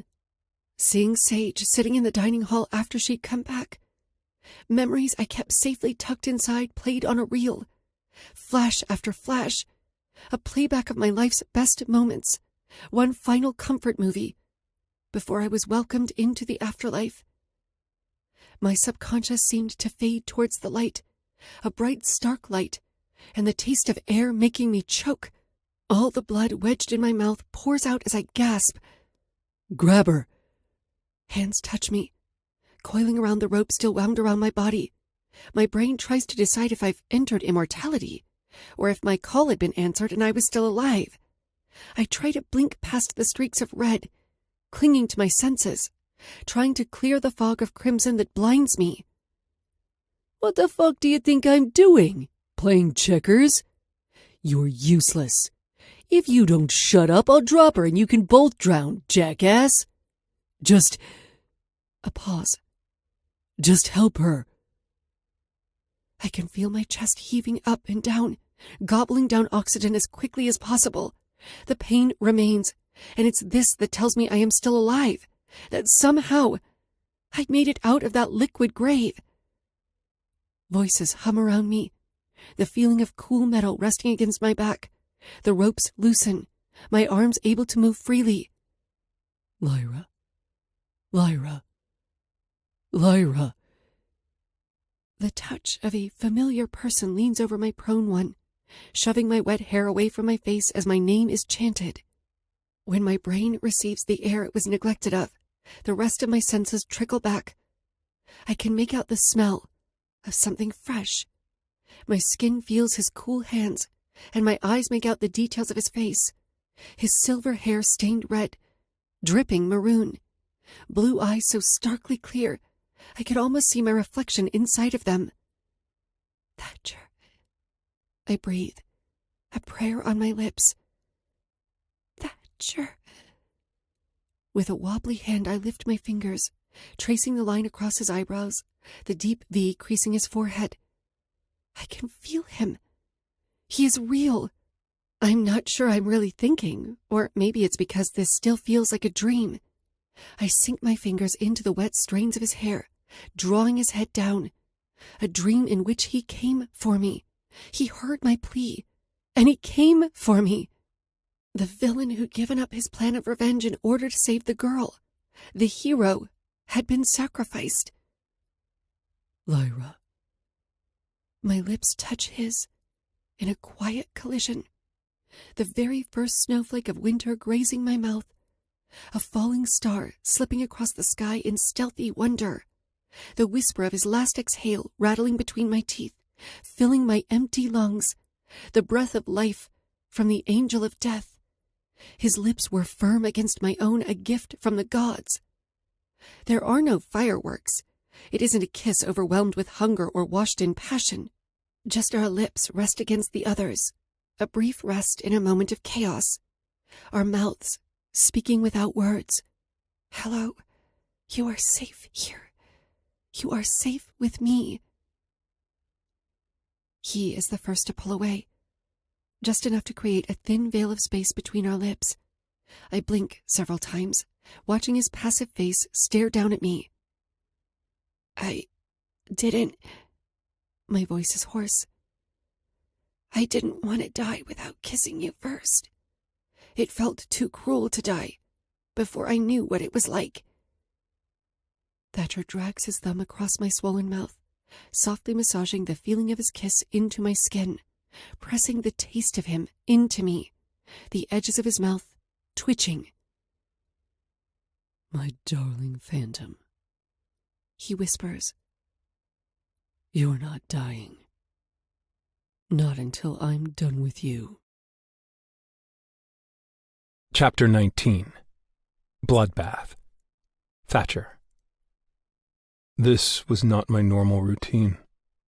I had not spent months tracking, hunting, and gathering intel on this victim, not able to spare the time to create the beginning and middle of his concerto. I hadn't written notes, erased, and composed gruesome music to set my stage, simply fast-forwarding the end with no thought of what his death would sound like paired with my piano. Normally, being out of a pattern would throw me off. Not being in my space, with all my weapons and disposal supplies, no classical music playing in the background. This was not how I killed people. My destruction of the human body was an art, one that I often took my time with, spent months planning, crafting the perfect piece of music for each section of the kill. This moment, this was how I made a man pay for touching what belongs to me. I looked ahead, seeing a man tethered to a circular board, a thick black belt stretched across his waist, both hands clasped above his head, and feet secured in cuffs. The wisps of red stars painted on the board appear and disappear behind his limbs. I'm sure they had used this prop as a part of a knife-throwing act, where a confident man stood in front of a crowd and blindly threw weapons at a half-naked woman, barely missing her skin by mere inches and leaving the crowd exhilarated. Except I was running the show now. The circus ring was my arena of death, and I didn't plan on missing. "What are you going to do?" my target urges. "Man, please, what is he going to do? Is he going to fucking kill me?" Alistair remained silent, only looking at him from his chair that he'd pulled from the audience. A cigarette burning on his lips, a haze of smoke floating in front of his passive face. It had been him who'd caught one culprit before he could scramble away, drug him back to the ring, and waited for my instruction. Knowing better than to lay a finger on my prey, he knew this kill was mine, and mine alone. I wanted every drop of his pain, his fear, his life. My stomach growled, hungry for the power that came from the final pump of someone's heart. My body shifts, peering down at the open knife roll exposed in a chair, individual blades tucked into separate pockets neatly. My fingers graze the sharp tips, the craving for revenge leaving me famished. Savage. Carefully, my hands roll up each of the sleeves of my blood-splattered dress shirt, exposing my pale, veiny arms beneath. The air is cool against my neck, anticipation raising my temperature. The sound of the tent opening averts my attention. Lyra charges inside, her bruised lip catching the spotlight. The lip I had felt against mine several moments ago. Her mouth tasted of brutality and fear, quite the opposite of the cherry flavor I'd anticipated. After pulling her from that bloody tank, I got a real taste of anger. I'd seen it in others, witnessed what it could do, but I'd never felt it for myself. Not like this. My fury was this quiet, seething predator, as if I could feel the emotion coursing through my veins like sandpaper, rough against my skin and coiling my spine. This was my first kill that was rooted in emotion, driven by her. Lyra was my beacon of emotion. All these feelings I'd never once experienced were happening to me because of her. Being close to her was making me more and more human. My fingers flex when Rook walks in behind her, his hand curling around Lyra's arm, tugging backward, his voice loud enough for me to hear. Lyra, we need to get you to the hospital. You don't want to see this. You don't want to see him like this. I'm not leaving, she argues, flinching from his grasp, determined to keep moving farther inside the tent and closer to me. Please. Lyra, I call her name, interrupting my friend. Her soft eyes turn to me, like my voice is the only sound she hears. I crook a finger, teasing in a come-hither motion. Come. Rook removes his hand, shaking his head with a huff as she moves in my direction. I don't miss the way she limps a bit, still holding her head high, refusing to show her pain. She wants to prove they did not break her, that they could never break her. Something swells inside of me, and I think it might be pride. Loyalty not only to me, but to herself. When she is close enough, I reach forward, grasping her chin in my fingers.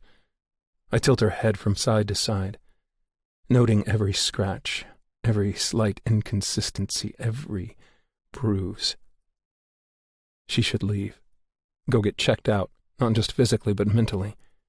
What she experienced would hit her hard once the adrenaline faded out.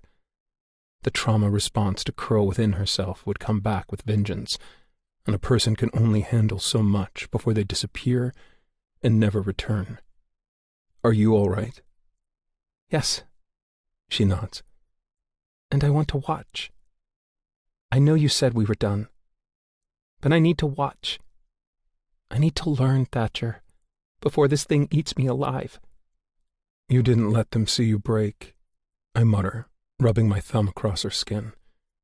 I feel her body settle into my touch, melting into my hand. You told me not to. You did so good, darling Phantom, I whisper, lifting her head up so she's looking at me. Do you want your reward? Would you like me to be your teacher tonight? Her jade eyes widen, interest piqued and possibly shocked that I'm agreeing so easily. No more textbooks? A smirk pulls at my mouth as I shake my head. No textbooks. Just you being a dedicated little student. I would take a few notes. There might be a quiz. This secret little arrangement between the two of us is my greatest struggle and hardest thing to release. It's hard to admit it out loud, but I enjoy Lyra's watching. The stalking through the shadows with her eyes focused solely on me. I'm the center of her world, and she is my little voyeur. Relief settles in her shoulders. Thank you, she mutters, just before turning and walking towards a seat in the front row. I look over at Rook, tossing my head towards her, wanting him to stay close in case anything is to happen. I allow my thoughts to linger on her, on the image of her porcelain, flawless face, bloody and bruised, tainted in a way it should have never been. All my anger is singular.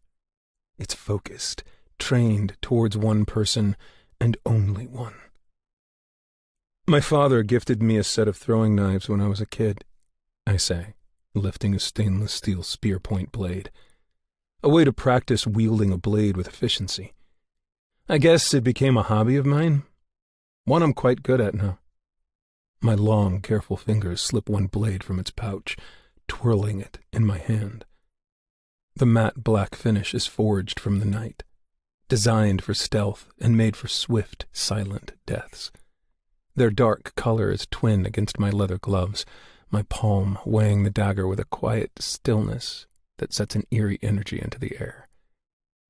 I knew what I was going to do tonight, had mapped out every second of the torture the moment I'd stepped inside of this tent.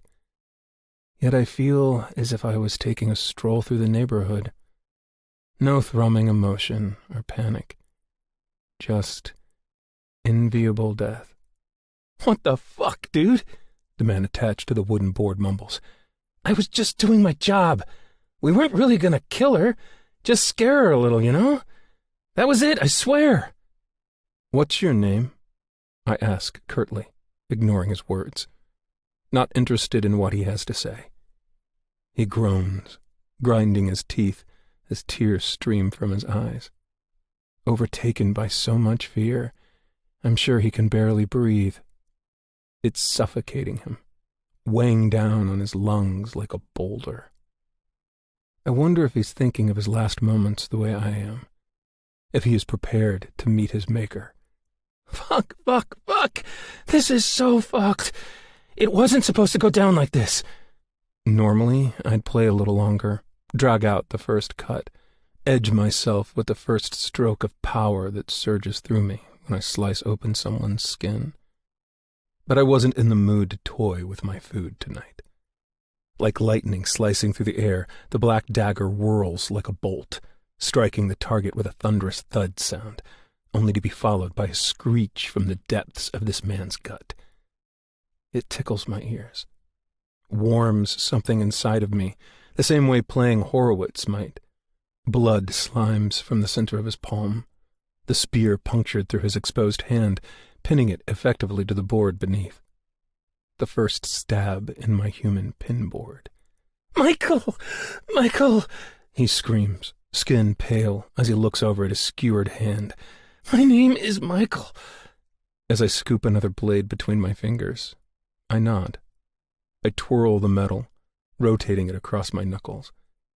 This is supposed to be for Lyra. My reason in killing this man is here. Yet I can't help but feel elated at the sight of him withering in pain, squirming against his restraints, desperate for my mercy. Does that truly make me the morally gray hero everyone raves about? Right the wrongs that society would never?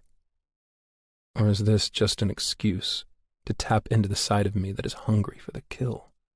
My eyes flick towards the audience, scanning the empty seats until my gaze connects with hers.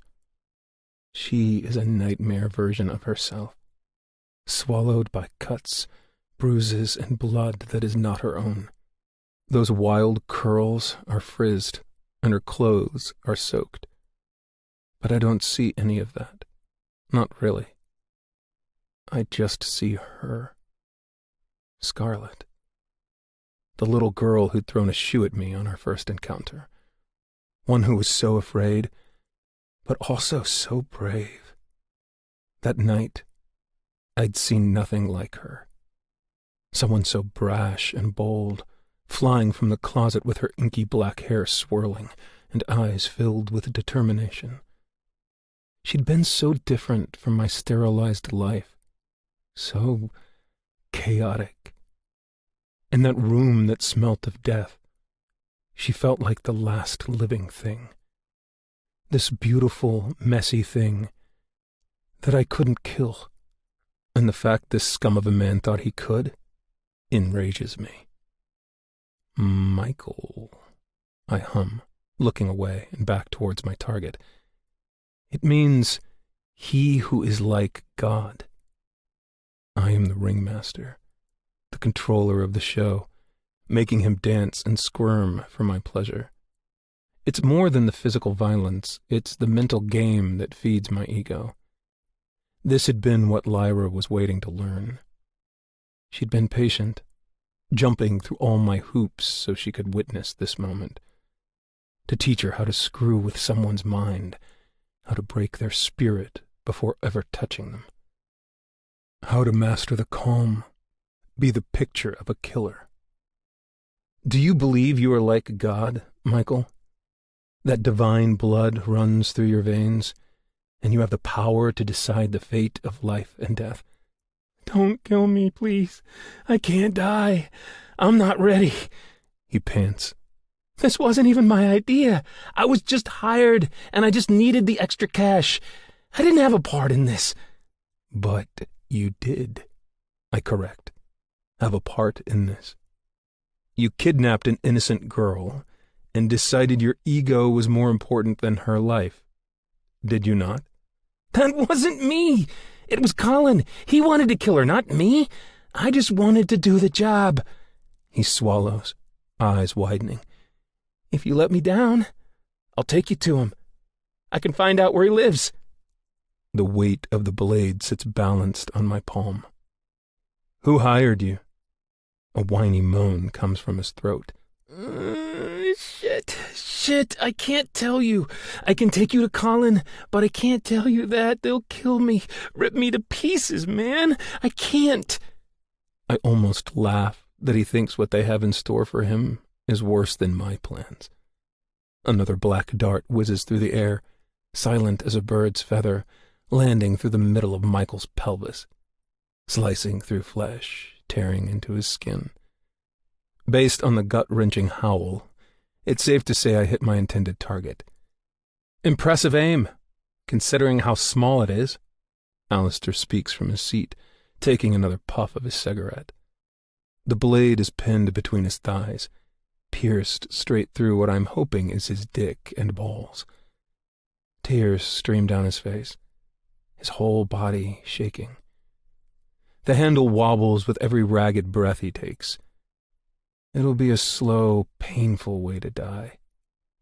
Unless the knives are removed, it will prevent him from bleeding out. They will plunge the holes and keep him breathing until I am finished. He has no option but to hang there in suffering. "I wouldn't expect you to know this because you don't know me, Michael," I say, scooping up another knife without looking. "But I don't believe I'm like God either." I flip it in my hand before rearing my arm behind my head and throwing it forward. I move smoothly, barely a sound coming from my movements as it slips from my grip and pegs the center of Michael's left hand.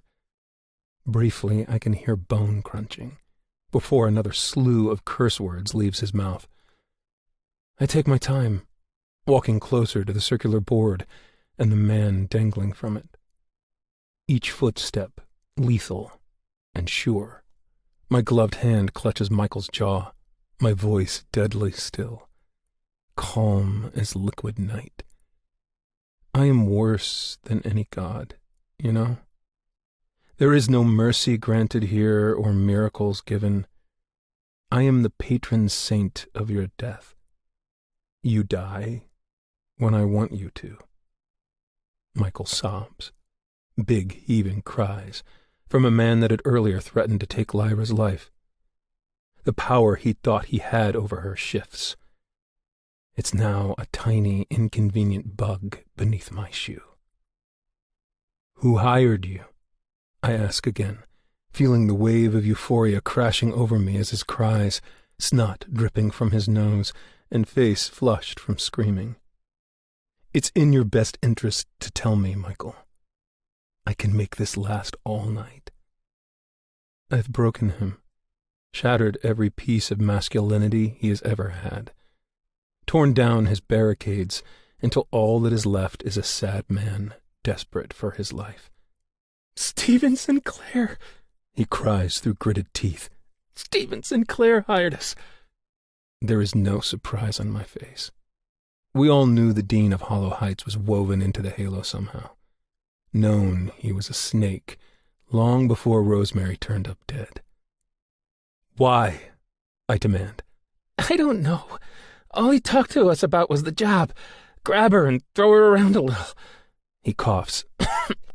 "When I asked why, all he said was, so when she goes crawling back to her degenerate friends, they will know what is at risk, what I'm capable of taking from them." My hand grabs the handle of the knife lodged between his legs, jerking it harshly to the left, inciting another cry for help from his mouth. "What else do you know?"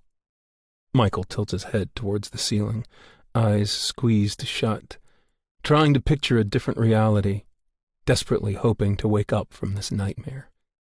"It wasn't supposed to be Lyra," he croaks. We were told to grab Sage Donahue, but But you? I apply more pressure to the knife, cutting the words from his throat. Some blonde kid came in and told him no. Had a nasty scar on his face. Demanded Stephen to pick Lyra Abbott instead. Said she was the weakest of the group and would break easier. I can feel Rook's rage towards Easton Sinclair mingling with my own. Knowing earlier I'd been seconds from snapping his neck, and should have, according to this information. Are you sure there wasn't anything else? I'm sure, he screams. That's it. That's all I know. Swear to fucking God. I nod, knowing this is all the information he is going to be able to give me. There aren't many men who would lie while a blade was shoved into their cock, and he wasn't one of them. The color in his face does not exist. He is pale, ghastly, and losing blood. I'm finished with him. He has served his purpose for our agenda, and now I'm free to end him. I reach up, grasping the handle of the knife inside of his hand, and remove it swiftly. Blood leaks from the wound and coats my glove. I'm seconds from wedging this weapon into his windpipe when I hear Lyra's voice. Wait! I turn my head, looking at her standing in front of the barrier, walking towards me like I'm the moon, and she's gravity. Pulled to me like a magnet, with no choice but to seek me out. Alistair and Rook are staring, observing this interaction with silent eyes. Two people caught between orbiting planets that have no clue how to be in each other's galaxy. "Can I do it?" she mutters. My eyebrows pull together, staring at her sharply, expectantly. "Can you do what?" A steady breath skates past her lips, her chin tilted up and spine stiffening. "I want to be the one to kill him." Lyra is no longer the broken, mousy girl she shows to the world. She is a force, one woven together by the urge to kill and secret beauty. This dark, wicked woman who wants revenge, a companion of the Reaper, his lover and second hand.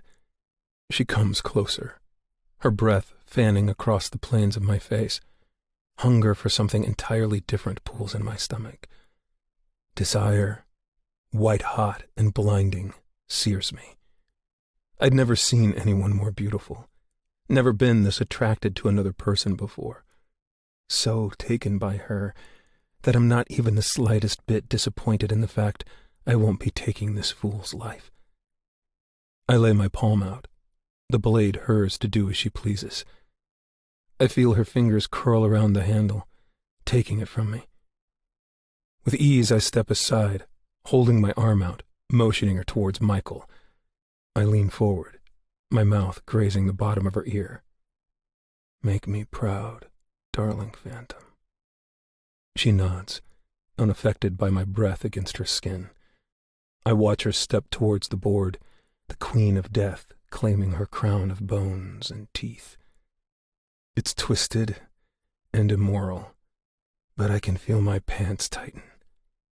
My cock swelling as she holds the knife in her hand, dragging the tip against his chest, drawing a harmless line to his throat. "Look at me," she says, staring up at him, but clearly the one in control. "I want you to look at me." When he doesn't follow her instructions, she uses her other hand to grab the knife between his thighs, still plunged into his flesh. He groans as she twists, repeating herself once more before he finally opens his eyes. My mouth waters, seeing her accept the secret part of her she seems so afraid of, owning every ounce of hunger she carries within herself. When she removes the weapon completely from his groin, he chokes, gurgling around a scream of agony as blood soaks the front of his jeans. "Do I look broken to you?" She speaks, a confidence I've never seen before shining through. "Please, I'm sorry. God have mercy on me," he whimpers, pupils blown to the size of saucers. A plea of mercy on his gaze, and maybe the Lyra everyone knew would have given it to him, if the creature inside of her was not so famished. There was a flash of pause. Only his gasps and whines of discomfort. I watched Lyra rotate both blades in her hands, squeezing the handle into her tiny fists. "Your God may grant you forgiveness," she whispers, as Michael lifts his head to meet her eyes. "But you are a fool to expect the same sympathy from me." It's a quick movement, so sudden I think I may have missed the impact.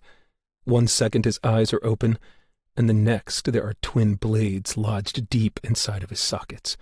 The sharp ends pierce through the squishy material of his eyeballs. The squelch of shredded tissue and the sight of projecting blood is his demise. His mouth lay open, choked words tumbling out. She uncurls her hands, rearing back with her palms facing outward, and slams both into the end of the knives, sending the weapon farther into his skull. I can hear the crunching of human bone beneath the weight of the blade as she silences the man who tried to take her life. There is so much force behind it that his head is pinned to the wooden board behind him. Blood oozes in streaks, painting messy lines down his cheeks.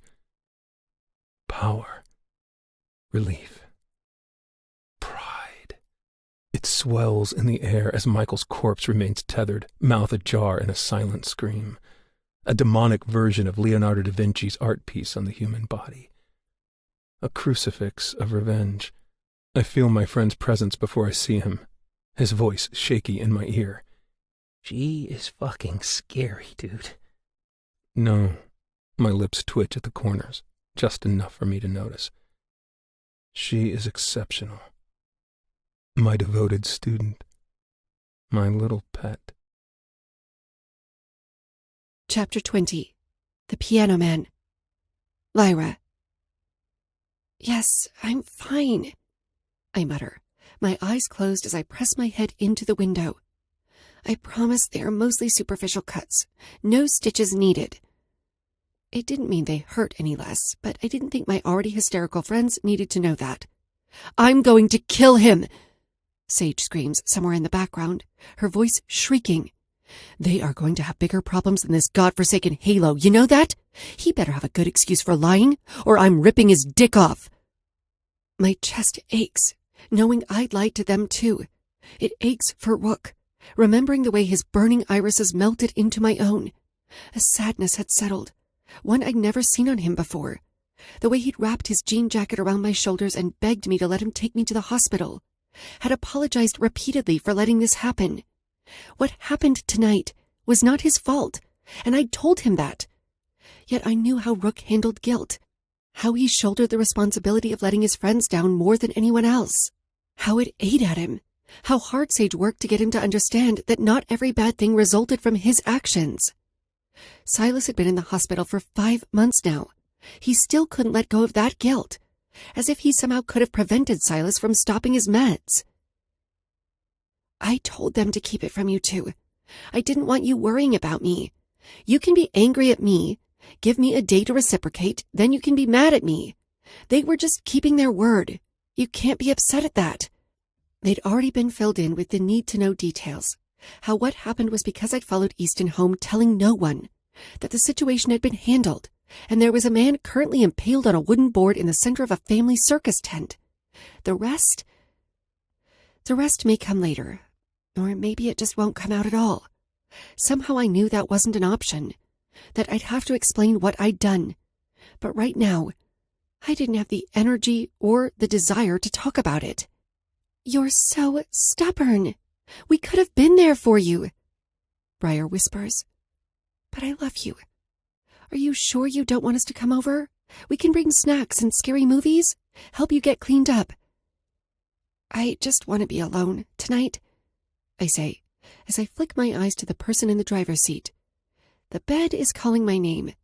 You guys can come over tomorrow and yell at me, yeah?" Both of them huff in disappointment, but agree, ordering me to call them as soon as I'm awake or they'll be beating down my door. I let the silence absorb me, the expensive leather warm against my tender back. Even though I'm covered in blood, I could go to sleep, wrapped in his soothing scent. I feel safe here. They are going to know it was us who left Michael's body there, you know? I say softly, hoping the conversation will keep me awake, at least long enough for a shower. What do I say if the police show up asking questions? Thatcher's hand tightens around the steering wheel for a split second before releasing as he keeps his eyes on the road. Remnants of red still stuck to his pale skin and hair, the both of us covered in blood. The stain of tonight weighing heavy, that thread connecting us growing a little stronger, even if he was unaware of it. My lips still hummed, buzzed with the electric tingle of his lips. They won't, Thatcher says calmly, turning the wheel and pulling into the gates of his driveway. Stephen will hear of it. Call off the dogs before they have time to sniff. It'll be swept under the rug. This town won't even hear a whisper about it. But the message to the Sinclairs will be more than obvious. If they want to play, we will play. I nod, chewing the inside of my cheek as I try to leverage my body up. Searing pain spreads across my abdomen, and my hands reach for the wounds on my stomach. I'll bandage those inside, he says, still not looking at me, content with keeping his eyes forward. When he told me I was coming with him, I thought he wanted to give me a ride to my home. I hadn't realized that wasn't the case until we were deep into town, headed towards his residence. Is your grandmother... is she... A blush heats my cheeks. Is she okay with me being here? It feels naive to ask something like that, this trivial thing in the face of everything we are going through. But May Pearson is a lovely woman, and I would hate to disrespect her, even if I desperately need a shower. The west wing of the house is mine. She rarely visits it. She won't even know you're here. The car pulls into the front of the house, coming to a gradual stop before he places it into park. Does she... I swallow, glancing at him. Does she know who I am? He knows what I mean. I'm not asking if she knows if we are friends. I'm asking to find out if she knows who I am to their family. The girl that sent Henry Pearson to jail, her son, and lived to tell the story of my mother's death. Yes. I don't have time to react or ask further questions, because his slender legs are climbing out of the vehicle. I think I might prefer snarky, sarcastic, always interrupting me, Thatcher, than this dry, straight-to-the-point one. His stillness is throwing me off. Exhaustion suffocates me, my bones aching as I reach for the door handle, barely able to push it open. My adrenaline had crashed hard, leaving me weak. The drive of the hungry, the urge that fueled my strength had gone away, retreated, tucked away inside of that dark cave in my soul where it slept full and sated. It had left me to deal with the aftermath alone, feeling empty and lost. That's the issue with this thing. Once everything steadies, the anger and need to do harm fades to black. The emotional pain still lives. It still breathes and exists inside of me like a perpetual open wound, always bleeding. Killing him had fed the urge to kill. It did not heal the wound. It did not take away the memory of their hands on me, or the sound of their voices in my ear. It did not erase the burning in my chest from the lack of oxygen. My revenge had been enough to curb the craving for violence and broken bones, but it would never chase out the fear of watching my mother die, or somehow avenge her life. I'd done it, because they deserved to pay for what they did. But it didn't change anything. Could never change anything. My knees wobble, standing on my own for only a second, before Thatcher's slender arm snakes around my waist, his other cupping my legs and sweeping me up from the ground. In one elegant movement, I am scooped up into his arms, the chill of his body icing out the thoughts that seem to eat me alive when I'm all deserted in my mind. In his arms, I am not alone. I stare at the side of his face, his jaw set as he says nothing, just carries me in his arms as if I weigh nothing, as if this is just a normal thing we do every single day. Stop looking at me like that. I fight a smile, casting my gaze down. Okay. The walk to the far left side of the house is quiet, my ear resting against his chest, counting the beats of his heart. It's a perfect rhythm, just the right amount of pressure, steady and a healthy tempo. The sound soothed my own. I have very few healthy emotional memories. Like when people smell a familiar scent, or suddenly remember an embarrassing high school incident, you feel that shame all over again. Or maybe the rush of winning a game you played. It is more powerful than just a memory that you just recall. Those triggers give you the ability to relive those occasions once again. But mine are different. All my triggers are connected to memories that leave me scared and angry. One smell or sight, and I'm right back to experiencing the worst night of my life. I'm no longer in class or reading a book in my home. I'm in the closet, watching my mother die again. I know vaguely that I'm in class, that people could be staring, but Henry is kneeling over my mother's body, killing her, and I can't do anything about it. I can't breathe or calm down. While the world moves around me, I am trapped in a snow globe, experiencing my trauma. The only thing that has pulled me back, the only person who has cracked that snow globe, is Thatcher. It's not anything he does physically, but every single time he comes into those visions, everything feels better. When he steps into my mother's bedroom, I forget everything else and I cling to him. Let his memory make me feel safe, comfort me, until I'm back to reality. To everyone else, he is their worst nightmare. But he has always woken me up from mine. When we enter the side of his house, it's mostly dark. I can barely make out the kitchen and the expensive couches in the living room. We climb a set of steps, followed by more walking. Everything is mostly a blur as he continues down a lengthy hallway. The door to his bedroom opens with ease, his body turning sideways so that I don't bang my head against the frame. Thatcher's room is everything I expected it to be, but not at all at the same time. My eager eyes take in every visible inch of the space, the impossibly high ceilings, eggshell-colored walls, and marble floors. His bed sits low to the ground. The white comforter looks freshly steamed, and the pillows are organized perfectly. A sleek grand piano is tucked in the corner, and he has a desk against one of the walls. It's all very modern and clean, exactly like I thought it would be. But it doesn't seem lived in. There are no papers on his desk or shoes on the floor, no form of personalization or care, leaving it all very desolate. I am so exhausted that I can barely appreciate being in his space. Finally, within the walls of his home, where he dwells in private, where everything smells like him. He carries me easily to the bathroom, setting me down on my own 2 feet in front of the sink before walking towards the shower, hitting a button that makes water fall down from the ceiling from multiple different spouts. The gray tiled stand-up shower probably costs more money than my entire house. "Shower," he mutters. "I'm going to use the spare. Just wait in my room until I come back with bandages. I'm assuming my body wash and hair products work fine for you. Or do I need to grab something else?" I know my face is red, and I'm secretly hoping the blood covers the sight of my embarrassment. I should have never told him about the body wash. He's never going to forget it. Yeah, it's fine. I clear my throat. You don't have to do this. You could have just taken me home, contrary to what you believe.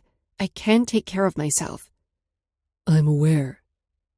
I watch him walk to the door, pausing his hand on the knob, his back stiff. I say nothing, just stand still and wait. Wait for whatever it is he has to say. I heard you. He wavers. When you screamed, I heard you.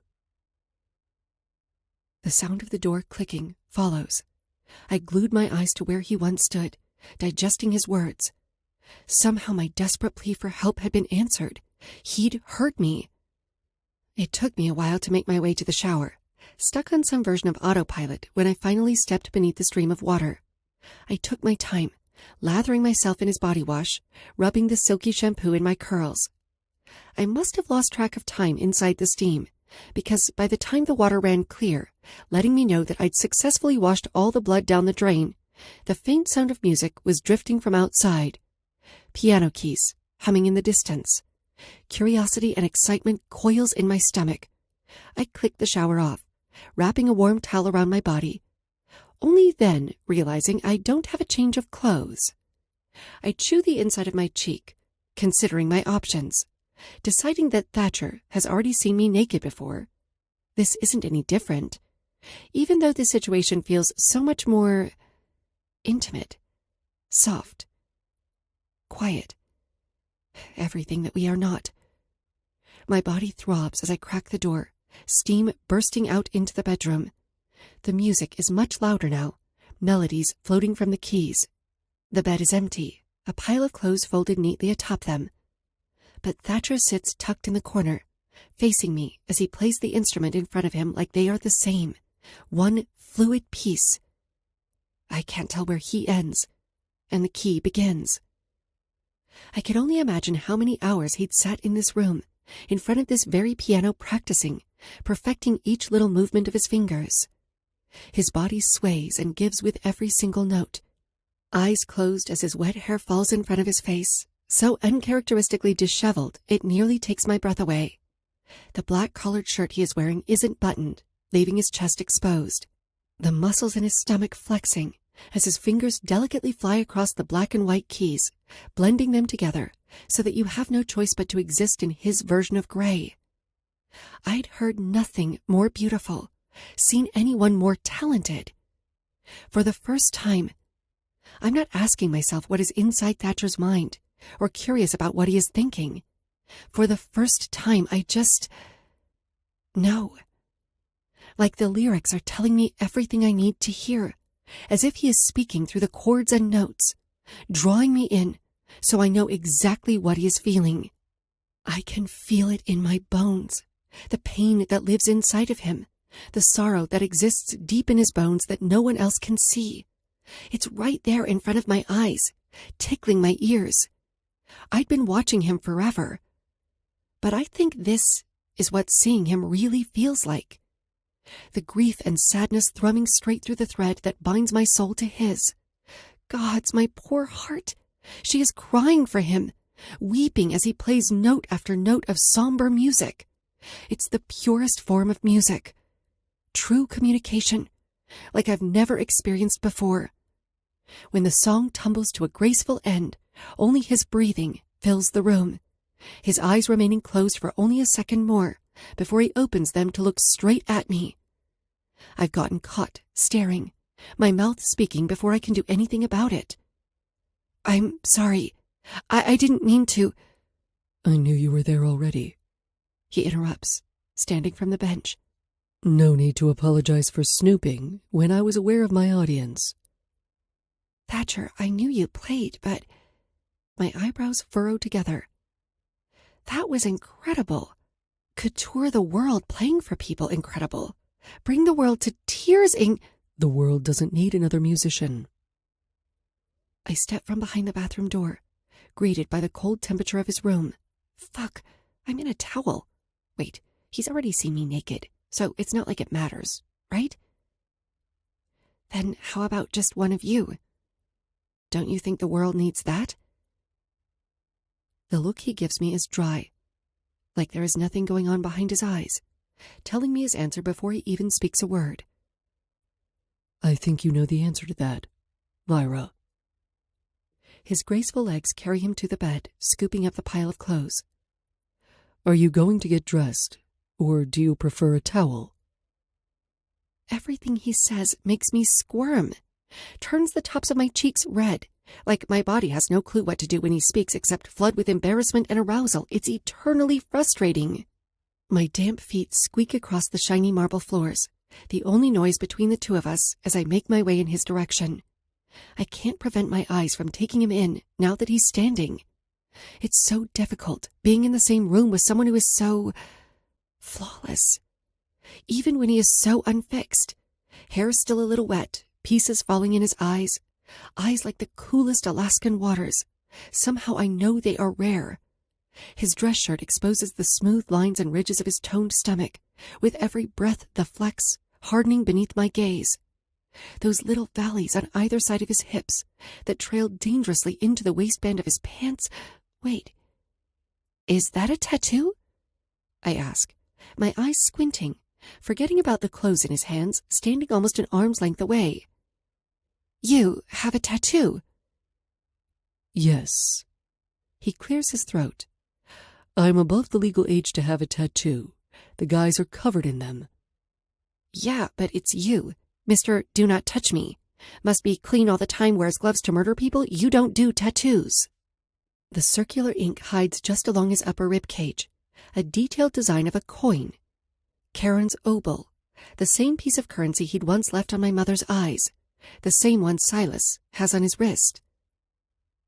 You got it done with the guys. You all have one? Another piece of his puzzle, closer and closer to the man no one can figure out. But just as he always does when one gets too close, he cuts, a viper striking.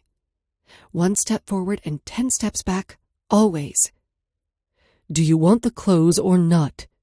His voice is harsh, not unlike his normal tone, but the coldest he has been since he found me tonight.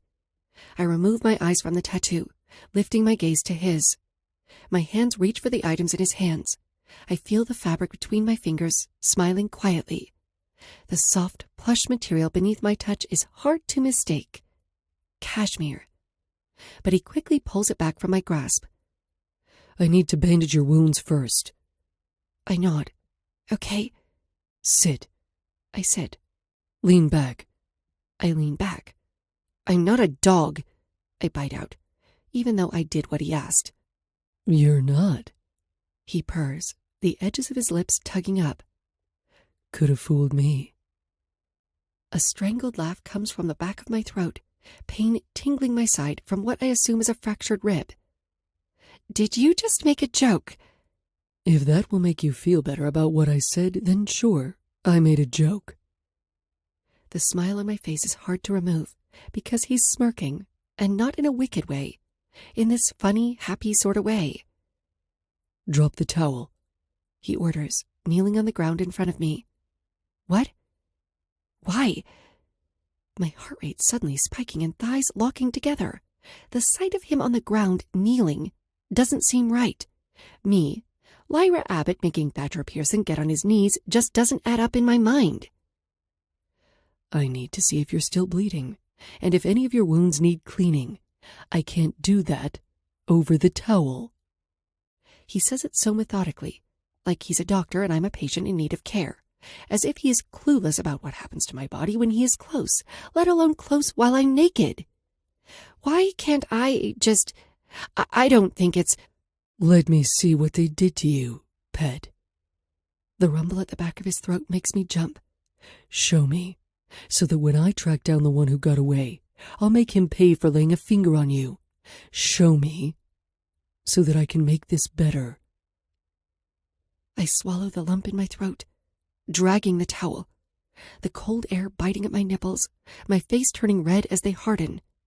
I let it fall until just above my waist, bearing my upper half to him entirely. All the way, he orders. I bite the inside of my cheek, whispering, They didn't touch me down there. Thankfully, he doesn't push that issue. My eyes spare a look down at my abdomen, wincing at the sight. Several open cuts that are still leaking blood, some deeper than others. They run along my sides, across my belly. One that looks deep enough to scar is torn across my hip bone. My eyebrows furrow in disgust at the nasty reddish-purple bruises that freshly adorn my rib cage. It looks awful. I look awful. What they did to me was awful. Tears sting my eyes, forcing me to look away towards the wall, so that I don't have to witness Thatcher's reaction. The last thing I need is for him to look at me with disgust in his eyes, repulsed by the sight of me. I feel his fingers against my skin, cold and still making me jump a little. The pad of his pointer finger skates across my hip bone, drawing a line up my ribs and across my stomach. Just smooth touches. At first I thought it might be medicine, or him cleaning the wounds. But as I chance a look down, it's just his hand. And he's staring at me with lightness in his eyes, with a face filled with light. The kindest I'd ever seen him.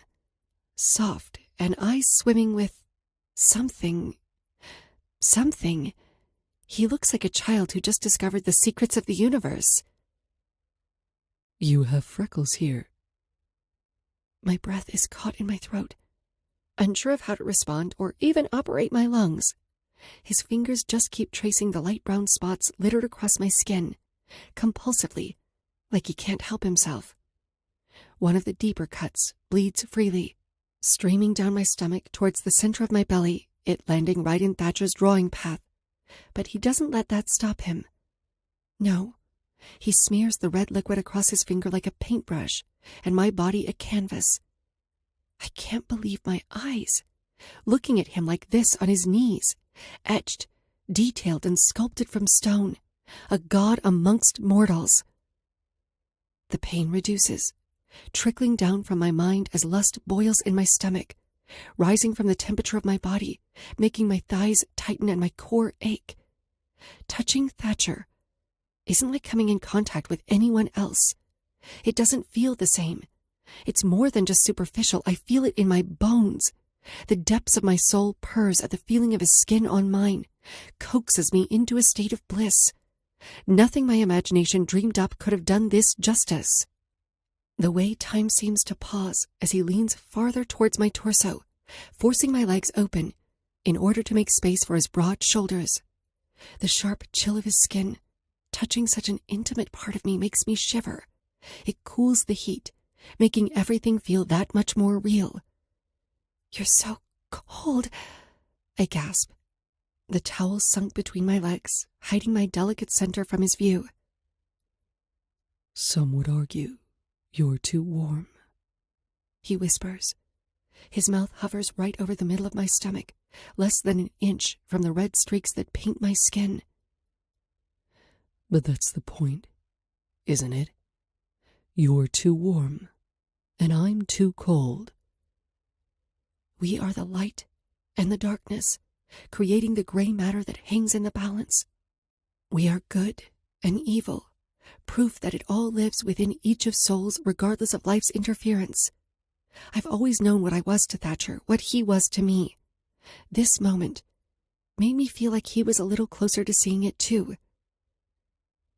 "I'm your rose," I mumble, sucking in a sharp breath when his cool lips touch me, the wet feeling of his tongue swirling against me, licking up the blood he'd coated there. "You're my thorns." I look down at his white hair, watching him shake his head.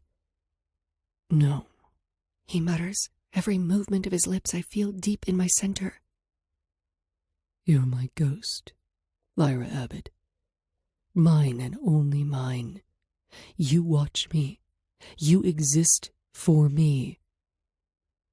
Blissful agony spreads throughout my bones, so overwhelming that I don't even notice his sneaky fingers pulling the towel. It's only when the cool air of his room brushes against my slicked folds I notice I'm bared naked in front of him, completely exposed, vulnerable. This is my weakest moment, and he is right here to see all of it. All my sharp edges melted away the moment those knives dove into Michael's brain. In front of Thatcher, I'm nothing but a hollowed, fractured girl desperate to feel love, to feel wanted. "What does that make you?" I ask on a gasp, glancing down just in time to watch his head move farther south, his mouth stained red. I have a shiver of déjà vu, remembering having this exact fantasy months ago. "I'm the man you haunt." His bottom lip drags past my belly button, my stomach quivering. "Your scent, your smile, your touch. You have haunted me every single day since the moment I looked at you." He bowed his head, placing a tender kiss on my inner thigh, his hands gripping the backs of my legs, stroking them with gentle swoops as if he was afraid I'd split beneath his touch. My heart soared with my body. Every fiber of my being was burning beneath his icy touch. The tightness that overtook my chest and core were almost unbearable. I felt as if I could explode, and he'd barely done anything. The sadistic hands of a killer tapped the top of my knees, warranting entrance. Hands that had tormented without mercy and granted death without compassion. My thighs parted further, letting him between, blood-stained and vicious. It could only be these hands I craved. "Sweet, so very sweet for me, pet," he hums. My erratic breathing pumps my chest up and down in rapid pace. I fiercely want his mouth on my pussy, aching for him in a way that can only be described as feverish. "Thatcher," I whimper, "please, I need..." Fuck, What did I need? You need. My eyes meet his, the piercing fixed stare he gives me. Everything, anything, just please. The first swipe of his tongue against my folds drags a moan from deep inside of me. Bolts of lightning buzz across my lower half. Nothing has made me feel more alive or closer to death.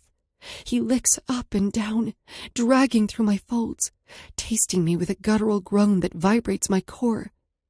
Am I the reason your desperate cunt tastes so addictively good? She wants to be sweet for me, doesn't she? My eyes roll back as I nod, ass arching off the bed to chase the friction of his wet mouth. When his tongue swirls around my clit, pulling the sensitive bundle of nerves into my mouth, I jerk into him. Thatcher's body is cold, but his mouth is hot, pouring liquid heat straight into my pussy, filling my insides with a fire unlike anything I've ever experienced. He takes his time, savoring every inch, discovering every spot that makes me weak. My teeth sink into my bottom lip as he begins to pay special attention to my clit, swirling his warm tongue in tight circles, rapid motions that wind the coil in my gut tighter, impossibly tight. One of his hands swipe across my belly, my stare flicking down to see him covering 2 fingers in the blood that drips from my cuts before they disappear between my thighs, beneath his mouth. Oh my! I suck in a shaky breath, his digit pressing against my entrance, teasing me for only a second before sinking into my tight walls. Something inside of me twists. This idea that he's taking this awful thing that was done to me and using it to make me come, rewriting what this evening means to me. So now, when I think back to what happened tonight, or I look at the scar on my stomach, I don't remember those horrid men. I remember Thatcher on his knees in front of me, his mouth devouring me, and fingers exploring my body. Blood is our life force, is the color of passion, of lust, of our heart. It's what makes us human, what attaches the two of us in every single way you can connect to another person. The most intimate form of connection is sharing this susceptible liquid that determines life and death. That's what being with him is like, teetering on the line of life and death continually. I want to do both with him, die and live, exist and rot, all that falls in between. I stare down, watching as he slides another finger inside of me, my arousal mixing with the blood on his hand, an erotic, soul-shattering sight. My whimpers slip from my lips with no restraint, not caring that I'm pushing my hips into his hand because I'm so needy. I'll be needy.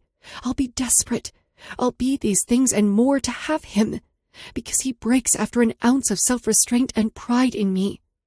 He never removes his eyes from me, not even as my hands slam into the comforter, digging into the mattress as that coil inside me threatens to break.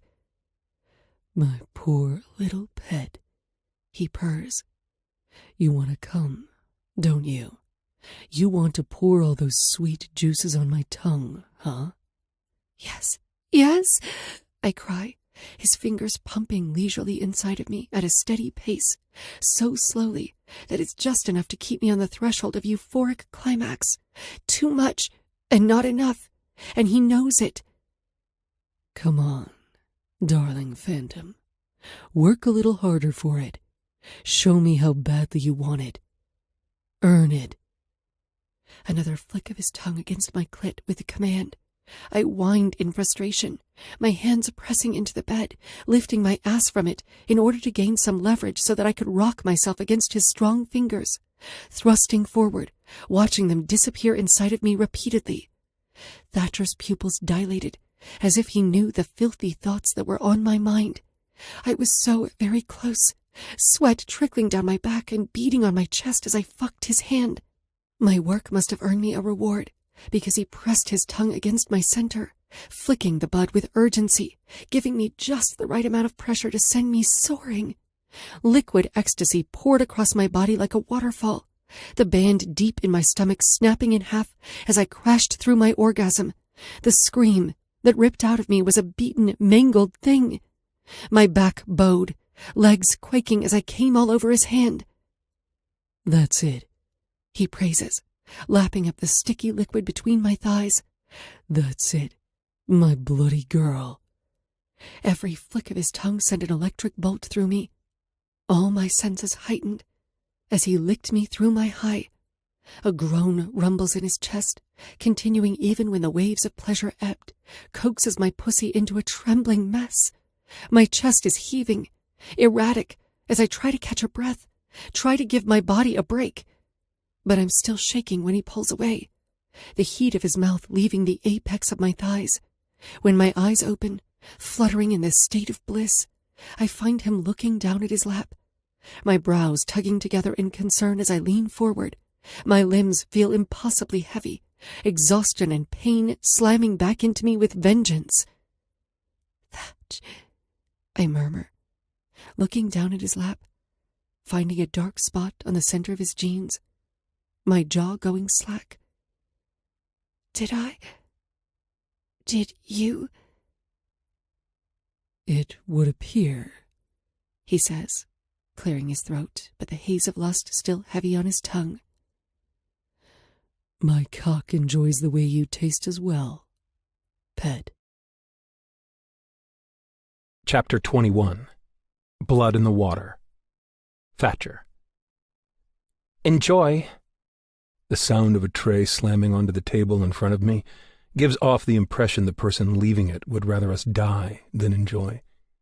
I flick my gaze to the server, who walks from our table. I wonder if they rock, paper, scissors, shoot for who has to wait on us. The entire staff and customers inside Tilly's diner do not hide their stares or concern for our presence. It wouldn't shock me to find out the cook put rat poison inside the food my friends ordered. Their visible fear and buried envy are no longer a surprise. When I was younger, I questioned why everyone always stared, while they walked on the opposite side of the street or whispered amongst themselves. It did not take me much time to figure out that I was both everything they wished to be and lived to tear down. Even if my father's reputation hadn't flowed to me like a plague, I would still be everyone's favorite topic. We all would.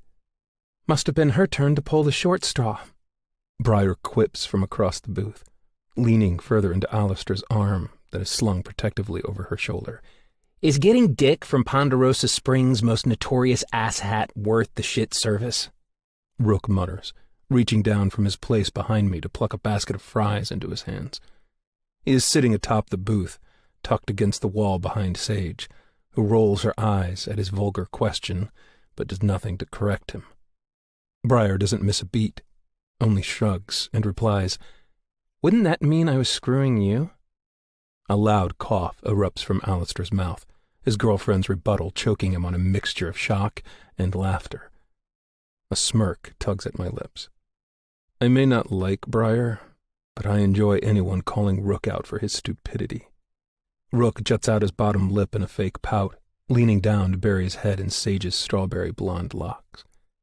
"Babe, you just gonna let her talk to me like that?" "You asked for it," she says, smiling as she runs a hand through his messy hair. A bell rings, the door to Tilly's swinging open.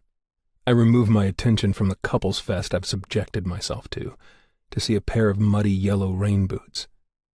I can hear the wet steps from our table, the face of our new guest hidden by a ratty navy green coat, except the curls bursting from the edges give her away. Lyra glides through the aisle, her fingers wrapped around the strap of her crossbody bag. She makes no noise, brings zero attention to herself, and the patrons barely acknowledge her arrival.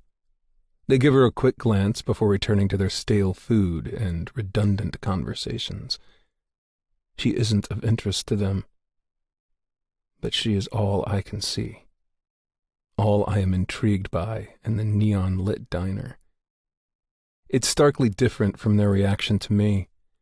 They do not stop to gawk and whisper. She simply blends into her environment with little effort and goes undetected. However, when a select few people notice my gaze is away from my already outcast group, she warrants recognition. They take a moment, a second glance, a third, until they are blatantly staring at the woman who has my attention. I can see it in her shoulders, the way they tense. She knows they are watching her now, a feeling I'm sure she isn't used to or comfortable with. Lyra shrinks into her hood, trying desperately to fade back into the shadows. But it's too late. All of them are asking the same vain question. Who is she? A violent thought enters my brain. Would it be possible to make it around every table, plucking eyeballs and feeding them to the vultures with enough time to evade the police? When she reaches the table, the girls greet her with warm remarks. She tugs the hood from her head, the split in her lip still visible, and there is an ugly bruise still decorating her cheek. Its edges have turned yellow, but the center still lingers purple. "Hi," she breathes, grabbing the back of a chair from an empty table. "Sorry, I was in the library and lost track of time. Did I?" "You can't use that chair."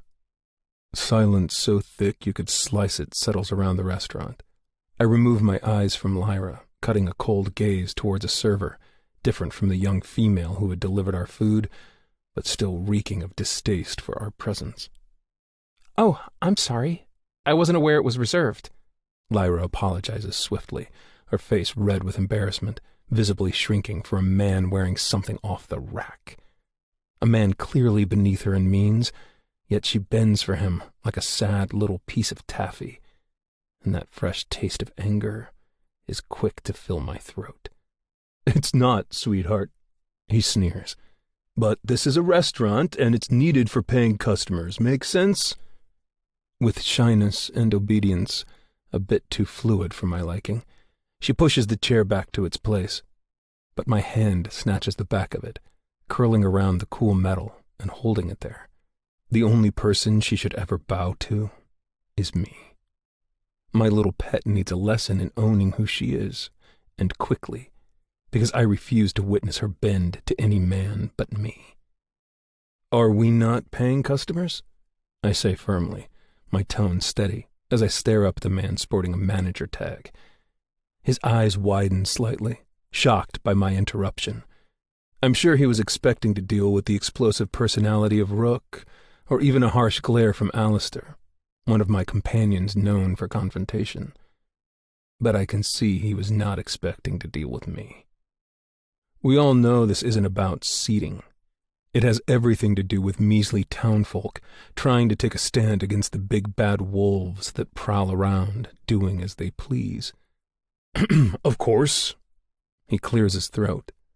"But we get a little busier during this time.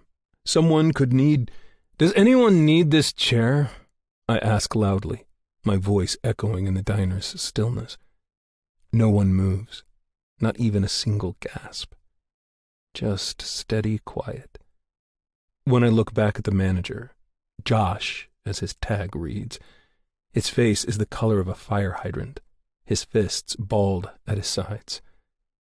"It's company policy," he insists, putting up much more fight than I expected. "She can't have that seat." I nod, a smile lifting at the corners of my lips. I release the chair, pushing myself to a standing position before stepping out of the booth. I take my time to button the front of my suit before I encroach into Josh's space. My frame dominates his. Not just in height, either. "Tell me no again," I bade him. He stutters, barely able to look me in the eyes, frantically searching around him for someone to aid him, but finding no one willing to keep him out of my path. "If she wants every chair in this trash diner, she will have it," I say. "If I want to buy every square inch of land this dump sits on, I will, just to let my friend burn you alive inside of it." Josh's face becomes a sickly green color, and if he even thinks about throwing up on me, I will remove his spine and use it as a scarf. My hand regrips the chair, spinning it around so it is open for Lyra to sit on. The metal scrapes across the cheap floor as I lean my face an inch closer to the man who has my full attention. "Makes sense?" I edge. He swallows, carefully debating his next words before saying, "Yes, sir." I'm sorry to have disturbed you. That should be enough. If I were someone else, I would have let him go, pride bruised and tail tucked between his legs. Except I am a sadistic man, and breaking men who think they own the world is my favorite pastime. I live for it. It's not me you owe an apology to, I correct, looking over at Lyra, who is staring at me with a blank expression on her face. I flick my eyes to the seat, motioning for her to take it. She chews the inside of her cheek, silently obeying me. I step behind her and the chair, pushing it into the table where she had originally intended it to be. I'm sorry, ma'am, for the confusion. It was my mistake. He loses a breath. Will there be anything else? We are cherry Coke. Do you think you can manage that without any confusion? I interrupt Lyra once again, watching Josh nod his head and practically run in the opposite direction of our table. Was that necessary? Lyra whispers, her face still red with embarrassment. I look at her.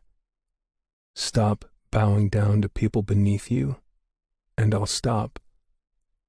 Remember your place, pet. A question lingers in her eyes, but she keeps quiet, settling into her chair. Awkward silence lingers around the table, everyone too shocked to speak. But I've never explained my actions to anyone before, and I won't start now. A fry sails across the air, thumping against Lyra's chest. Seems the Bug Queen has crawled her way into Thatcher's icy heart, too. Lyra smiles gently while I throw my middle finger up to Rook.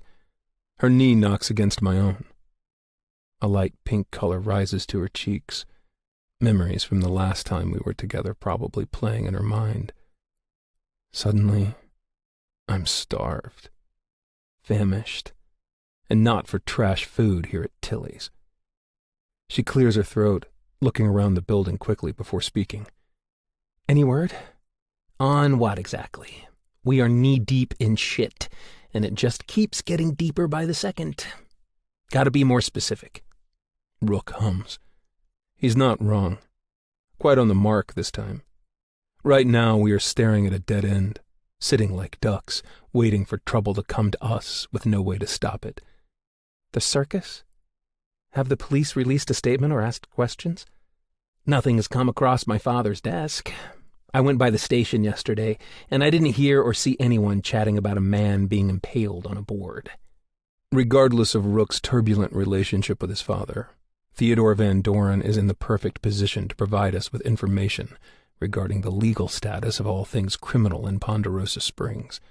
Him being the district attorney not only gives Rook access, without his permission, to confidential files, but his office is smack dab in the middle of the police station. All it takes is one brief visit, and we can figure out just about anything. That's the least of my concern. Alistair speaks up from the corner. That was an eye for an eye. Stephen knows the score. If anyone came for us, he knows we'd throw him under the bus. He wouldn't risk it. Lyra's shoulders relax a bit at the reassurance that she won't be thrown into the back of a police car or spend life in prison. Every day I wake up feels another day closer to prison, Briar mutters, running a hand down her face in frustration. I still don't understand why we can't go to someone outside the Ponderosa Springs food chain and share the information we already have. Let professionals handle it.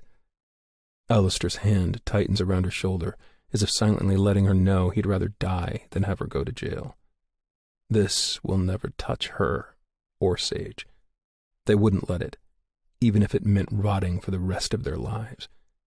All our proof is tied to something that could bring us down with it, Sage says slowly. We have nothing solid to stand on without convicting ourselves. Plus, I don't trust anyone. Not even the feds. We saw how that worked out last time. Then what? I interrupt the blonde across from me. We tell them about where those missing federal agents are? That the reason we know about this sex ring is that we went on a murder spree to find it? That's your big plan? I watch her fist tighten into a ball, her lips in a thin line, and she glares at me. You're a real asshole, Pearson. At least I'm trying to help. Must be real fun to only care about yourself. It is, I quip, only pissing her off further. Arguing with her statement is pointless. Briar doesn't know me, and even if she did, she wouldn't understand me.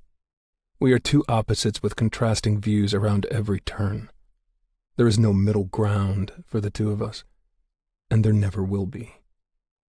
Briar opens her mouth to say something I'm sure is full of curse words and distaste for my actions, but Lyra is quick to interrupt.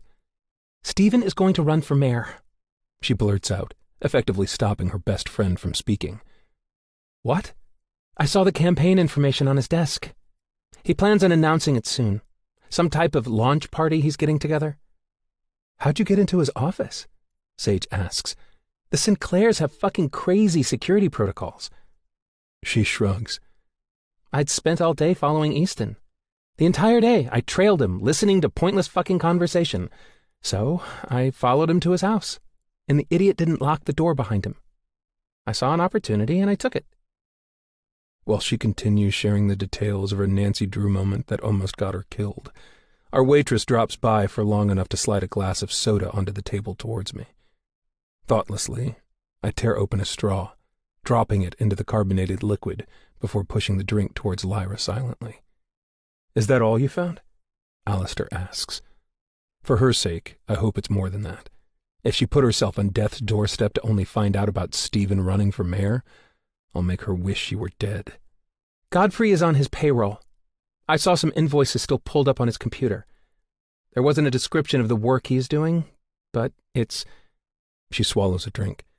A lot of fucking money. Whoa, Rook breathes, throwing his arms behind his head and kicking his feet out.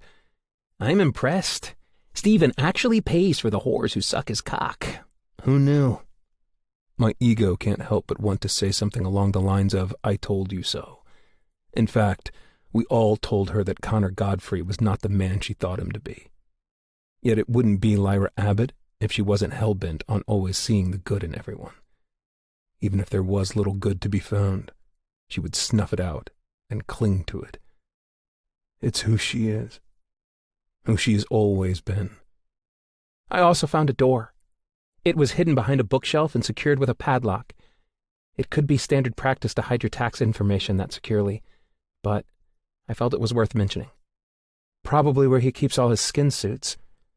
How exactly did you find this door? I ask, talking over Briar. A passive look settles onto her face as she looks at me. Through hard detective work and raw intelligence. She chews the inside of her cheek, looking away from me before muttering, I tripped on the rug and hit a statue on his desk. That's what moved the shelf. The group of people around us laugh, and I can feel that same sound tickling my throat as I hum, That sounds more accurate. She mumbles something to herself, probably cursing me as she digs into her bag, retrieving her phone. I watch her put in her passcode, something about it familiar, and then she pulls up an image, sliding it across the table for everyone to look at. There was this too. I think it's a schedule. Certain dates when Stephen meets someone at term 13, but I wasn't sure what it meant. I thought maybe one of you did. Terminal 13, I say. It's a shipping port 20 miles from Ponderosa Springs. What better way to send off kidnapped girls than in a cargo container? It's the only deepwater port close by, and responsible for helping move goods through Portland's marine terminals, and apparently aid in the illegal transportation of human beings. These dots we'd placed in our mind were trying to connect, desperately looking for a way to make sense of everything that had happened and all we've seen in the past 2 years. Is it that easy to sell and trade people? Briar asks, eyebrows furrowing together. Her confusion, as annoying as it is valid. She grew up in a small town in Texas, dirt poor. Something like this is only on the television for her. If you have the right amount of money, Rook replies, you can do anything easily with money. I'm surprised. I didn't think the Sinclairs had 2 brain cells to rub together, let alone were smart enough to run an entire sex trafficking ring. Sage says, a coldness in her voice as she speaks about the people who had almost become her family. It's still not enough to prove anything, Alistair points out. Rook, have you gotten access to Silas's computer? Able to see anything on the security cameras at the Sinclair estate? Besides Easton and his boxers? Rook cringes. No. There are no cameras in the office or the billiard. Literally fucking anywhere someone might hide something is blacked out. Godfrey is over a lot, but nothing suspicious. When we had started this quest for revenge in the name of Rosemary, I never wanted to get in this deep. I'd theorized that someone in Ponderosa Springs that we had wronged went after the only weakness we had as retaliation. We would find them, kill them, and that would be the end. We would go our separate ways, leave this rotting town in the rear-view mirror. It was never supposed to go this far, run this deep. I'm not the hero that takes down a sex ring. None of us are. But my loyalty to Silas won't let me abandon him. No matter how far the lies go, I'll be in it until he's had enough. I owe that to him, to Rosemary. Dead end, Briar sighs. All we keep finding are fucking dead ends. She runs a hand through her hair, leaning further into Alistair's arms, seeking comfort in a hand I'd seen rip people apart. A man who believed he was nothing but a spare is the only thing holding her together. So, we wait. I mean, that's all we can do, right? Wait for what? The Halo to make good on their promise to Thatcher? The blonde bites with more venom than I think she wanted to. For them to finish what they started with you, Lyra? Or do they come after Alistair or Sage? Fear. It pours off Briar in waves. She may not admit it out loud, but it's in her eyes. It lives there, festering and boiling out of her throat. Little thief. No, Alistair, don't do that. Don't little thief me. She bites, eyes shimmering with unshed tears, looking at him with a fierce gaze. I will not lose you. I will not lose any of you. Do you understand? She's afraid, not for herself, but for Alistair, for the people she cares about, fearful of surrendering him to the cruel realities of this town. That small sliver of respect I have for her vibrates in my chest, an understanding between us that if the world came crashing down, she would sacrifice anything to protect him, just as he would for her. Alistair, with hands capable of inflicting immense pain, swipes a tear gently off her cheek with his thumb, leaning forward so that his mouth is buried in her hair, just beside her ear, whispering something only they can hear. Emotions are running at an all-time high right now, and I have no desire to see it delve any further. I press my hands into the table, getting ready to stand up when Lyra addresses me. You got a threat? When? What kind? It's nothing. He got a letter, something about evil and warning him to leave or he wouldn't make it out alive. Real Pretty Little Liars bullshit. Rook butts in, always quick to insert himself into situations he doesn't belong in. Mind your business, I snap at him. Why didn't you say anything to me? Lyra insists. I can see the hurt in her eyes, the glaze across them from my spot next to her. I don't need her worry or concern.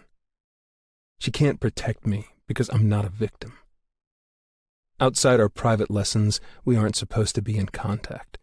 None of the surrounding people know of what we do behind closed doors, and she's 3 seconds from showing all her cards to these people. This conversation is over.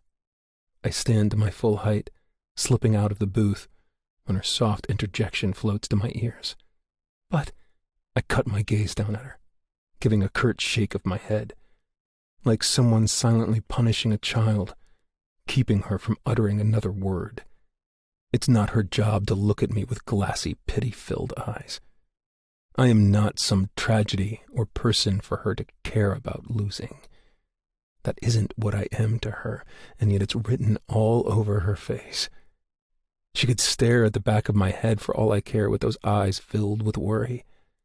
I'd spent my childhood learning how to care for myself, how to mentally defend my emotions, and how to physically protect myself from harm. But for some reason, That makes no sense biologically or chemically. It's harder to stop myself from doing things I know I'll regret later when she's around. Like laying my palm on her head, petting her hair, and telling her with my mouth on her body that she had no reason to worry for me. Touch is my biggest pet peeve, my mortal enemy for as long as I can remember. Yet with Lyra, my skin burns for her contact. My sharp edges crave the gentle softness only she has. My chest does this god-awful spasm, locking up and tightening. I need out of this diner and far away from her. I need space from her dirty rain boots and familiar smell. Distance, so I can remind myself that I do not need Lyra to care about me. It's easier to suspend her memory, the effect she seems to have on me, when I'm isolated, far away from her physical form. I turn my back to her view, tossing my hand over my head in a careless goodbye that doesn't require a response. I'm not paying attention, which is normally fine. I always have a clear path, because it's out of the ordinary for people to be in my way. They make it a point to flee whenever I'm around. Except I feel my chest collide with another person, my face feigning indifference and eyes hardening as I look down. It's probably wrong of me to assume everyone is below me, which is why I constantly cast my gaze lower. But I'm rarely wrong in my suspicion. Witty, cat-shaped eyes look up at me, unfamiliar and overconfident. Spatial awareness. Could use some work, yeah? I carelessly sweep my gaze across this unwelcome newcomer. Canadian, female, and staring up at me as if I'm a fly caught in their unsuspecting web. I could recommend the same for you, with obvious manners, I say coolly. You're absolutely right. I apologize.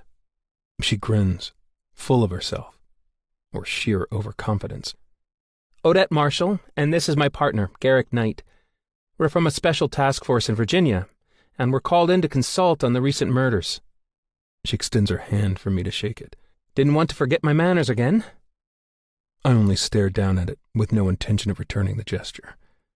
I look over at her male counterpart, muscles on muscle, with veins threatening to explode.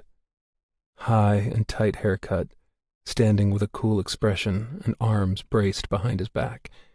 It's only polite manners to shake someone's hand when you're pleased to make their acquaintance. I hum, shoving my hands into my pocket. The effort is noted, though. Odette Marshall, to her credit, continues to smile at me, even as her left eye twitches with annoyance. No one enjoys being undermined, especially when they think they are in charge. I'm surprised by their presence, more disappointed it had taken them this long to make the trip. Do you also plan to withhold evidence and take bribes? I click my tongue, looking at both of them for the answer. I wasn't sure if it was a skill they taught all members of the FBI or just your coworkers. There had been global coverage regarding Kane McKay and Finn Breck's indiscretions while swearing to protect and serve.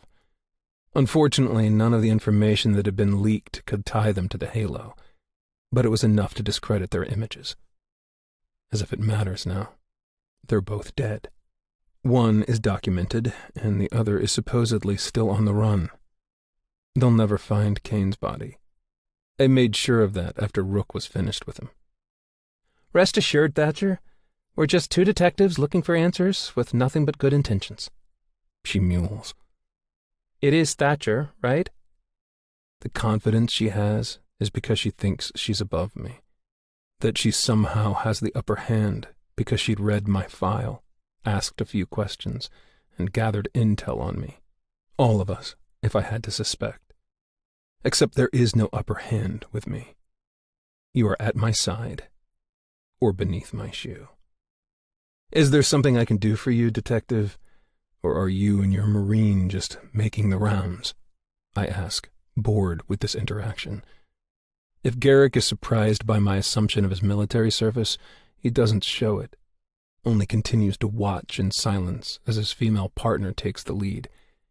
Yes, actually there is. She folds her hands in front of her. We wanted to see if you could answer a few questions for us. You're a local after all, and from what we have gathered, quite intelligent. You could be a great help in us finding some direction on this case. I hold in my scoff. This is the route they want to take with me. Really? Detective, I muse, a smile on my lips. I'm charmed, but please refrain from trying to stroke my ego. You're not very good at it, but if you want direction, I reach into my pocket, sliding my wallet out and plucking a white card from one slot. I turn it over, offering it to her with 2 fingers. You can type this into your GPS, and it will send you straight to my lawyer. I'm sure he'll be more than willing to answer any of your questions in regard to me. Oh, come on. You need a chaperone? Not capable of answering without supervision? It's the first words Garrick has spoken, his voice exactly as I expected, deep and rough around the edges. I raise my eyebrow at his statement, my grin widening. Am I capable of answering your questions?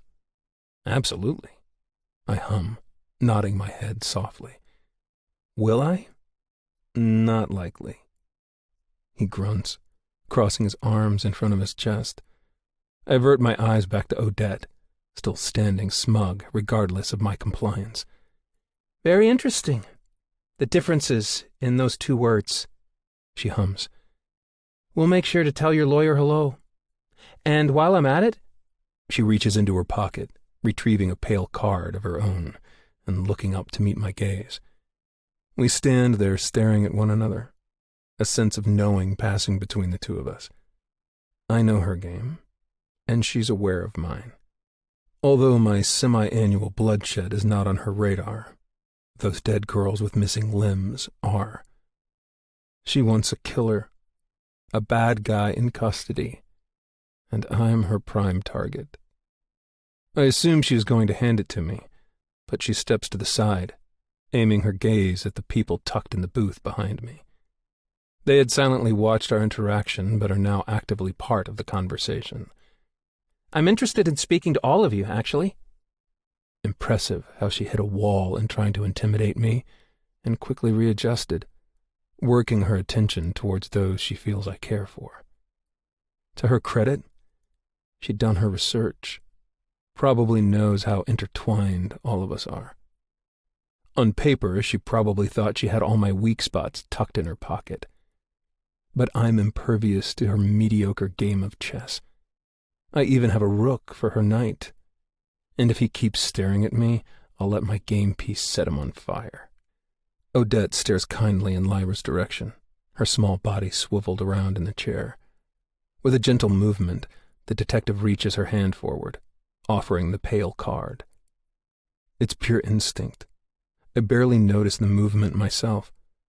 My hand curls around the metal of Lyra's chair, my arm blocking her body from the offered card. I regret it the moment I see the detective's eyes sharpen, a knowing grin tugging on the edge of her lips. She quickly changes directions. Instead of handing it to only Lyra, she slips the paper onto the table. Call me if you hear anything useful. She pulls away, straightening her jacket. Thatcher, I'll be seeing you. It's several moments later before I make it out to my car, finally able to leave after making sure everyone, mostly the girls, know not to speak to anyone without a lawyer present. My mistake of showing the detective that I unfortunately have a weakness makes my palms itch. One that I can no longer deny. One that would never be on paper, but had bloomed inside of me like a vicious ivy. Lyra and Lyra only. My instinctual need to shield her had opened a doorway with enough room for Odette to use her against me. My jaw aches with tension after clenching my teeth together for too long. I sling my car door open, sinking into the leather seat and pressing my palms into my eyes as I lean back on the headrest. My head thrums with regret. How had I let her get this close? How could I have been so weak? Those questions feel so trivial now that I've allowed myself to be in this position. I am here, and need to find a way out of this web Lyra has woven me into. I've let her haunt me far longer than I should have. It's time for an exorcism. I can't trust myself around her, because she's so overwhelming that all I can seem to think about is her when she is in my vicinity. Not my safety or the secrets that could send me to prison. Just her. This is a game of survival, and if something makes you weak, you cut it off. And that's exactly what I need to do to Lyra. Cleave her off me, removed with a swift, clean slice. It will only put both of us in danger if we continue. Her life and my freedom are at risk. This is my only choice. And as if to solidify my decision to amputate her from my life, when I open my eyes, in my passenger seat lies a present that hadn't been there when I'd arrived earlier.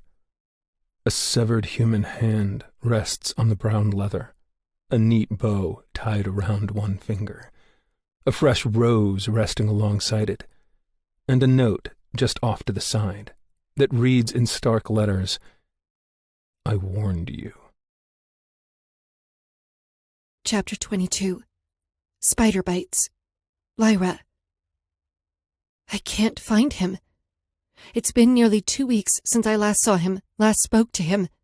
All my calls were left unanswered, text messages delivered without a single reply. There hadn't been a whisper of him on campus or anywhere in Ponderosa Springs for weeks. Not at the coffee shop on 5th, where he pays $5 for an Americano every Tuesday and Thursday when he has an 8 a.m. class. The gallery his family owns that he goes to on Saturday mornings was void of his presence. He hadn't been jogging, not on his regular path or any path as far as I knew. I'd woken up every day with the hope he would be there, but I always left with sore feet and a solemn heart.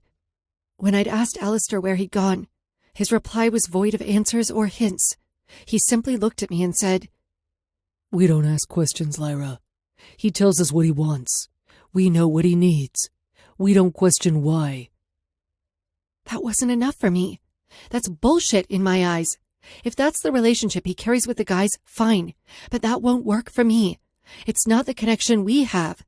I get the courage to darken his doorstep when week 3 rolls around.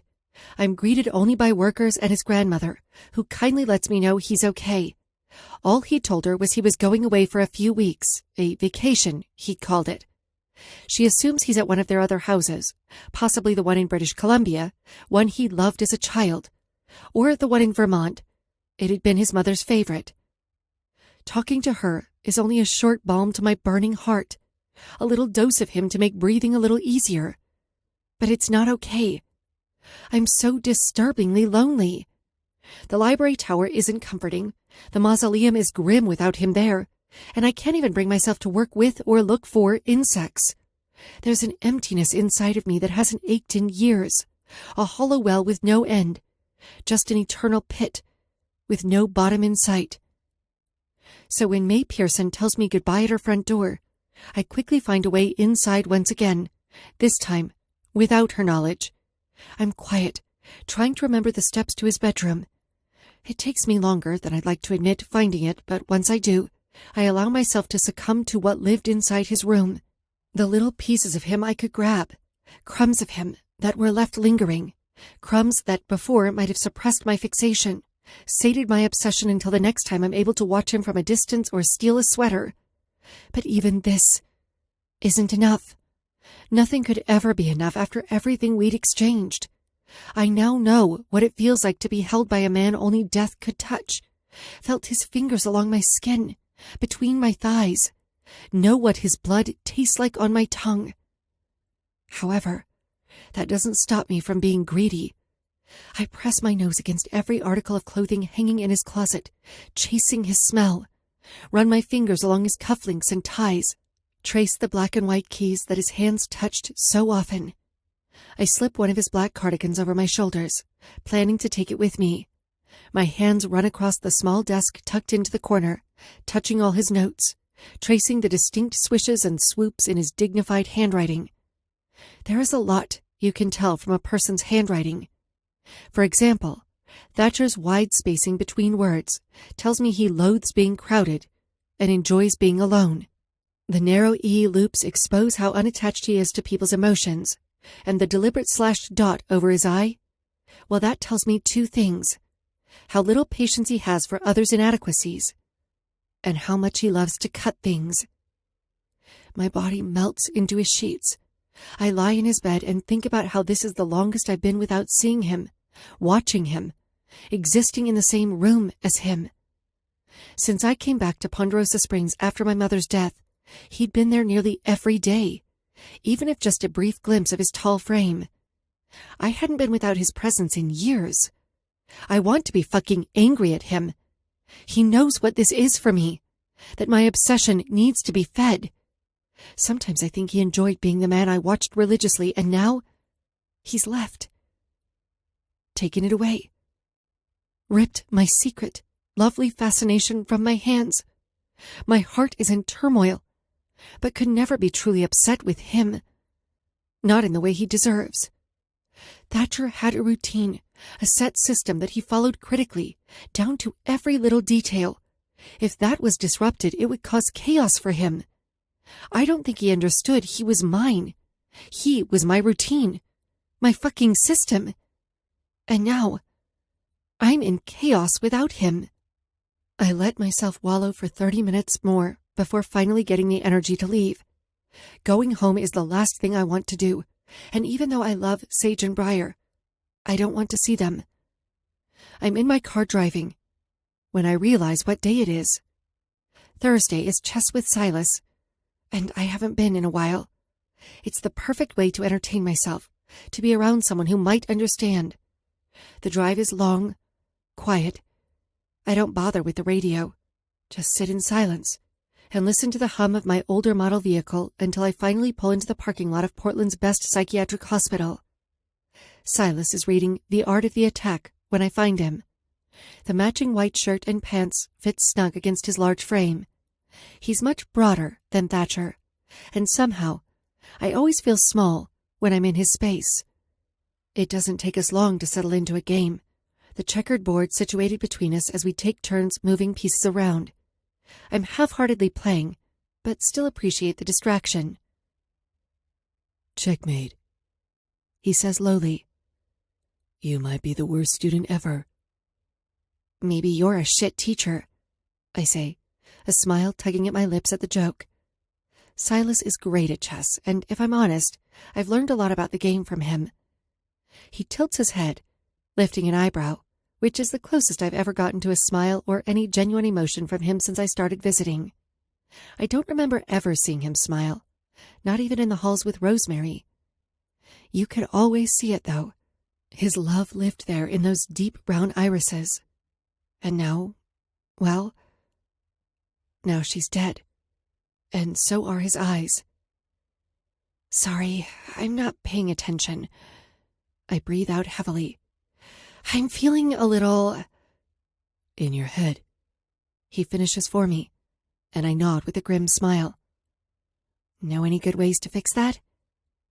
You think if I did, I'd be in here? I laugh, even though it's not exactly funny, but I enjoy his dry humor. It's a pleasant change of pace. Fair point. I chew the inside of my cheek, the question I've been wanting to ask since I arrived weighing heavy on my tongue. It's selfish of me to ask, to travel all the way up here just to make him feel like I'm using him for information, but he feels like my last hope. Can I ask you a question, Silas? Sure. He leans back in the chair, crossing his arms in front of his chest. Don't be offended if I don't answer. Now or never, right? Do you... I swallow. Do you know where Thatcher is? Or where he might go if he needs to get away from Ponderosa Springs? Silas's face doesn't move. He gives no indication of a response. He just sits there and stares at me. It's so difficult to read him. Similar to Thatcher, but different. Thatcher is hard to read because he doesn't feel the same way others do, so he doesn't have the same reactions you'd think to look for. Silas, though, he feels. He just hides it. A blank wall that doesn't let anything in and nothing comes out. So I just sit there, studying his prominent brow, the slope of his strong nose, the dark freckles on his light brown skin, unmoving and unyielding. And I think maybe the reason he doesn't speak often is because he's trying to read me, too. No. One syllable. One singular word. The only answer I'm going to get from him regarding his friend. I nod, looking down at the chessboard. My chest throbs, hope dying inside of me, knowing I'll just have to wait until Thatcher comes back from where he is. If he comes back. Why do you want to know? Silas's voice is even, genuinely curious. Because The words die on my lips. What would I even say? Because I'm his stalker and can't find him? Because I'm obsessed with your best friend and have been since we were kids? Because I love him. They are all responses, but none of them are good enough to speak out loud. Every one of them feels so trivial. I don't think there are actual words out there that could explain the craving in my soul for Thatcher. Just because. I pick up my knight, moving it forward, avoiding Silas's earlier checkmate by blocking his queen, content with continuing our game, and sitting in silence like we normally do. Lyra? Silas says, his voice making me look up from the board. Why are you doing this to yourself? He doesn't need to say anything else. I know what he is asking. Why am I at the mercy of a man who time and time again has proven just how incapable he is of feeling? It's the question on everyone's mind, what they whisper among one another, the one they think about but never ask me, and if they do, I usually never give a response. Except I'm exhausted with people who measure what I feel for Thatcher on their scale of love's expectations. Loving him isn't about getting anything in return, I say with a hardened stare. My love for Thatcher is not selfish. It does not require reciprocation or celebration. It's honest. It can exist on its own without notice. I am a ghost who haunts a man that doesn't need him to make me human. It is enough for him to see me, for me to inhabit the empty attics of his mind and barren hallways of his heart. Loving him without favor is enough. It is my obsession that needs attention, that needs feeding. I thought you, of all people, would understand what that is like, I finish. Because if we are going to air my dirty laundry on the table, might as well throw his in the mix. My admission doesn't surprise him. Or maybe it does. He doesn't show it either way, only stares at me with empty eyes. We sit here, two people woven in webs of pain at the hands of the world's most lethal spider. Love. I may not have been there when he was with Rosemary, didn't know him well, or see him in the aftermath of her death like Rook did, but there's a deep sense of understanding that flows between the two of us, a river connected to the same pool of turmoil. Maybe there always had been from the first day I showed up here to visit. Something in me knew he would understand, without explanation. If the rest of the world didn't, he would. Silas makes other people uncomfortable because he refuses to hide the pain in his eyes, the sorrow that lives in them. I think he knew I wasn't afraid of it. It's why he gave me the opportunity of friendship. Silas leans forward, picking up his bishop and taking one of my pieces, adding it to the growing pile of black on the side of the board. What a pair we make, he mutters. We love people that will never love us back. I let out a breathy laugh, shaking my head. Rosemary loved you. You know that. Not anymore, he says, his jaw tightening at the admission. My eyebrows furrow, and on instinct my hand moves forward, resting on top of his across the board. That love still exists, Silas. My words carry a sense of urgency. It doesn't just disappear. It has to go somewhere. It is still real. He stares hard at my hand, allowing a beat of silence to pass between us before looking up again. I can't find it anymore. There is no response for me. Nothing I tell him will aid the pain he carries, so I tighten my grip, giving his hand a gentle squeeze, hoping it can say the things I can't. We linger there for a moment longer before I pull back, staring down at the chess game with zero clue of how to progress forward without losing immediately. Lyra. Yeah, I know. I wave him off. I'm trying to think about whether I should attack or defend. Rook has my phone. I raise my eyes to his gaze, lifting an eyebrow. When you get it back, you know there will be a slew of dick pics. You know that, right? He scoffs, kinda like a laugh. When he opens his mouth again, he says something I'm not expecting. A helpful hand, just like I'd given him. It makes me wish I could do more for him. I have tracking devices on all the guys' cars. He sighs. If you can get a hold of my phone, it will show you where they all are. Chapter 23. Origin Story. Lyra. My mother's home is a tomb.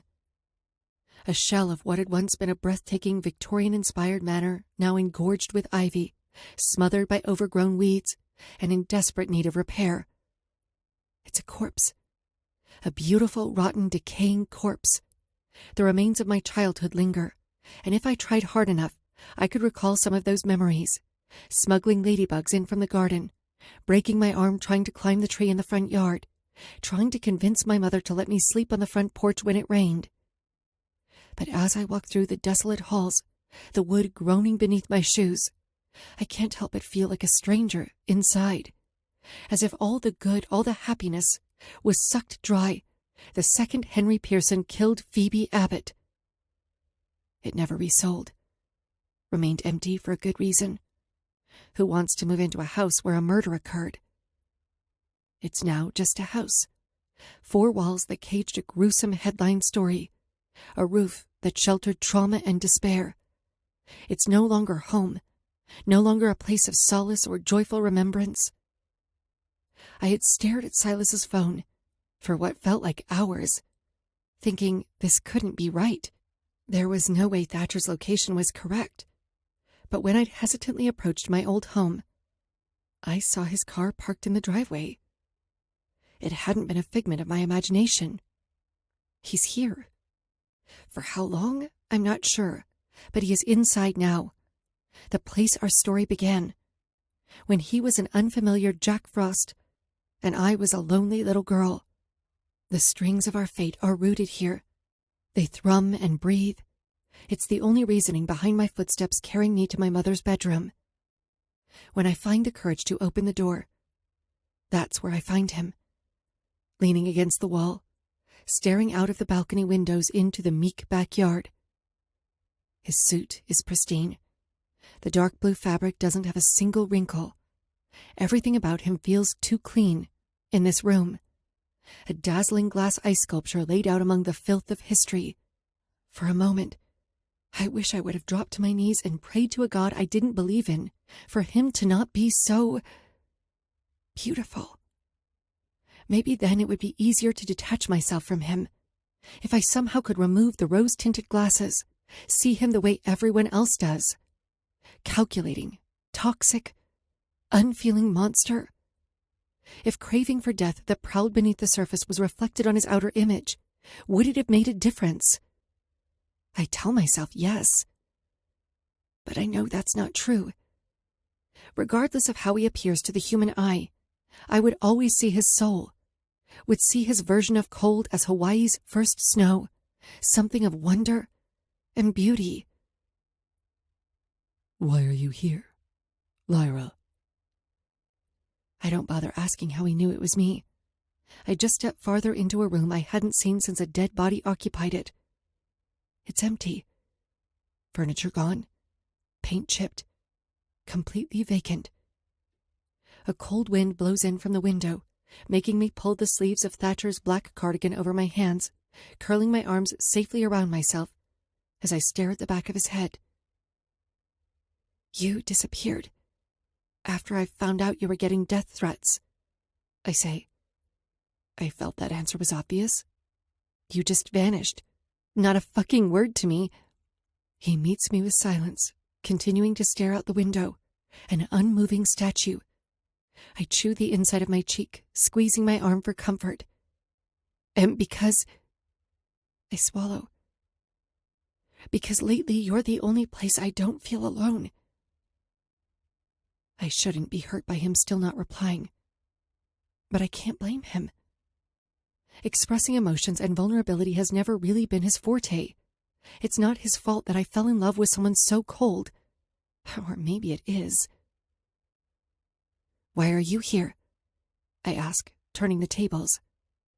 He's the one inhabiting my old home, standing in this room like it's a completely normal part of his day-to-day, as if this isn't the space where our mother and father once stood together in a final parting. This question makes him move. He slowly pulls away from the window, turning his body so that he is facing me. His back still rests against the wall, hands tucked into his pockets. He looks like Thatcher, with all his normal features, but I can see the hint of purple beneath his eyes, dark circles from stress or lack of sleep. Maybe both. I thought it was the one place you wouldn't come. I can't help the way my eyebrows tug together, the way I scoff out a laugh and shake my head. I take several steps forward, standing in the center of the room. You don't get it, do you? I say, with something like frustration sitting on my tongue. There is no place where you are that I wouldn't go to. After all these years, he still can't see past his own blinders to see that I would do anything, go anywhere for him. There is no other option for me. The string that attaches us refuses to let me go. My heart would revolt if I left him. He is not my love. He is my obsession, as in a person who continually preoccupies and intrudes on my mind, a sickness, a drug that I refuse to quit or seek help for. I don't want to live a life he isn't in. That is a fate crueler than any death. To exist in a world he no longer breathes in. And you know what that makes you? He says, cocking his head to the side with an icy stare. Not a hopeless romantic, or even pathetic. It makes you dangerous, reckless. You'll follow me anywhere. What about to the grave, pet? Because if you keep this up, that's where you will be. A tightness expands in my chest. Are you saying you think the Halo will make good on their threats? I'm telling you, the closer you try to get to me is another step towards an early funeral. I shake my head. I don't care. I won't. You are naive, Lyra Abbott. He interrupts, pushing off the wall so that he is standing tall. A naive, sick girl that formed this idea in your head when you were a child that I was an angel. My mouth opens to interject, but he pushes forward. Each word is cruel, his tongue slashing into my sensitive flesh, cutting me open, and making me bleed all the ways I'll never be able to love him. All you are to me is an inconvenient blip in my childhood, a target that I should have killed, like my father ordered, a mistake that I should have never touched. Thatcher runs his hand across his jaw. It's time to wake up. Come back to life. You are not my ghost, and I am done being your obsession. All the points on my body that have felt his hands throb in pain. At being called a mistake. Salty, fresh tears hit my upper lip. I can taste their desperation, their pain. I accept that you are cold. I breathe, visible puffs expelled from my lips, filled to the brim with ice. Sometimes it physically hurts to stand too close to you. I take a step towards him. Another. Then another. I accept that you feel nothing, that long ago someone ripped the softness from you with their teeth, and now you are nothing but sharp edges. My words choke me, a sob forming around my words, but I keep moving forward on unsteady legs until I am standing right in front of him, his body a mere inch away from my own, his head inclined so that I can look him in the eyes. I even accept that you are cruel, so fucking cruel, Thatcher Pearson. There is nothing about you I wouldn't accept. I will meet your cold with my warmth. I will let your sharp edges do their worst, because I was made to bleed for you. My knuckles are white, bald at my side. His blue eyes are a shimmering frozen lake, only reflecting my emotion in their mirror. But his gaze, always so blank, serious, and intense, it softens slightly. I only recognize it because I know his face so well, and because even if he doesn't notice it, he looks at me differently than he does anyone else. But I refuse that, I croak, giving a curt shake of my head. You can't make me accept something I know isn't true. You don't understand what I will become without you. If this is about you learning to control your urges, you will— No! I shout. And to his credit, he doesn't even flinch, just closes his mouth as I press my pointer finger into his chest. If something happens to you, I will not weep at your grave and beg for someone to bring you back. How do you explain to someone who knows nothing of love that they are the reason you breathe? That without them, you would have died a long time ago? That they are the only reason you want to exist so that you can be seen by them? I won't seek vengeance. My voice cracks. I will wage a war with no end. I will not leave him. He will not push me away. Not when I can protect him. The halo will not take him from me. There is no one who can take him from me. If you die, it won't just ruin me, Thatcher. It will be the reason behind the slaughter of this entire town. I grind my teeth, knowing my grief at losing him would leave no one safe. Do not shove me away. Then allow yourself to be killed, and blame me for what kind of monster is born in my mourning. Thatcher. I prided myself my entire life on being honest. It had been the only real factor distinguishing me from my father. He hid what he was from the world, pretended to be a man when he was a monster. But I promised myself I would be different. I would be better. So I refused to lie. Even if it hurt, even if the truth stung and it was bitter. I allowed the world to fear me, to let them see me for exactly what I was. That way, no one could ever say they were surprised by my behavior. I wouldn't be the serial killer on the news where the neighbors talked about how they had no clue, how they never would have guessed I could dismantle human bodies and dissolve them in acid. No, they would know. They have always known what I am, what I have become. Do you think I care what you become? Lyra's tears are leaking in heavy streaks down her face, large drops pouring out. She shows all she is feeling on the surface, wearing that fragile, ridiculous heart on her sleeve for anyone to see. I think you have mistaken me for someone else, for someone who is capable of giving a fuck. So allow me to make this clear. I don't want there to be any confusion moving forward. I lift one of my knuckles to her face, brushing the tears away from her skin, the gentle touch the direct opposite of my brutal words. I don't care about you, Lyra Abbott. Lie. Lie. Lie. Dirty, filthy, disgusting lie. There is something inside of me, a buried truth, one I will deny until my very last breath. That she has always been the only woman, the only person I have ever cared for. The kid I couldn't kill. The little girl that got an entire tray of food dumped on her head in 5th grade by Scotty Campbell. So I pushed him down a flight of stairs. The woman I let watch me, haunt me, because I enjoy the way her eyes feel on my body. That one weak spot, the first person to ever make me bleed. And I have hated her for it every single day. Hated how she makes morbid desires for things of passionate beauty. But did you think you could change me? I ask, pressing a tear into her cheek before grabbing one of her curls and tugging harmlessly on it. Did you think you could weasel your way inside and filthy me up? Turn me into the man who loves? Don't tell me you're that pathetic, darling phantom. I enjoy diminishing the lights from people's eyes, removing any source of life inside their pupils until they fog up and glass over. I love that part. But this feels nothing like that.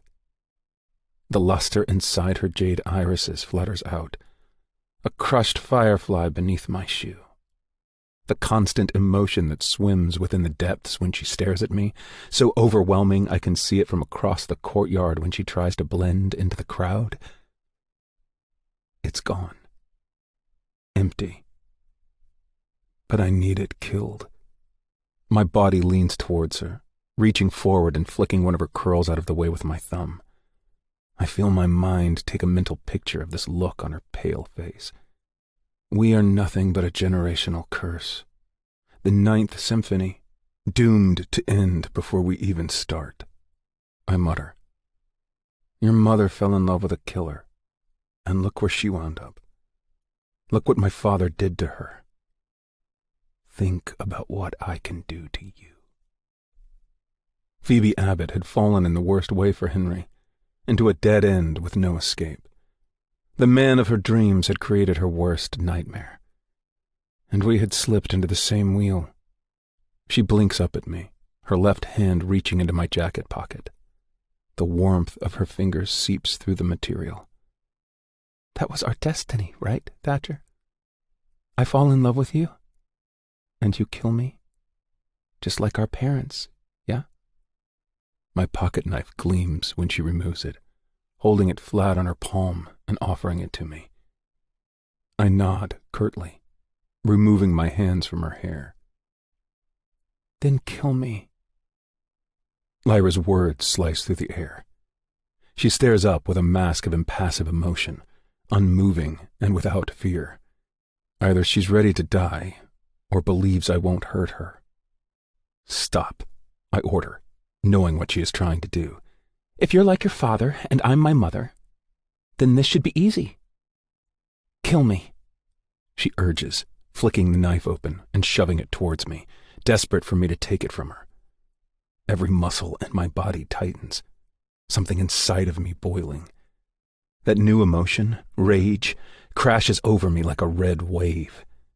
The longer she stands there pushing the knife into my hands, the darker the color becomes.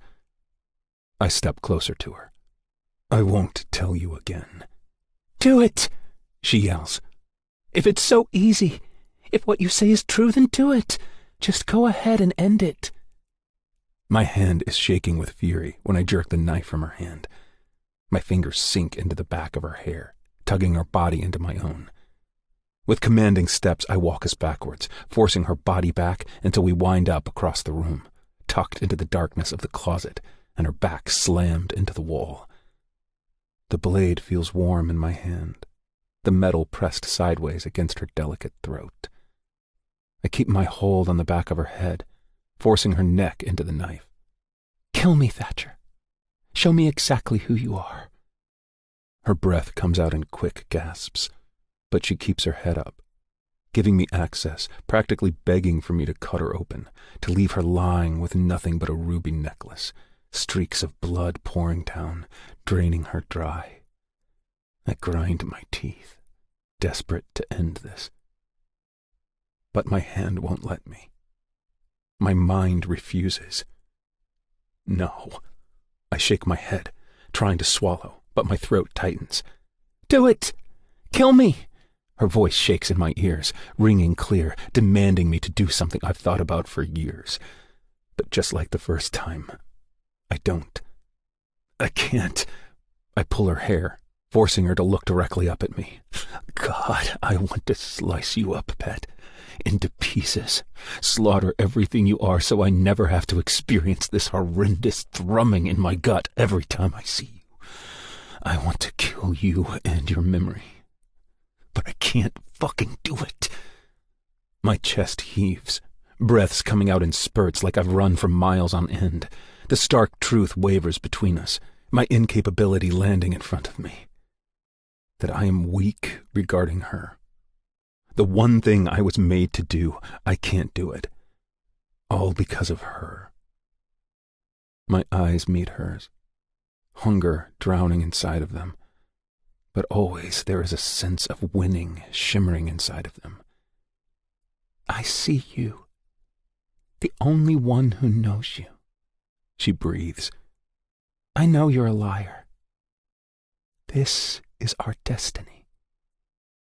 It's the last she says before I feel her hands grab the back of my neck with one hand and the front of my jacket with the other, and she slams our mouths into one another. And I let her. I let her because there is a part of me that knows she's right, that she has always been right. Even while I denied myself of her, refused to acknowledge her existence out of fear of this exact moment. Pure, addictive intimacy that only blooms in her wake. Of course, she could grow inside of me, blossom like a winter rose through the freezing cold and unforgiving ice. Living things do not survive in me. I'd been built to destroy them early on, but she missed death and decay. She thrived in all the places others feared. Thrived. Teeth and tongue as we battle each other. She hums against me, forcing me to swallow her pleasure, pouring all that malice and words we won't say into the other's throat. I drag the knife from her neck down the front of her body. Her teeth sink into my bottom lip, biting hard enough that I taste metallic on my tongue. A groan rumbles in my throat as she sucks on the flesh, drawing my blood into her own mouth, painting her insides with me. We are a web of tangled limbs and bruising touches. She tears my jacket from my shoulders, ripping at the fabric, yearning to touch me, to be beneath my skin. Surface isn't enough for her. She wants below everything I've built on the outside, under my flesh, within the walls of my head. Nothing I give her will ever be enough. Several moments of suspended time, with my hands in her hair, tugging at the wild curls. My fingers pull apart the seams of her clothing. The warmth of her mouth sears into mine, cherries drowning my senses. I urge myself farther against her small frame, grunting into her mouth as I feel her exposed nipples poke into my chest. Desire coats every instinct, my control a passing thought. All I can think about is touching her. My entire life I have wanted to be clean, painstakingly clean. And all I want, all I crave, is for her to make me dirty. Bare the inside of her soul to me so that I can rip it to pieces if I want.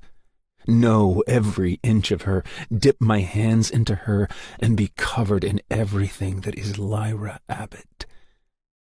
It's morbid intimacy, possibly the only kind I'm capable of, almost sick in its nature. I think of how I ache to be inside of her. I want my cock shoved between her thighs while my blood drowns her throat, and our bodies try to forge into one. My hand gropes her breast, twisting the sensitive bud between my fingers, making her cry out as she bows her back. I trail my tongue across her neck, exploring all the places that make her tighten. The knife in my left hand twitches, begging for her. With lazy movement, I drag the tip down her naked upper body, watching goosebumps prickle until I've reached the apex of her thighs. Her hands tug at the bottom of her skirt, pulling it up to her waist, showing me the pair of lavender panties beneath. My cock strains against my pants, pulsing at the side of red streaming down her milky thighs. I turn my hand, pressing the blade into her leg and sliding it gradually so she can feel the bite of metal. She secures her nails to my shoulders, burrowing into the muscle. Her brows scrunch up, a beautiful look of anguish resting in the lines of her face. I attempt to ease up, but she holds me in place, shaking her head in a panic. "Wait," she pants. "I can take it. Keep going." A smile forms on my lips as I lean forward, pressing a fluttering kiss to the pulse in her throat. I can feel the warm liquid on the side of my hand. She is so very good, willing to take every cut. You bleed so pretty for me, pet. And I mean every word. I mean it so much that I don't question the way my knees give out, and I let myself fall to my knees so I can watch as the knife sinks into the softness of her. Using my free hand, I hook the back of her knee, lifting it up in the air and widening the gap between her thighs. My fingers dig into her, hoping to leave bruises from my touch imprinted there for years after I'm gone.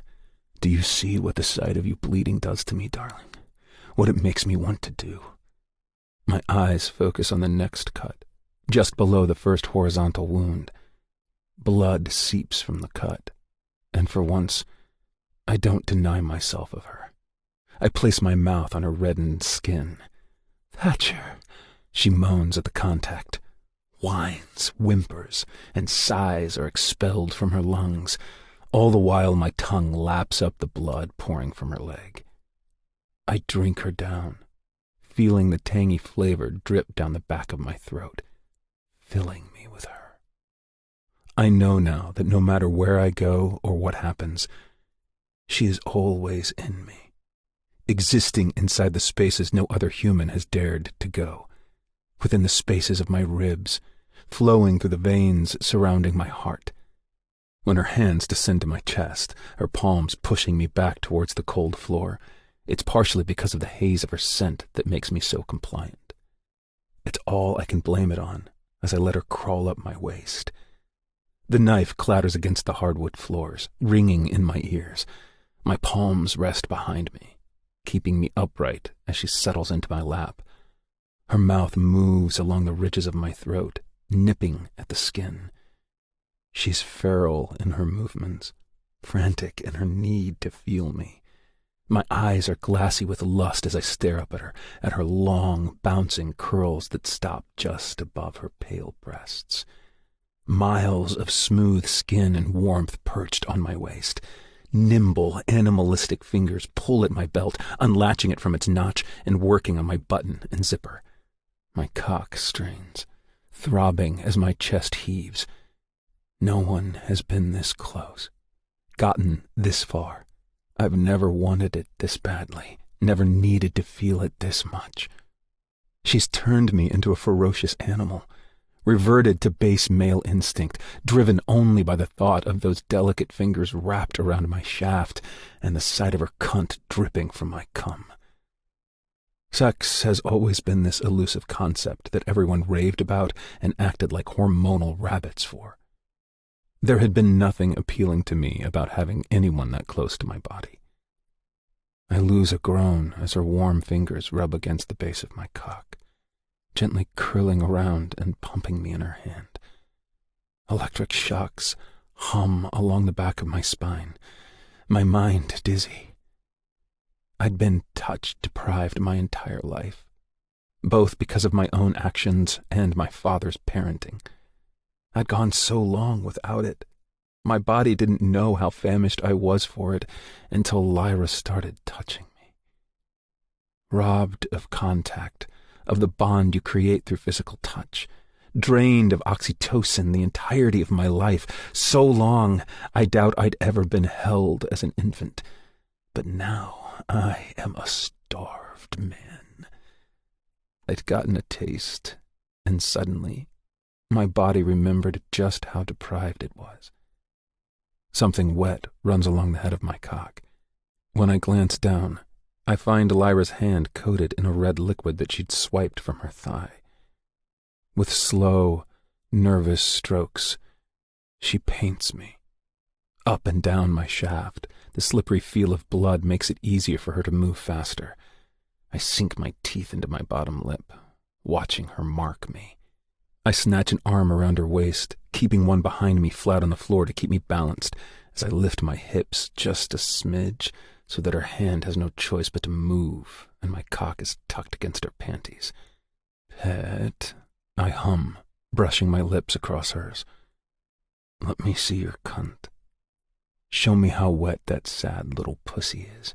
Show me so I can make her cry for me."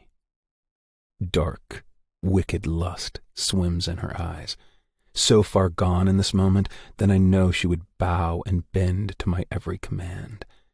Power like I've never felt before surges in my veins, knowing all of her is mine to control.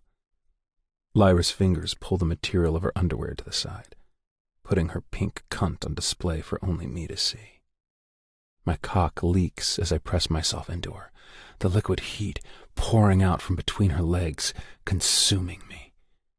I use the hold on her waist to rock her hips in tune with mine. My shaft slips through her folds with ease, a mixture of blood and her lust aiding me. Everything about her seems so small in my arms, knowing if I impaled her cunt on my length, it might split her in two, that my hands can bruise her with little strength, and she would take every single bit of it. A whimper slips from her mouth, her hips grinding against me in messy strokes. "More, Thatcher. I want more. I want all of you." My cock twitches, on board with the idea of burying itself inside of her walls and never coming back out. But my self-control, it's still there, clinging to the last shreds of sanity. She can never let me go if I do this. She will be in danger for as long as I'm a target, and she won't care. If I do this, she'll be mine. Only mine. Regardless of my ability to care or love, she will never belong to another man or woman. I will own her, mind, body, and soul. And I can't do that to her. I can't do that to myself. But God, I want to. I need to. Need nothing more. My hand holds her tight against me as I shift our position, laying her on the floor so that my body rests over top of her. My wide frame forces her thighs open, and I use my hand to guide my cock back between the slippery warmth of her pussy. Don't be a greedy whore, Scarlet. I rock my hips, rubbing the head of my cock against her swollen clit. Be a good girl. Be so very good for me. And come. Can you manage that, pet? Calling her by her first name feels like my right. The only person in the world aware of it and allowed to use it when I choose. It's ours, and only ours. She lifts off the ground to move with me, chasing that blinding orgasm that sits just beyond reach. My jaws tight, knowing if I move just an inch south, I can feel all of her, raw and unprotected. I squeeze her soft waist, harder than necessary, desperate to hold on to my will. For once, do something good. Force myself not to ruin her or myself. Fuck, I hiss. She feels too good. Is too tempting. Thatch, I'm gonna come. She gasps, hooking her hands around my waist and urging me closer. Please, please, please. I keep the same pace, stroking her clit repeatedly. But every single time I pull back, I feel her hips lift higher, making it harder to avoid that tight hole I'm on the edge of destroying. Lyra, don't, I warn, my teeth grinding together as my body, awake and alive for the first time, begs me to give in. We can't. She presses her hands into my lower back, grabbing my waist and pulling me forward. It's a pathetic fight I give her, battling my own instincts, my own urges. Please, Thatcher, I'm so close, she pleads, the moan in her throat enough to drop kings to their knees. My balls tighten, my orgasm close as we continue to move against one another. I make the mistake of looking down at the place where our bodies meet, and a deep rumble rattles my chest. Once again, when I retract my hips just before I send them forward to rut against her, her body arches up. This time, I feel the tip of my cock catch her opening. The veins in my neck throb. My hold on her waist is brutal. Lyra, baby, don't make me... But it's too late. Lyra comes with a scream, a tortured sound of riveting pleasure and anguish. The entire length of my shaft lies inside of her, delving into her walls the moment she falls over the edge and into a blissful climax. every inch enveloped by her wet heat. "God damn it," I moan, burying my head into her shoulder, my cock pulsing as her walls clamp down around me in the aftershock of her orgasm. "You shouldn't have done that." I inhale her, the dip between her neck and shoulder. She smells like cherries in the nighttime air, refreshing, soothing, and everything I love about the darkness. We are a blend of black and white, gray matter connected by the catastrophic pull neither of us bothers to deny in this closet. I had made my way inside of her head long ago, and now I am deep in her body. There is no getting me out now, and she had done that all to herself. "Tell me it's a mistake later," she mutters, grabbing my neck. "For now, feel me bleed on your cock. I was made to bleed for you." I lift, peering down at her face, our bodies connected in a way they've never been before, with each other or anyone else. Lyra brings her blood-soaked hand to my face, smearing it across my lips, her eyes wide and full of shimmering emotion. I swipe my tongue across her thumb before merging our mouths back together. An intoxicating blood-stained kiss. A happily ever after's worst nightmare. The grim reality of our bond. That we have always been silent nights and crimson origins. Her obsessed, unhinged infatuation with me has taken over every logical portion of her brain. And I give in. I feed her fixation. Because there is nothing I'd rather see more than Lyra desperate for me, aching for only me.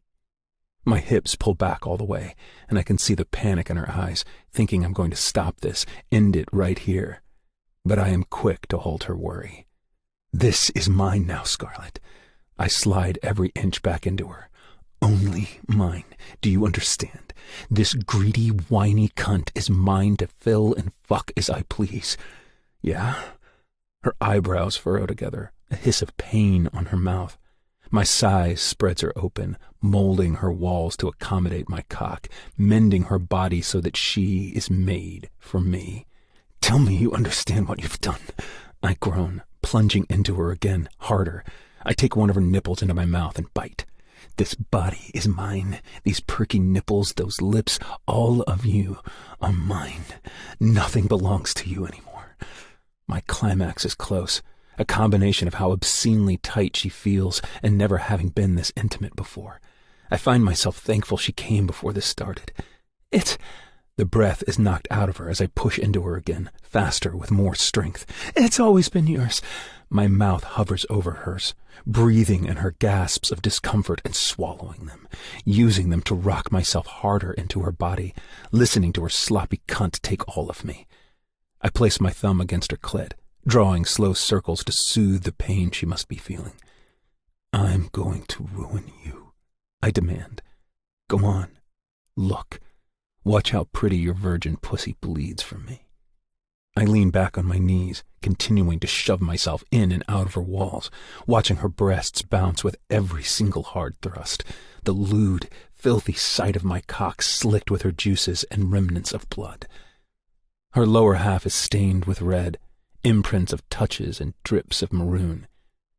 It's the most painfully erotic sight I've ever beheld.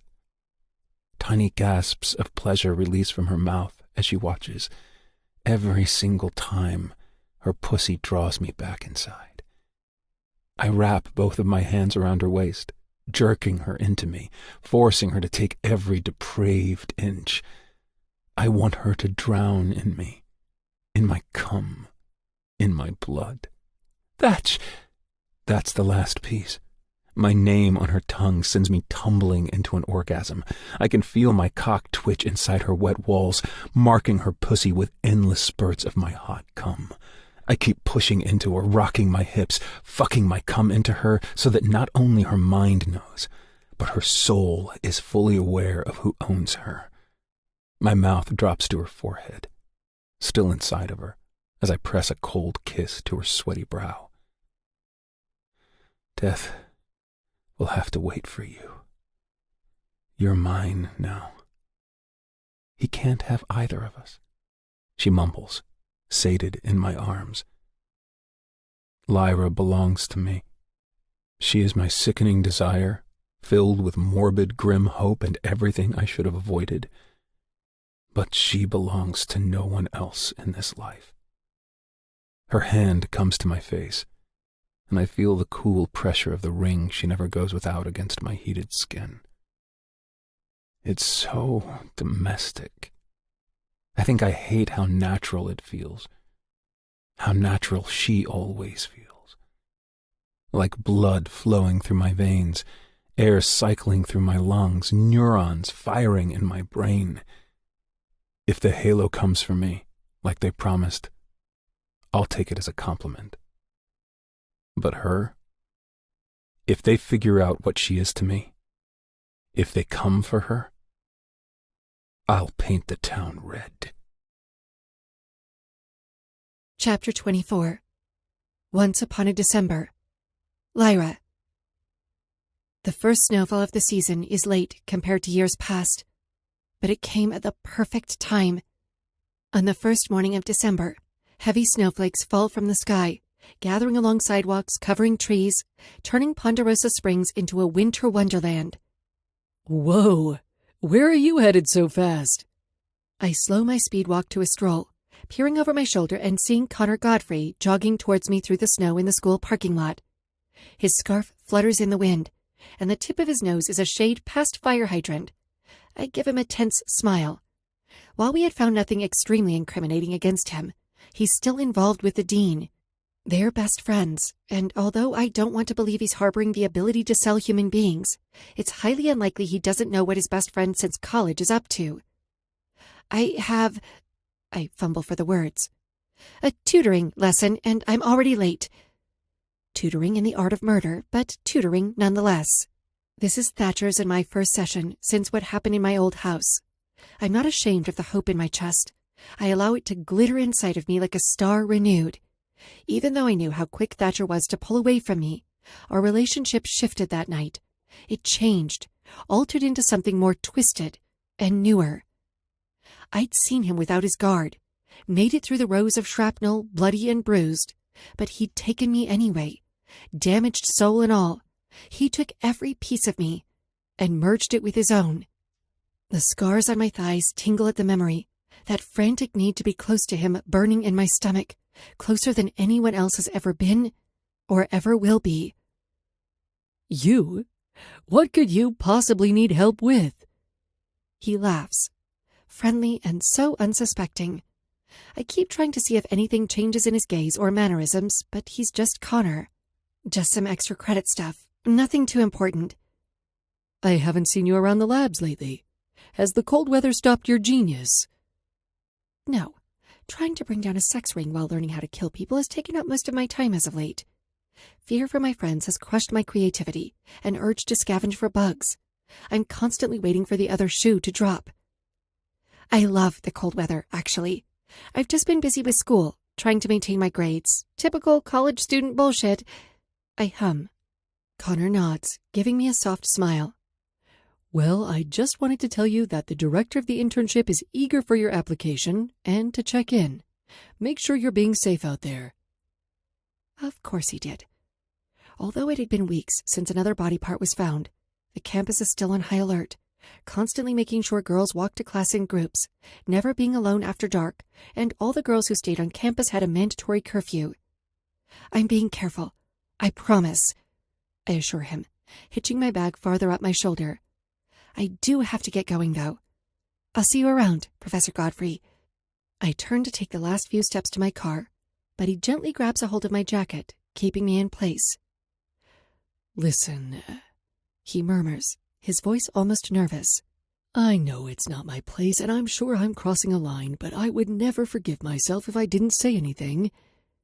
My body angles towards him once again, eyebrows pulled tight as I wait for him to continue.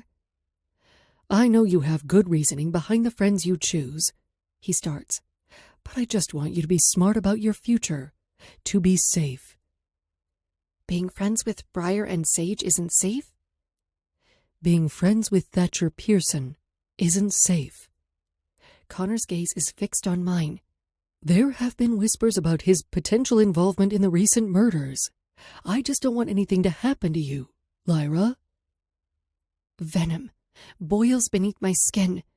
I feel that urge inside of me yawning awake as protectiveness lures it from its slumber. My jaw tightens as I jerk my coat from his grasp. I couldn't care less if he was being nice or not. You're right. It isn't your place, I say curtly.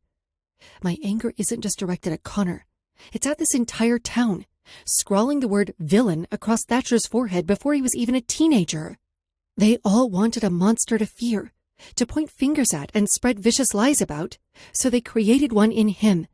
They helped Henry Pearson mold him into the unfeeling man he is now. Lyra, I wasn't... I raise my hand to him. Don't.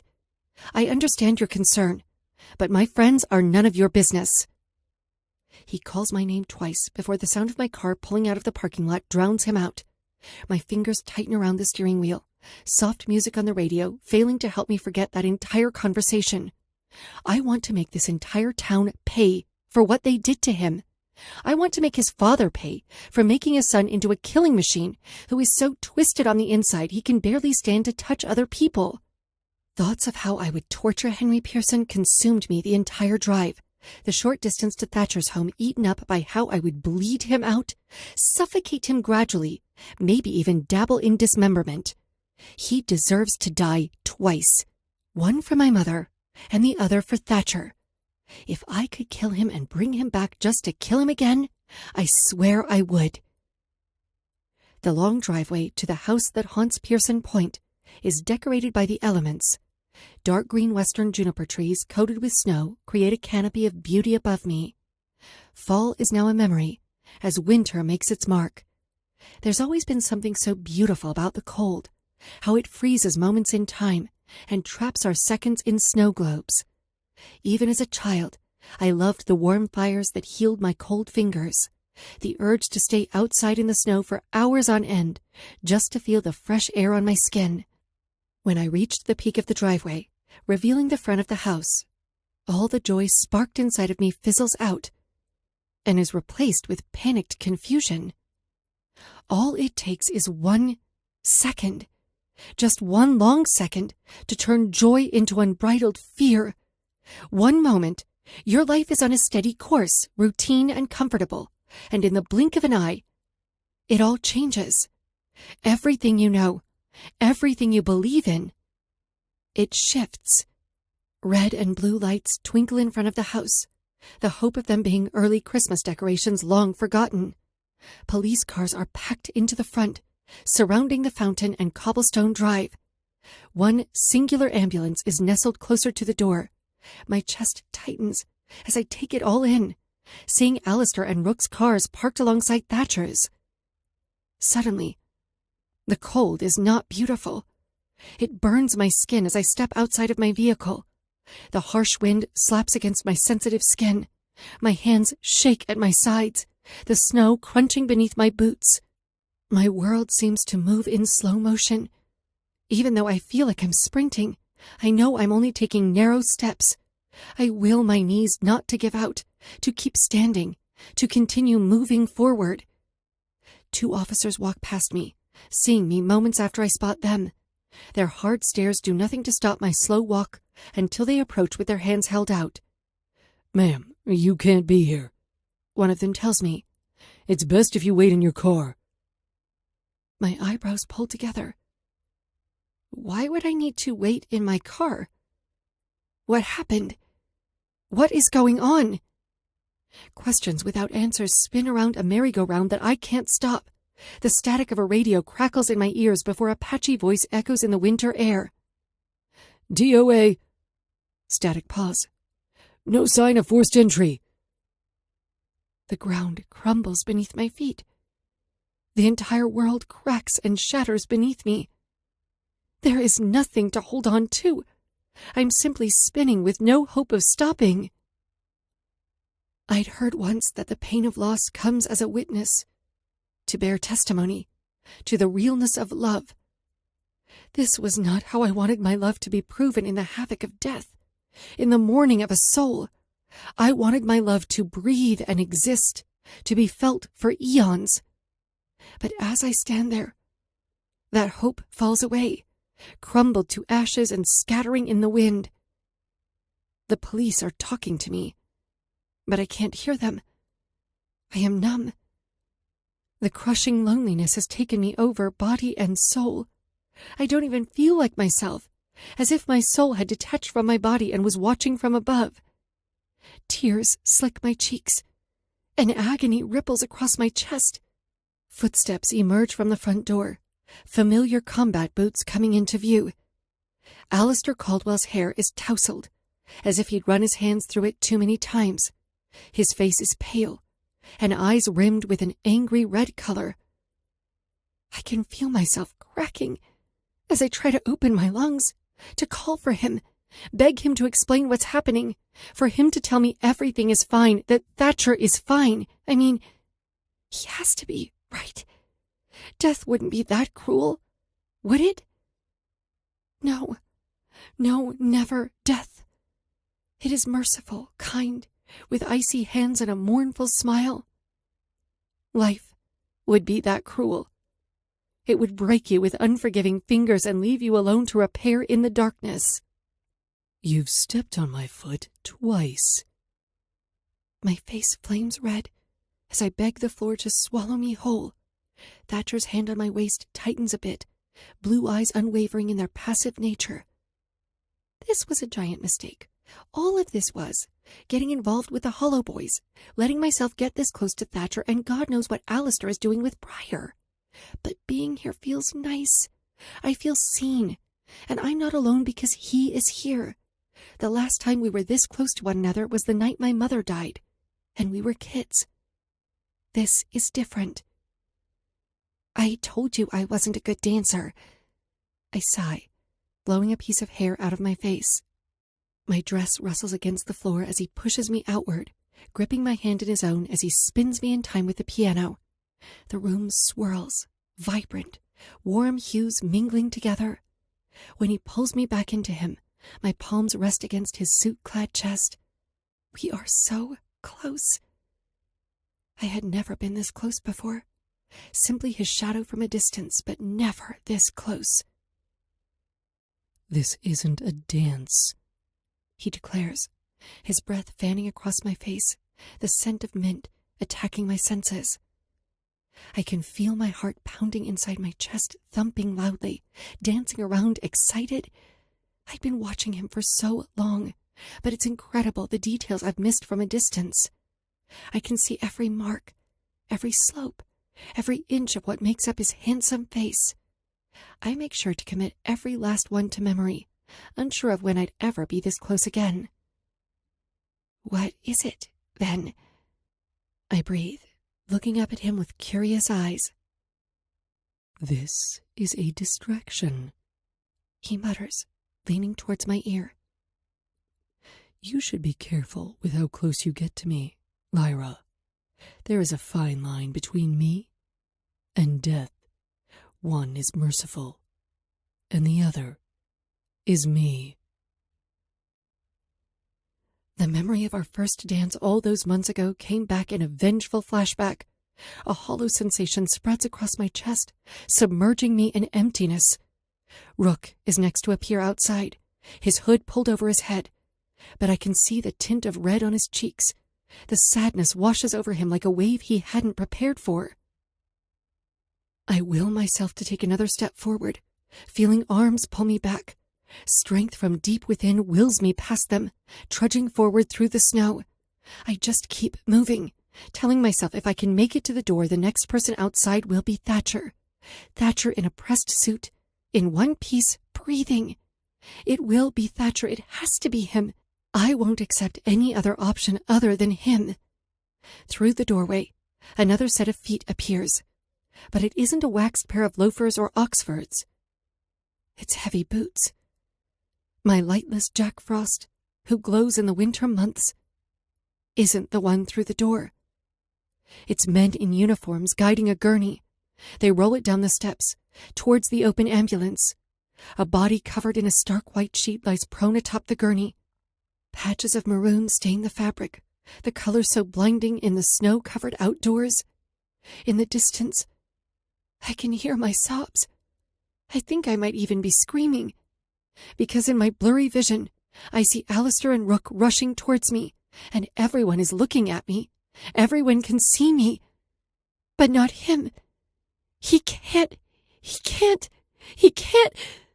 My hands snap to my ears. Suddenly everything is too loud. It all feels too heavy as I crash to the frozen ground. I want to go back to the closet. I want to be anywhere but in the reality of this moment.